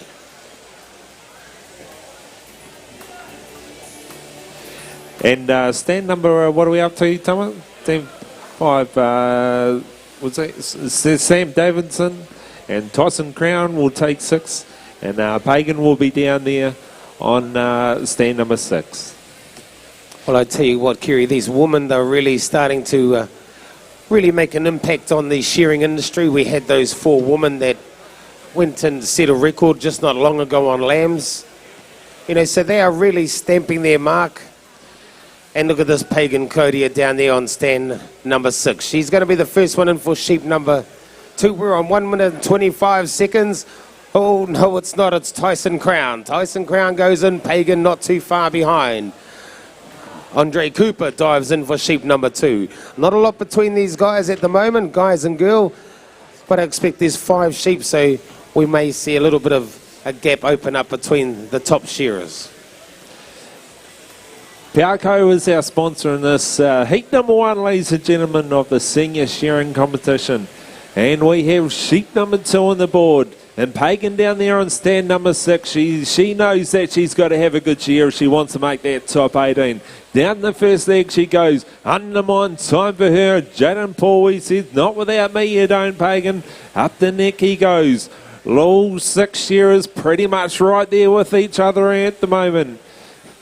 Cooper down the first leg he goes, works his way round that undermine, takes the top knot and he'll step up and break the neck well open, but it's still the boy down there on 5, Tyson Crown, works his way round that, round the long blow he goes, right there is Pagan as well. Takes the cheek wall and down and over the brisket she goes, leading the way just by a whisker from Jaden Paul in this first heat, ladies and gentlemen. 5 competition sheep in the pen for these shearers. And we are looking for that top 18. Oh, stand 1.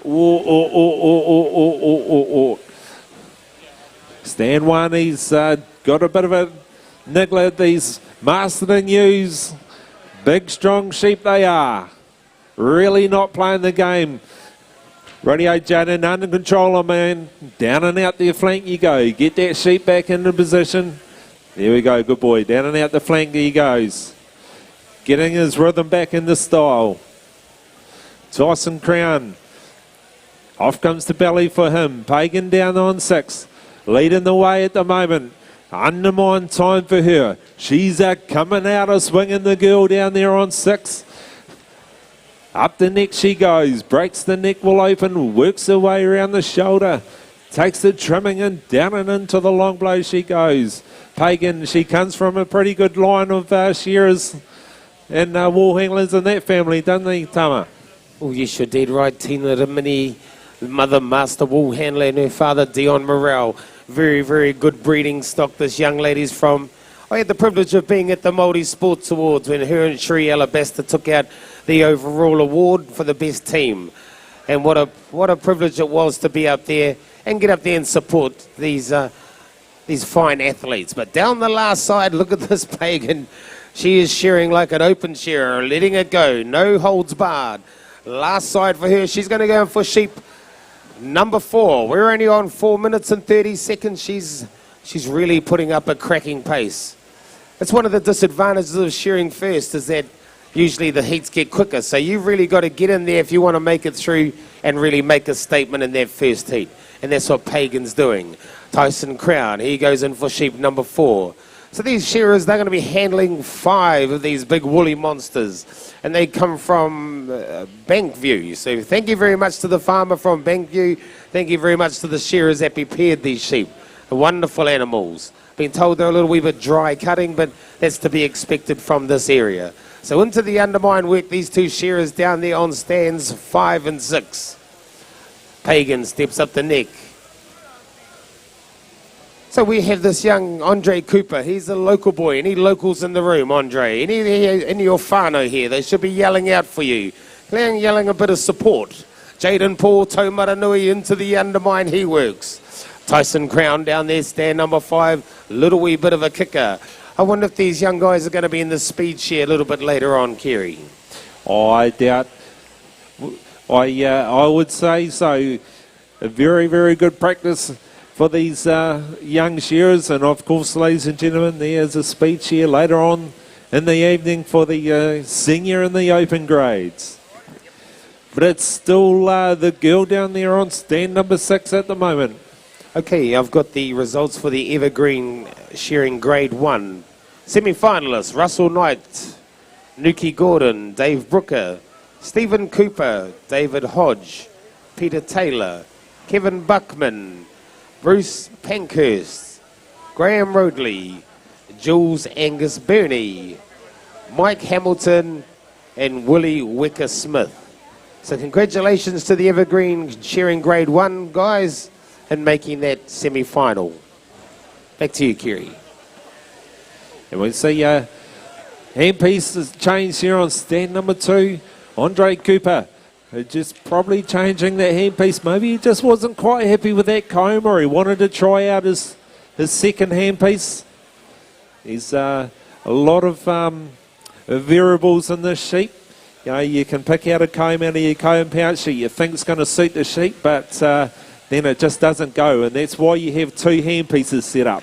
One that is a backup, and or the backup, you might want to just try it and just see how it goes. So young Pagan, sheep number 5 for her. The 5th and final sheep on the board for Pagan, down there on stand number 6. And up and around the shoulders she goes. Takes the trimming on the bottom side of the leg and down and out the flank she goes. Tyson Crown, he's coming hard. Please have heat. Shearers for heat 2 down to the left of the stage. Jonathan Painter, Booker Braddock, Madison Bright, Ethan Lewis, Captain Malulu, Matt Rollins.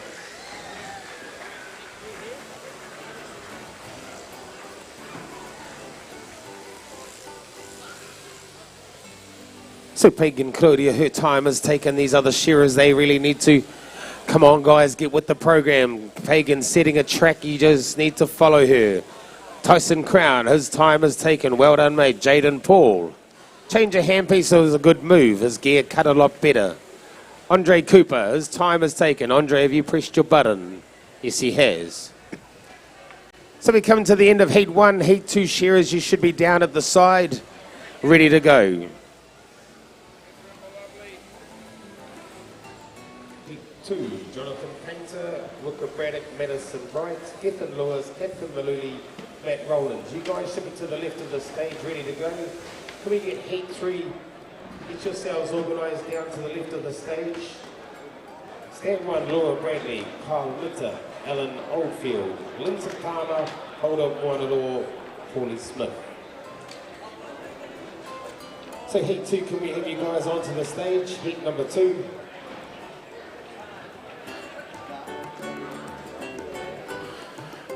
Very good, thanks Tuma and Kerry. So yeah, we're down here again at the pressing. This is the women's single pressing. So it's all go.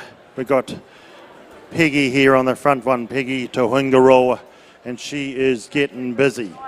She's from the King Country / Aria. She's been in the industry 16 years. Her other occupation has been a mum. Her favourite sport is rugby, and this is her first time pressing at the Goldies. So well done, Peggy, for getting up in here and having a go. Years of competing at the Golden Shears is 3. Ambitions and goals: to be a good mum, all about a good time. Well, I hope you're enjoying this, because it's there's nothing quick about this game when it comes to pressing 150 kgs of this wool. Okay, she's just as steady as she goes. You need to be have a good cardio, but also very, very good stamina. And we've got Fiona Healy over here. I guess 9 times champion. Ambitions and goals to win the 10th title. So this is where it all begins, of course. How's she been going?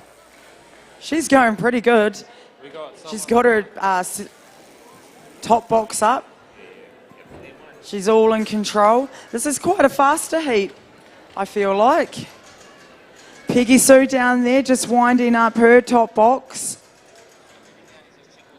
Yeah, I think these women will be in the triathlon as well, will they? Are they? Yeah, surely. Yeah, well, they're pretty good athletes, aren't they, and sports people, so the chances are if they're here, they'll give it a good run, won't they? But look how nice and tidy, and you know, I noticed that, Gerald, from the men's singles this morning to the women's this afternoon, that the women are very tidy. They keep everything clean and sorted out. Meaning the men were... Meaning the men were untidy. The men were lovely. Yeah, they were brilliant. I thought they went really well. But here we go, the big tidy up here. Fiona says, I'll get rid of those pins out of the way. They need to go where they belong. Peggy decides we need more wool in there. You'll see that the Rightio, we have a quite green low. light. Sorry there, guys. Rightio, heat number 2. My timekeeper ready. Competitors set, go. Heat number 2, ladies and gentlemen. On stand number 1, we've got Jonathan Painter. 2 will be Ruka Braddock. And stand 3 will be Madison Bright. And stand number 4... From the Welshman, his name is Gethin Lewis. Stand number 5, we have Catherine Maluli. Stand 6, Matt Rowland. So we have a Welshman and an Englishman. All we're missing is an Irishman. But here we go. All these shearers stepping up the neck except for Catherine Maluli. It's good to see her. She's been competing in the Woolhandling. She competed in the pressing. And now the shearing. I think she's chasing that triathlon that's happening, Kerry. Yeah, it's great to see these competitors entering in things around the place, and yeah, it's great for our industry too, isn't it, Tommy? You know, it exposes us to more than just being a one horse band, if you'd like to call it that, and showing our multi-skilled talents throughout the Golden Shears of 2020. So we've got our sponsor is Powerco in the senior shearing section. Heat number 2 we're on, ladies and gentlemen, and down and out the flank we go. And once again we are looking for the top 18. Jonathan Painter, he will be the first one to go in for his second sheep. Into the pen he goes. Braddock in as well. Finishing touches there on 3 and he'll be in as well. Stand 6 is in. Matt Rowland's down there, the young man from England. It's great to see these guys travelling around the world, shearing sheep, and I'll tell you what, Tama, New Zealand, it's probably got the world's reputation for the best shearers in the world, don't we? Oh, most definitely. But these boys from the UK, they come over, they learn our skills, we teach them, and then they go home and they end up doing all the records over there. At least these new records are held by Kiwis. Here we go, up the neck works our Gethin Lewis down there on stand number 4. Round the head he works, the international playboy is that Gethin Lewis. We're talking about the triathlon. You know, when you go back about 20 years, maybe a little bit more, everybody started off being the billy boy. They had to carry the cup of teas over to the shearing shed, and then they got to go in and learn how to wool handle. And then they got to upgrade. They went into the sheepo, and then they went to the press. You know, so they learned how to do every single job in the shed. A lot of times now, there's a lot of guys, they think they can press, they talk about it, but I've never actually seen them do it. You know, so it was a great skill to learn, to be able to get in and learn all the skills in a wool shed. This Ruka Braddock on stand number 2, Kerry, he won the Taumaranui show about last weekend, last Friday. And Simon Goss has actually been up here dominating the senior grade, so it was good for Ruka to get a bit of a win. But Simon Goss, he came back even hungrier. So that's what these guys need to do. They need to get in, get stuck into it, no point mucking around, and that's exactly what Ruka's doing up there, Kerry. Oh, that's right, Tama, but I know one thing for sure. One kick, one niggle. Just a little blemish on this sheep, I tell you, it can be the difference of making the top 18 and just being the next one in. I tell you, being the next one in is worse than being last almost, because you know it's only by 1 second cut or maybe 1 penalty stroke out the back. It can be absolutely nothing. Maybe a hairline second between pushing the time time counter. But Anyway, it is what it is in the nature of our competition. Sheet number 3 we've got on the board for all 6 stands, and I'm not quite too sure who's leading in the way at the moment. Young Jonathan Painter on 1. He's just stepped up, but it's Braddock there on stand 2. He's leading the way at the moment. And down and over the brisket he goes, and he's looking good too. Over that final shoulder, under that final leg, and down and out the flank. Once again, doing a very, very good job on that sheep. Looking at his board points, ladies and gentlemen, still on 0.8. Incredible quality by these young shearers. And it's only the senior grade, Tama, and I'll tell you what, these open guys, looking at the quality of these senior guys, they've got a pretty big workload ahead of them, these open guys, don't they? Oh, you're certainly right. Gethin Lewis runs and gets his full sheep. This Rooker Braddock, he's from a very good family of competitors, the Braddock family. They are from just up the road, a little place called Ekitahuna, and they are all wonderful competitors. But Rooker, he's the youngest, and he's actually really cutting a nice little track for himself in the show circuit. Very, very good quality is the Braddock family renowned for. So we got Gethin Lewis, he takes off the top knot. He's a couple of blows behind at the moment. The big boy Madison Bright on stand number 3. Pulls out another little beauty. So these shearers are working away nicely. Gethin Lewis, I think he might have picked up the top spot. Look, that Rooker Braddock, sorry, he may have had a little bit of a niggly sheep. And sometimes if the sheep is going to niggle a little bit, you actually need to slow down, take a little bit more care as to not second cut the wool or even pierce the skin. So here we go, Madison Bright. Looks like he's got a little bit of a roll on now. Come on, Madison, it's time to start placing those blows in, mate. If you want to make it through that top 18, you're going to need to push. So into the undermine works Jonathan Painter. He's from just up the road to a little place called Pahiatua. We had the show there a few days ago. And I think Jonathan Painter, he's sure the only ram in his semi-final for the day. Wasn't very fair. Change of steel on stand number 2, Kerry.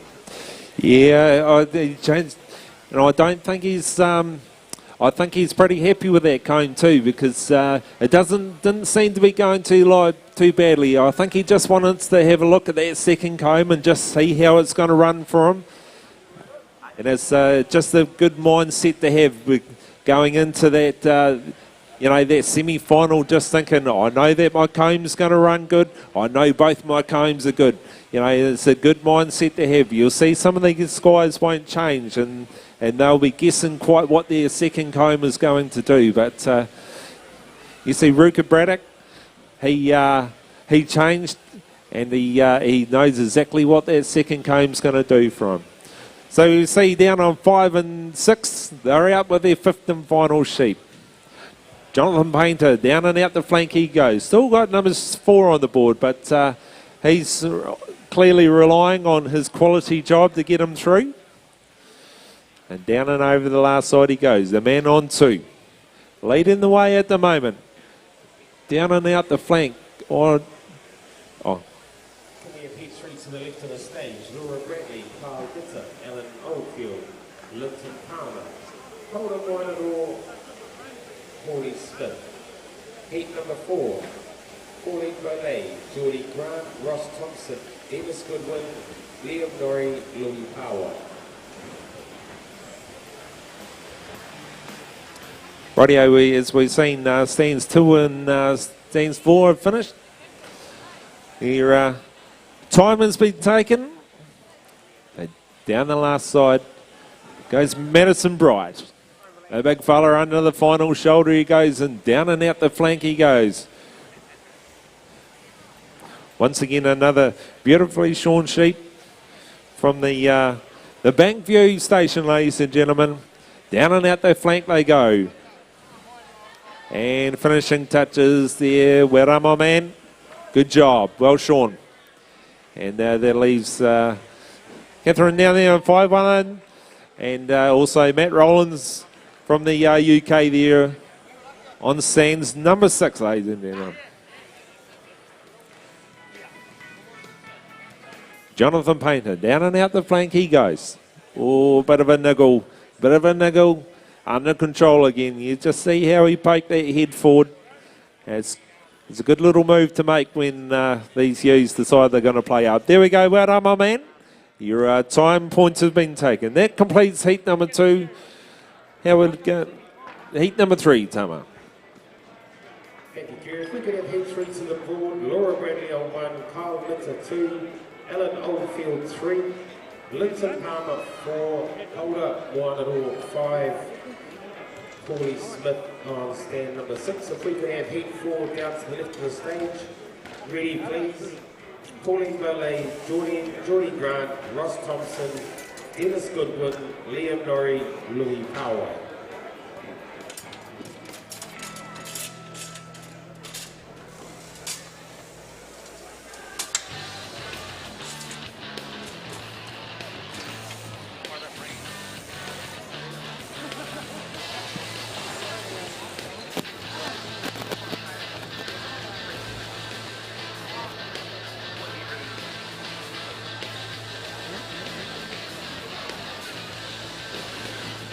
Right, we're just moving.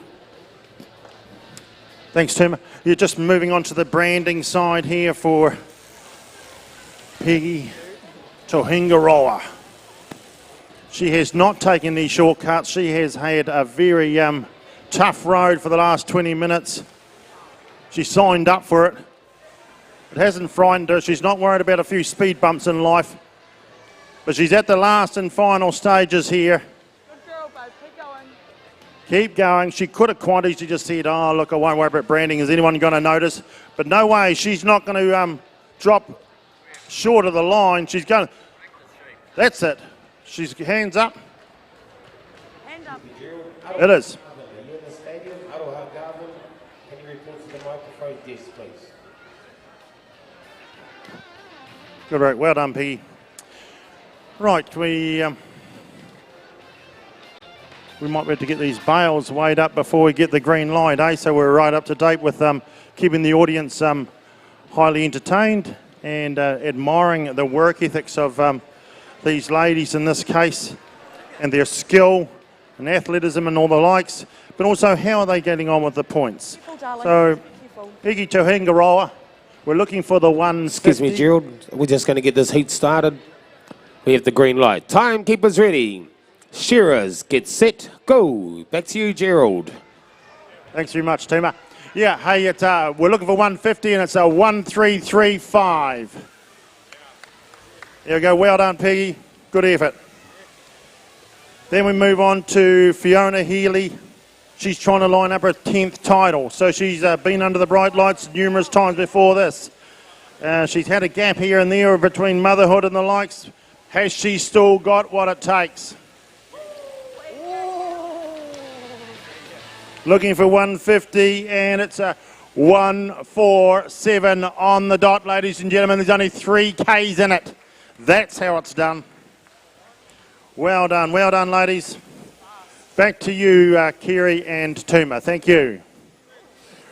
Rightio, thank you, Gerald.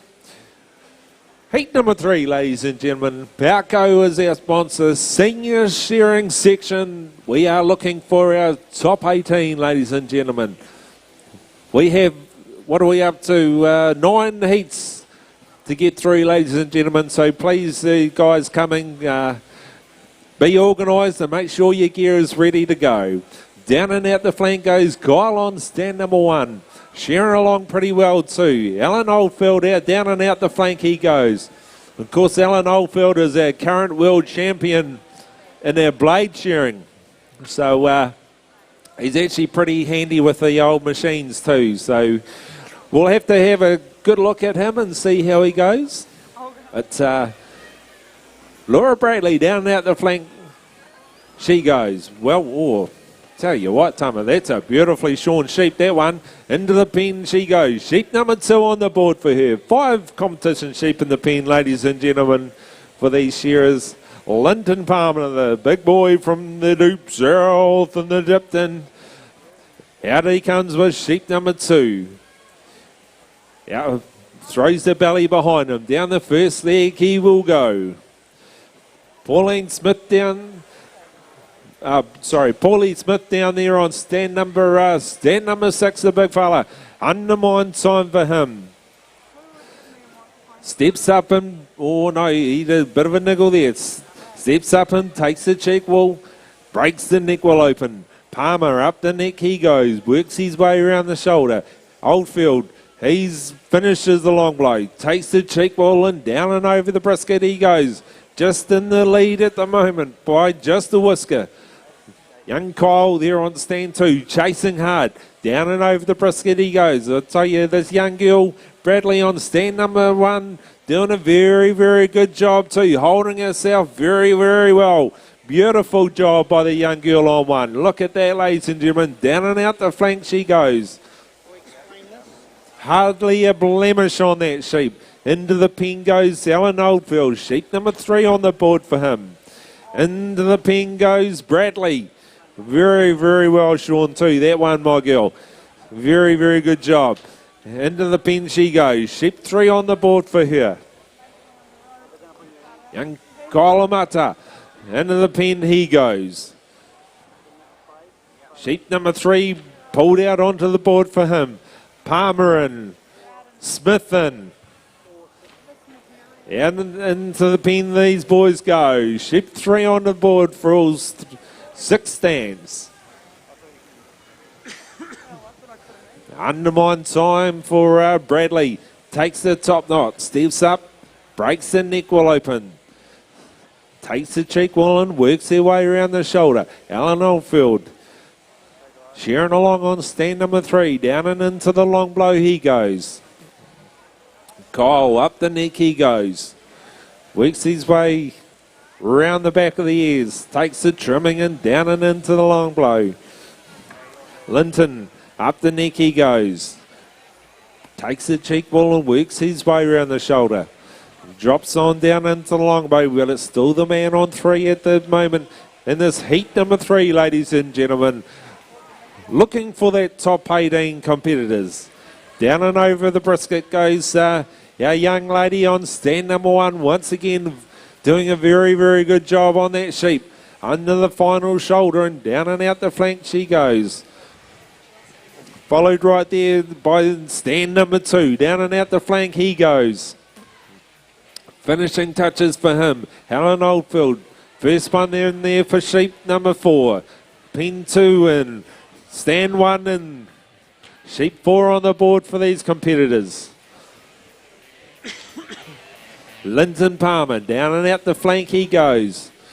Finishing touches for him. Sheep 3 done and dusted. Sheep 4 on the board for him.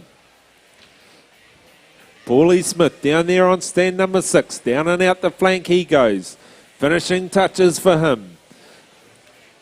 Into the pen he goes. Sheep number 4 on the board.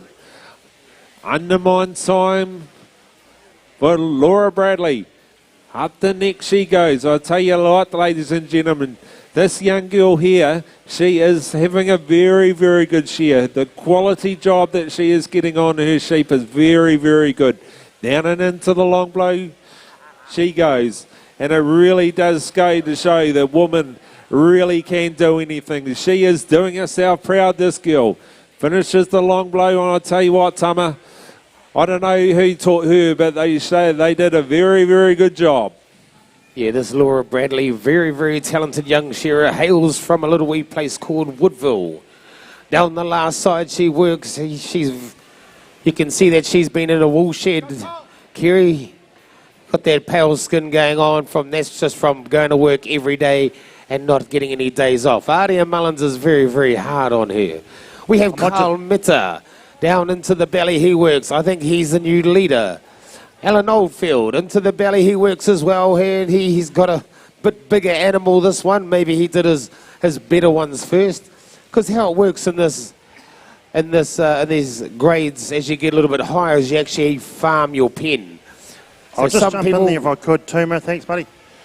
No, right. Gerald. Press 1 in the women's. Puhara Paul is on press 1 and Carmen Smith on press 2. Once again, sponsored by Farmlands and Woolpacks New Zealand. We'll give you more information about them when they're underway. In that case, presses are ready, judges are ready. On your marks, get set, go. Thanks, Tuma. Thank you very much, Gerald. Well, just in those few brief seconds that we were gone from the Shearing arena, this Kyle Meta has opened up a can of whip-a stuff. Well done, Kyle. Lovely shear, great quality points up top. There'll still be one sheep to be judged up at the back. Laura Bradley, she's shearing away nicely. Keep the quality, Laura. We've got Alan Oldfield down the last side. He's got great quality points as well. Linton Palmer. Down the last side, he works. It's good to see Linton here. I think he's a contractor nowadays. A good competitor, this guy. Sure a lot in the young farmers. I remember seeing Linton. Well shorn, Laura Bradley. That's a great job. Poldham, one at all. Down the last side, he works. And we got Paulie down there. Stand number 6, turning to the last side as well. So the time, what's the unofficial time? Is it about 8 minutes? Well done, Polder. So these senior shearers are shearing in about 8 minutes. It's a very, very good time for 5 sheep.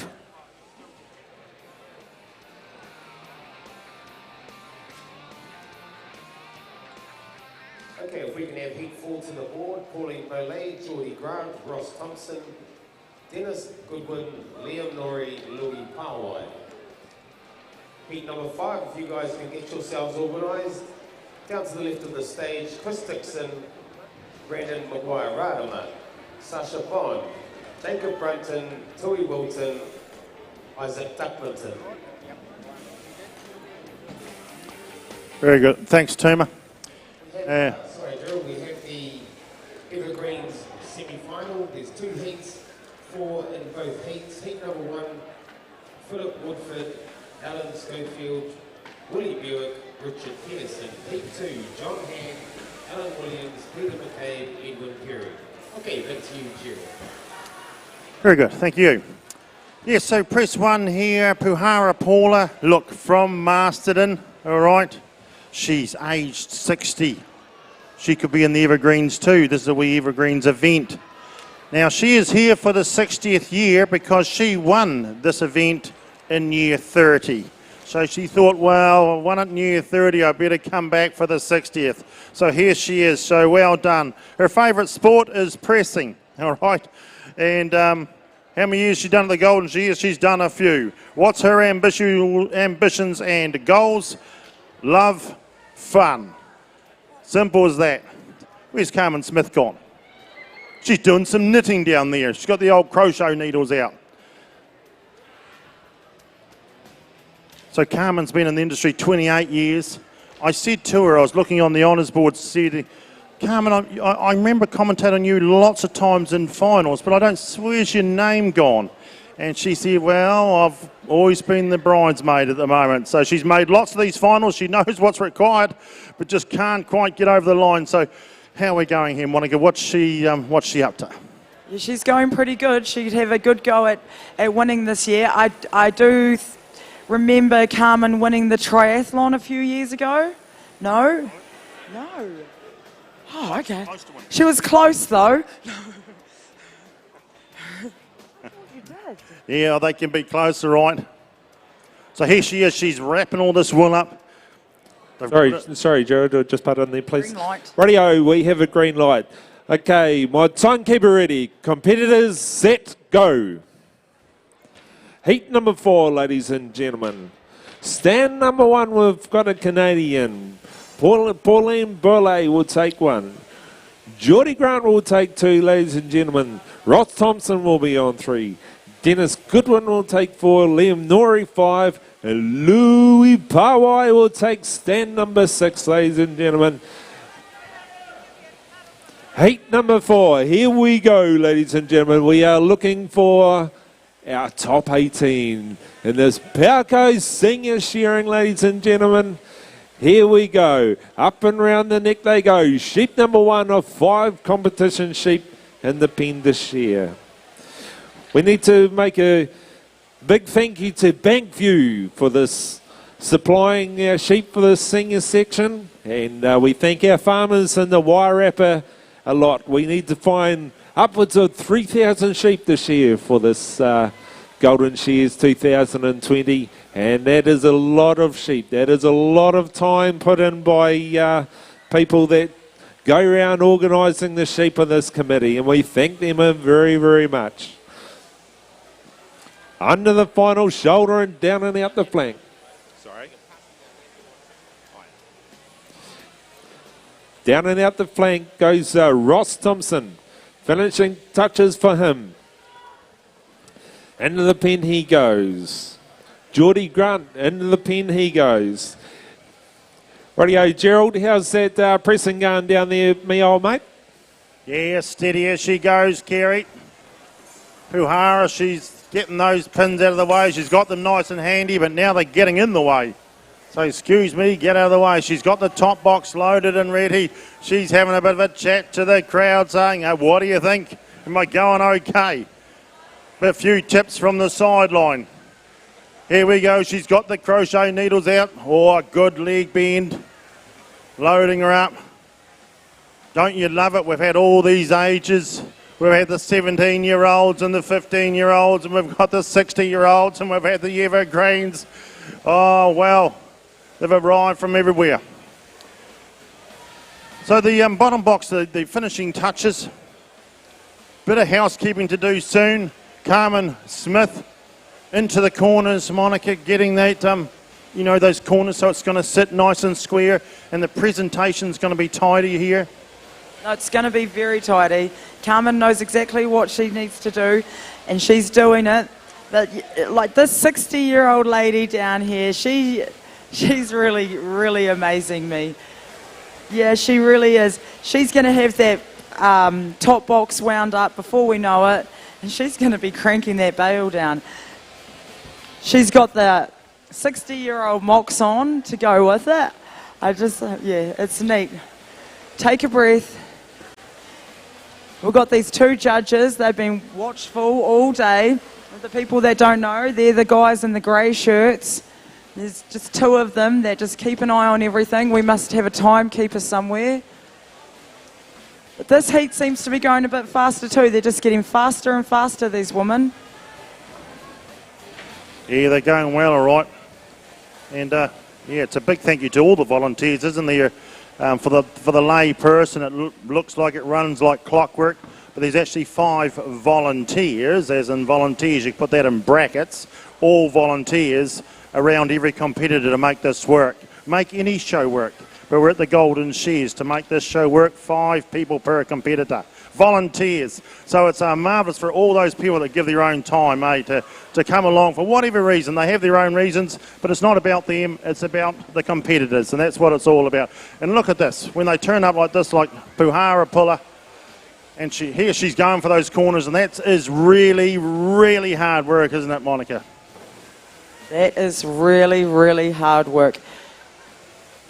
She makes good point of contact on her way down. And those some of the safety issues, not jumping down in one big step, but that comes with age when you start working smarter, not harder, and you keep good points of contact when you're moving about for your own well-being. She has longevity for some reason. She's still in the industry all these years because she has done it in a smart way. So lots happening down here, but we'll head back because they've on sheep 4 now and 5 to do. So let's have a bit of input there. Thanks, Kerry and Tuma. Thanks, Gerald. Thanks, Monica. And where are we, ladies and gentlemen? Sheep number 3 is sheep number 4 on the board for these shears. Geordie Grant, up the neck he goes. Ross Thompson, out onto the board he comes. Down there on stand number 6, I can't quite see young Louis Pawai into the pen for his 4th sheep.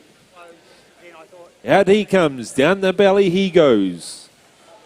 Belly will chuck clear, hits that first leg like a ton of bricks. He said, I'm going to rip the wool off this sheep. Down the first leg he goes. 1, 2, undermine time for him. Liam Norrie, the boy from Cheviot, another South Islander in the field. Up and round the neck he goes. Very, very good little shearer. 2. Around the shoulders he goes. Looking on the board, tell you what, ladies and gentlemen, there is some very, very good board points between 1 and 3. Very, very good so far. Up and round the shoulders goes Dennis Goodman. Takes the trimming on the back side of the leg. Down and into the long blow he goes. Ross Thompson, sheep number 4 on the board for him. Under the final shoulder and down and out the flank he will go. Geordie Grant, sheep number 5 on him. Up and round the shoulders he goes. Takes the trimming on the full side of the leg and down and into the long blow he goes. Shearing along pretty well too, the younger fella from Hastings. Of course, we are looking for that top 18, Tama. I tell you what, there's some pretty handy shearers in this heat number 4. Oh, you're dead right. This Geordie Grant. He's got the cool dreadlocks. He's got the Māori tāmoko on his arm, and he is just flowing like the river. Down the last side, this young man, I think the last heat was about 8 minutes. Well, this guy is going to be about 7 minutes and 20 seconds at the max. Very, very good quick time. And he has got some very good quality points. Push the button, Geordie. Well done, mate. That's a good share. So we got Ross Thompson, the Englishman. Last time I seen Ross Thompson was in Norway at the Norwegian Shearing Champs. So good to see Ross here. We got the cousin Louis Pawa down there on stand number 6. He's competed in the Woolhandling this morning. He's also competed in the pressing, and the shearing is the last event for him. Turns to the last side, young Louis does. He's a very, very nice, relaxed young man. I'm not sure how he's getting on without his bungee up there, actually, to tell you the truth. But these sheep, they are seeming to cause a few problems for a few of these shearers. Pauline Mollet, the first 2 sheep she had, just wouldn't settle. But it looks like she's got a bit of rhythm and a bit of flow going on now. So Ross Thompson, finishing touches for him. Louis Pawa, well done, Louis. We've got Dennis Goodwin on stand number 4, dropping into the long blow. Not too far behind is Pauline Boley. Liam Norrie down there, stand number 5. Finishing touches for him. I think a lot of these shearers, especially the ones that the sheep are wriggling on them quite a bit, they'll be very, very glad to get it over and done with, Kerry. Yeah, that's right, Tama. It's it's a bit of a shame. You can be a very, very good shearer. You can be the best shearer in the world, but if you can't settle that sheep and it's going to decide that it's going to have a bit of a tantrum on you, there's not a heck of a lot you can do. But it is just how things go. Well done, Dennis Goodwin. And finishing touches there for Pauline. There we go. She had a bit of a tough run there, but she come through well. She come through well. Heat number 5, can we have it to the board? Chris Dixon, Brandon Wairarapa, Sasha Bond, Jacob Brampton, Tui Wilton, Isaac Duplington. Heat number 6, can you guys get yourselves ready? Peter Spillman, Eugene Pitt, Leroy Pitt, Sarah Higgins, Lee Chain, Tawida Brown.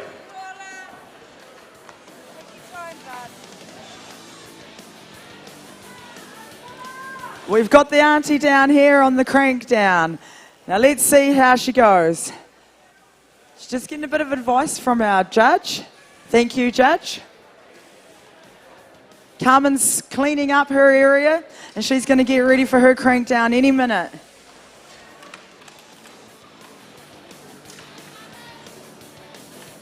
Okay, no, we've had a bit of something's happened over here. Nothing happened, nothing happened. We've got it all covered.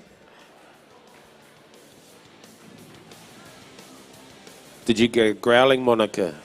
Nothing happened. Yeah, we just got on the rope on the wrong side, and Paula said it's drinks time. Light duties, takes a deep breath. Something in this lady that she just keeps on going. Something inside her just says go again and go again. Girlfriend. Carmen Smith has winding the ropes up, but hasn't got those arms put up just yet.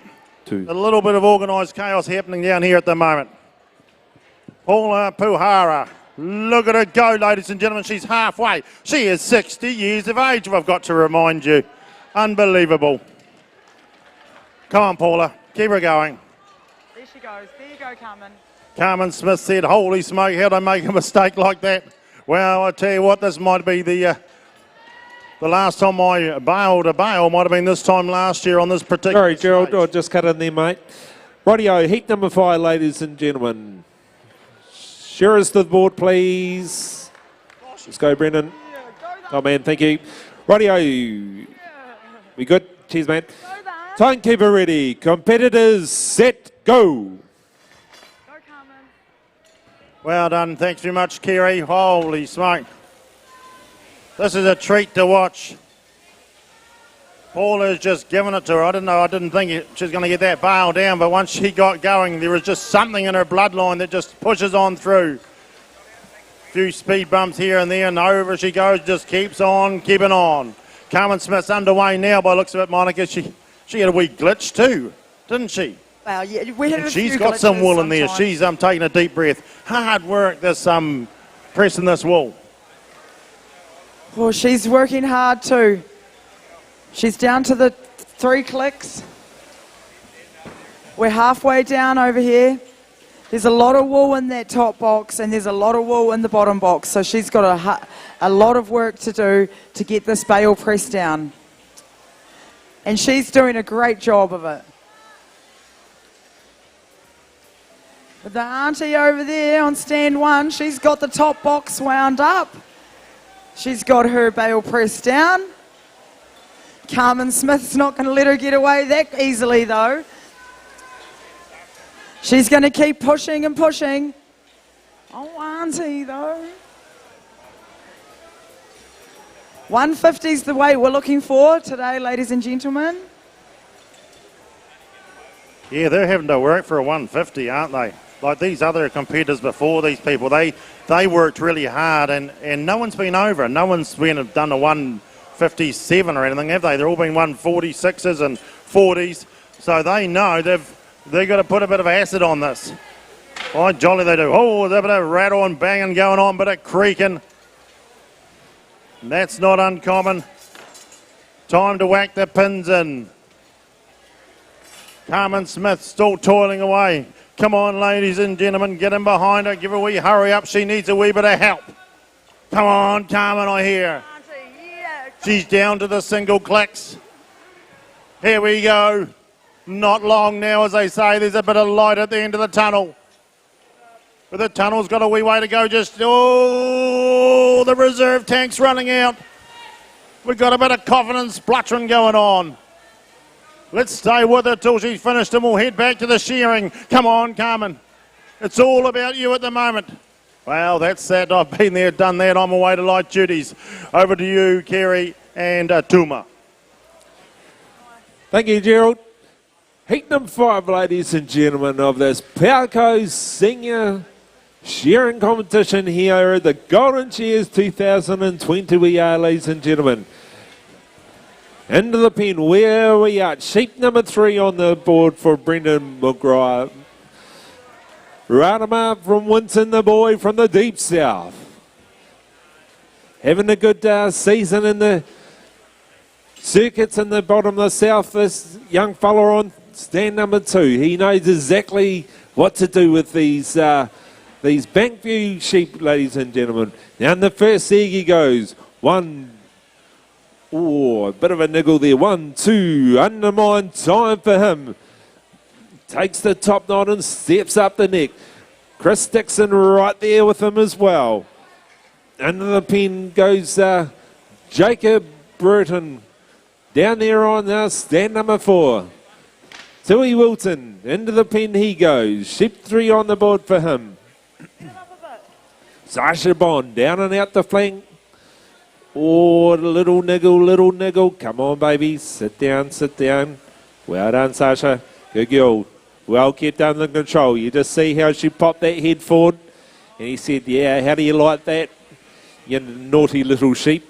Into the pen she goes. Come on, Sasha, get in there. Attack these big Masterton girls. Out onto the board she comes.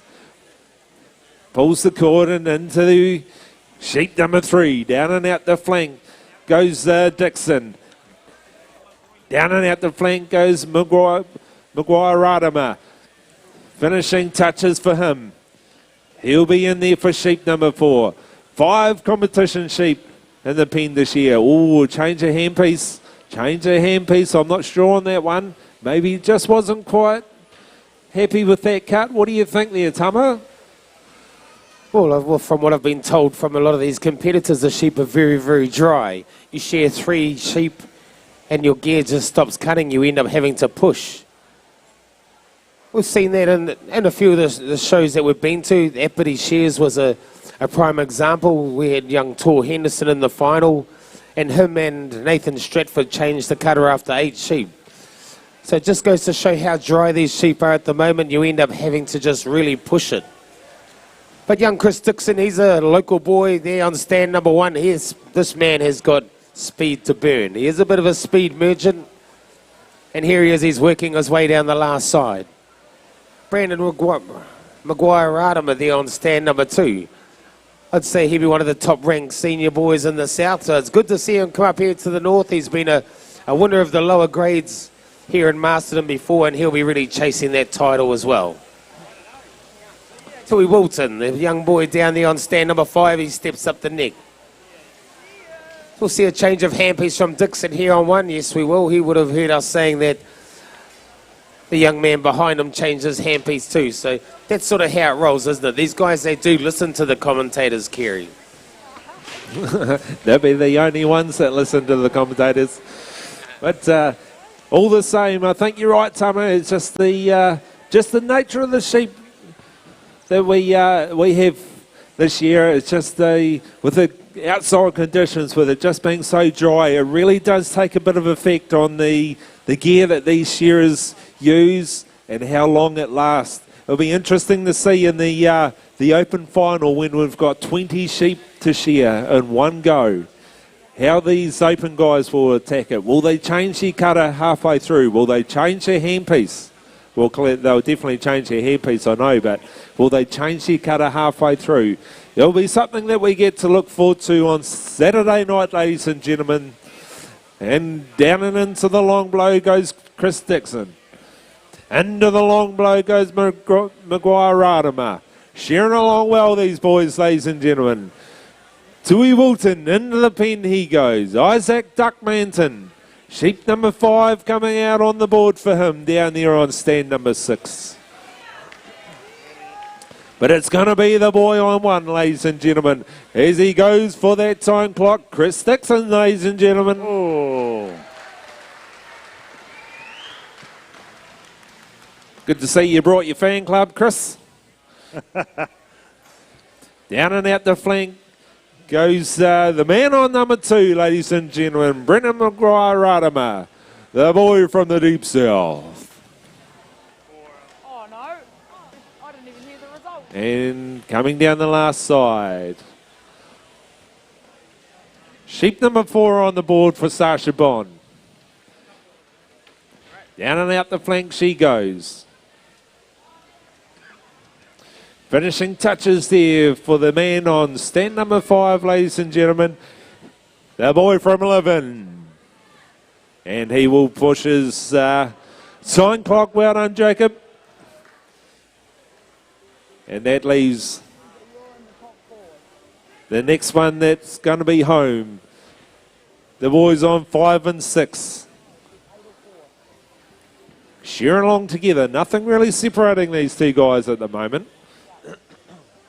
Under their final shoulder and down and out the flank. Just looking up on the points. Isaac's a little bit behind on time, but I tell you, look at the quality job. 1 on the board, 1.8 out the back. Finishing touches. Well done, Isaac. Push your time cord. Some of the points that these shearers are coming through with Tama, I tell you, what a credit to themselves and the shearing industry as a whole too. Yes, you're dead right. These guys have got some pretty good mentors out there. You know, guys that teach them about gear, you know, footwork, blow placement, etc. Gerald, how are you getting on down there? Yeah, we're going well, thanks, Tuma. Hey, we had a big cheer down here before, and so we should have.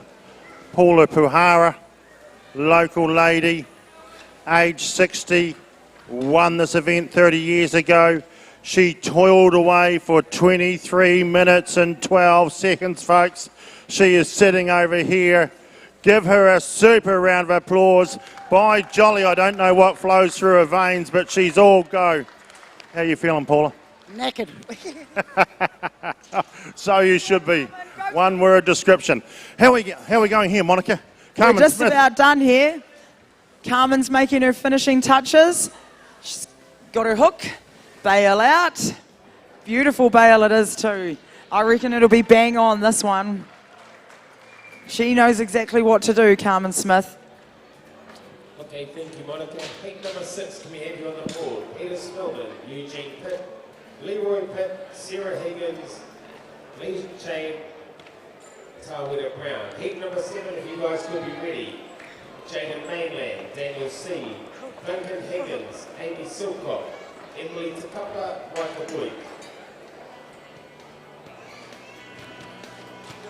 Great stuff, Tuma. So, hey, look, still running time. What are we up to? Give it up for Carmen Smith. She's been going 26 minutes. It's not a fast game, ladies and gentlemen. You need some serious stamina to pull this off. By jolly you do. Right, let's get these bales weighed up and see how we're going with these bale weights. Once again, some really good entries coming in the single pressing in the women's grade. So we've got here, this is Paula Puhara, 23 minutes and 12 seconds of hard graft. That's a very good effort, isn't it? In that time, she put 133 kgs of this wool in that sack. Well done, Paula, well done. Good on you.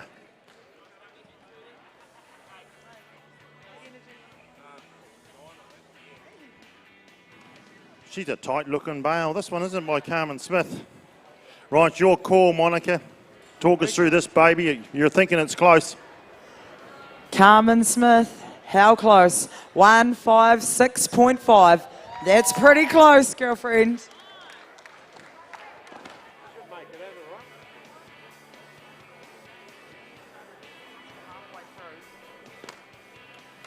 That was great stuff.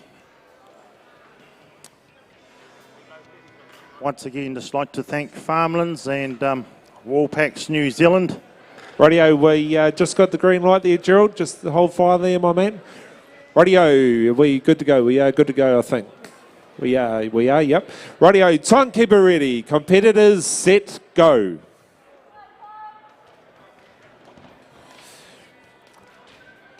Radio, ladies and gentlemen, heat number 6 of this qualifying heat. On stand number 1, we've got Peter Spillman. Eugene Pitt will take stand number 2. Leroy Pitt will take stand number 3. Sarah Higgins will be 4. Lee Shearing will take 5. And Tawira Brown will take stand number 6, ladies and gentlemen, in this Pauco Senior Shearing qualifying heat. We are looking for our top 18. We are looking for that top 18. The question is, who is it going to be? Who is it going to be? That is the $1 million question at the moment. Beautiful shearing sheep, ladies and gentlemen, out of the bank view. And we thank them very much for their loyal support to the Golden Shears, ladies and gentlemen, 2020. Down and into the long blow goes Eugene Pitt. Peter Spillman, he finishes the long blow, and down and over the brisket he will go. Leroy Pitt, under the final shoulder and down and out the flank he goes. Having a good shear, the boy, on sheep number 1. That sheep has just sat there and done everything it's wanted to do. Sarah Higgins, down and out the flank she goes. You might know her name. She has just set a 4-stand shearing record with her 3 female counterparts. Under the final shoulder, Down and out the flank goes Pitt. Into the pen he goes. Sheep number 2 on the board. Tower around down there on stand number 6. The big fella, he said, not without me, you know, boys. Into the pen he goes. 1, 2 down that first leg. Undermined time for him. Takes the top knot, steps up and breaks that neck well open.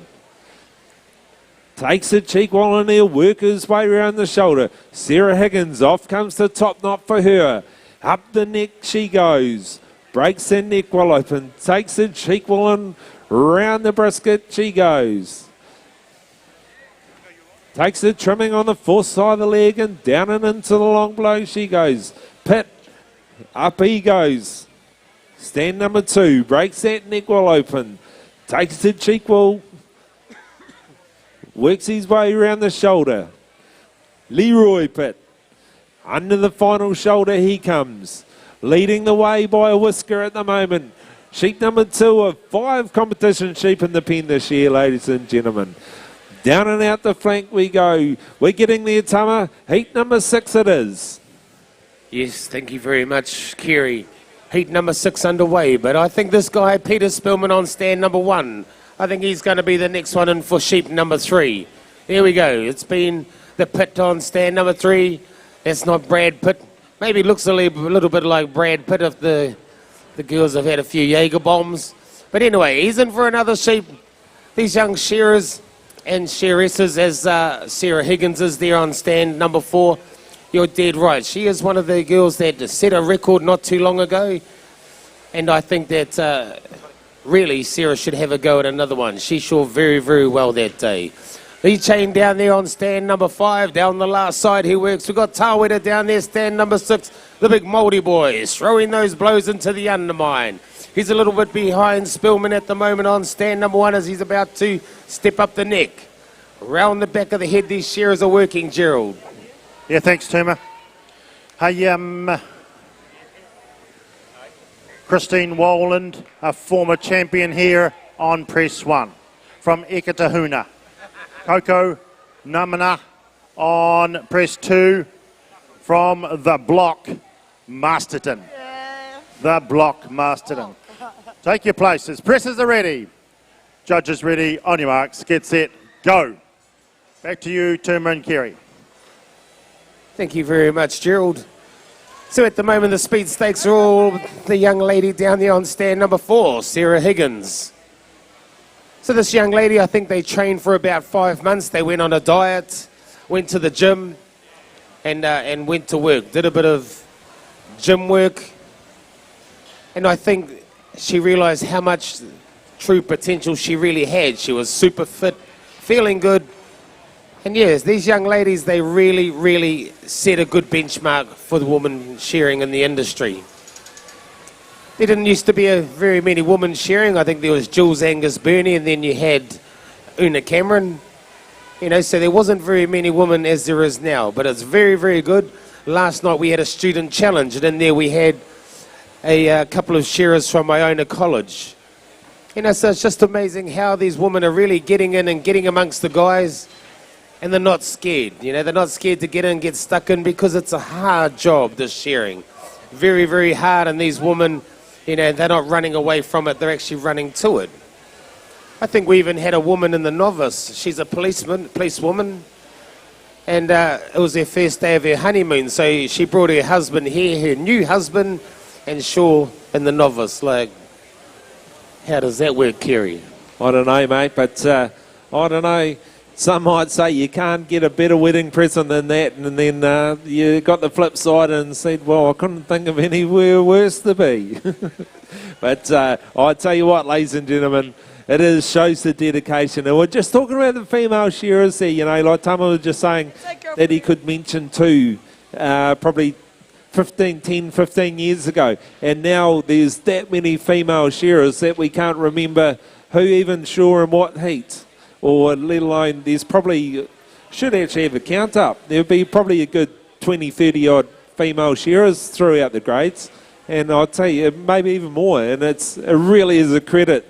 And it just really goes to show you that a male-dominated sport probably 10, 15 years ago is really, really not the case anymore. And I don't know what you think, but I think it's fantastic. Girls like Sarah Higgins coming through and smashing out world records, putting their own little mark on history, Tama.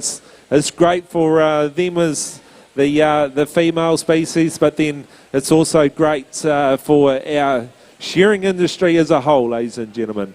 Around the shoulders they go. Drops down into the long blow. Sarah Higgins down there on stand number 4. Sheep 5 on the board for her. Sheep 5 on the board for Peter Spillman. And down and into the long blow he goes. Leroy Pitt. Up the neck he goes. Works his way around the shoulder, but it's going to be... Who's it going to be? The man down there on stand number 5, leading the way in this qualifying heat. Oh, no, sorry. The judges were in the way. I'll tell you, those judges, they get right in the way at times. And now he's on sheep number 5. Down and out the flank. I know Sarah Higgins is on sheep number 5. Peter Spillman's on sheep number 5. Who's it going to be? And, ooh, I think she might have got him. I think she might have got him. Only by a whisker. One unto those competitors.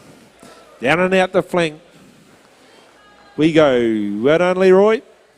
And Tawera Brown, the big fella down there on stand number 6, pushes his button, stops his time. Kerry, I think if you want to make the top 18 here, you need to be in the low 30s, like 30.0 something. Because these are some wonderful quality jobs going out there, these senior shearers. Real credit to them. Well done, Eugene. Give them a hand, ladies and gentlemen.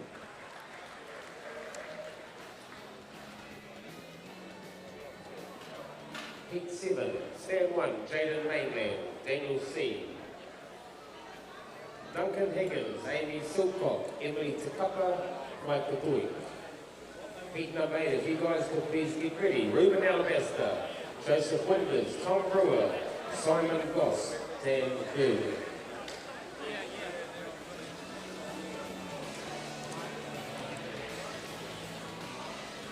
We might just have to hold up, guys. We've got to... How's that for support? How's that for support, Kerry? They're all getting up there to support their mate. Well, it's all about supporting this show, mate. Well done, Lee. Well done, my man. You're going awesome, girlfriend. Rightio, Monica. How we going down there with that pressing? We're going really good, thanks, Tom, Kerry. Here on stand 2, we've just about got the bale pressed. This little lady, she's making it look as simple as. Over here on stand 1, past winner. She's got a big support crowd down here. Yeah. She's done the double box at the start. Some people have used this technique where they've filled both boxes up at the start, and some people have used this technique like on stand 2 where they've got the top box done and then they're into the bottom box. Where's our piece of paper? Christine Walland, Ekatuna. She's been in the industry for nearly 30 years. Her main occupation is a mother, and her favourite sports are pressing and rugby. She's been competing here for 15 years at the Golden Shears, and her ambitions and goals are just to do good and be good. Great ambitions. Now on stand 2, Koko Namana. Koko Namana. Coco. Her other occupations are milking cows, hopefully, and her favourite sport's women's rugby. And they're pretty much neck and neck, even though they've used different techniques. They're pretty much neck and neck. Whole bit of breath down here. Well, what do you reckon, Gerald? I reckon that was a big breath, all right. Christine, she's got the fan club. She's got her son out there. Come on. He's giving her the big, come on. Ooh. Get going, Mum. Rattle your dags. Get some wool in the press. Coco, she's up with the, she's got the cap on the top box, and now she's banging those corners that we've mentioned a few times today. Rightio, Jared. Sorry to interrupt, mate. I'll come back to you though, eh? Rightio, heat number 7. I think we're ready for a start. My timekeeper ready. Competitors, set, go.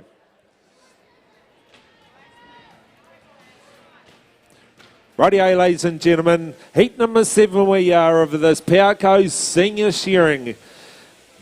Jaden Mainland will take stand 1, Daniel Seed will take 2, Duncan Higgins will be 3, Amy Silcock will take 4, Emily Papa will take 5, and Micah Doik will be down there on stand number 6. Rightio, Gerald, sorry, back to you, my man. Yeah, no problem at all, Kerry. She's all good. She's all good.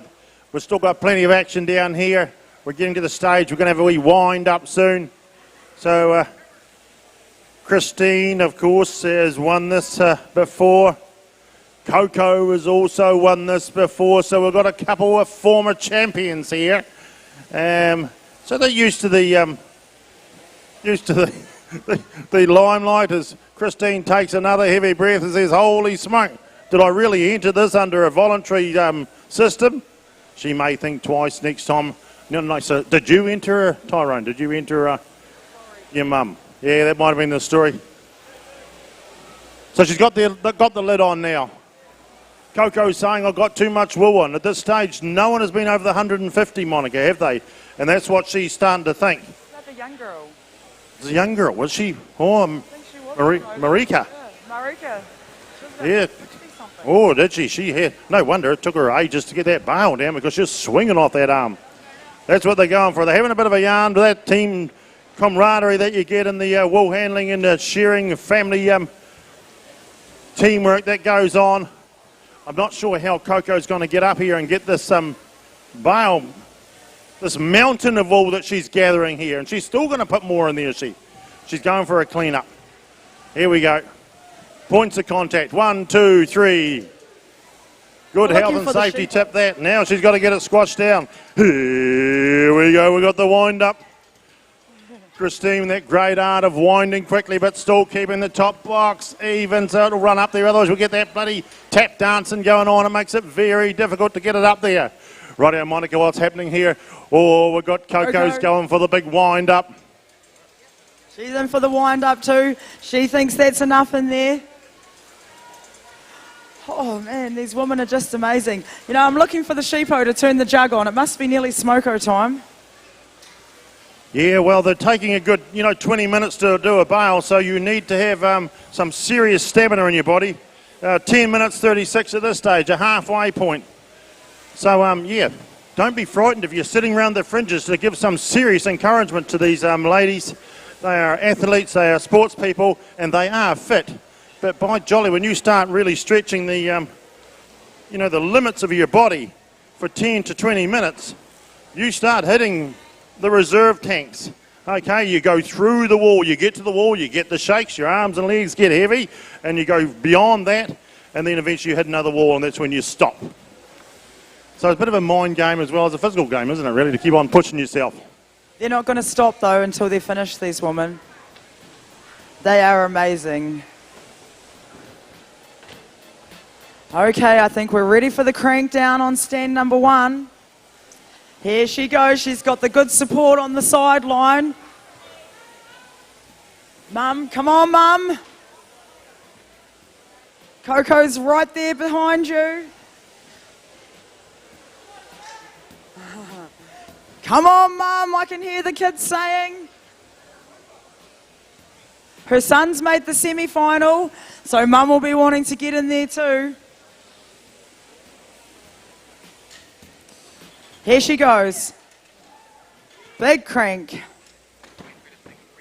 And she's just walking around the press to make sure everything's all where it's supposed to be. Coco's pulling her pins out. Just pushing those bits of wool back in. Good girl, good girl. Doing the clean up. Rightio, Monica, we'll have a look back on the shearing board, ladies and gentlemen. Heat number 7, Micah Duecki down there on stand number 6, ladies and gentlemen. Smashing his way into sheep number 4. Off comes the Bellion down the first leg. Oh, what are you up to, Mr. Higgins? He said, oh, I have no idea. I have no idea. He said, I finally got it under control. Sheep number 3, it wasn't exactly the result I wanted, but out the hole it goes and still. Emily down there on stand number 5. Under the final shoulder and down and out the flank she will go. Amy Silcock, one of the 4 that set the women's shearing world record. What was it, Tama? 2066, I think, wasn't it? They set. And she was one of the 4 that competed in that world record. Under the final shoulder and down and out the flank she goes. Chipping along pretty well too. Down and out the flank. Niggle there. Under control again. Duncan Higgins. Up the neck he goes. Around the shoulders and takes the trimming. Daniel Seed. Sheep 4 on the board for him. Up and round the shoulders he goes. Micah. Into the pen he goes. Sheep number 5. 5th and final sheep on the board for the man from Australia. Down there on stand number 6, ladies and gentlemen. Down and into the long blow, Daniel Seed. Down and into the long blow, Duncan Higgins. Jaden Mainland. Down the last side and out the flank he goes. Finishing touches for him on sheep number 4. He'll get in there and sheep 5 will be on the board in about 2 or 3 seconds, the big fella. Yeah, he comes. Muscles that beautiful bank view, ladies and gentlemen, onto the board. Down and out the flank goes Duncan Higgins. Finishing touches for him. Daniel Seed said, not without me, you don't, Duncan. Into the pen he goes. Into the pen he goes. Finishing touches there for stands 3 and 4. Sheep 5 on the board. Down the belly they go, these 2 boys. Down and into the long blow goes Amy Silcock.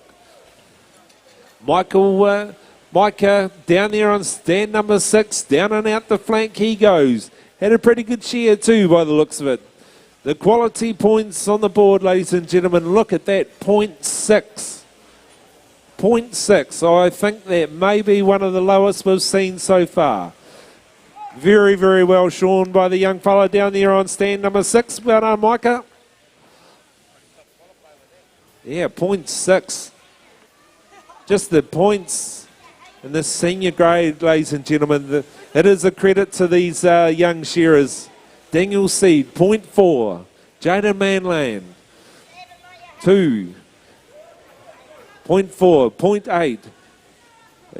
Some of the scores that are coming out, ladies and gentlemen, they are really a credit to these young shearers. And there we go, Jaden Mainland. Well done, my man. Also well shorn. Look at that, 2.2. Pen, 3.2. Very, very good results for these young guys. And Duncan Higgins, there we go, finishes his fish sheep. Daniel Seed, down and out the flank he goes. Finishing touches for him. Down and out the flank goes Emily, and also well shorn too. Well done, my girl. And Amy Silcock, up and around the shoulders she goes.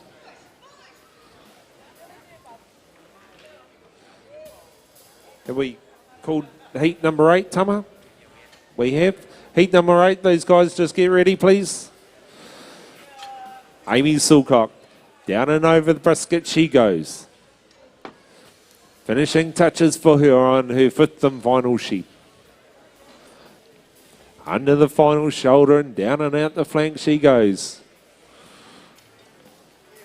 Finishing touches for her. And there we go. Well done, ladies and gentlemen. That does complete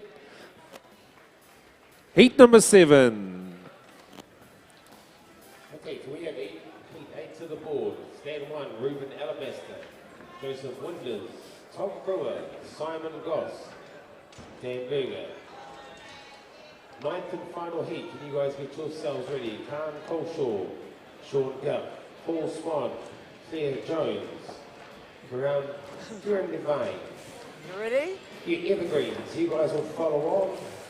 Heat one of that will be Graham Roadley, Mike Hamilton, Steve Cooper, Jules Anders Purdy, Kevin Buckman, David Hodge.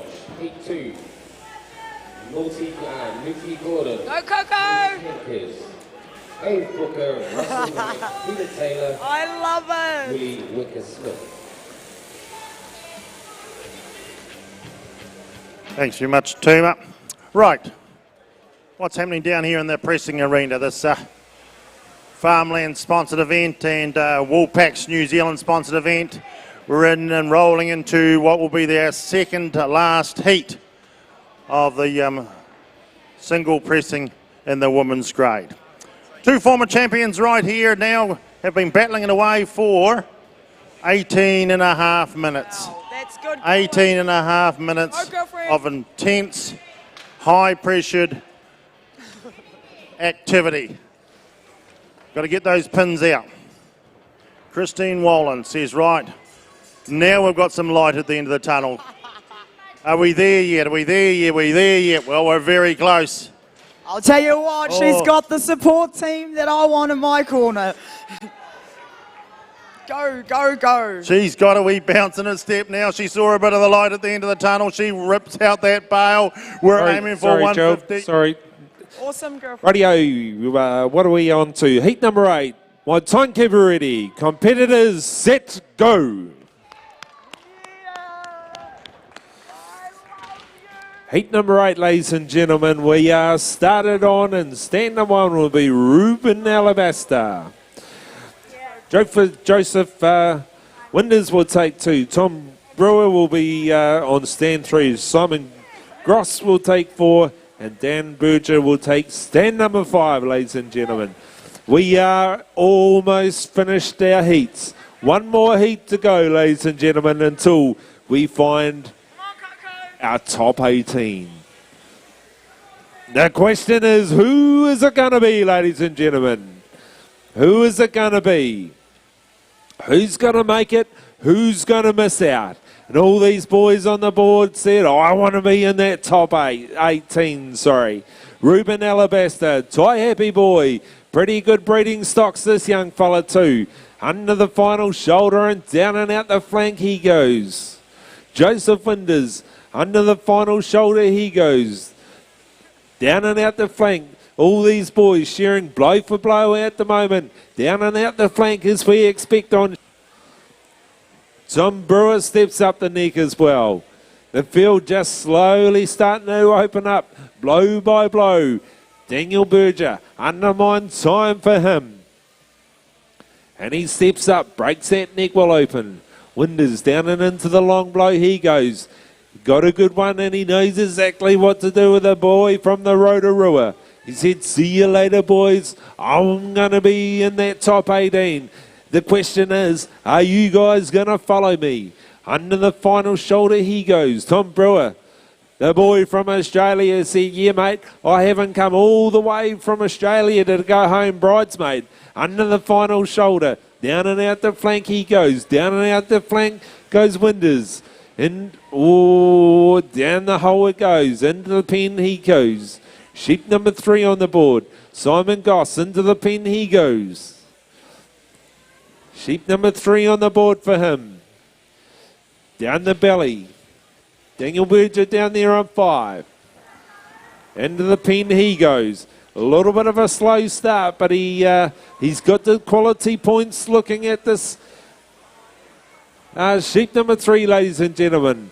It's not all about speed. These sheep are judged on the board. They're judged out the back by our judges.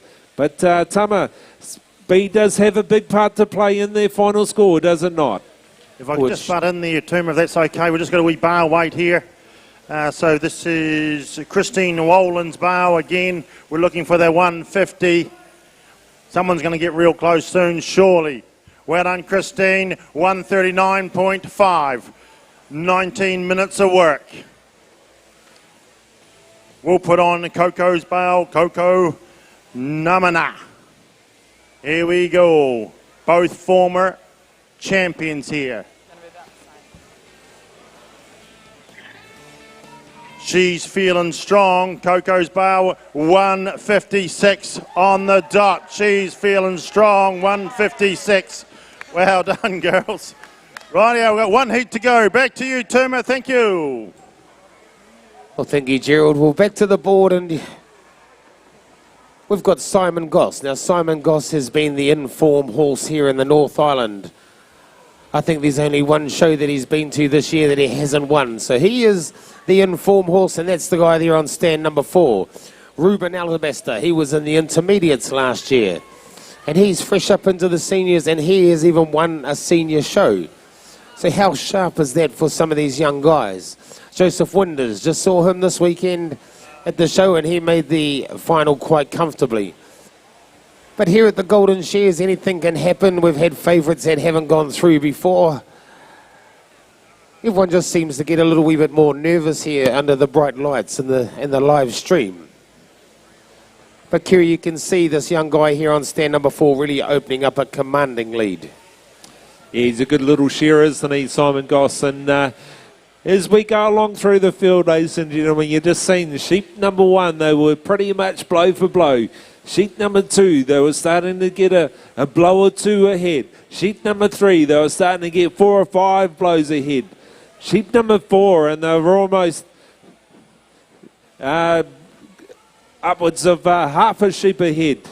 They just, some of these better shearers, they just know how to put their foot down when it comes to sheep 4 and sheep 5 when the pressure really starts coming on in the qualifying heat. They've just got the ability to suck it up. They've got the ability to just know how to control their nerve, control their breathing. Undermine sign for Simon Goss.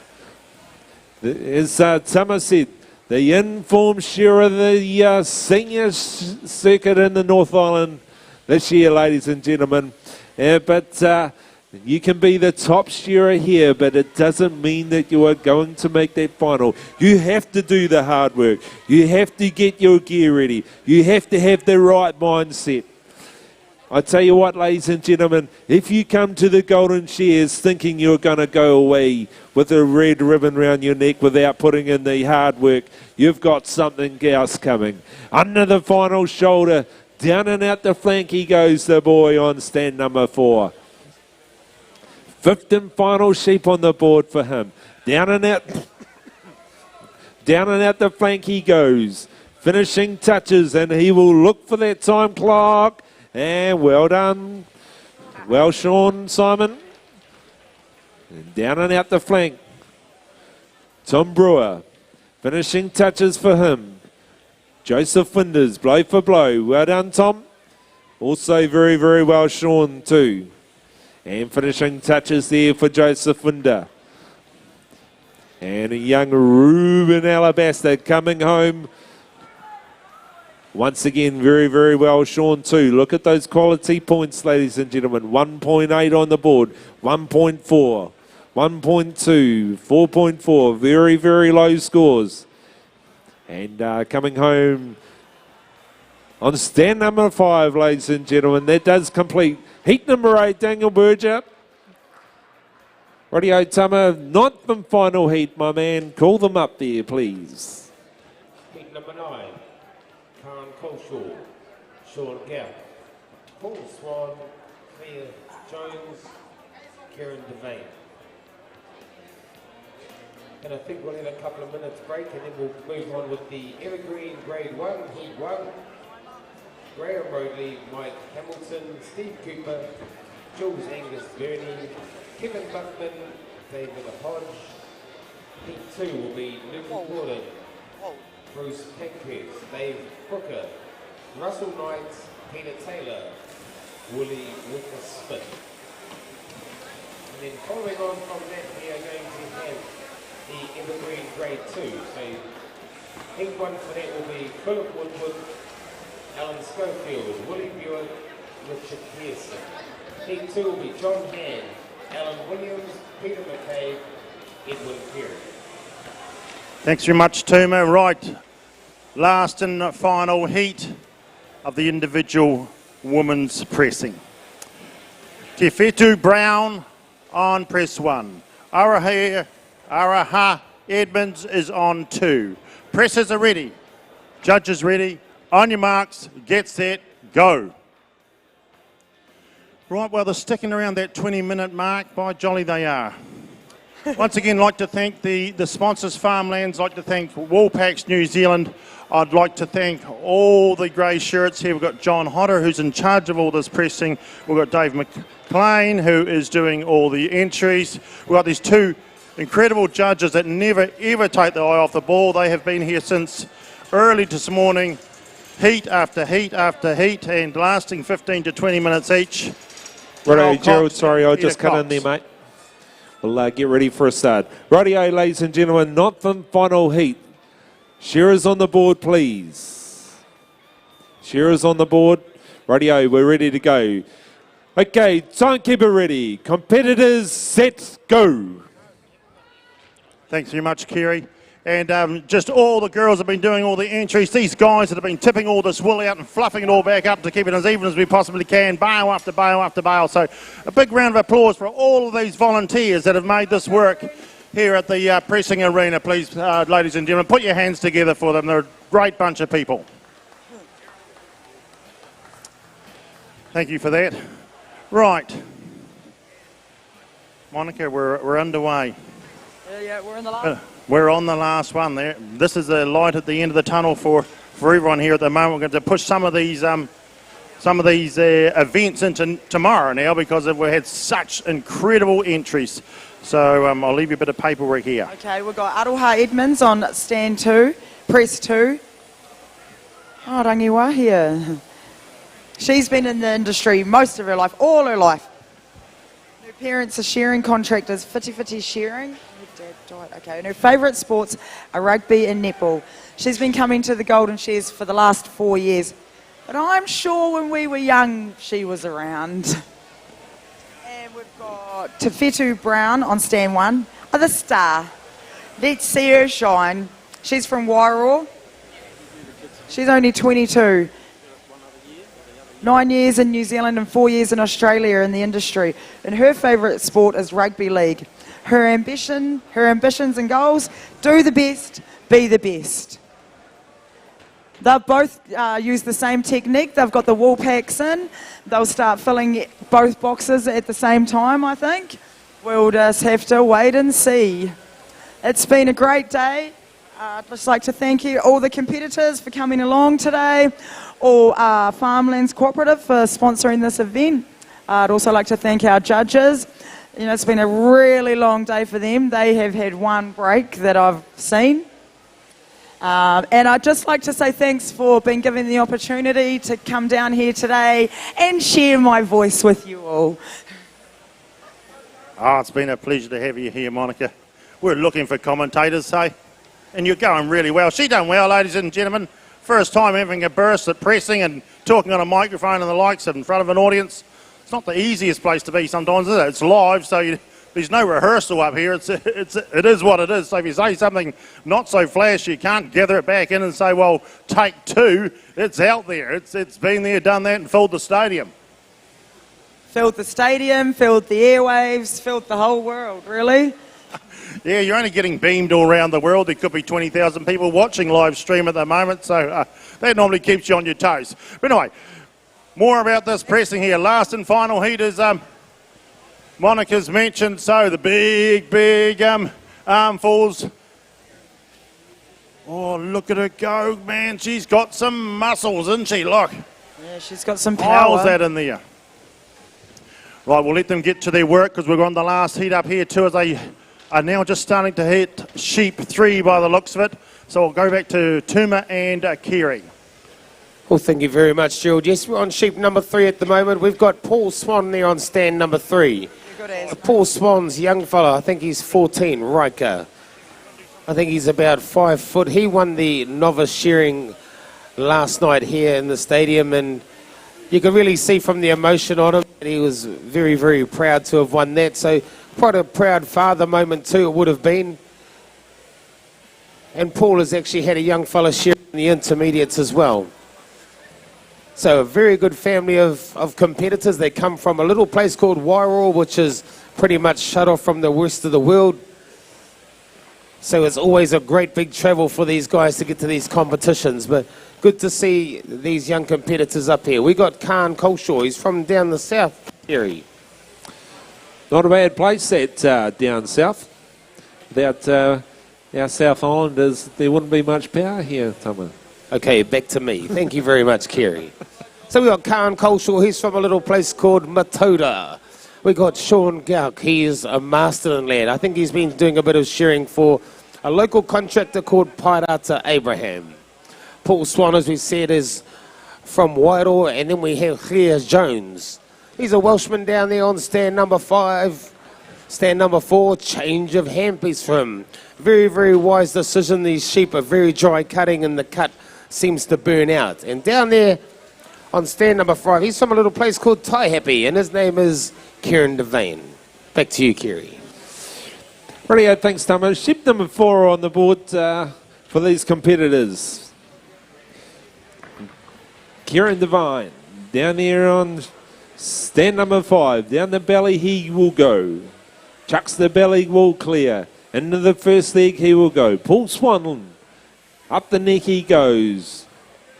Leading the way with the man on stand number 1. Around the shoulders he goes. Drops down into the long blow. The boy from Wales, Jones, down and into the long blow he goes. Got a good shearing sheep, the boy on stand number 4, and he knows exactly what to do with it. Works his way around the shoulder.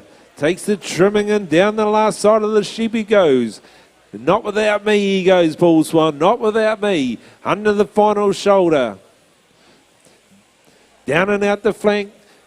Finishing touches for him. Sheep number 4. She is almost done and dusted.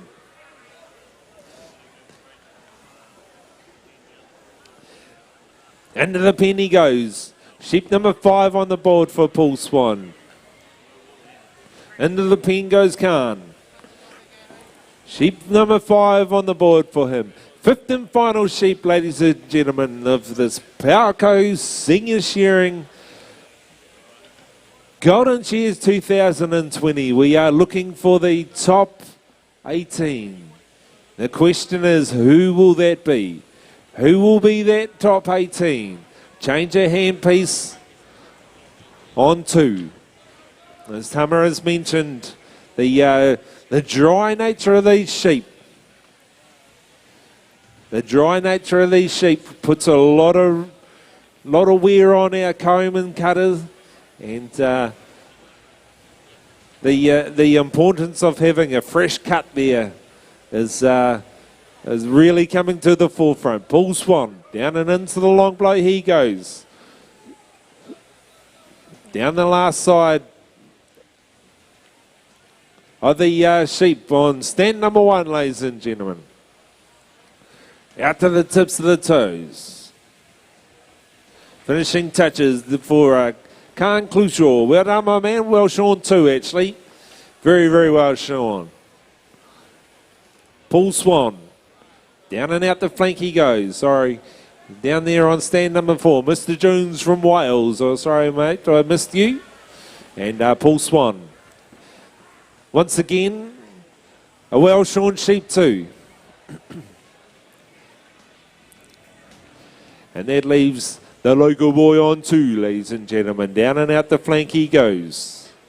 Out to the tips of the toes. Kieran Devane down there on 5. Finishing touches, ladies and gentlemen. Well done, Sean. And coming home, the boy from, where is that? Tai Happy. There we go. Well done, Kieran. And that does complete heat number 9, ladies and gentlemen, of this Powerco Senior Shearing. Thank you, Kieran. If we could have heat 1 of the Evergreens, just to gather down to the left of the stage. Graham Rodley, Mike Hamilton, Stephen Cooper, Jules Angus Verdi, Kevin Buckman, David Hodge. And we'll bring you up shortly.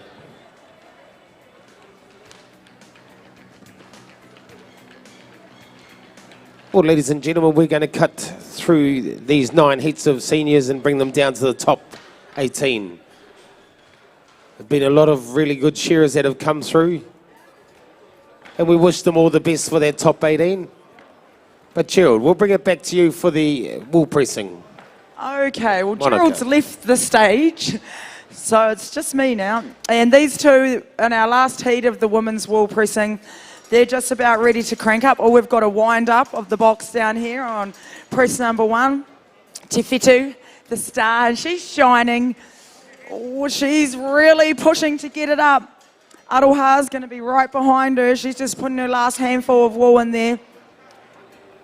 And Te Whetu's done an actually beautiful job here. Everything's so tidy that she isn't going to have to muck around with this. She's just going to get that box on top, put it down, get her pins out, get her arms up, and just start cranking it. Aroha's right behind her. She's not letting her get away. She's taking a big breath before she starts winding this box up. Oh yeah, she's a tough lady. She's almost up. Te Whetu's got her box on. She's pulling her pins out. They're up. And I'd say these two ladies would really like to have a go in the final here this year. 7 heats. It's been a wonderful afternoon. I'm just so impressed by how strong and how fit all these women are. From 17 to 60, the range of age Evergreens and then and ability. Okay, Te Whetu's up. One side. making the time. It's only 4:50, so. We're going to play a song? Play a song. I'm hungry. And I'm hungry. Want a lolly? Aroha's got her top box up. They're both Auntie Pan's nieces. She's just tidying her bits up, pulling her pins out. But Te Whetu on stand number 1, she's ready for the crankdown. This is our favourite part. Whoa! There she goes. We don't want it to hit the ground, bub. Oh, we're hitting it. Thank you. The blade shearers, you guys will start at 6:45, but we'd like you guys to check in at 6:15. Okay, and that is Fucking mean, girlfriend. Nikki Goodler, Peter Casserly, Alan Oldfield, Art Eastham, I reckon we've got a 120. Isaac Tuckmanton, Too easy. Phil Oldfield, and Katie Reid. So we'll need you guys to check in at 6:15 for the blades. One more, bub.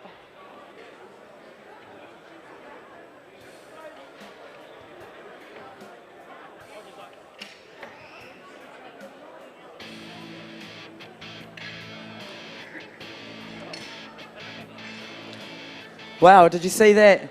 She just cranked it down like it was nothing. Straight up. Okay, can we have heat 1 to the board at the Evergreens? Graham Roadley on 1, Mike Hamilton 2, Stephen Cooper 3, Jules Angus 34, Kevin Buckman 5, David Hodge on 6.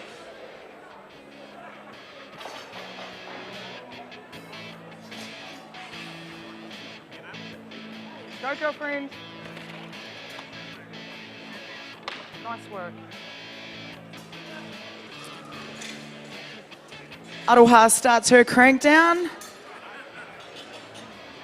She's just walking around the press to make sure everything's okay. And there she goes.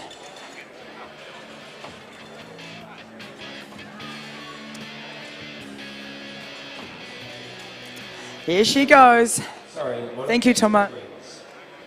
Evergreens semi-final heat 1. You guys can get up now. I'll stand a little bit louder. Stand 1, Graham Roadley. 2, Mike Hamilton. 3, Stephen Cooper. 4, Jules Angus Burney. 5, Kevin Buckman. And stand number 6 is David Hodge.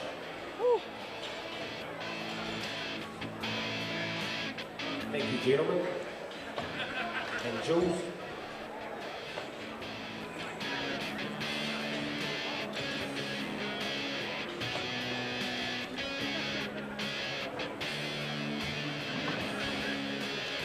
Nice work, girlfriend. Just a heads up to anyone out there that has lost a set of keys. There's been a set of keys handed in to the desk here, so if you have lost the set of keys, just come up to the announcer's table and we may have them here for you.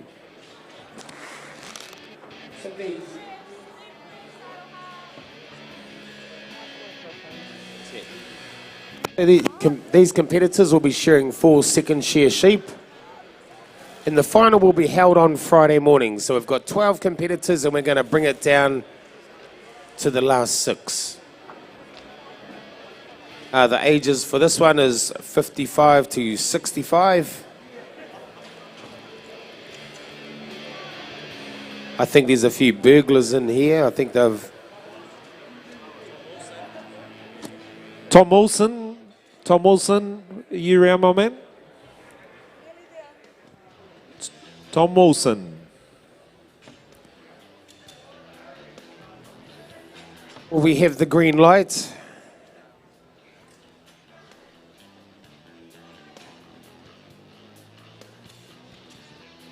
We still need Tom Rabbit. Tom Wilson, is he round? I think we may have a bit of a problem with one of the machines, is that correct?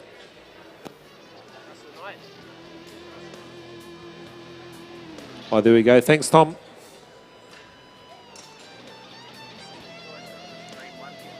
Right, okay, Monica. So just as we wait, we'll go down to you with the wool press then. Okay, thanks, Kerry. Aroha's got that bale cranked down. She's just lifting her top box up. Tefitu's down there. She's got her pins in. We won't be far from finishing today's singles wool pressing event. And it's been a full-on event today. This afternoon, the women are so impressive.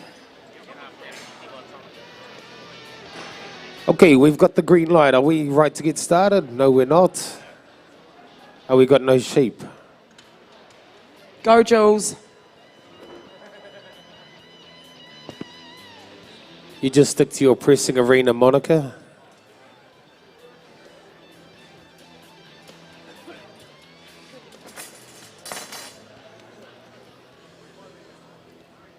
Well, this will be good for these judges, these competitors. It'll just let them shake the nerves off a little bit, Kerry. For these competitors to be up there. Some of them would have been a haircut or two since they were there. I have no doubt that they still know very well on how to shear a sheep. Probably blew a few cobwebs out in that first qualifying heat.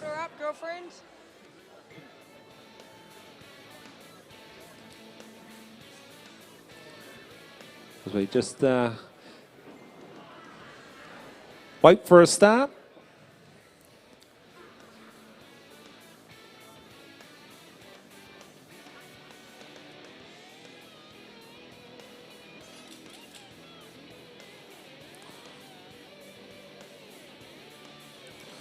Nice work.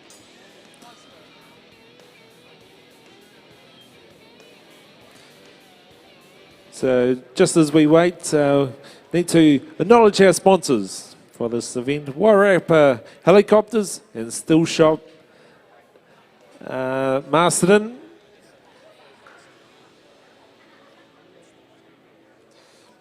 And also the sheet supplied by Hikarangi. We thank those guys very much. Rightio, thank you, Rabbit. What timekeeper ready? Competitors, set, go.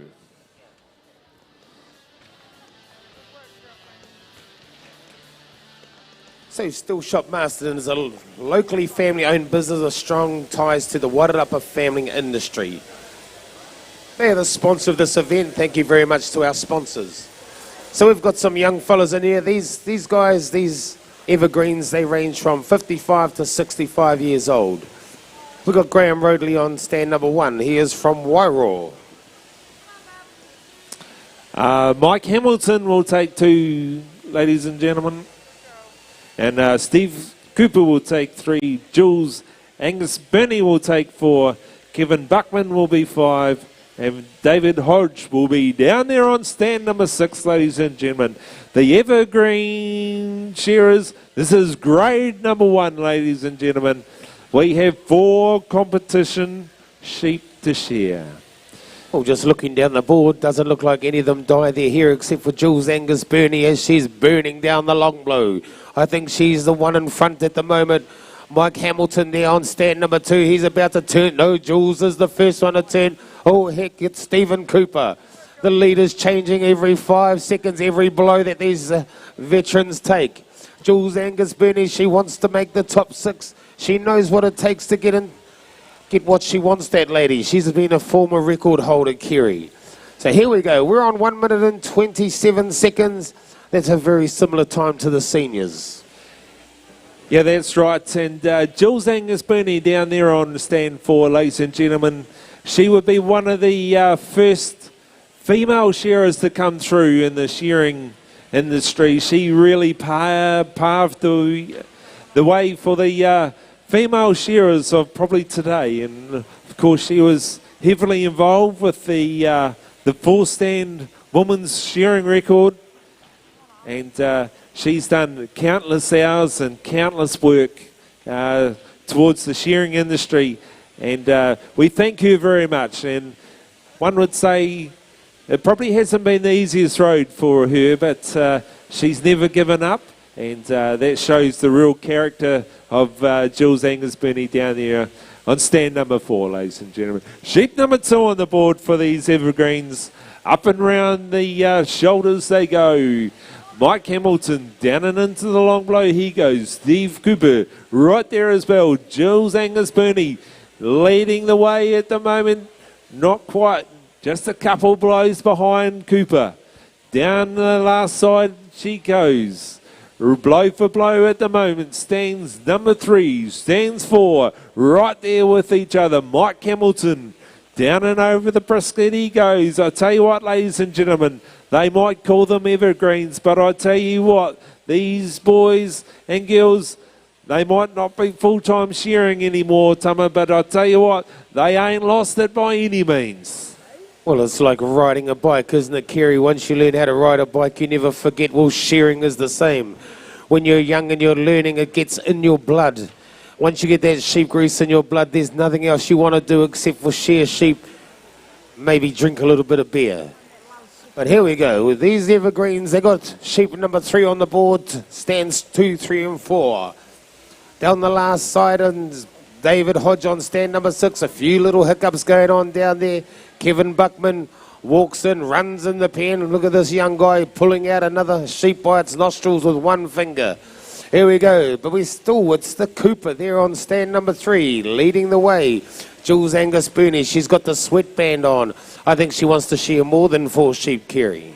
I tell you what, she set a world record for the lamb record back in, I'm not sure quite when it was. It was 1980, I think it was the late 80s, was it? I'm not quite too sure. We might actually have to check that out. But she definitely held the world record for the female lamb record for a good many a year, actually. And it wasn't until recently that it was broken too. Down and over the brisket she goes. Right there stands 3, 2, 3 and 4. Right there with each other. Nothing separating them at the moment. Down the last side they go. Blow for blow, ladies and gentlemen. These Evergreens, I tell you what, they are having their time in the sun, ladies and gentlemen. And Steve Cooper into the pen he goes. For his 4th and final sheep, ladies and gentlemen. Jules Angus Burney, in she goes. Mike Hamilton in for his fourth sheep. Down the belly they work. Graham Rodley on one. Up and around the shoulders he goes. Sheep 3 on the board for him. Up and around the shoulders. David Hodge down there on stand number 6. I can't quite see what sheep he's on, but all these judges are very good at standing in the way. Kevin Buckman into the pen he goes. Sheep number 4 on the board for him. Oh, the hustle and bustle is all on stand number 3 at the moment. Stephen Cooper from Oportiki. He's actually managing to put a sheep around. Graham Rodley from Whitehall just down the road on stand number 1. But if you have a look at those points, Rodley is going to need to get a sheep put around him because his job, his quality is absolutely immaculate. Down there on stand number 6 is another very, very good quality job. But the Stephen Cooper, last side for him. Sheep's trying to give a little bit of a struggle, but he's got her right where he wants her. There's no way she's going to go anywhere. So give him a hand, ladies and gentlemen. That's Stephen Cooper. He's the first to finish out of the first Grade A Evergreens. Well done.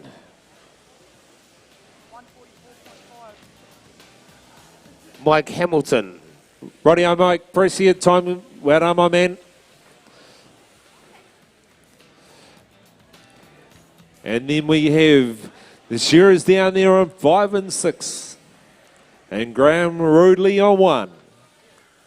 Out into the board he comes. 4th and final sheep on the board for these boys. Under the final shoulder. Down and out the flank they go on 5 and 6. Kevin Buckman, David Hodge, ladies and gentlemen. Who is it going to be? Who will be the first one to... Bit of a niggle there. Bit of a niggle it cost them. It's got... Ay. There we go. Well done, you two boys. Very, very close in the end. Here we go, ladies and gentlemen. 5 and 6. Kevin Buckman, David Hodge. Look at this Nuki Gordon. He looks very focused. I haven't seen him look like that before. The last time was when his kid was running through the supermarket with no pants on.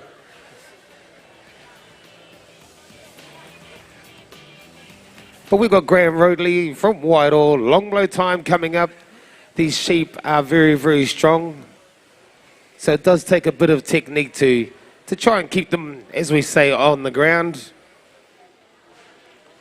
These sheep are wild animals, ladies and gentlemen. They don't live in the backyard and come and drink out of a bottle every morning. These things are raised out on the hills.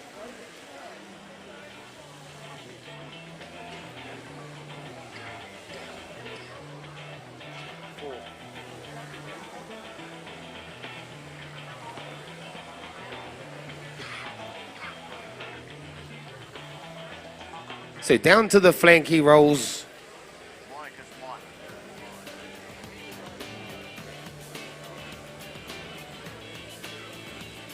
Finishing touches, ladies and gentlemen. Please give them a hand.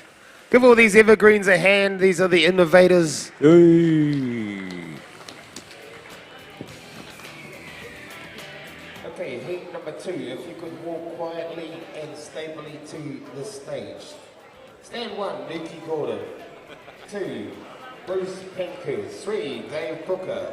4, Russell Knight. 5, Peter Taylor. 6, Willie Witter-Smith.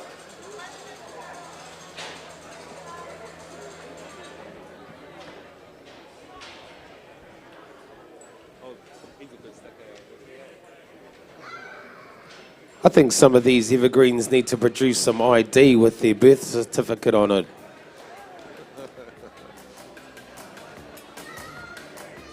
I don't know about this Nuki Gordon.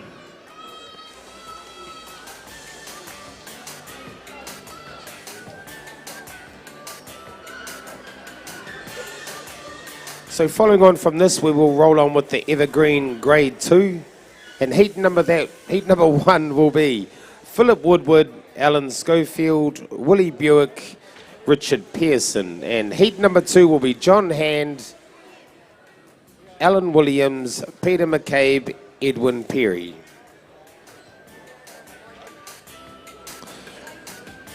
Righto, ladies and gentlemen, as we just wait for a start, we need to acknowledge our sponsors for this Evergreen event. Wairarapa, Hollycotters, Still Shop, Masterton, ladies and gentlemen, and we thank them very much for their sponsorship. Still Shop Masterton is an award-winning store at local and national level that strives to provide consistent and reliable customer service at the highest levels. We pride ourselves in supplying the best in brand equipment, backed by quality service from factory-trained staff. Still Shop Masterton, all our staff are proud and enthusiastic supporters of the Wairarapa farming community and community in general, and are thrilled to be involved and support the Golden Shears. Jeremy Sharp.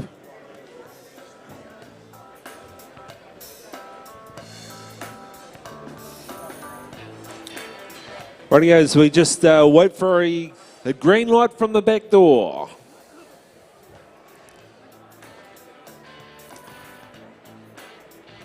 We're waiting for the second heat of the Evergreens semi-final number 2, ladies and gentlemen.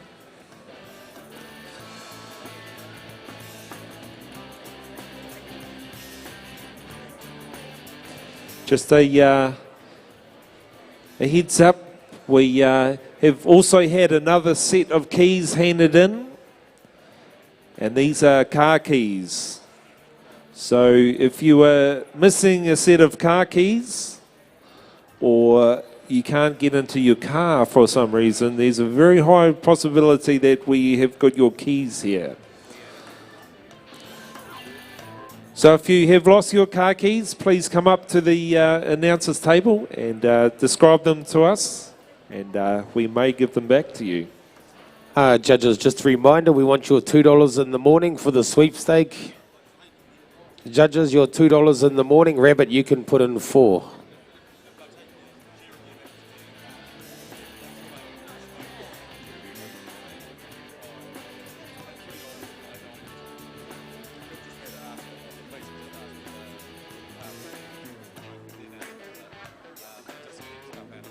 If you're wanting to get in with the speed share this evening, I think you can enter when we come back for the evening session. There's only 30 spaces.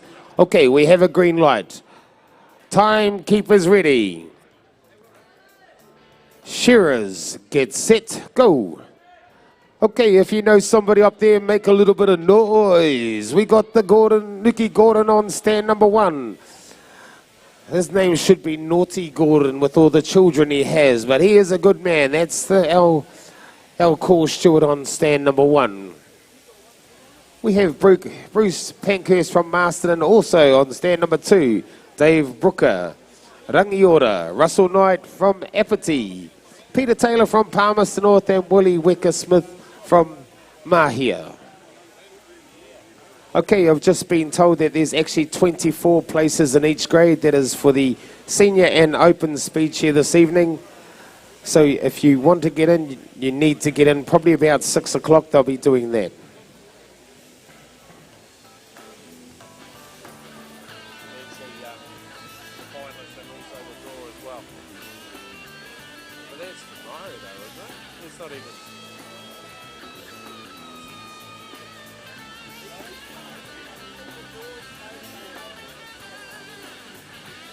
I've just been told the doors open about 6:15 if you want to enter into the speed share. Okay, so up on the board we have the second qualifier on stand number 1, Naughty Gordon. Out the last side he comes. And we have the first qualifier, Russell Knight, there on stand number 4. So you can guarantee that these fellas are going to have a little bit of a race. I hope they keep the quality. There we go. Oh, Dave Brooker, he's the first one in for sheep number 2, 1 minute 33. They were a little wee bit quicker than the last heat. Nuki Gordon, he's got a monster. But he's very, very skilled, this guy. He's got an amazing family of competitors and he's taught them all one by one. That's Nuki Gordon. Russell Knight moves into the undermine. Dave Brooker, been there, done that, Kerry.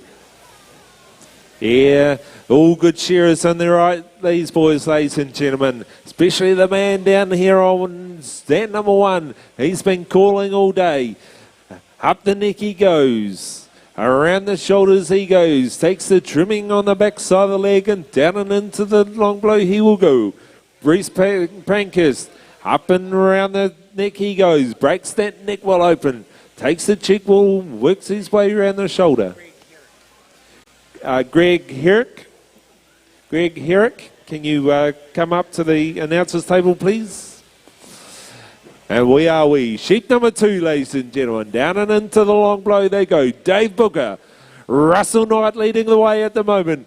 Nookie Gordon right there as well. Stands 1, 3 and 4 right there with each other, ladies and gentlemen. Under that final shoulder they go. Down and out the flank. 4 competition sheep to be shorn in this Evergreens semi-final number 2, ladies and gentlemen. Proudly sponsored by the Wairarapa Helicopters, Stool Shop, Masterton, and we thank these sponsors very, very much. Down and... oh, crikey, I'm trying to die. Down and out the flank goes Bruce Pankhurst. Into the pins goes the boys on 1, 3 and 4. Sheep number 3 on the board for them. Peter Taylor out with another sheep. Sheep 3 on the board for him. Down there on stand number 6, Willie Wecker-Smith. Into the pin he goes. Sheep number 3 on the board for him. Down the first leg he goes. Undermine time for the boy on 1. Takes the top knot and steps and breaks the neck well open. What do you reckon, Tama? He's going right, old Nookie, isn't he? Oh, Naughty Gordon there on stand number 1. Round the back of the head he goes. He's a little wee bit in front of the man. Oh, no, it's the man Brooker. Into the undermine works Pankhurst. Peter Taylor hasn't shorn a sheep for 20 years, but he's loving it. He's thinking about going back full-time shearing. We've got Wooly down there on stand number 6. Round the head he works, but the speed is coming from stands 1 and stands 3. Down over the shoulder work these 2 gladiators. We've got Russell Knight. Russell was inky pinky, so you need to get a bit ahead of him in speed. We're going to go from 18 down to the top 6. So these shearers, they need to keep the job right. Nookie Gordon, I think he's actually taken the lead off Brooker. He's working away nicely. Come on, Nookie, keep it going, mate. Keep the rhythm, keep the flow. Here he goes, in for sheep number 4. Nookie got change of handpiece. That's a very good move. Russell Knight and Brooker both running. Nookie Gordon, I think he's got them. Kerry, on Nookie. He's changed his handpiece. Yeah, it might be a good idea too. Once again, we just mindful of these dry cutting sheep, ladies and gentlemen. They are a little bit harder on the gear than what they have been in previous seasons due to the dry conditions here in the Wairarapa, the lack of rain, and sometimes it really does create a little bit of havoc when it comes to gear selection and just how long your cutter lasts on your handpiece. Sometimes it is better to change before it starts to go off than after it's gone off. The question is, when is the right time to change? Has he got it right? Has he got it wrong? Will we see him in the Evergreen final? The question is, has he done the hard work? Has he got his comb selection right? Has he earned the right to be in that final? We will find out in all due course. Up and over the shoulders they go. Stands 1, 3 and 4, still leading the way at the moment. Nothing really separating them at the moment. Davey Booker, down and out the flank he goes. Leading the way now. Starting to get 2 or 3 blows ahead on sheep number 4, ladies and gentlemen. And there we go. David Booker will push his time points. And Russell Knight down there on stand number 4. Well done. And Nookie Gordon, he will take the time clock as well. Well, that's a great share, Kerry. These some wonderful quality points. Well done to Bruce Pankhurst. Sit down there and we got Peter Taylor. Peter Taylor was an instructor for the Wool Board for many years. Taught a lot of us little rat bags how to shear. So it's good to see him up there having a share. And Willie down there on stand number 6. Look at these guys. You can see the rhythm and the flow. So well done, shearers. Push the time button, Willie. Kia ora. So that's heat number 2 of Grade 1. Next up we'll have the Evergreens Grade 2.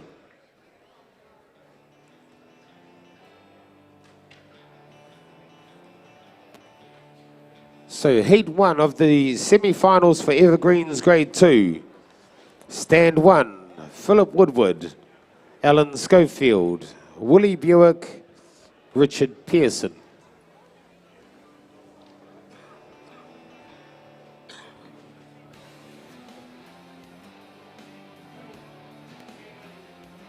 If you can take the stand, please, gentlemen. Heat number 2, if you guys can just get yourselves ready.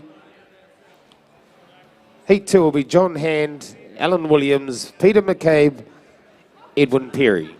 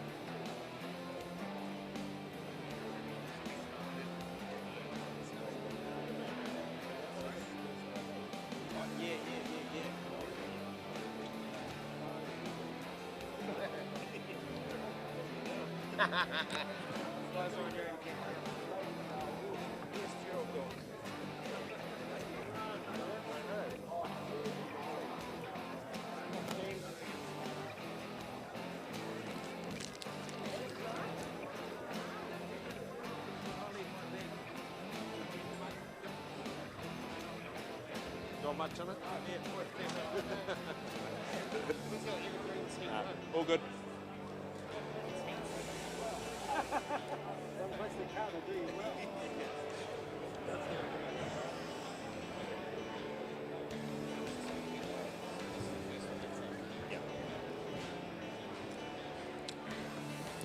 Rightio, as we just wait for a start.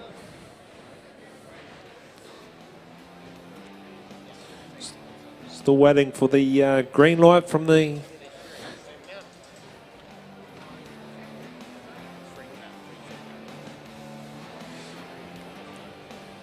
Okay, well, because this is the co-martyrs of the Evergreens, they only have to share 3 sheep. And then I'm not sure what we're going to call the Grade 3s. The Father Christmas of the Evergreen Grade 1s. We're just waiting on the green light. There we go. Okay, timekeepers are ready.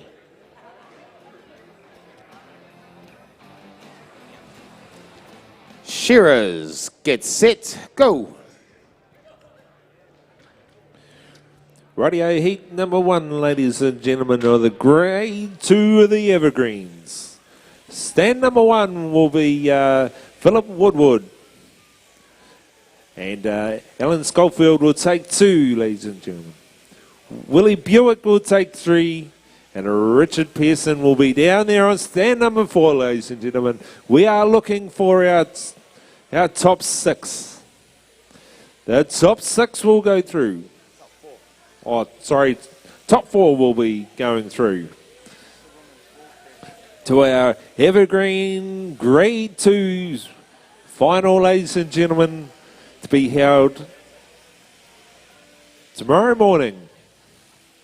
Okay, if I can just jump in there, Kerry. The women's wool pressing finalists. Top qualifier, Fiona Healy. And in the final with her is Koko Namana. So those are the 2 women pressers that'll be in the final. Congratulations to you. But here we go. We're on to the Evergreens Grade 2. We have Philip Woodward. He's from a little place called Wairarapa.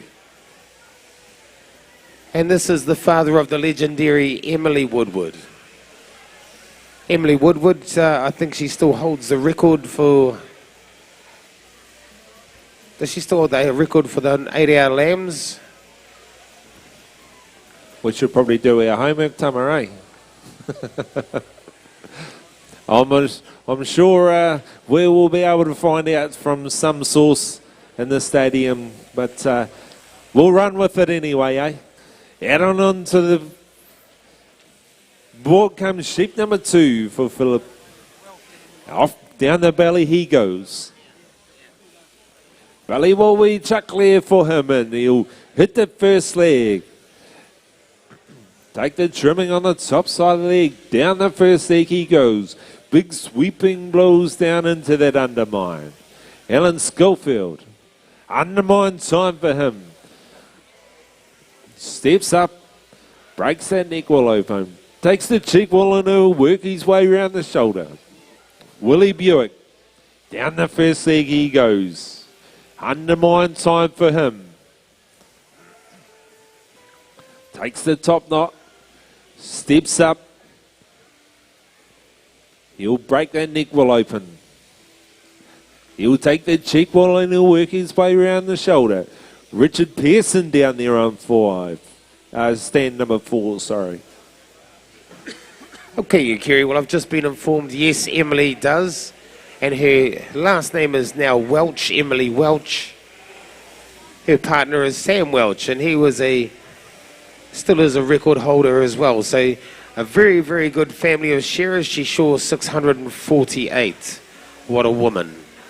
And we've got Alan Schofield. He is from Masterton. He is just gliding down that last side, making it look very, very easy. Then you have Willie Buick. Willie Buick, you see him around a lot of shows, is usually the referee, a very good shearing judge, and his son is David Buick. David is at the moment nipping on Roland Smith's heels. And I think David's got real big plans for the Golden Shears this year, hopefully to win it. And we have Richard Pearson down there on stand number 4. Richard Shaw for many, many years for the Woolhandlers here at the Golden Shears. We thank him for his services. They came and did it for nothing. I think he might have shored there for maybe 10 or 12 years. That's the guy down there on stand number 4. So here we go. Last 2 to go in for sheep number 3. And we're only on 4 minutes. That's pretty good going. Yeah, I'll tell you what. They might be called the Evergreens, ladies and gentlemen, but I'll tell you what, these guys, they definitely haven't forgotten on how to shear a sheep. They might be a little bit rusty and their joints might be a little bit sorer than what they used to be, ladies and gentlemen. But I tell you what, they have not lost any of the skill that they had back in their prime. Down the first leg goes the man down there on stand number 4, Richard Pearson. Up and round the shoulders he goes. Third and final sheep on the board for these competitors. Down the last side he goes, Alan Schofield. Finishing touches for him. Philip Woodward. Down and over the brisket he goes. Chasing him hard, but it's going to be the man on 2, ladies and gentlemen. There we go. Put your hands together. Alan Schofield. Well done, my man. Pretty well shorn too. And then the man coming home in the second time position will be the man on stand number 1, ladies and gentlemen. Finishing touches for him. Well done, Philip. And then once again, pretty well shorn. Actually, very, very well shorn there. Coming down the last side, stands 3 and 4. Pretty much right there with each other. Richard Pearson will beat him up by a blow or 2. And there we go, finishing touches for him. Time clock pressed. Well done, my man.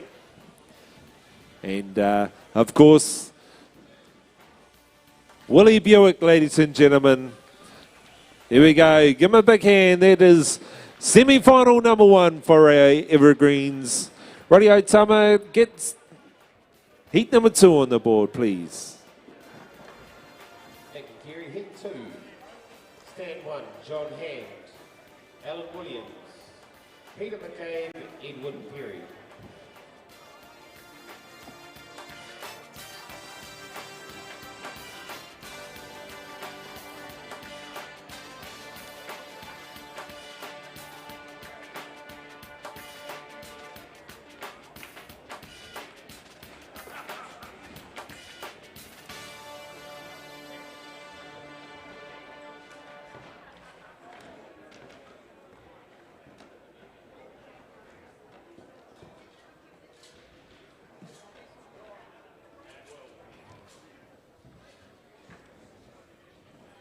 So those guys shore those sheep in around 6 minutes.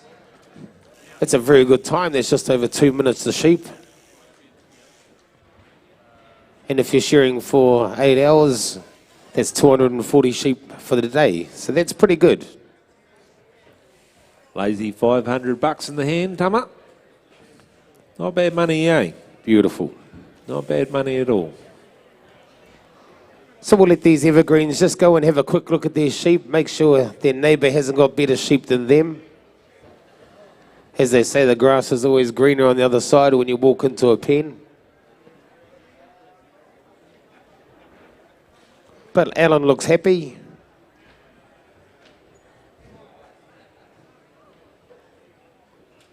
So we're just waiting on the green light.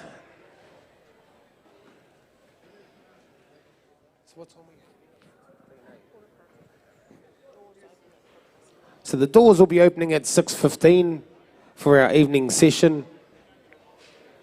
And we'll be starting up at 6:45 with the blade shearing. And then we'll be having a speed shear here. And that'll be a senior speed shear and an open speed shear. So it's going to be a wonderful evening. It's usually a relaxed evening. We come in a little bit of casual dress and just have fun. It's a fun event. Cavalier, I think, are the sponsors.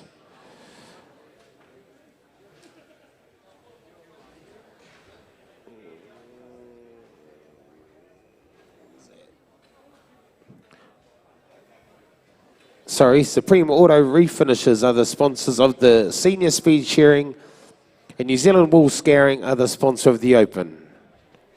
So thank you very much to those sponsors.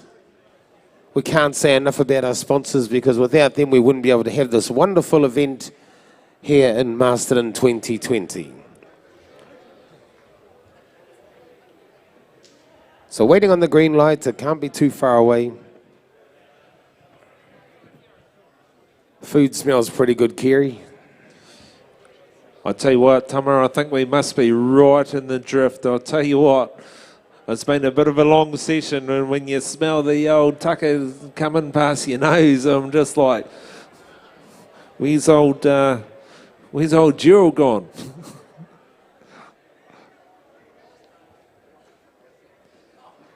There we go, green light, radio, here we go, ladies and gentlemen. Timekeeper ready, competitors set, go.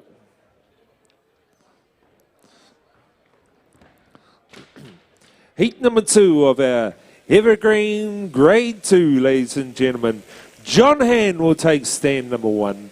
Alan Williams will take 2. Peter McCabe will take stand number 3. And Edwin Perry will take 4. We are looking for the top 4 shearers in this competition, ladies and gentlemen. The top 4 will go through to the final, I think, when is it? Later on in tomorrow morning. Up the neck he goes. John Haney said, I'm not going to mess around. I've come all the way from Australia. I don't want to go home without making the final. Up and round the shoulders he goes. Working his way around the shoulder and dropping down into the long blow. Making good time. 46 seconds gone. Tell you what, Tama, these boys, they might not be full-time shearing anymore, but I tell you what, they're coming out. They're coming out of swinging, John Hand is. Well, John Hand, he is a very, very young 66, this man. Look at him rolling down the last side, shearing away beautifully. He's been around New Zealand, he's promoting his gear. And look at it, his gear is running like the wind at the moment. You got Pete McCabe down there on stand number 4. Pete's the next one in line, but John Hand is making no race of it. He's just saying, come here, you little beauties. We've got Alan Williams there on stand number 2. From Carterton, just down the road towards the big Wellington, and Edwin Perry down there. Stand number 4, a local Masterton man. So John Hand down there, into the belly he works. Peter McCabe, Peter, a lot of these guys, they're not full-time shearers, ladies and gentlemen. These guys just do this to be a part of the 60th anniversary. A lot of these guys probably shore in the very, very early ones.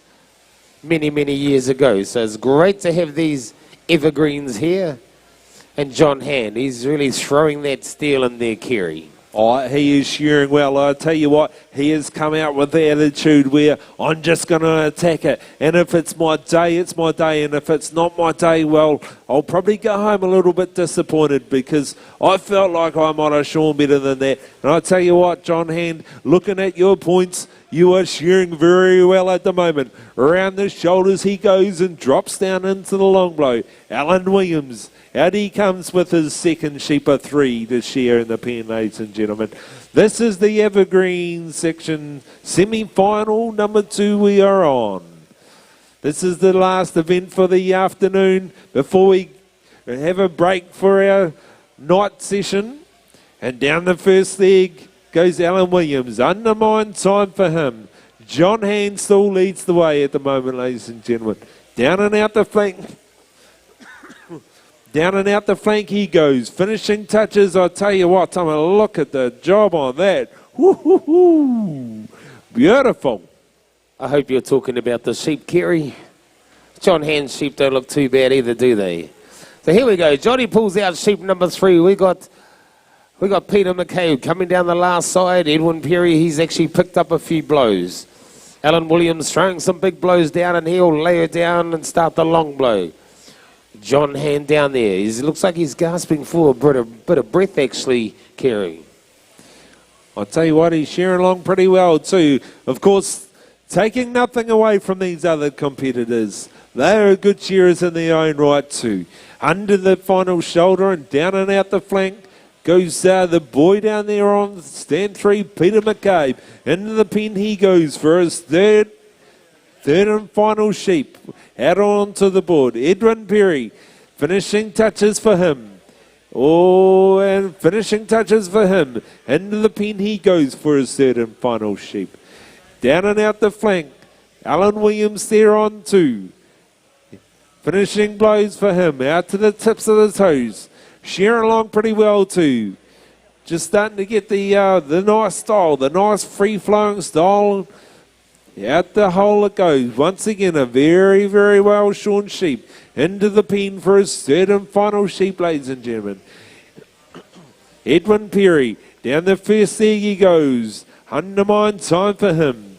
1, 2, those big sweeping undermine.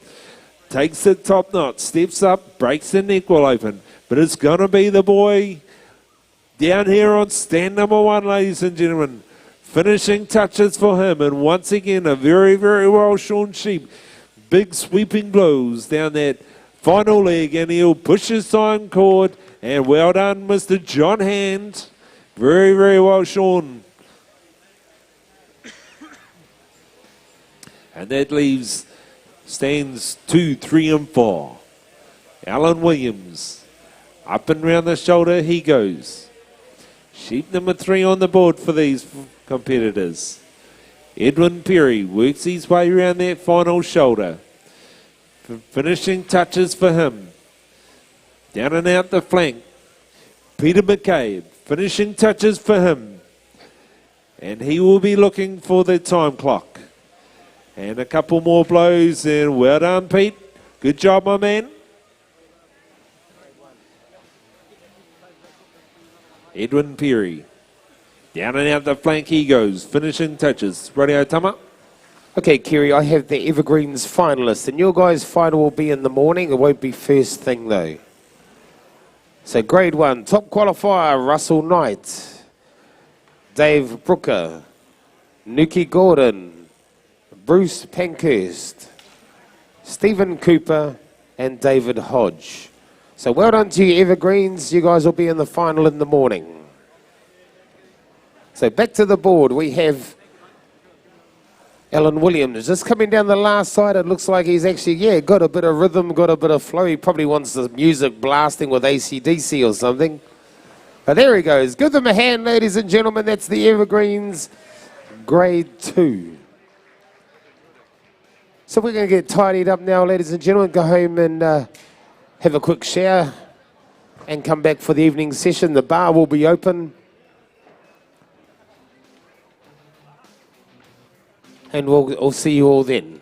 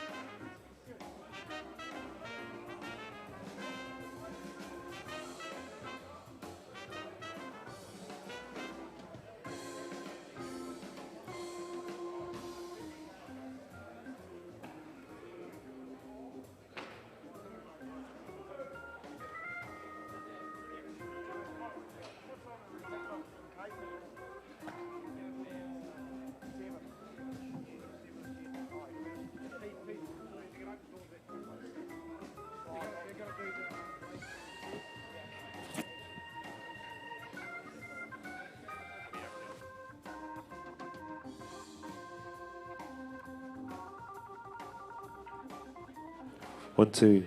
Just a heads up to those Evergreen Grade 2 Shearing finalists. Top qualifier was Pete McCabe, John Hand, Richard Pearson and Philip Woodward. They will be your Evergreen Grade 2 Shearing finalists.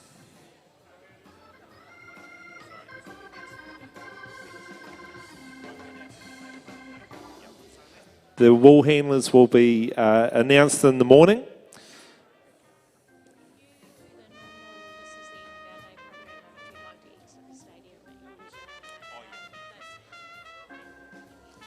So, ladies and gentlemen, that does complete the afternoon's events.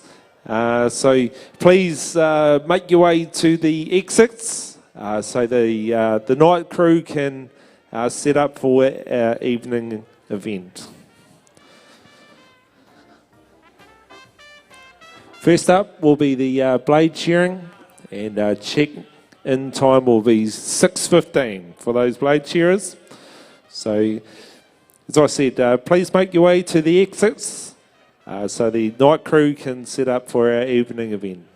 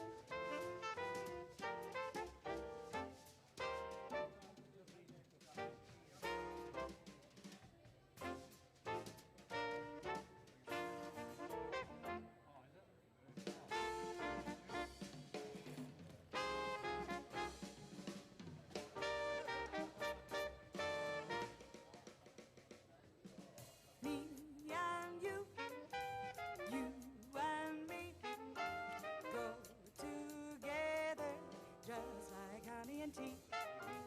I love you, you love me.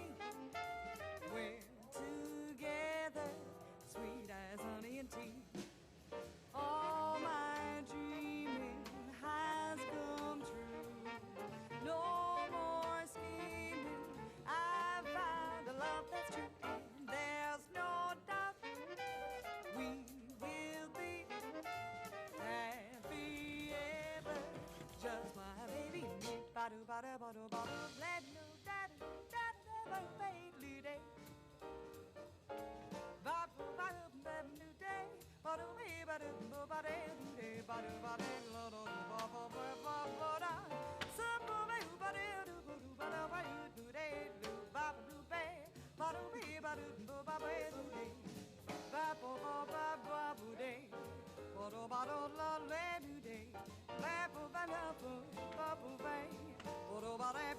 day. Ba-do, ba-do, la-do, day.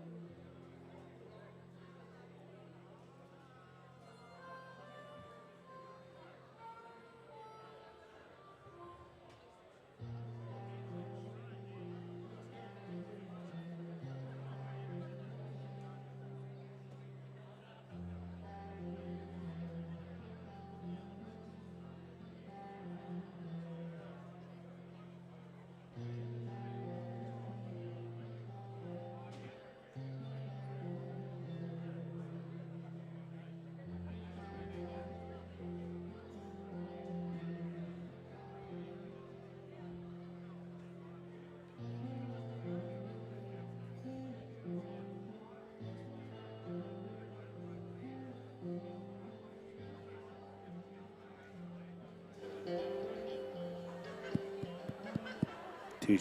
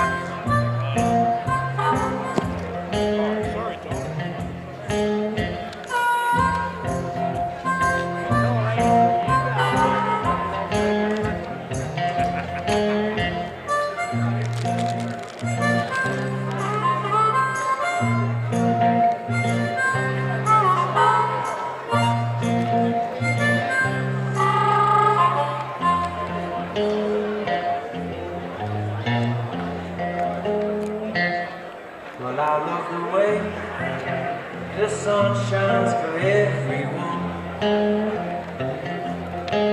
I love the feeling of the warm flow through my blood. Well, the sun, it recharges me, it makes me I feel so free. Then it goes and takes me on a little journey.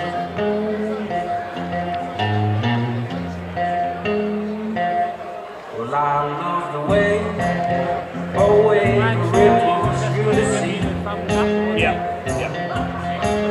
Travels far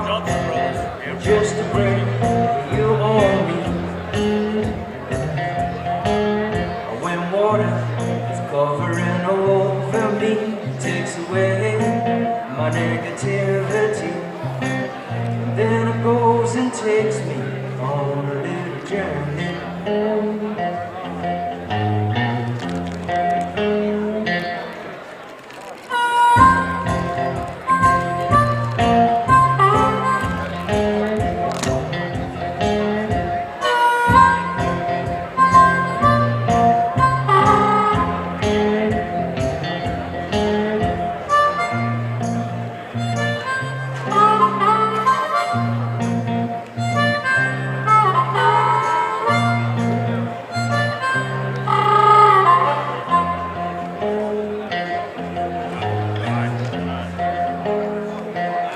Well, I love the way a seed grows into a tree. I love how we can sit under and feel the breeze, with the shade covering over me, connected to what I believe. Well, nature's gonna take me on a little journey.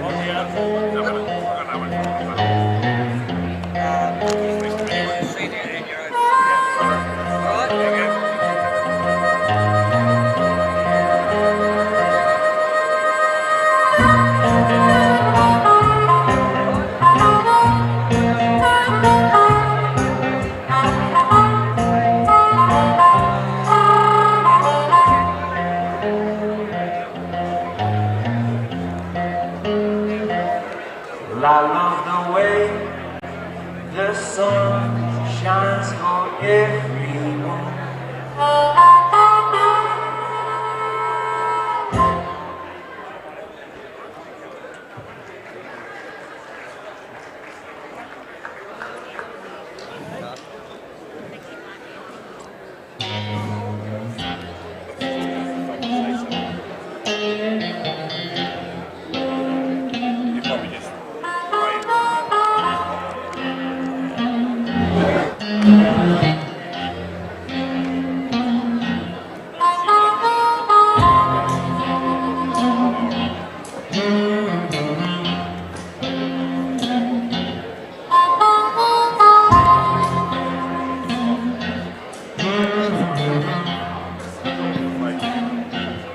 Well, I keep on walking down the simple Stations, forestry, vineyards and specialty rural properties to lifestyle blocks and homes in the country.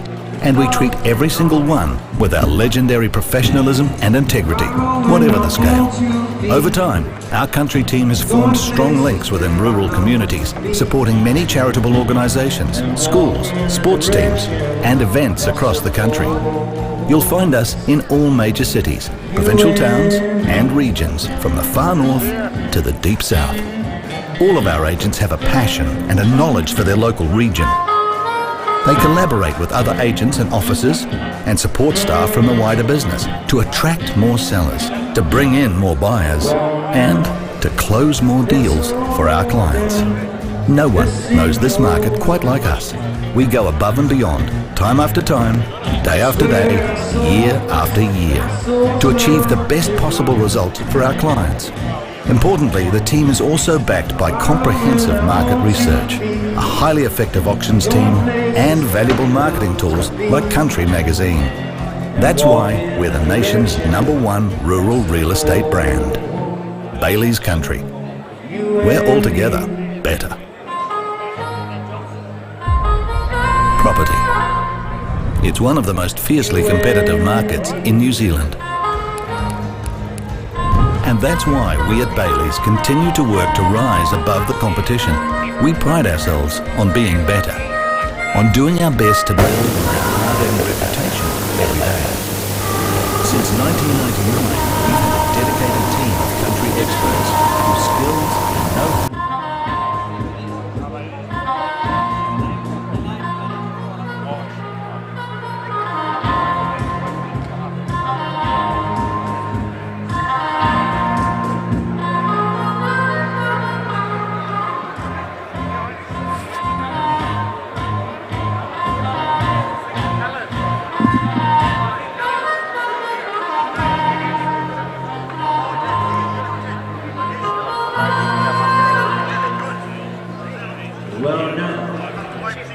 every day.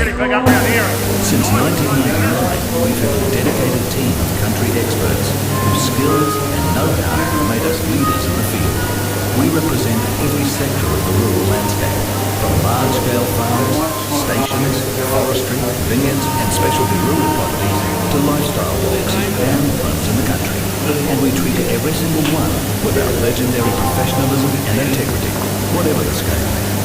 No one knows this market quite like us. Thanks very much, Julie. Good sounds they are. What a talented man you are. Amazing what you do with a reed and a bit of tin and a string and a wooden box. Makes a lovely tune. And a cool voice. I'm talking about yourself, lad. Next up on the card, we've got the blade shearing, ladies and gentlemen. Maureen for the computer. Having a bit of a boy, is she? Or out having tea? Maureen is missing in action.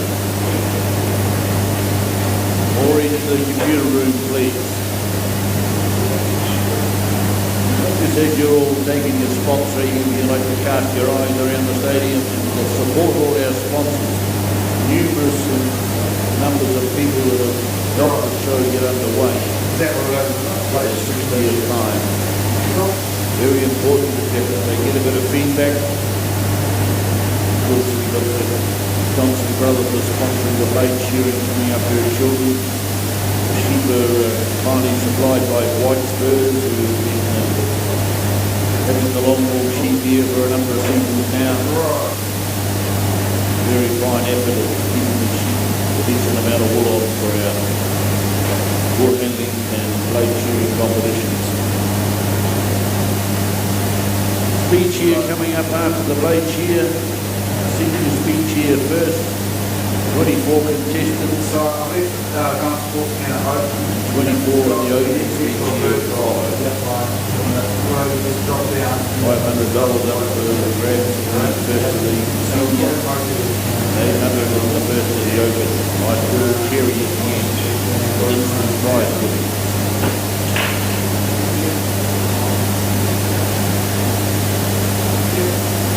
We've got a little bit of action down in the pressing arena too. General, just give us a bit of an update on that, mate.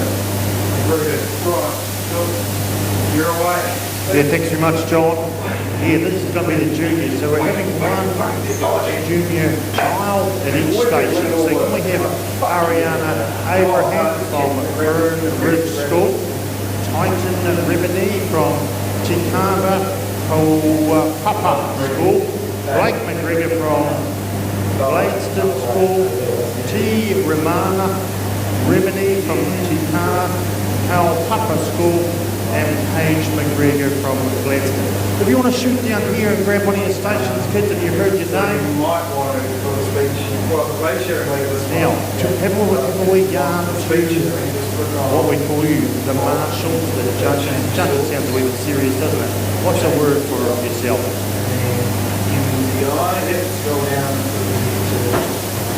Yeah, that's a good word, judges. We'll call them judges. Have a yarn to your judges what your job is, young fella. What's your name, bud? Yeah. Oh, you're a Titan. Did I get that last pronunciation right to their school? What is it?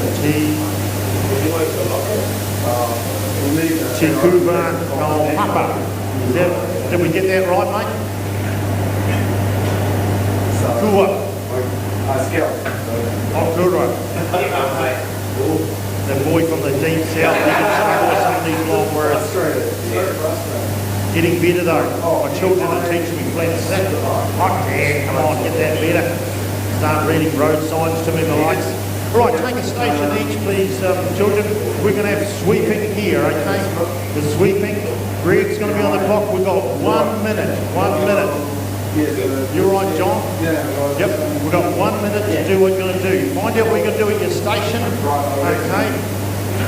We've got a wool table here. I think some of these kids are going to be chucking fleeces. They're nice tied together fleeces like we call a pot. Okay. Then we've got a press over here and heaps of wool. It might be a wee bit self-explanatory, I think. Fair idea, Gerald. I think that wool press is going to have to get pulled up. We've got 60 seconds. Right, Greg, how are you going with your clock? So we're going to have 3 grades. Okay, we're going to have a, this is a junior, then we're going to have an intermediate, then we're going to have a senior grade. We've had tremendous entries in all the novice grades here in the Golden Shears, and we keep saying that is the future. But this is showing the interest of juniors getting the idea. To Romana Remini, are you out there? Yep. Yep, sure. Would you like to welcome our late shoes to the board? Stand number 5 from Carlton, Eastman. Stand 4 from Geraldine and South Canterbury, Ellen Oldfield. Peter Cassidy on the 3rd stand. All the way from Australia, Nikki Gutler on stand number 2. Give a big welcome, ladies and gentlemen, as they come up on the stage.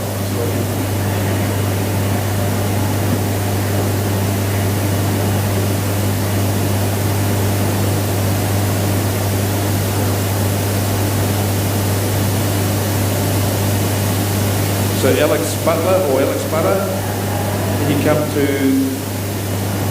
the announcer's desk, please, Alex? Just come up to the announcer's desk, please. Bring your cigarette with you, mate. Thank you. So short before she got the Peter Cassidy, Ellen Oldfield and Easton line up. Heat number 1 of the blades, 2 heats blades here, John. So yeah, a couple of rounds, of course. Well, yeah, tomorrow. Warmed up and get used to the sheep up here. The sheep is supplied by White Spurs.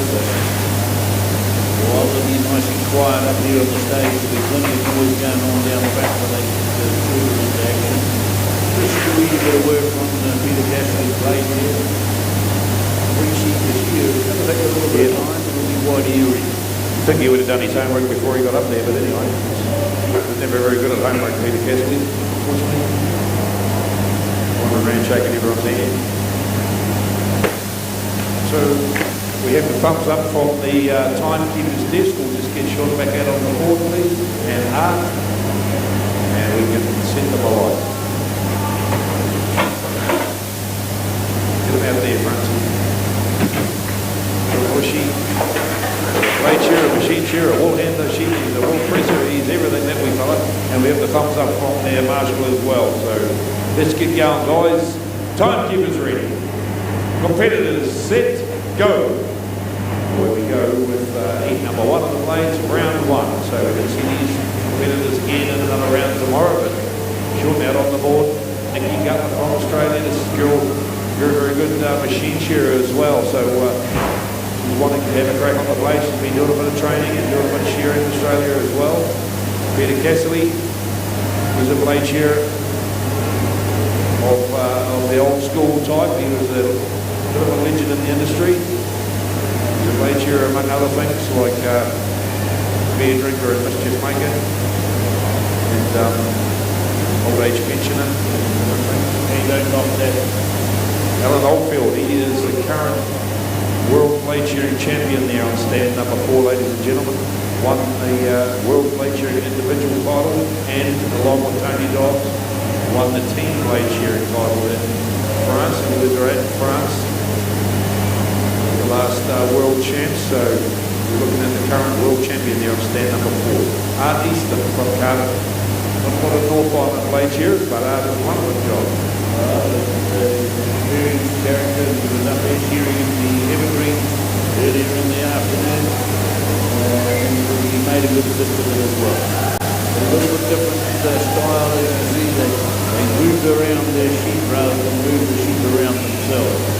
They're not limited to any space on the board bar within striking distance of their board hole. So they're working away. A little bit of a different style there as Artie's working back to front. He's showing the crowd on the fast there how it should be done. Let's hope that he picks it out of those little veins up and shows up in his very sharp tools that these people are using now.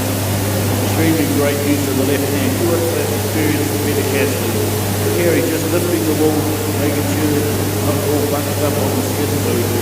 nice and close to it, and shearing it around the sheep. So in theory, if it rains heavily, the water will run straight down the gutter instead of having to go over lumps. That's right. Of course, the blades don't remove the grease from the wool like the machines do. So light rain just runs straight off. The grease is all full of the wool, so it runs straight off. Very carefully, way up the long load, very carefully. World record holder on the blades. Something will probably give me a clip around here later on, because I don't know exactly how many he did, but there's always a terrific blade shearer. Won a lot of competitions around the world, country and world, and did a whole lot for the blade shearing. Many of them are very popular. Publican in America, and he made the most of all that fame. People come to see him and buy beer of him. Very good. Use the talent. Thanks there, John. Right, round two. We've done round one. We've got that underway. Off Norm's go. We're firing into it. Rightio Juniors. On your marks, go for round two. Here we go. You're getting the idea. I'll come back to the commentators of the shearing desk in a minute. So we've got sweep someone over here. That's that young fella. Get that rural feeling. This is where it all starts. Getting the urban and rural join up to the thing. We're chucking some fleeces over here. We've got to get some wool into this, some big badge. That's a big task. This young fella has to grab some really big handfuls, be full of economics. This young fella on the broom. So plenty of action here. We've only got a minute. Back to you, John and Norm. Thanks, George. All go down there, mate. I'm glad you're down there. There's no way I'll keep up. Otherwise, kids getting stuck into it down there. We've got a lot of big kids up here on the board.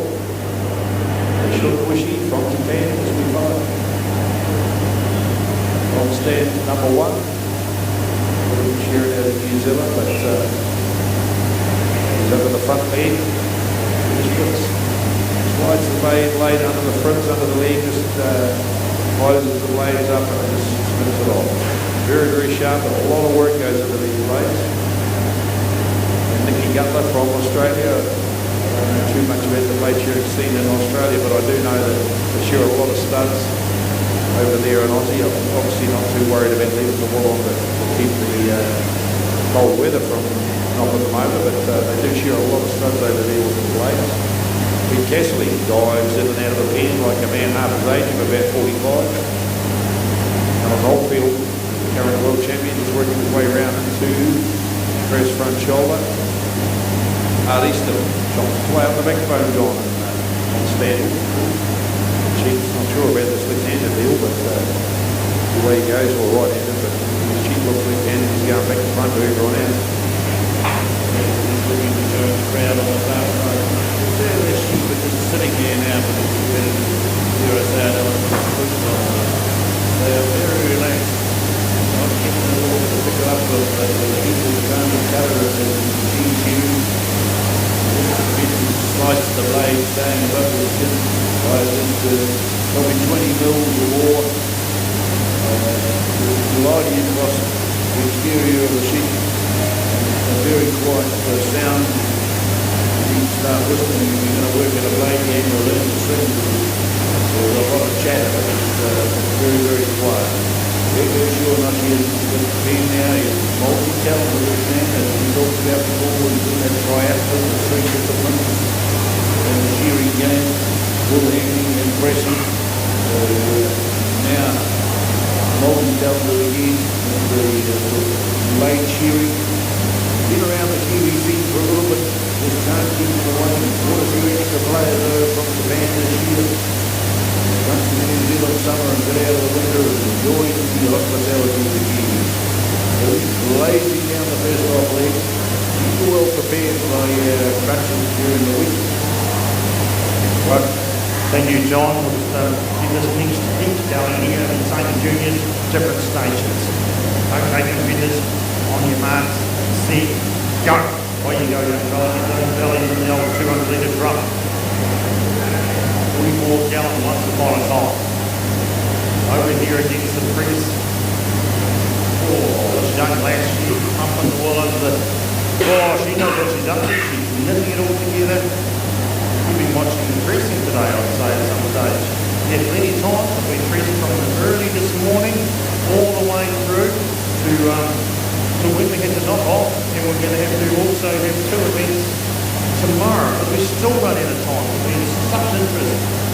this year with the 60th year here at the Golden Shears. Oh, just about a 3-pointer, mate. Take another shot. Beautiful, that's how it's done. This young fella's pulling his badge up. Get that ball from one spot to another. Oh, you've got to go on to your second one. That's the man. Only 1 minute. Thank you, John and all. Cheers, Gerald. So great to see Alan Oldfield just striding out in front. He steps through and underneath on his third and final sheet. Here on Stanford, the current world weight shearing champion. See the silver fern on his shearing jeans. He represents New Zealand with distinction in France. It's actually the first time, folks, that New Zealand has won both the individual and the play and the team titles in history, folks. So, like I said earlier, Alan was the individual champion, and along with Tony Dobbs, they won the team championships as well. So fantastic effort from our two representative blade shearers.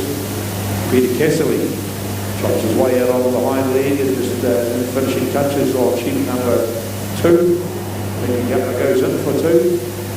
Peter Cassidy is showing us his best side there, ladies and gentlemen. As he works his way down towards the porthole, he just flicked the wall out of the way, dropped the sheep out the hole. Peter's a real sheep shearing legend in South Island and in Robert. He's just got a bit shy. Yeah. He's done like that shy. Smile on. Yeah. He's done down just finishing touches there. We talked about New Zealand winning the blade shear in France, the world champions. We've been here with the Golden Shears, the leading contenders in South Africa for a number of seasons. It's good to see that they've got a homegrown talent. Go across the other side of the world and come back with the golden stuff. So that was awesome to see our two representatives. So up the long road comes to Alan Oldfield on his third and final sheet. Make it look easy. A little bit of a gap on the field. We'll change to the steel now for Mr. Gutler, the Australian contestant.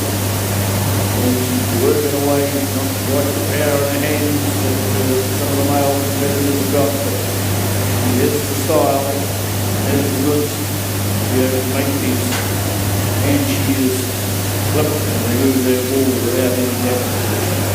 Hang up the neck on, I'll just jump in here. On your next round, on your marks, get set, go. Okay, we've made a new station here. Once again, they got to experience lots of different little facets of a shearing shear. We've got the throwing of the pieces on the table to get the little second cuts out, getting the feel of that.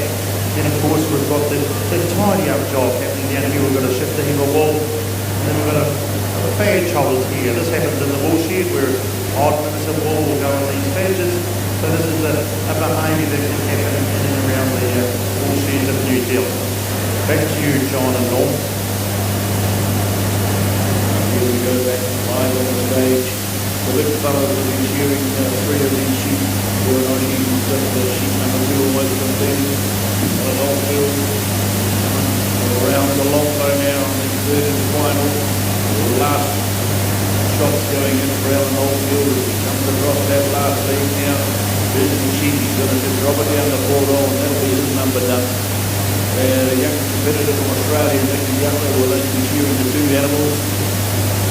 An inexperienced compared with their fellow men, Alan Oldfield, or fellow competitors, Geraldine there, as he dropped that one down the porthole, 11 minutes and a shade over. Peter Cassidy not too far behind him, but Wangaroo coming across the shoulder. Ewan Hoshi out to go into sheet number 3. Right now, can I peg that? Mickey Gutler is on the second sheet.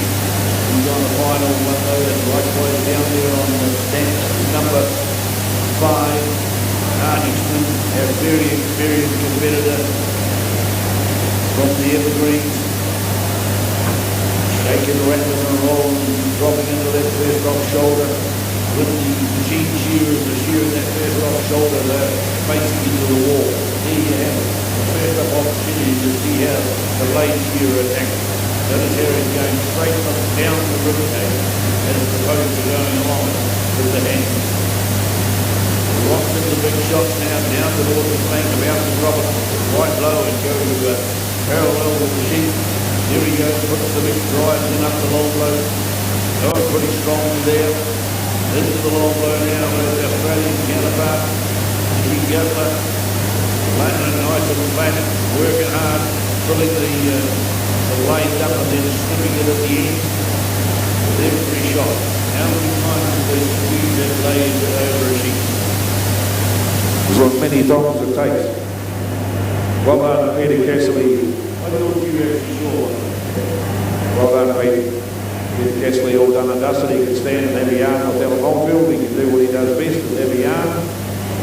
And well done. It's great to see Peter here at the Golden Shears, especially this year, the 60th anniversary celebrations. Peter really is part of the very fabric of the high country of the South Island, ladies and gentlemen, so it's great to have him here in the Wairarapa. So up to Nick for short on his last sheet. Nicky and Art on their last sheep as well. They're just doing the two, so down over the last front shoulder, down in the high country. Just a wee bit safer with the weather and the mountains can change in the blink of an eye, so some of the farmers still like to leave that wee bit extra on, and that's what the blades do. They don't get right down on the skin like the machines do. It takes a wee bit longer, of course, as you can see, but you can jam more shearers up onto the shearing board, that's for sure. Peter Castley's is probably the best, 350 something. Yeah.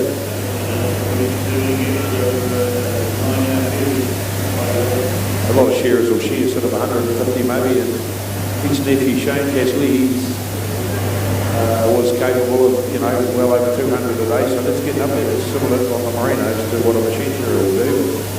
They can get around them, don't you worry about it. They get to the middle of the season when their wrists are strong and they can fair chomp around them. There's no doubt about that.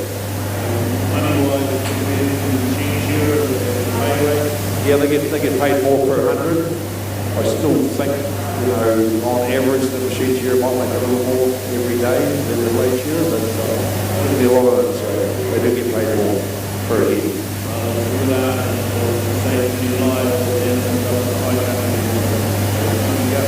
Down the last side. Make it look easy. Great style. Good attitude to the game. Pretty relaxed about it. Real nice. He comes over the last side now. Looking coming away over that neck. Making sure he's not going too deep with his cutters. Wobbles it down over the shoulder. Across the top of the bunches. Making it look hard but easy, as they say. And a very strong competitor in the Shearing Woolhandling question game. Nicky Gabler just changes the position to that back leg a little bit. It's a little bit tucked up for him. He couldn't quite get the blows to blow out. Got to keep that back leg nice and straight. Otherwise there's a danger of injuring the animal across that hamstring. And once the sheep has a little bit of a nick on the hamstring, it takes a little bit of recovery time. Eastman there, about to drop his sheep down the 4-hole. He's the veteran and one of the veterans in the event. Good shear, Arnie, well done with the blades down there on 5. There goes Nicky Gutler, right in behind him on the second stand. Not too many shots for sure as he comes over the last shoulder now. Bodies up under that shoulder blade. Doesn't want any tassels hanging out there for the judges. Thanks very much, John. I'll just get in there before he gets wrapped up. So, thank you very much for the juniors that have just been and gone. Hope you enjoyed that. That was a really good effort. You've done really, really well. So the next heated juniors is Taimana Carroll, please. Grab one of these stations. We've got one single name here, Blinks. Blinks, is there a Blinks out there? That's all I've got on the stage, Blinks. Mickey Quirk. Eleanor Fletcher, Louise Grace. Okay, we have you 5 up here, please. Grab a station. You've got an idea what might happen. John, I'll let you bring your man home on the front stand.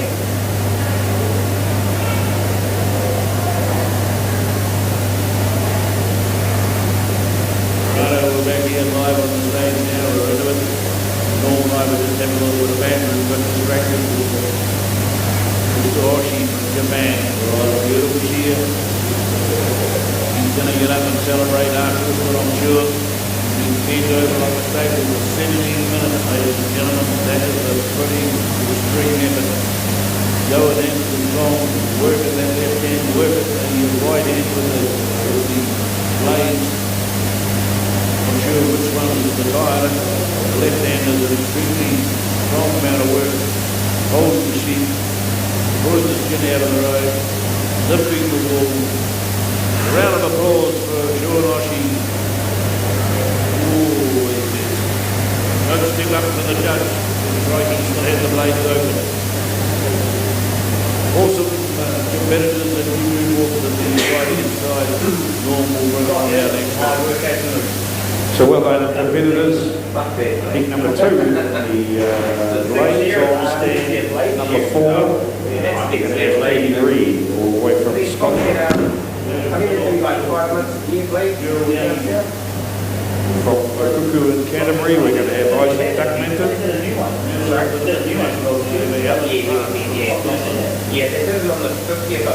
good. Okay, heat 2 is ready to go. You're ready, competitors. On your mark. Get set. Go. You've got 1 minute.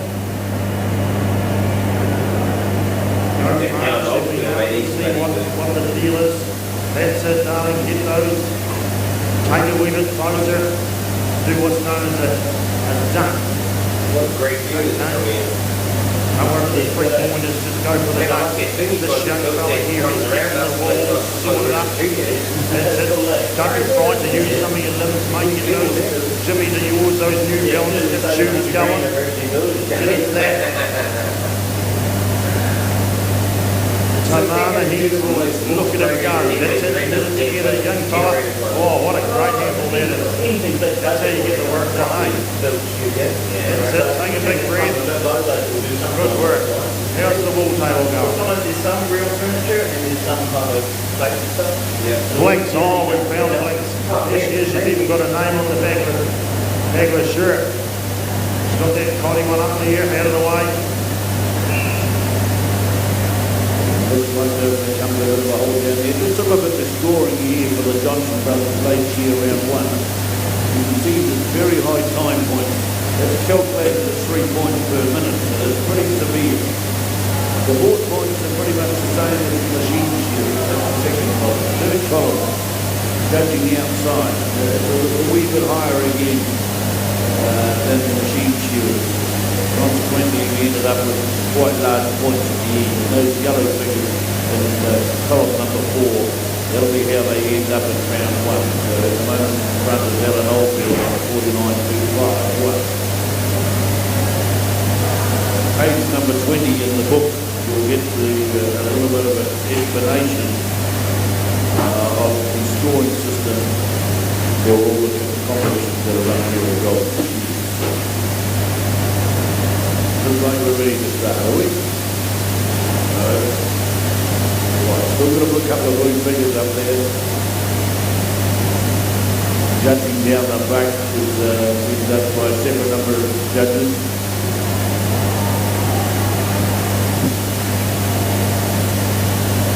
Where's he got from, Murray? Those figures on hands 2 and 5, will that be over 2 sheets? Yeah, well, this time of year we're pretty busy. Yeah. This video more sound stuff. That's why they yell at us. We probably want to do it later. Where's that old tiny one? The parliament. Yeah, we give it. It was down in the bottom. No, I don't think it's quite right enough. Better seriously.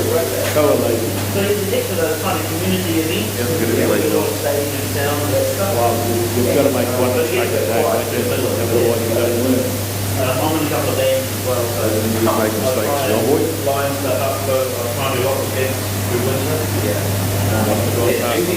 Down the hill. I heard you've only ever been wrong once in your life. When you thought you were wrong, but you weren't. Here we go. We're just waiting for the thumbs up from upstairs and we'll set these guys alight.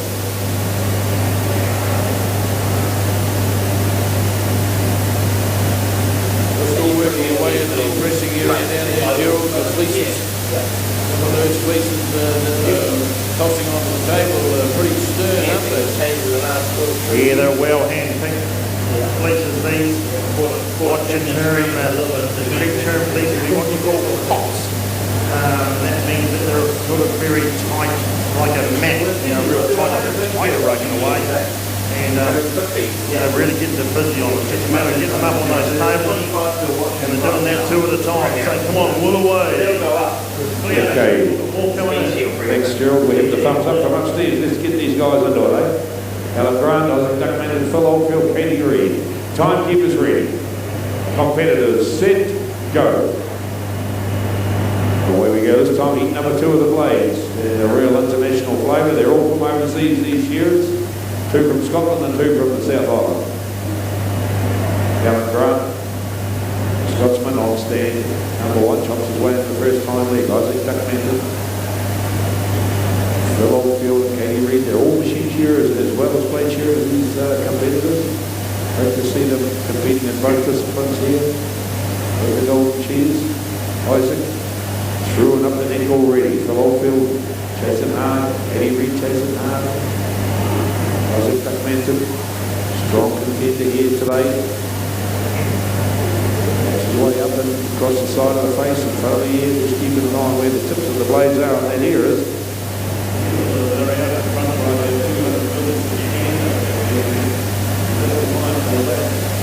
Normal shearing comb is only about 110 wide and maybe 90 deep, and it's not far from the easy handle door, is it? So you've got a lot more control. That's right. All takes a flick of an ear, a move of the head. Problems that all these well will ensure we're going to enjoy this demonstration and competition of blade shearing in New Zealand. Beautiful sheep here supplied by the Whitesburg property, the Masterton area. We do appreciate the effort that the shepherds and the managers and owners go through to supply sheep to the Gold. A lot of work goes in. I'm just out the back there earlier on and watching the trucking bring the sheep. A couple of different lines, no drum. That pen just pen and that pen go together, and then the rest all go in one box. Sometimes they'll have 3 or 4 different lines on the truck. And they've all got to come off in order. And they're doing a marvellous job. They're very one of the most important people in the running of the competition to get the sheep here on time. A little bit lucky with the weather today, it's been quite useful. And makes the job a little bit easier. So here we go, turning for home now. Looks like we've got Phil Oldfield, the father of the previous Oldfield on the board, coming across the shoulder on the last side. Right here is Isaac Duckmanton. Alan Grant from Scotland, a bit of a Scottish Kiwi here. He's been hovering around the Masterton area for a number of years. Always here at the Golden Shears. Katie Reid, loving him with the big strong arms, the little lady. Up the long low she punches, right back. Pulling the sheep in hard against the left leg here. Goes round the back of the head in that weaving shot of the long low. Doing some more traditional style, way she prepared the sheep to let it sit for us and show us off. We watched Duck Mountain come down the last side. He's already starting to swing around with the board-off. He's going to drop that sheep forward down the board-off. Chased hard there by Phil Oldfield. Working away. Who's it going to be to get the first drop? Alan Grant says, don't count me out. I'm a few back on this one, but my second one might go faster. So he's actually trailing the field at the moment. Katie Reid, Scott Slash down the far end, coming across the money side of the sheet. I think it might be pretty close. Phil Oldfield might get the drop on this one. Working hard out that last leg. Isaac says, no way, I'm not going to duck under you. I'm going to get right over top of you. Duckmanton, finishing touches. He gets him by maybe a whisker. No, Alan's cheating down the ball hole. Sorry, Phil's cheating down the ball hole first, and Alan Grant comes across the last side. It's Katie Reid, though. She's going pretty strong down the far end there, Norman. Yeah, she's not a bad blade shearer, that's for sure. She's good on the machines as well as Katie. And now she chops right round across the side of the rib cage. Just a couple of blows out in front of Ella. There's the other 2 boys, these professional blade shearers in the middle. Isaac Duckmanton and Phil Oldfield work their way down the first time leg. Isaac through and up the neck. Gerald, what do we got going on down there with these guys? Yeah, we're ready to go. Right, next round. Hold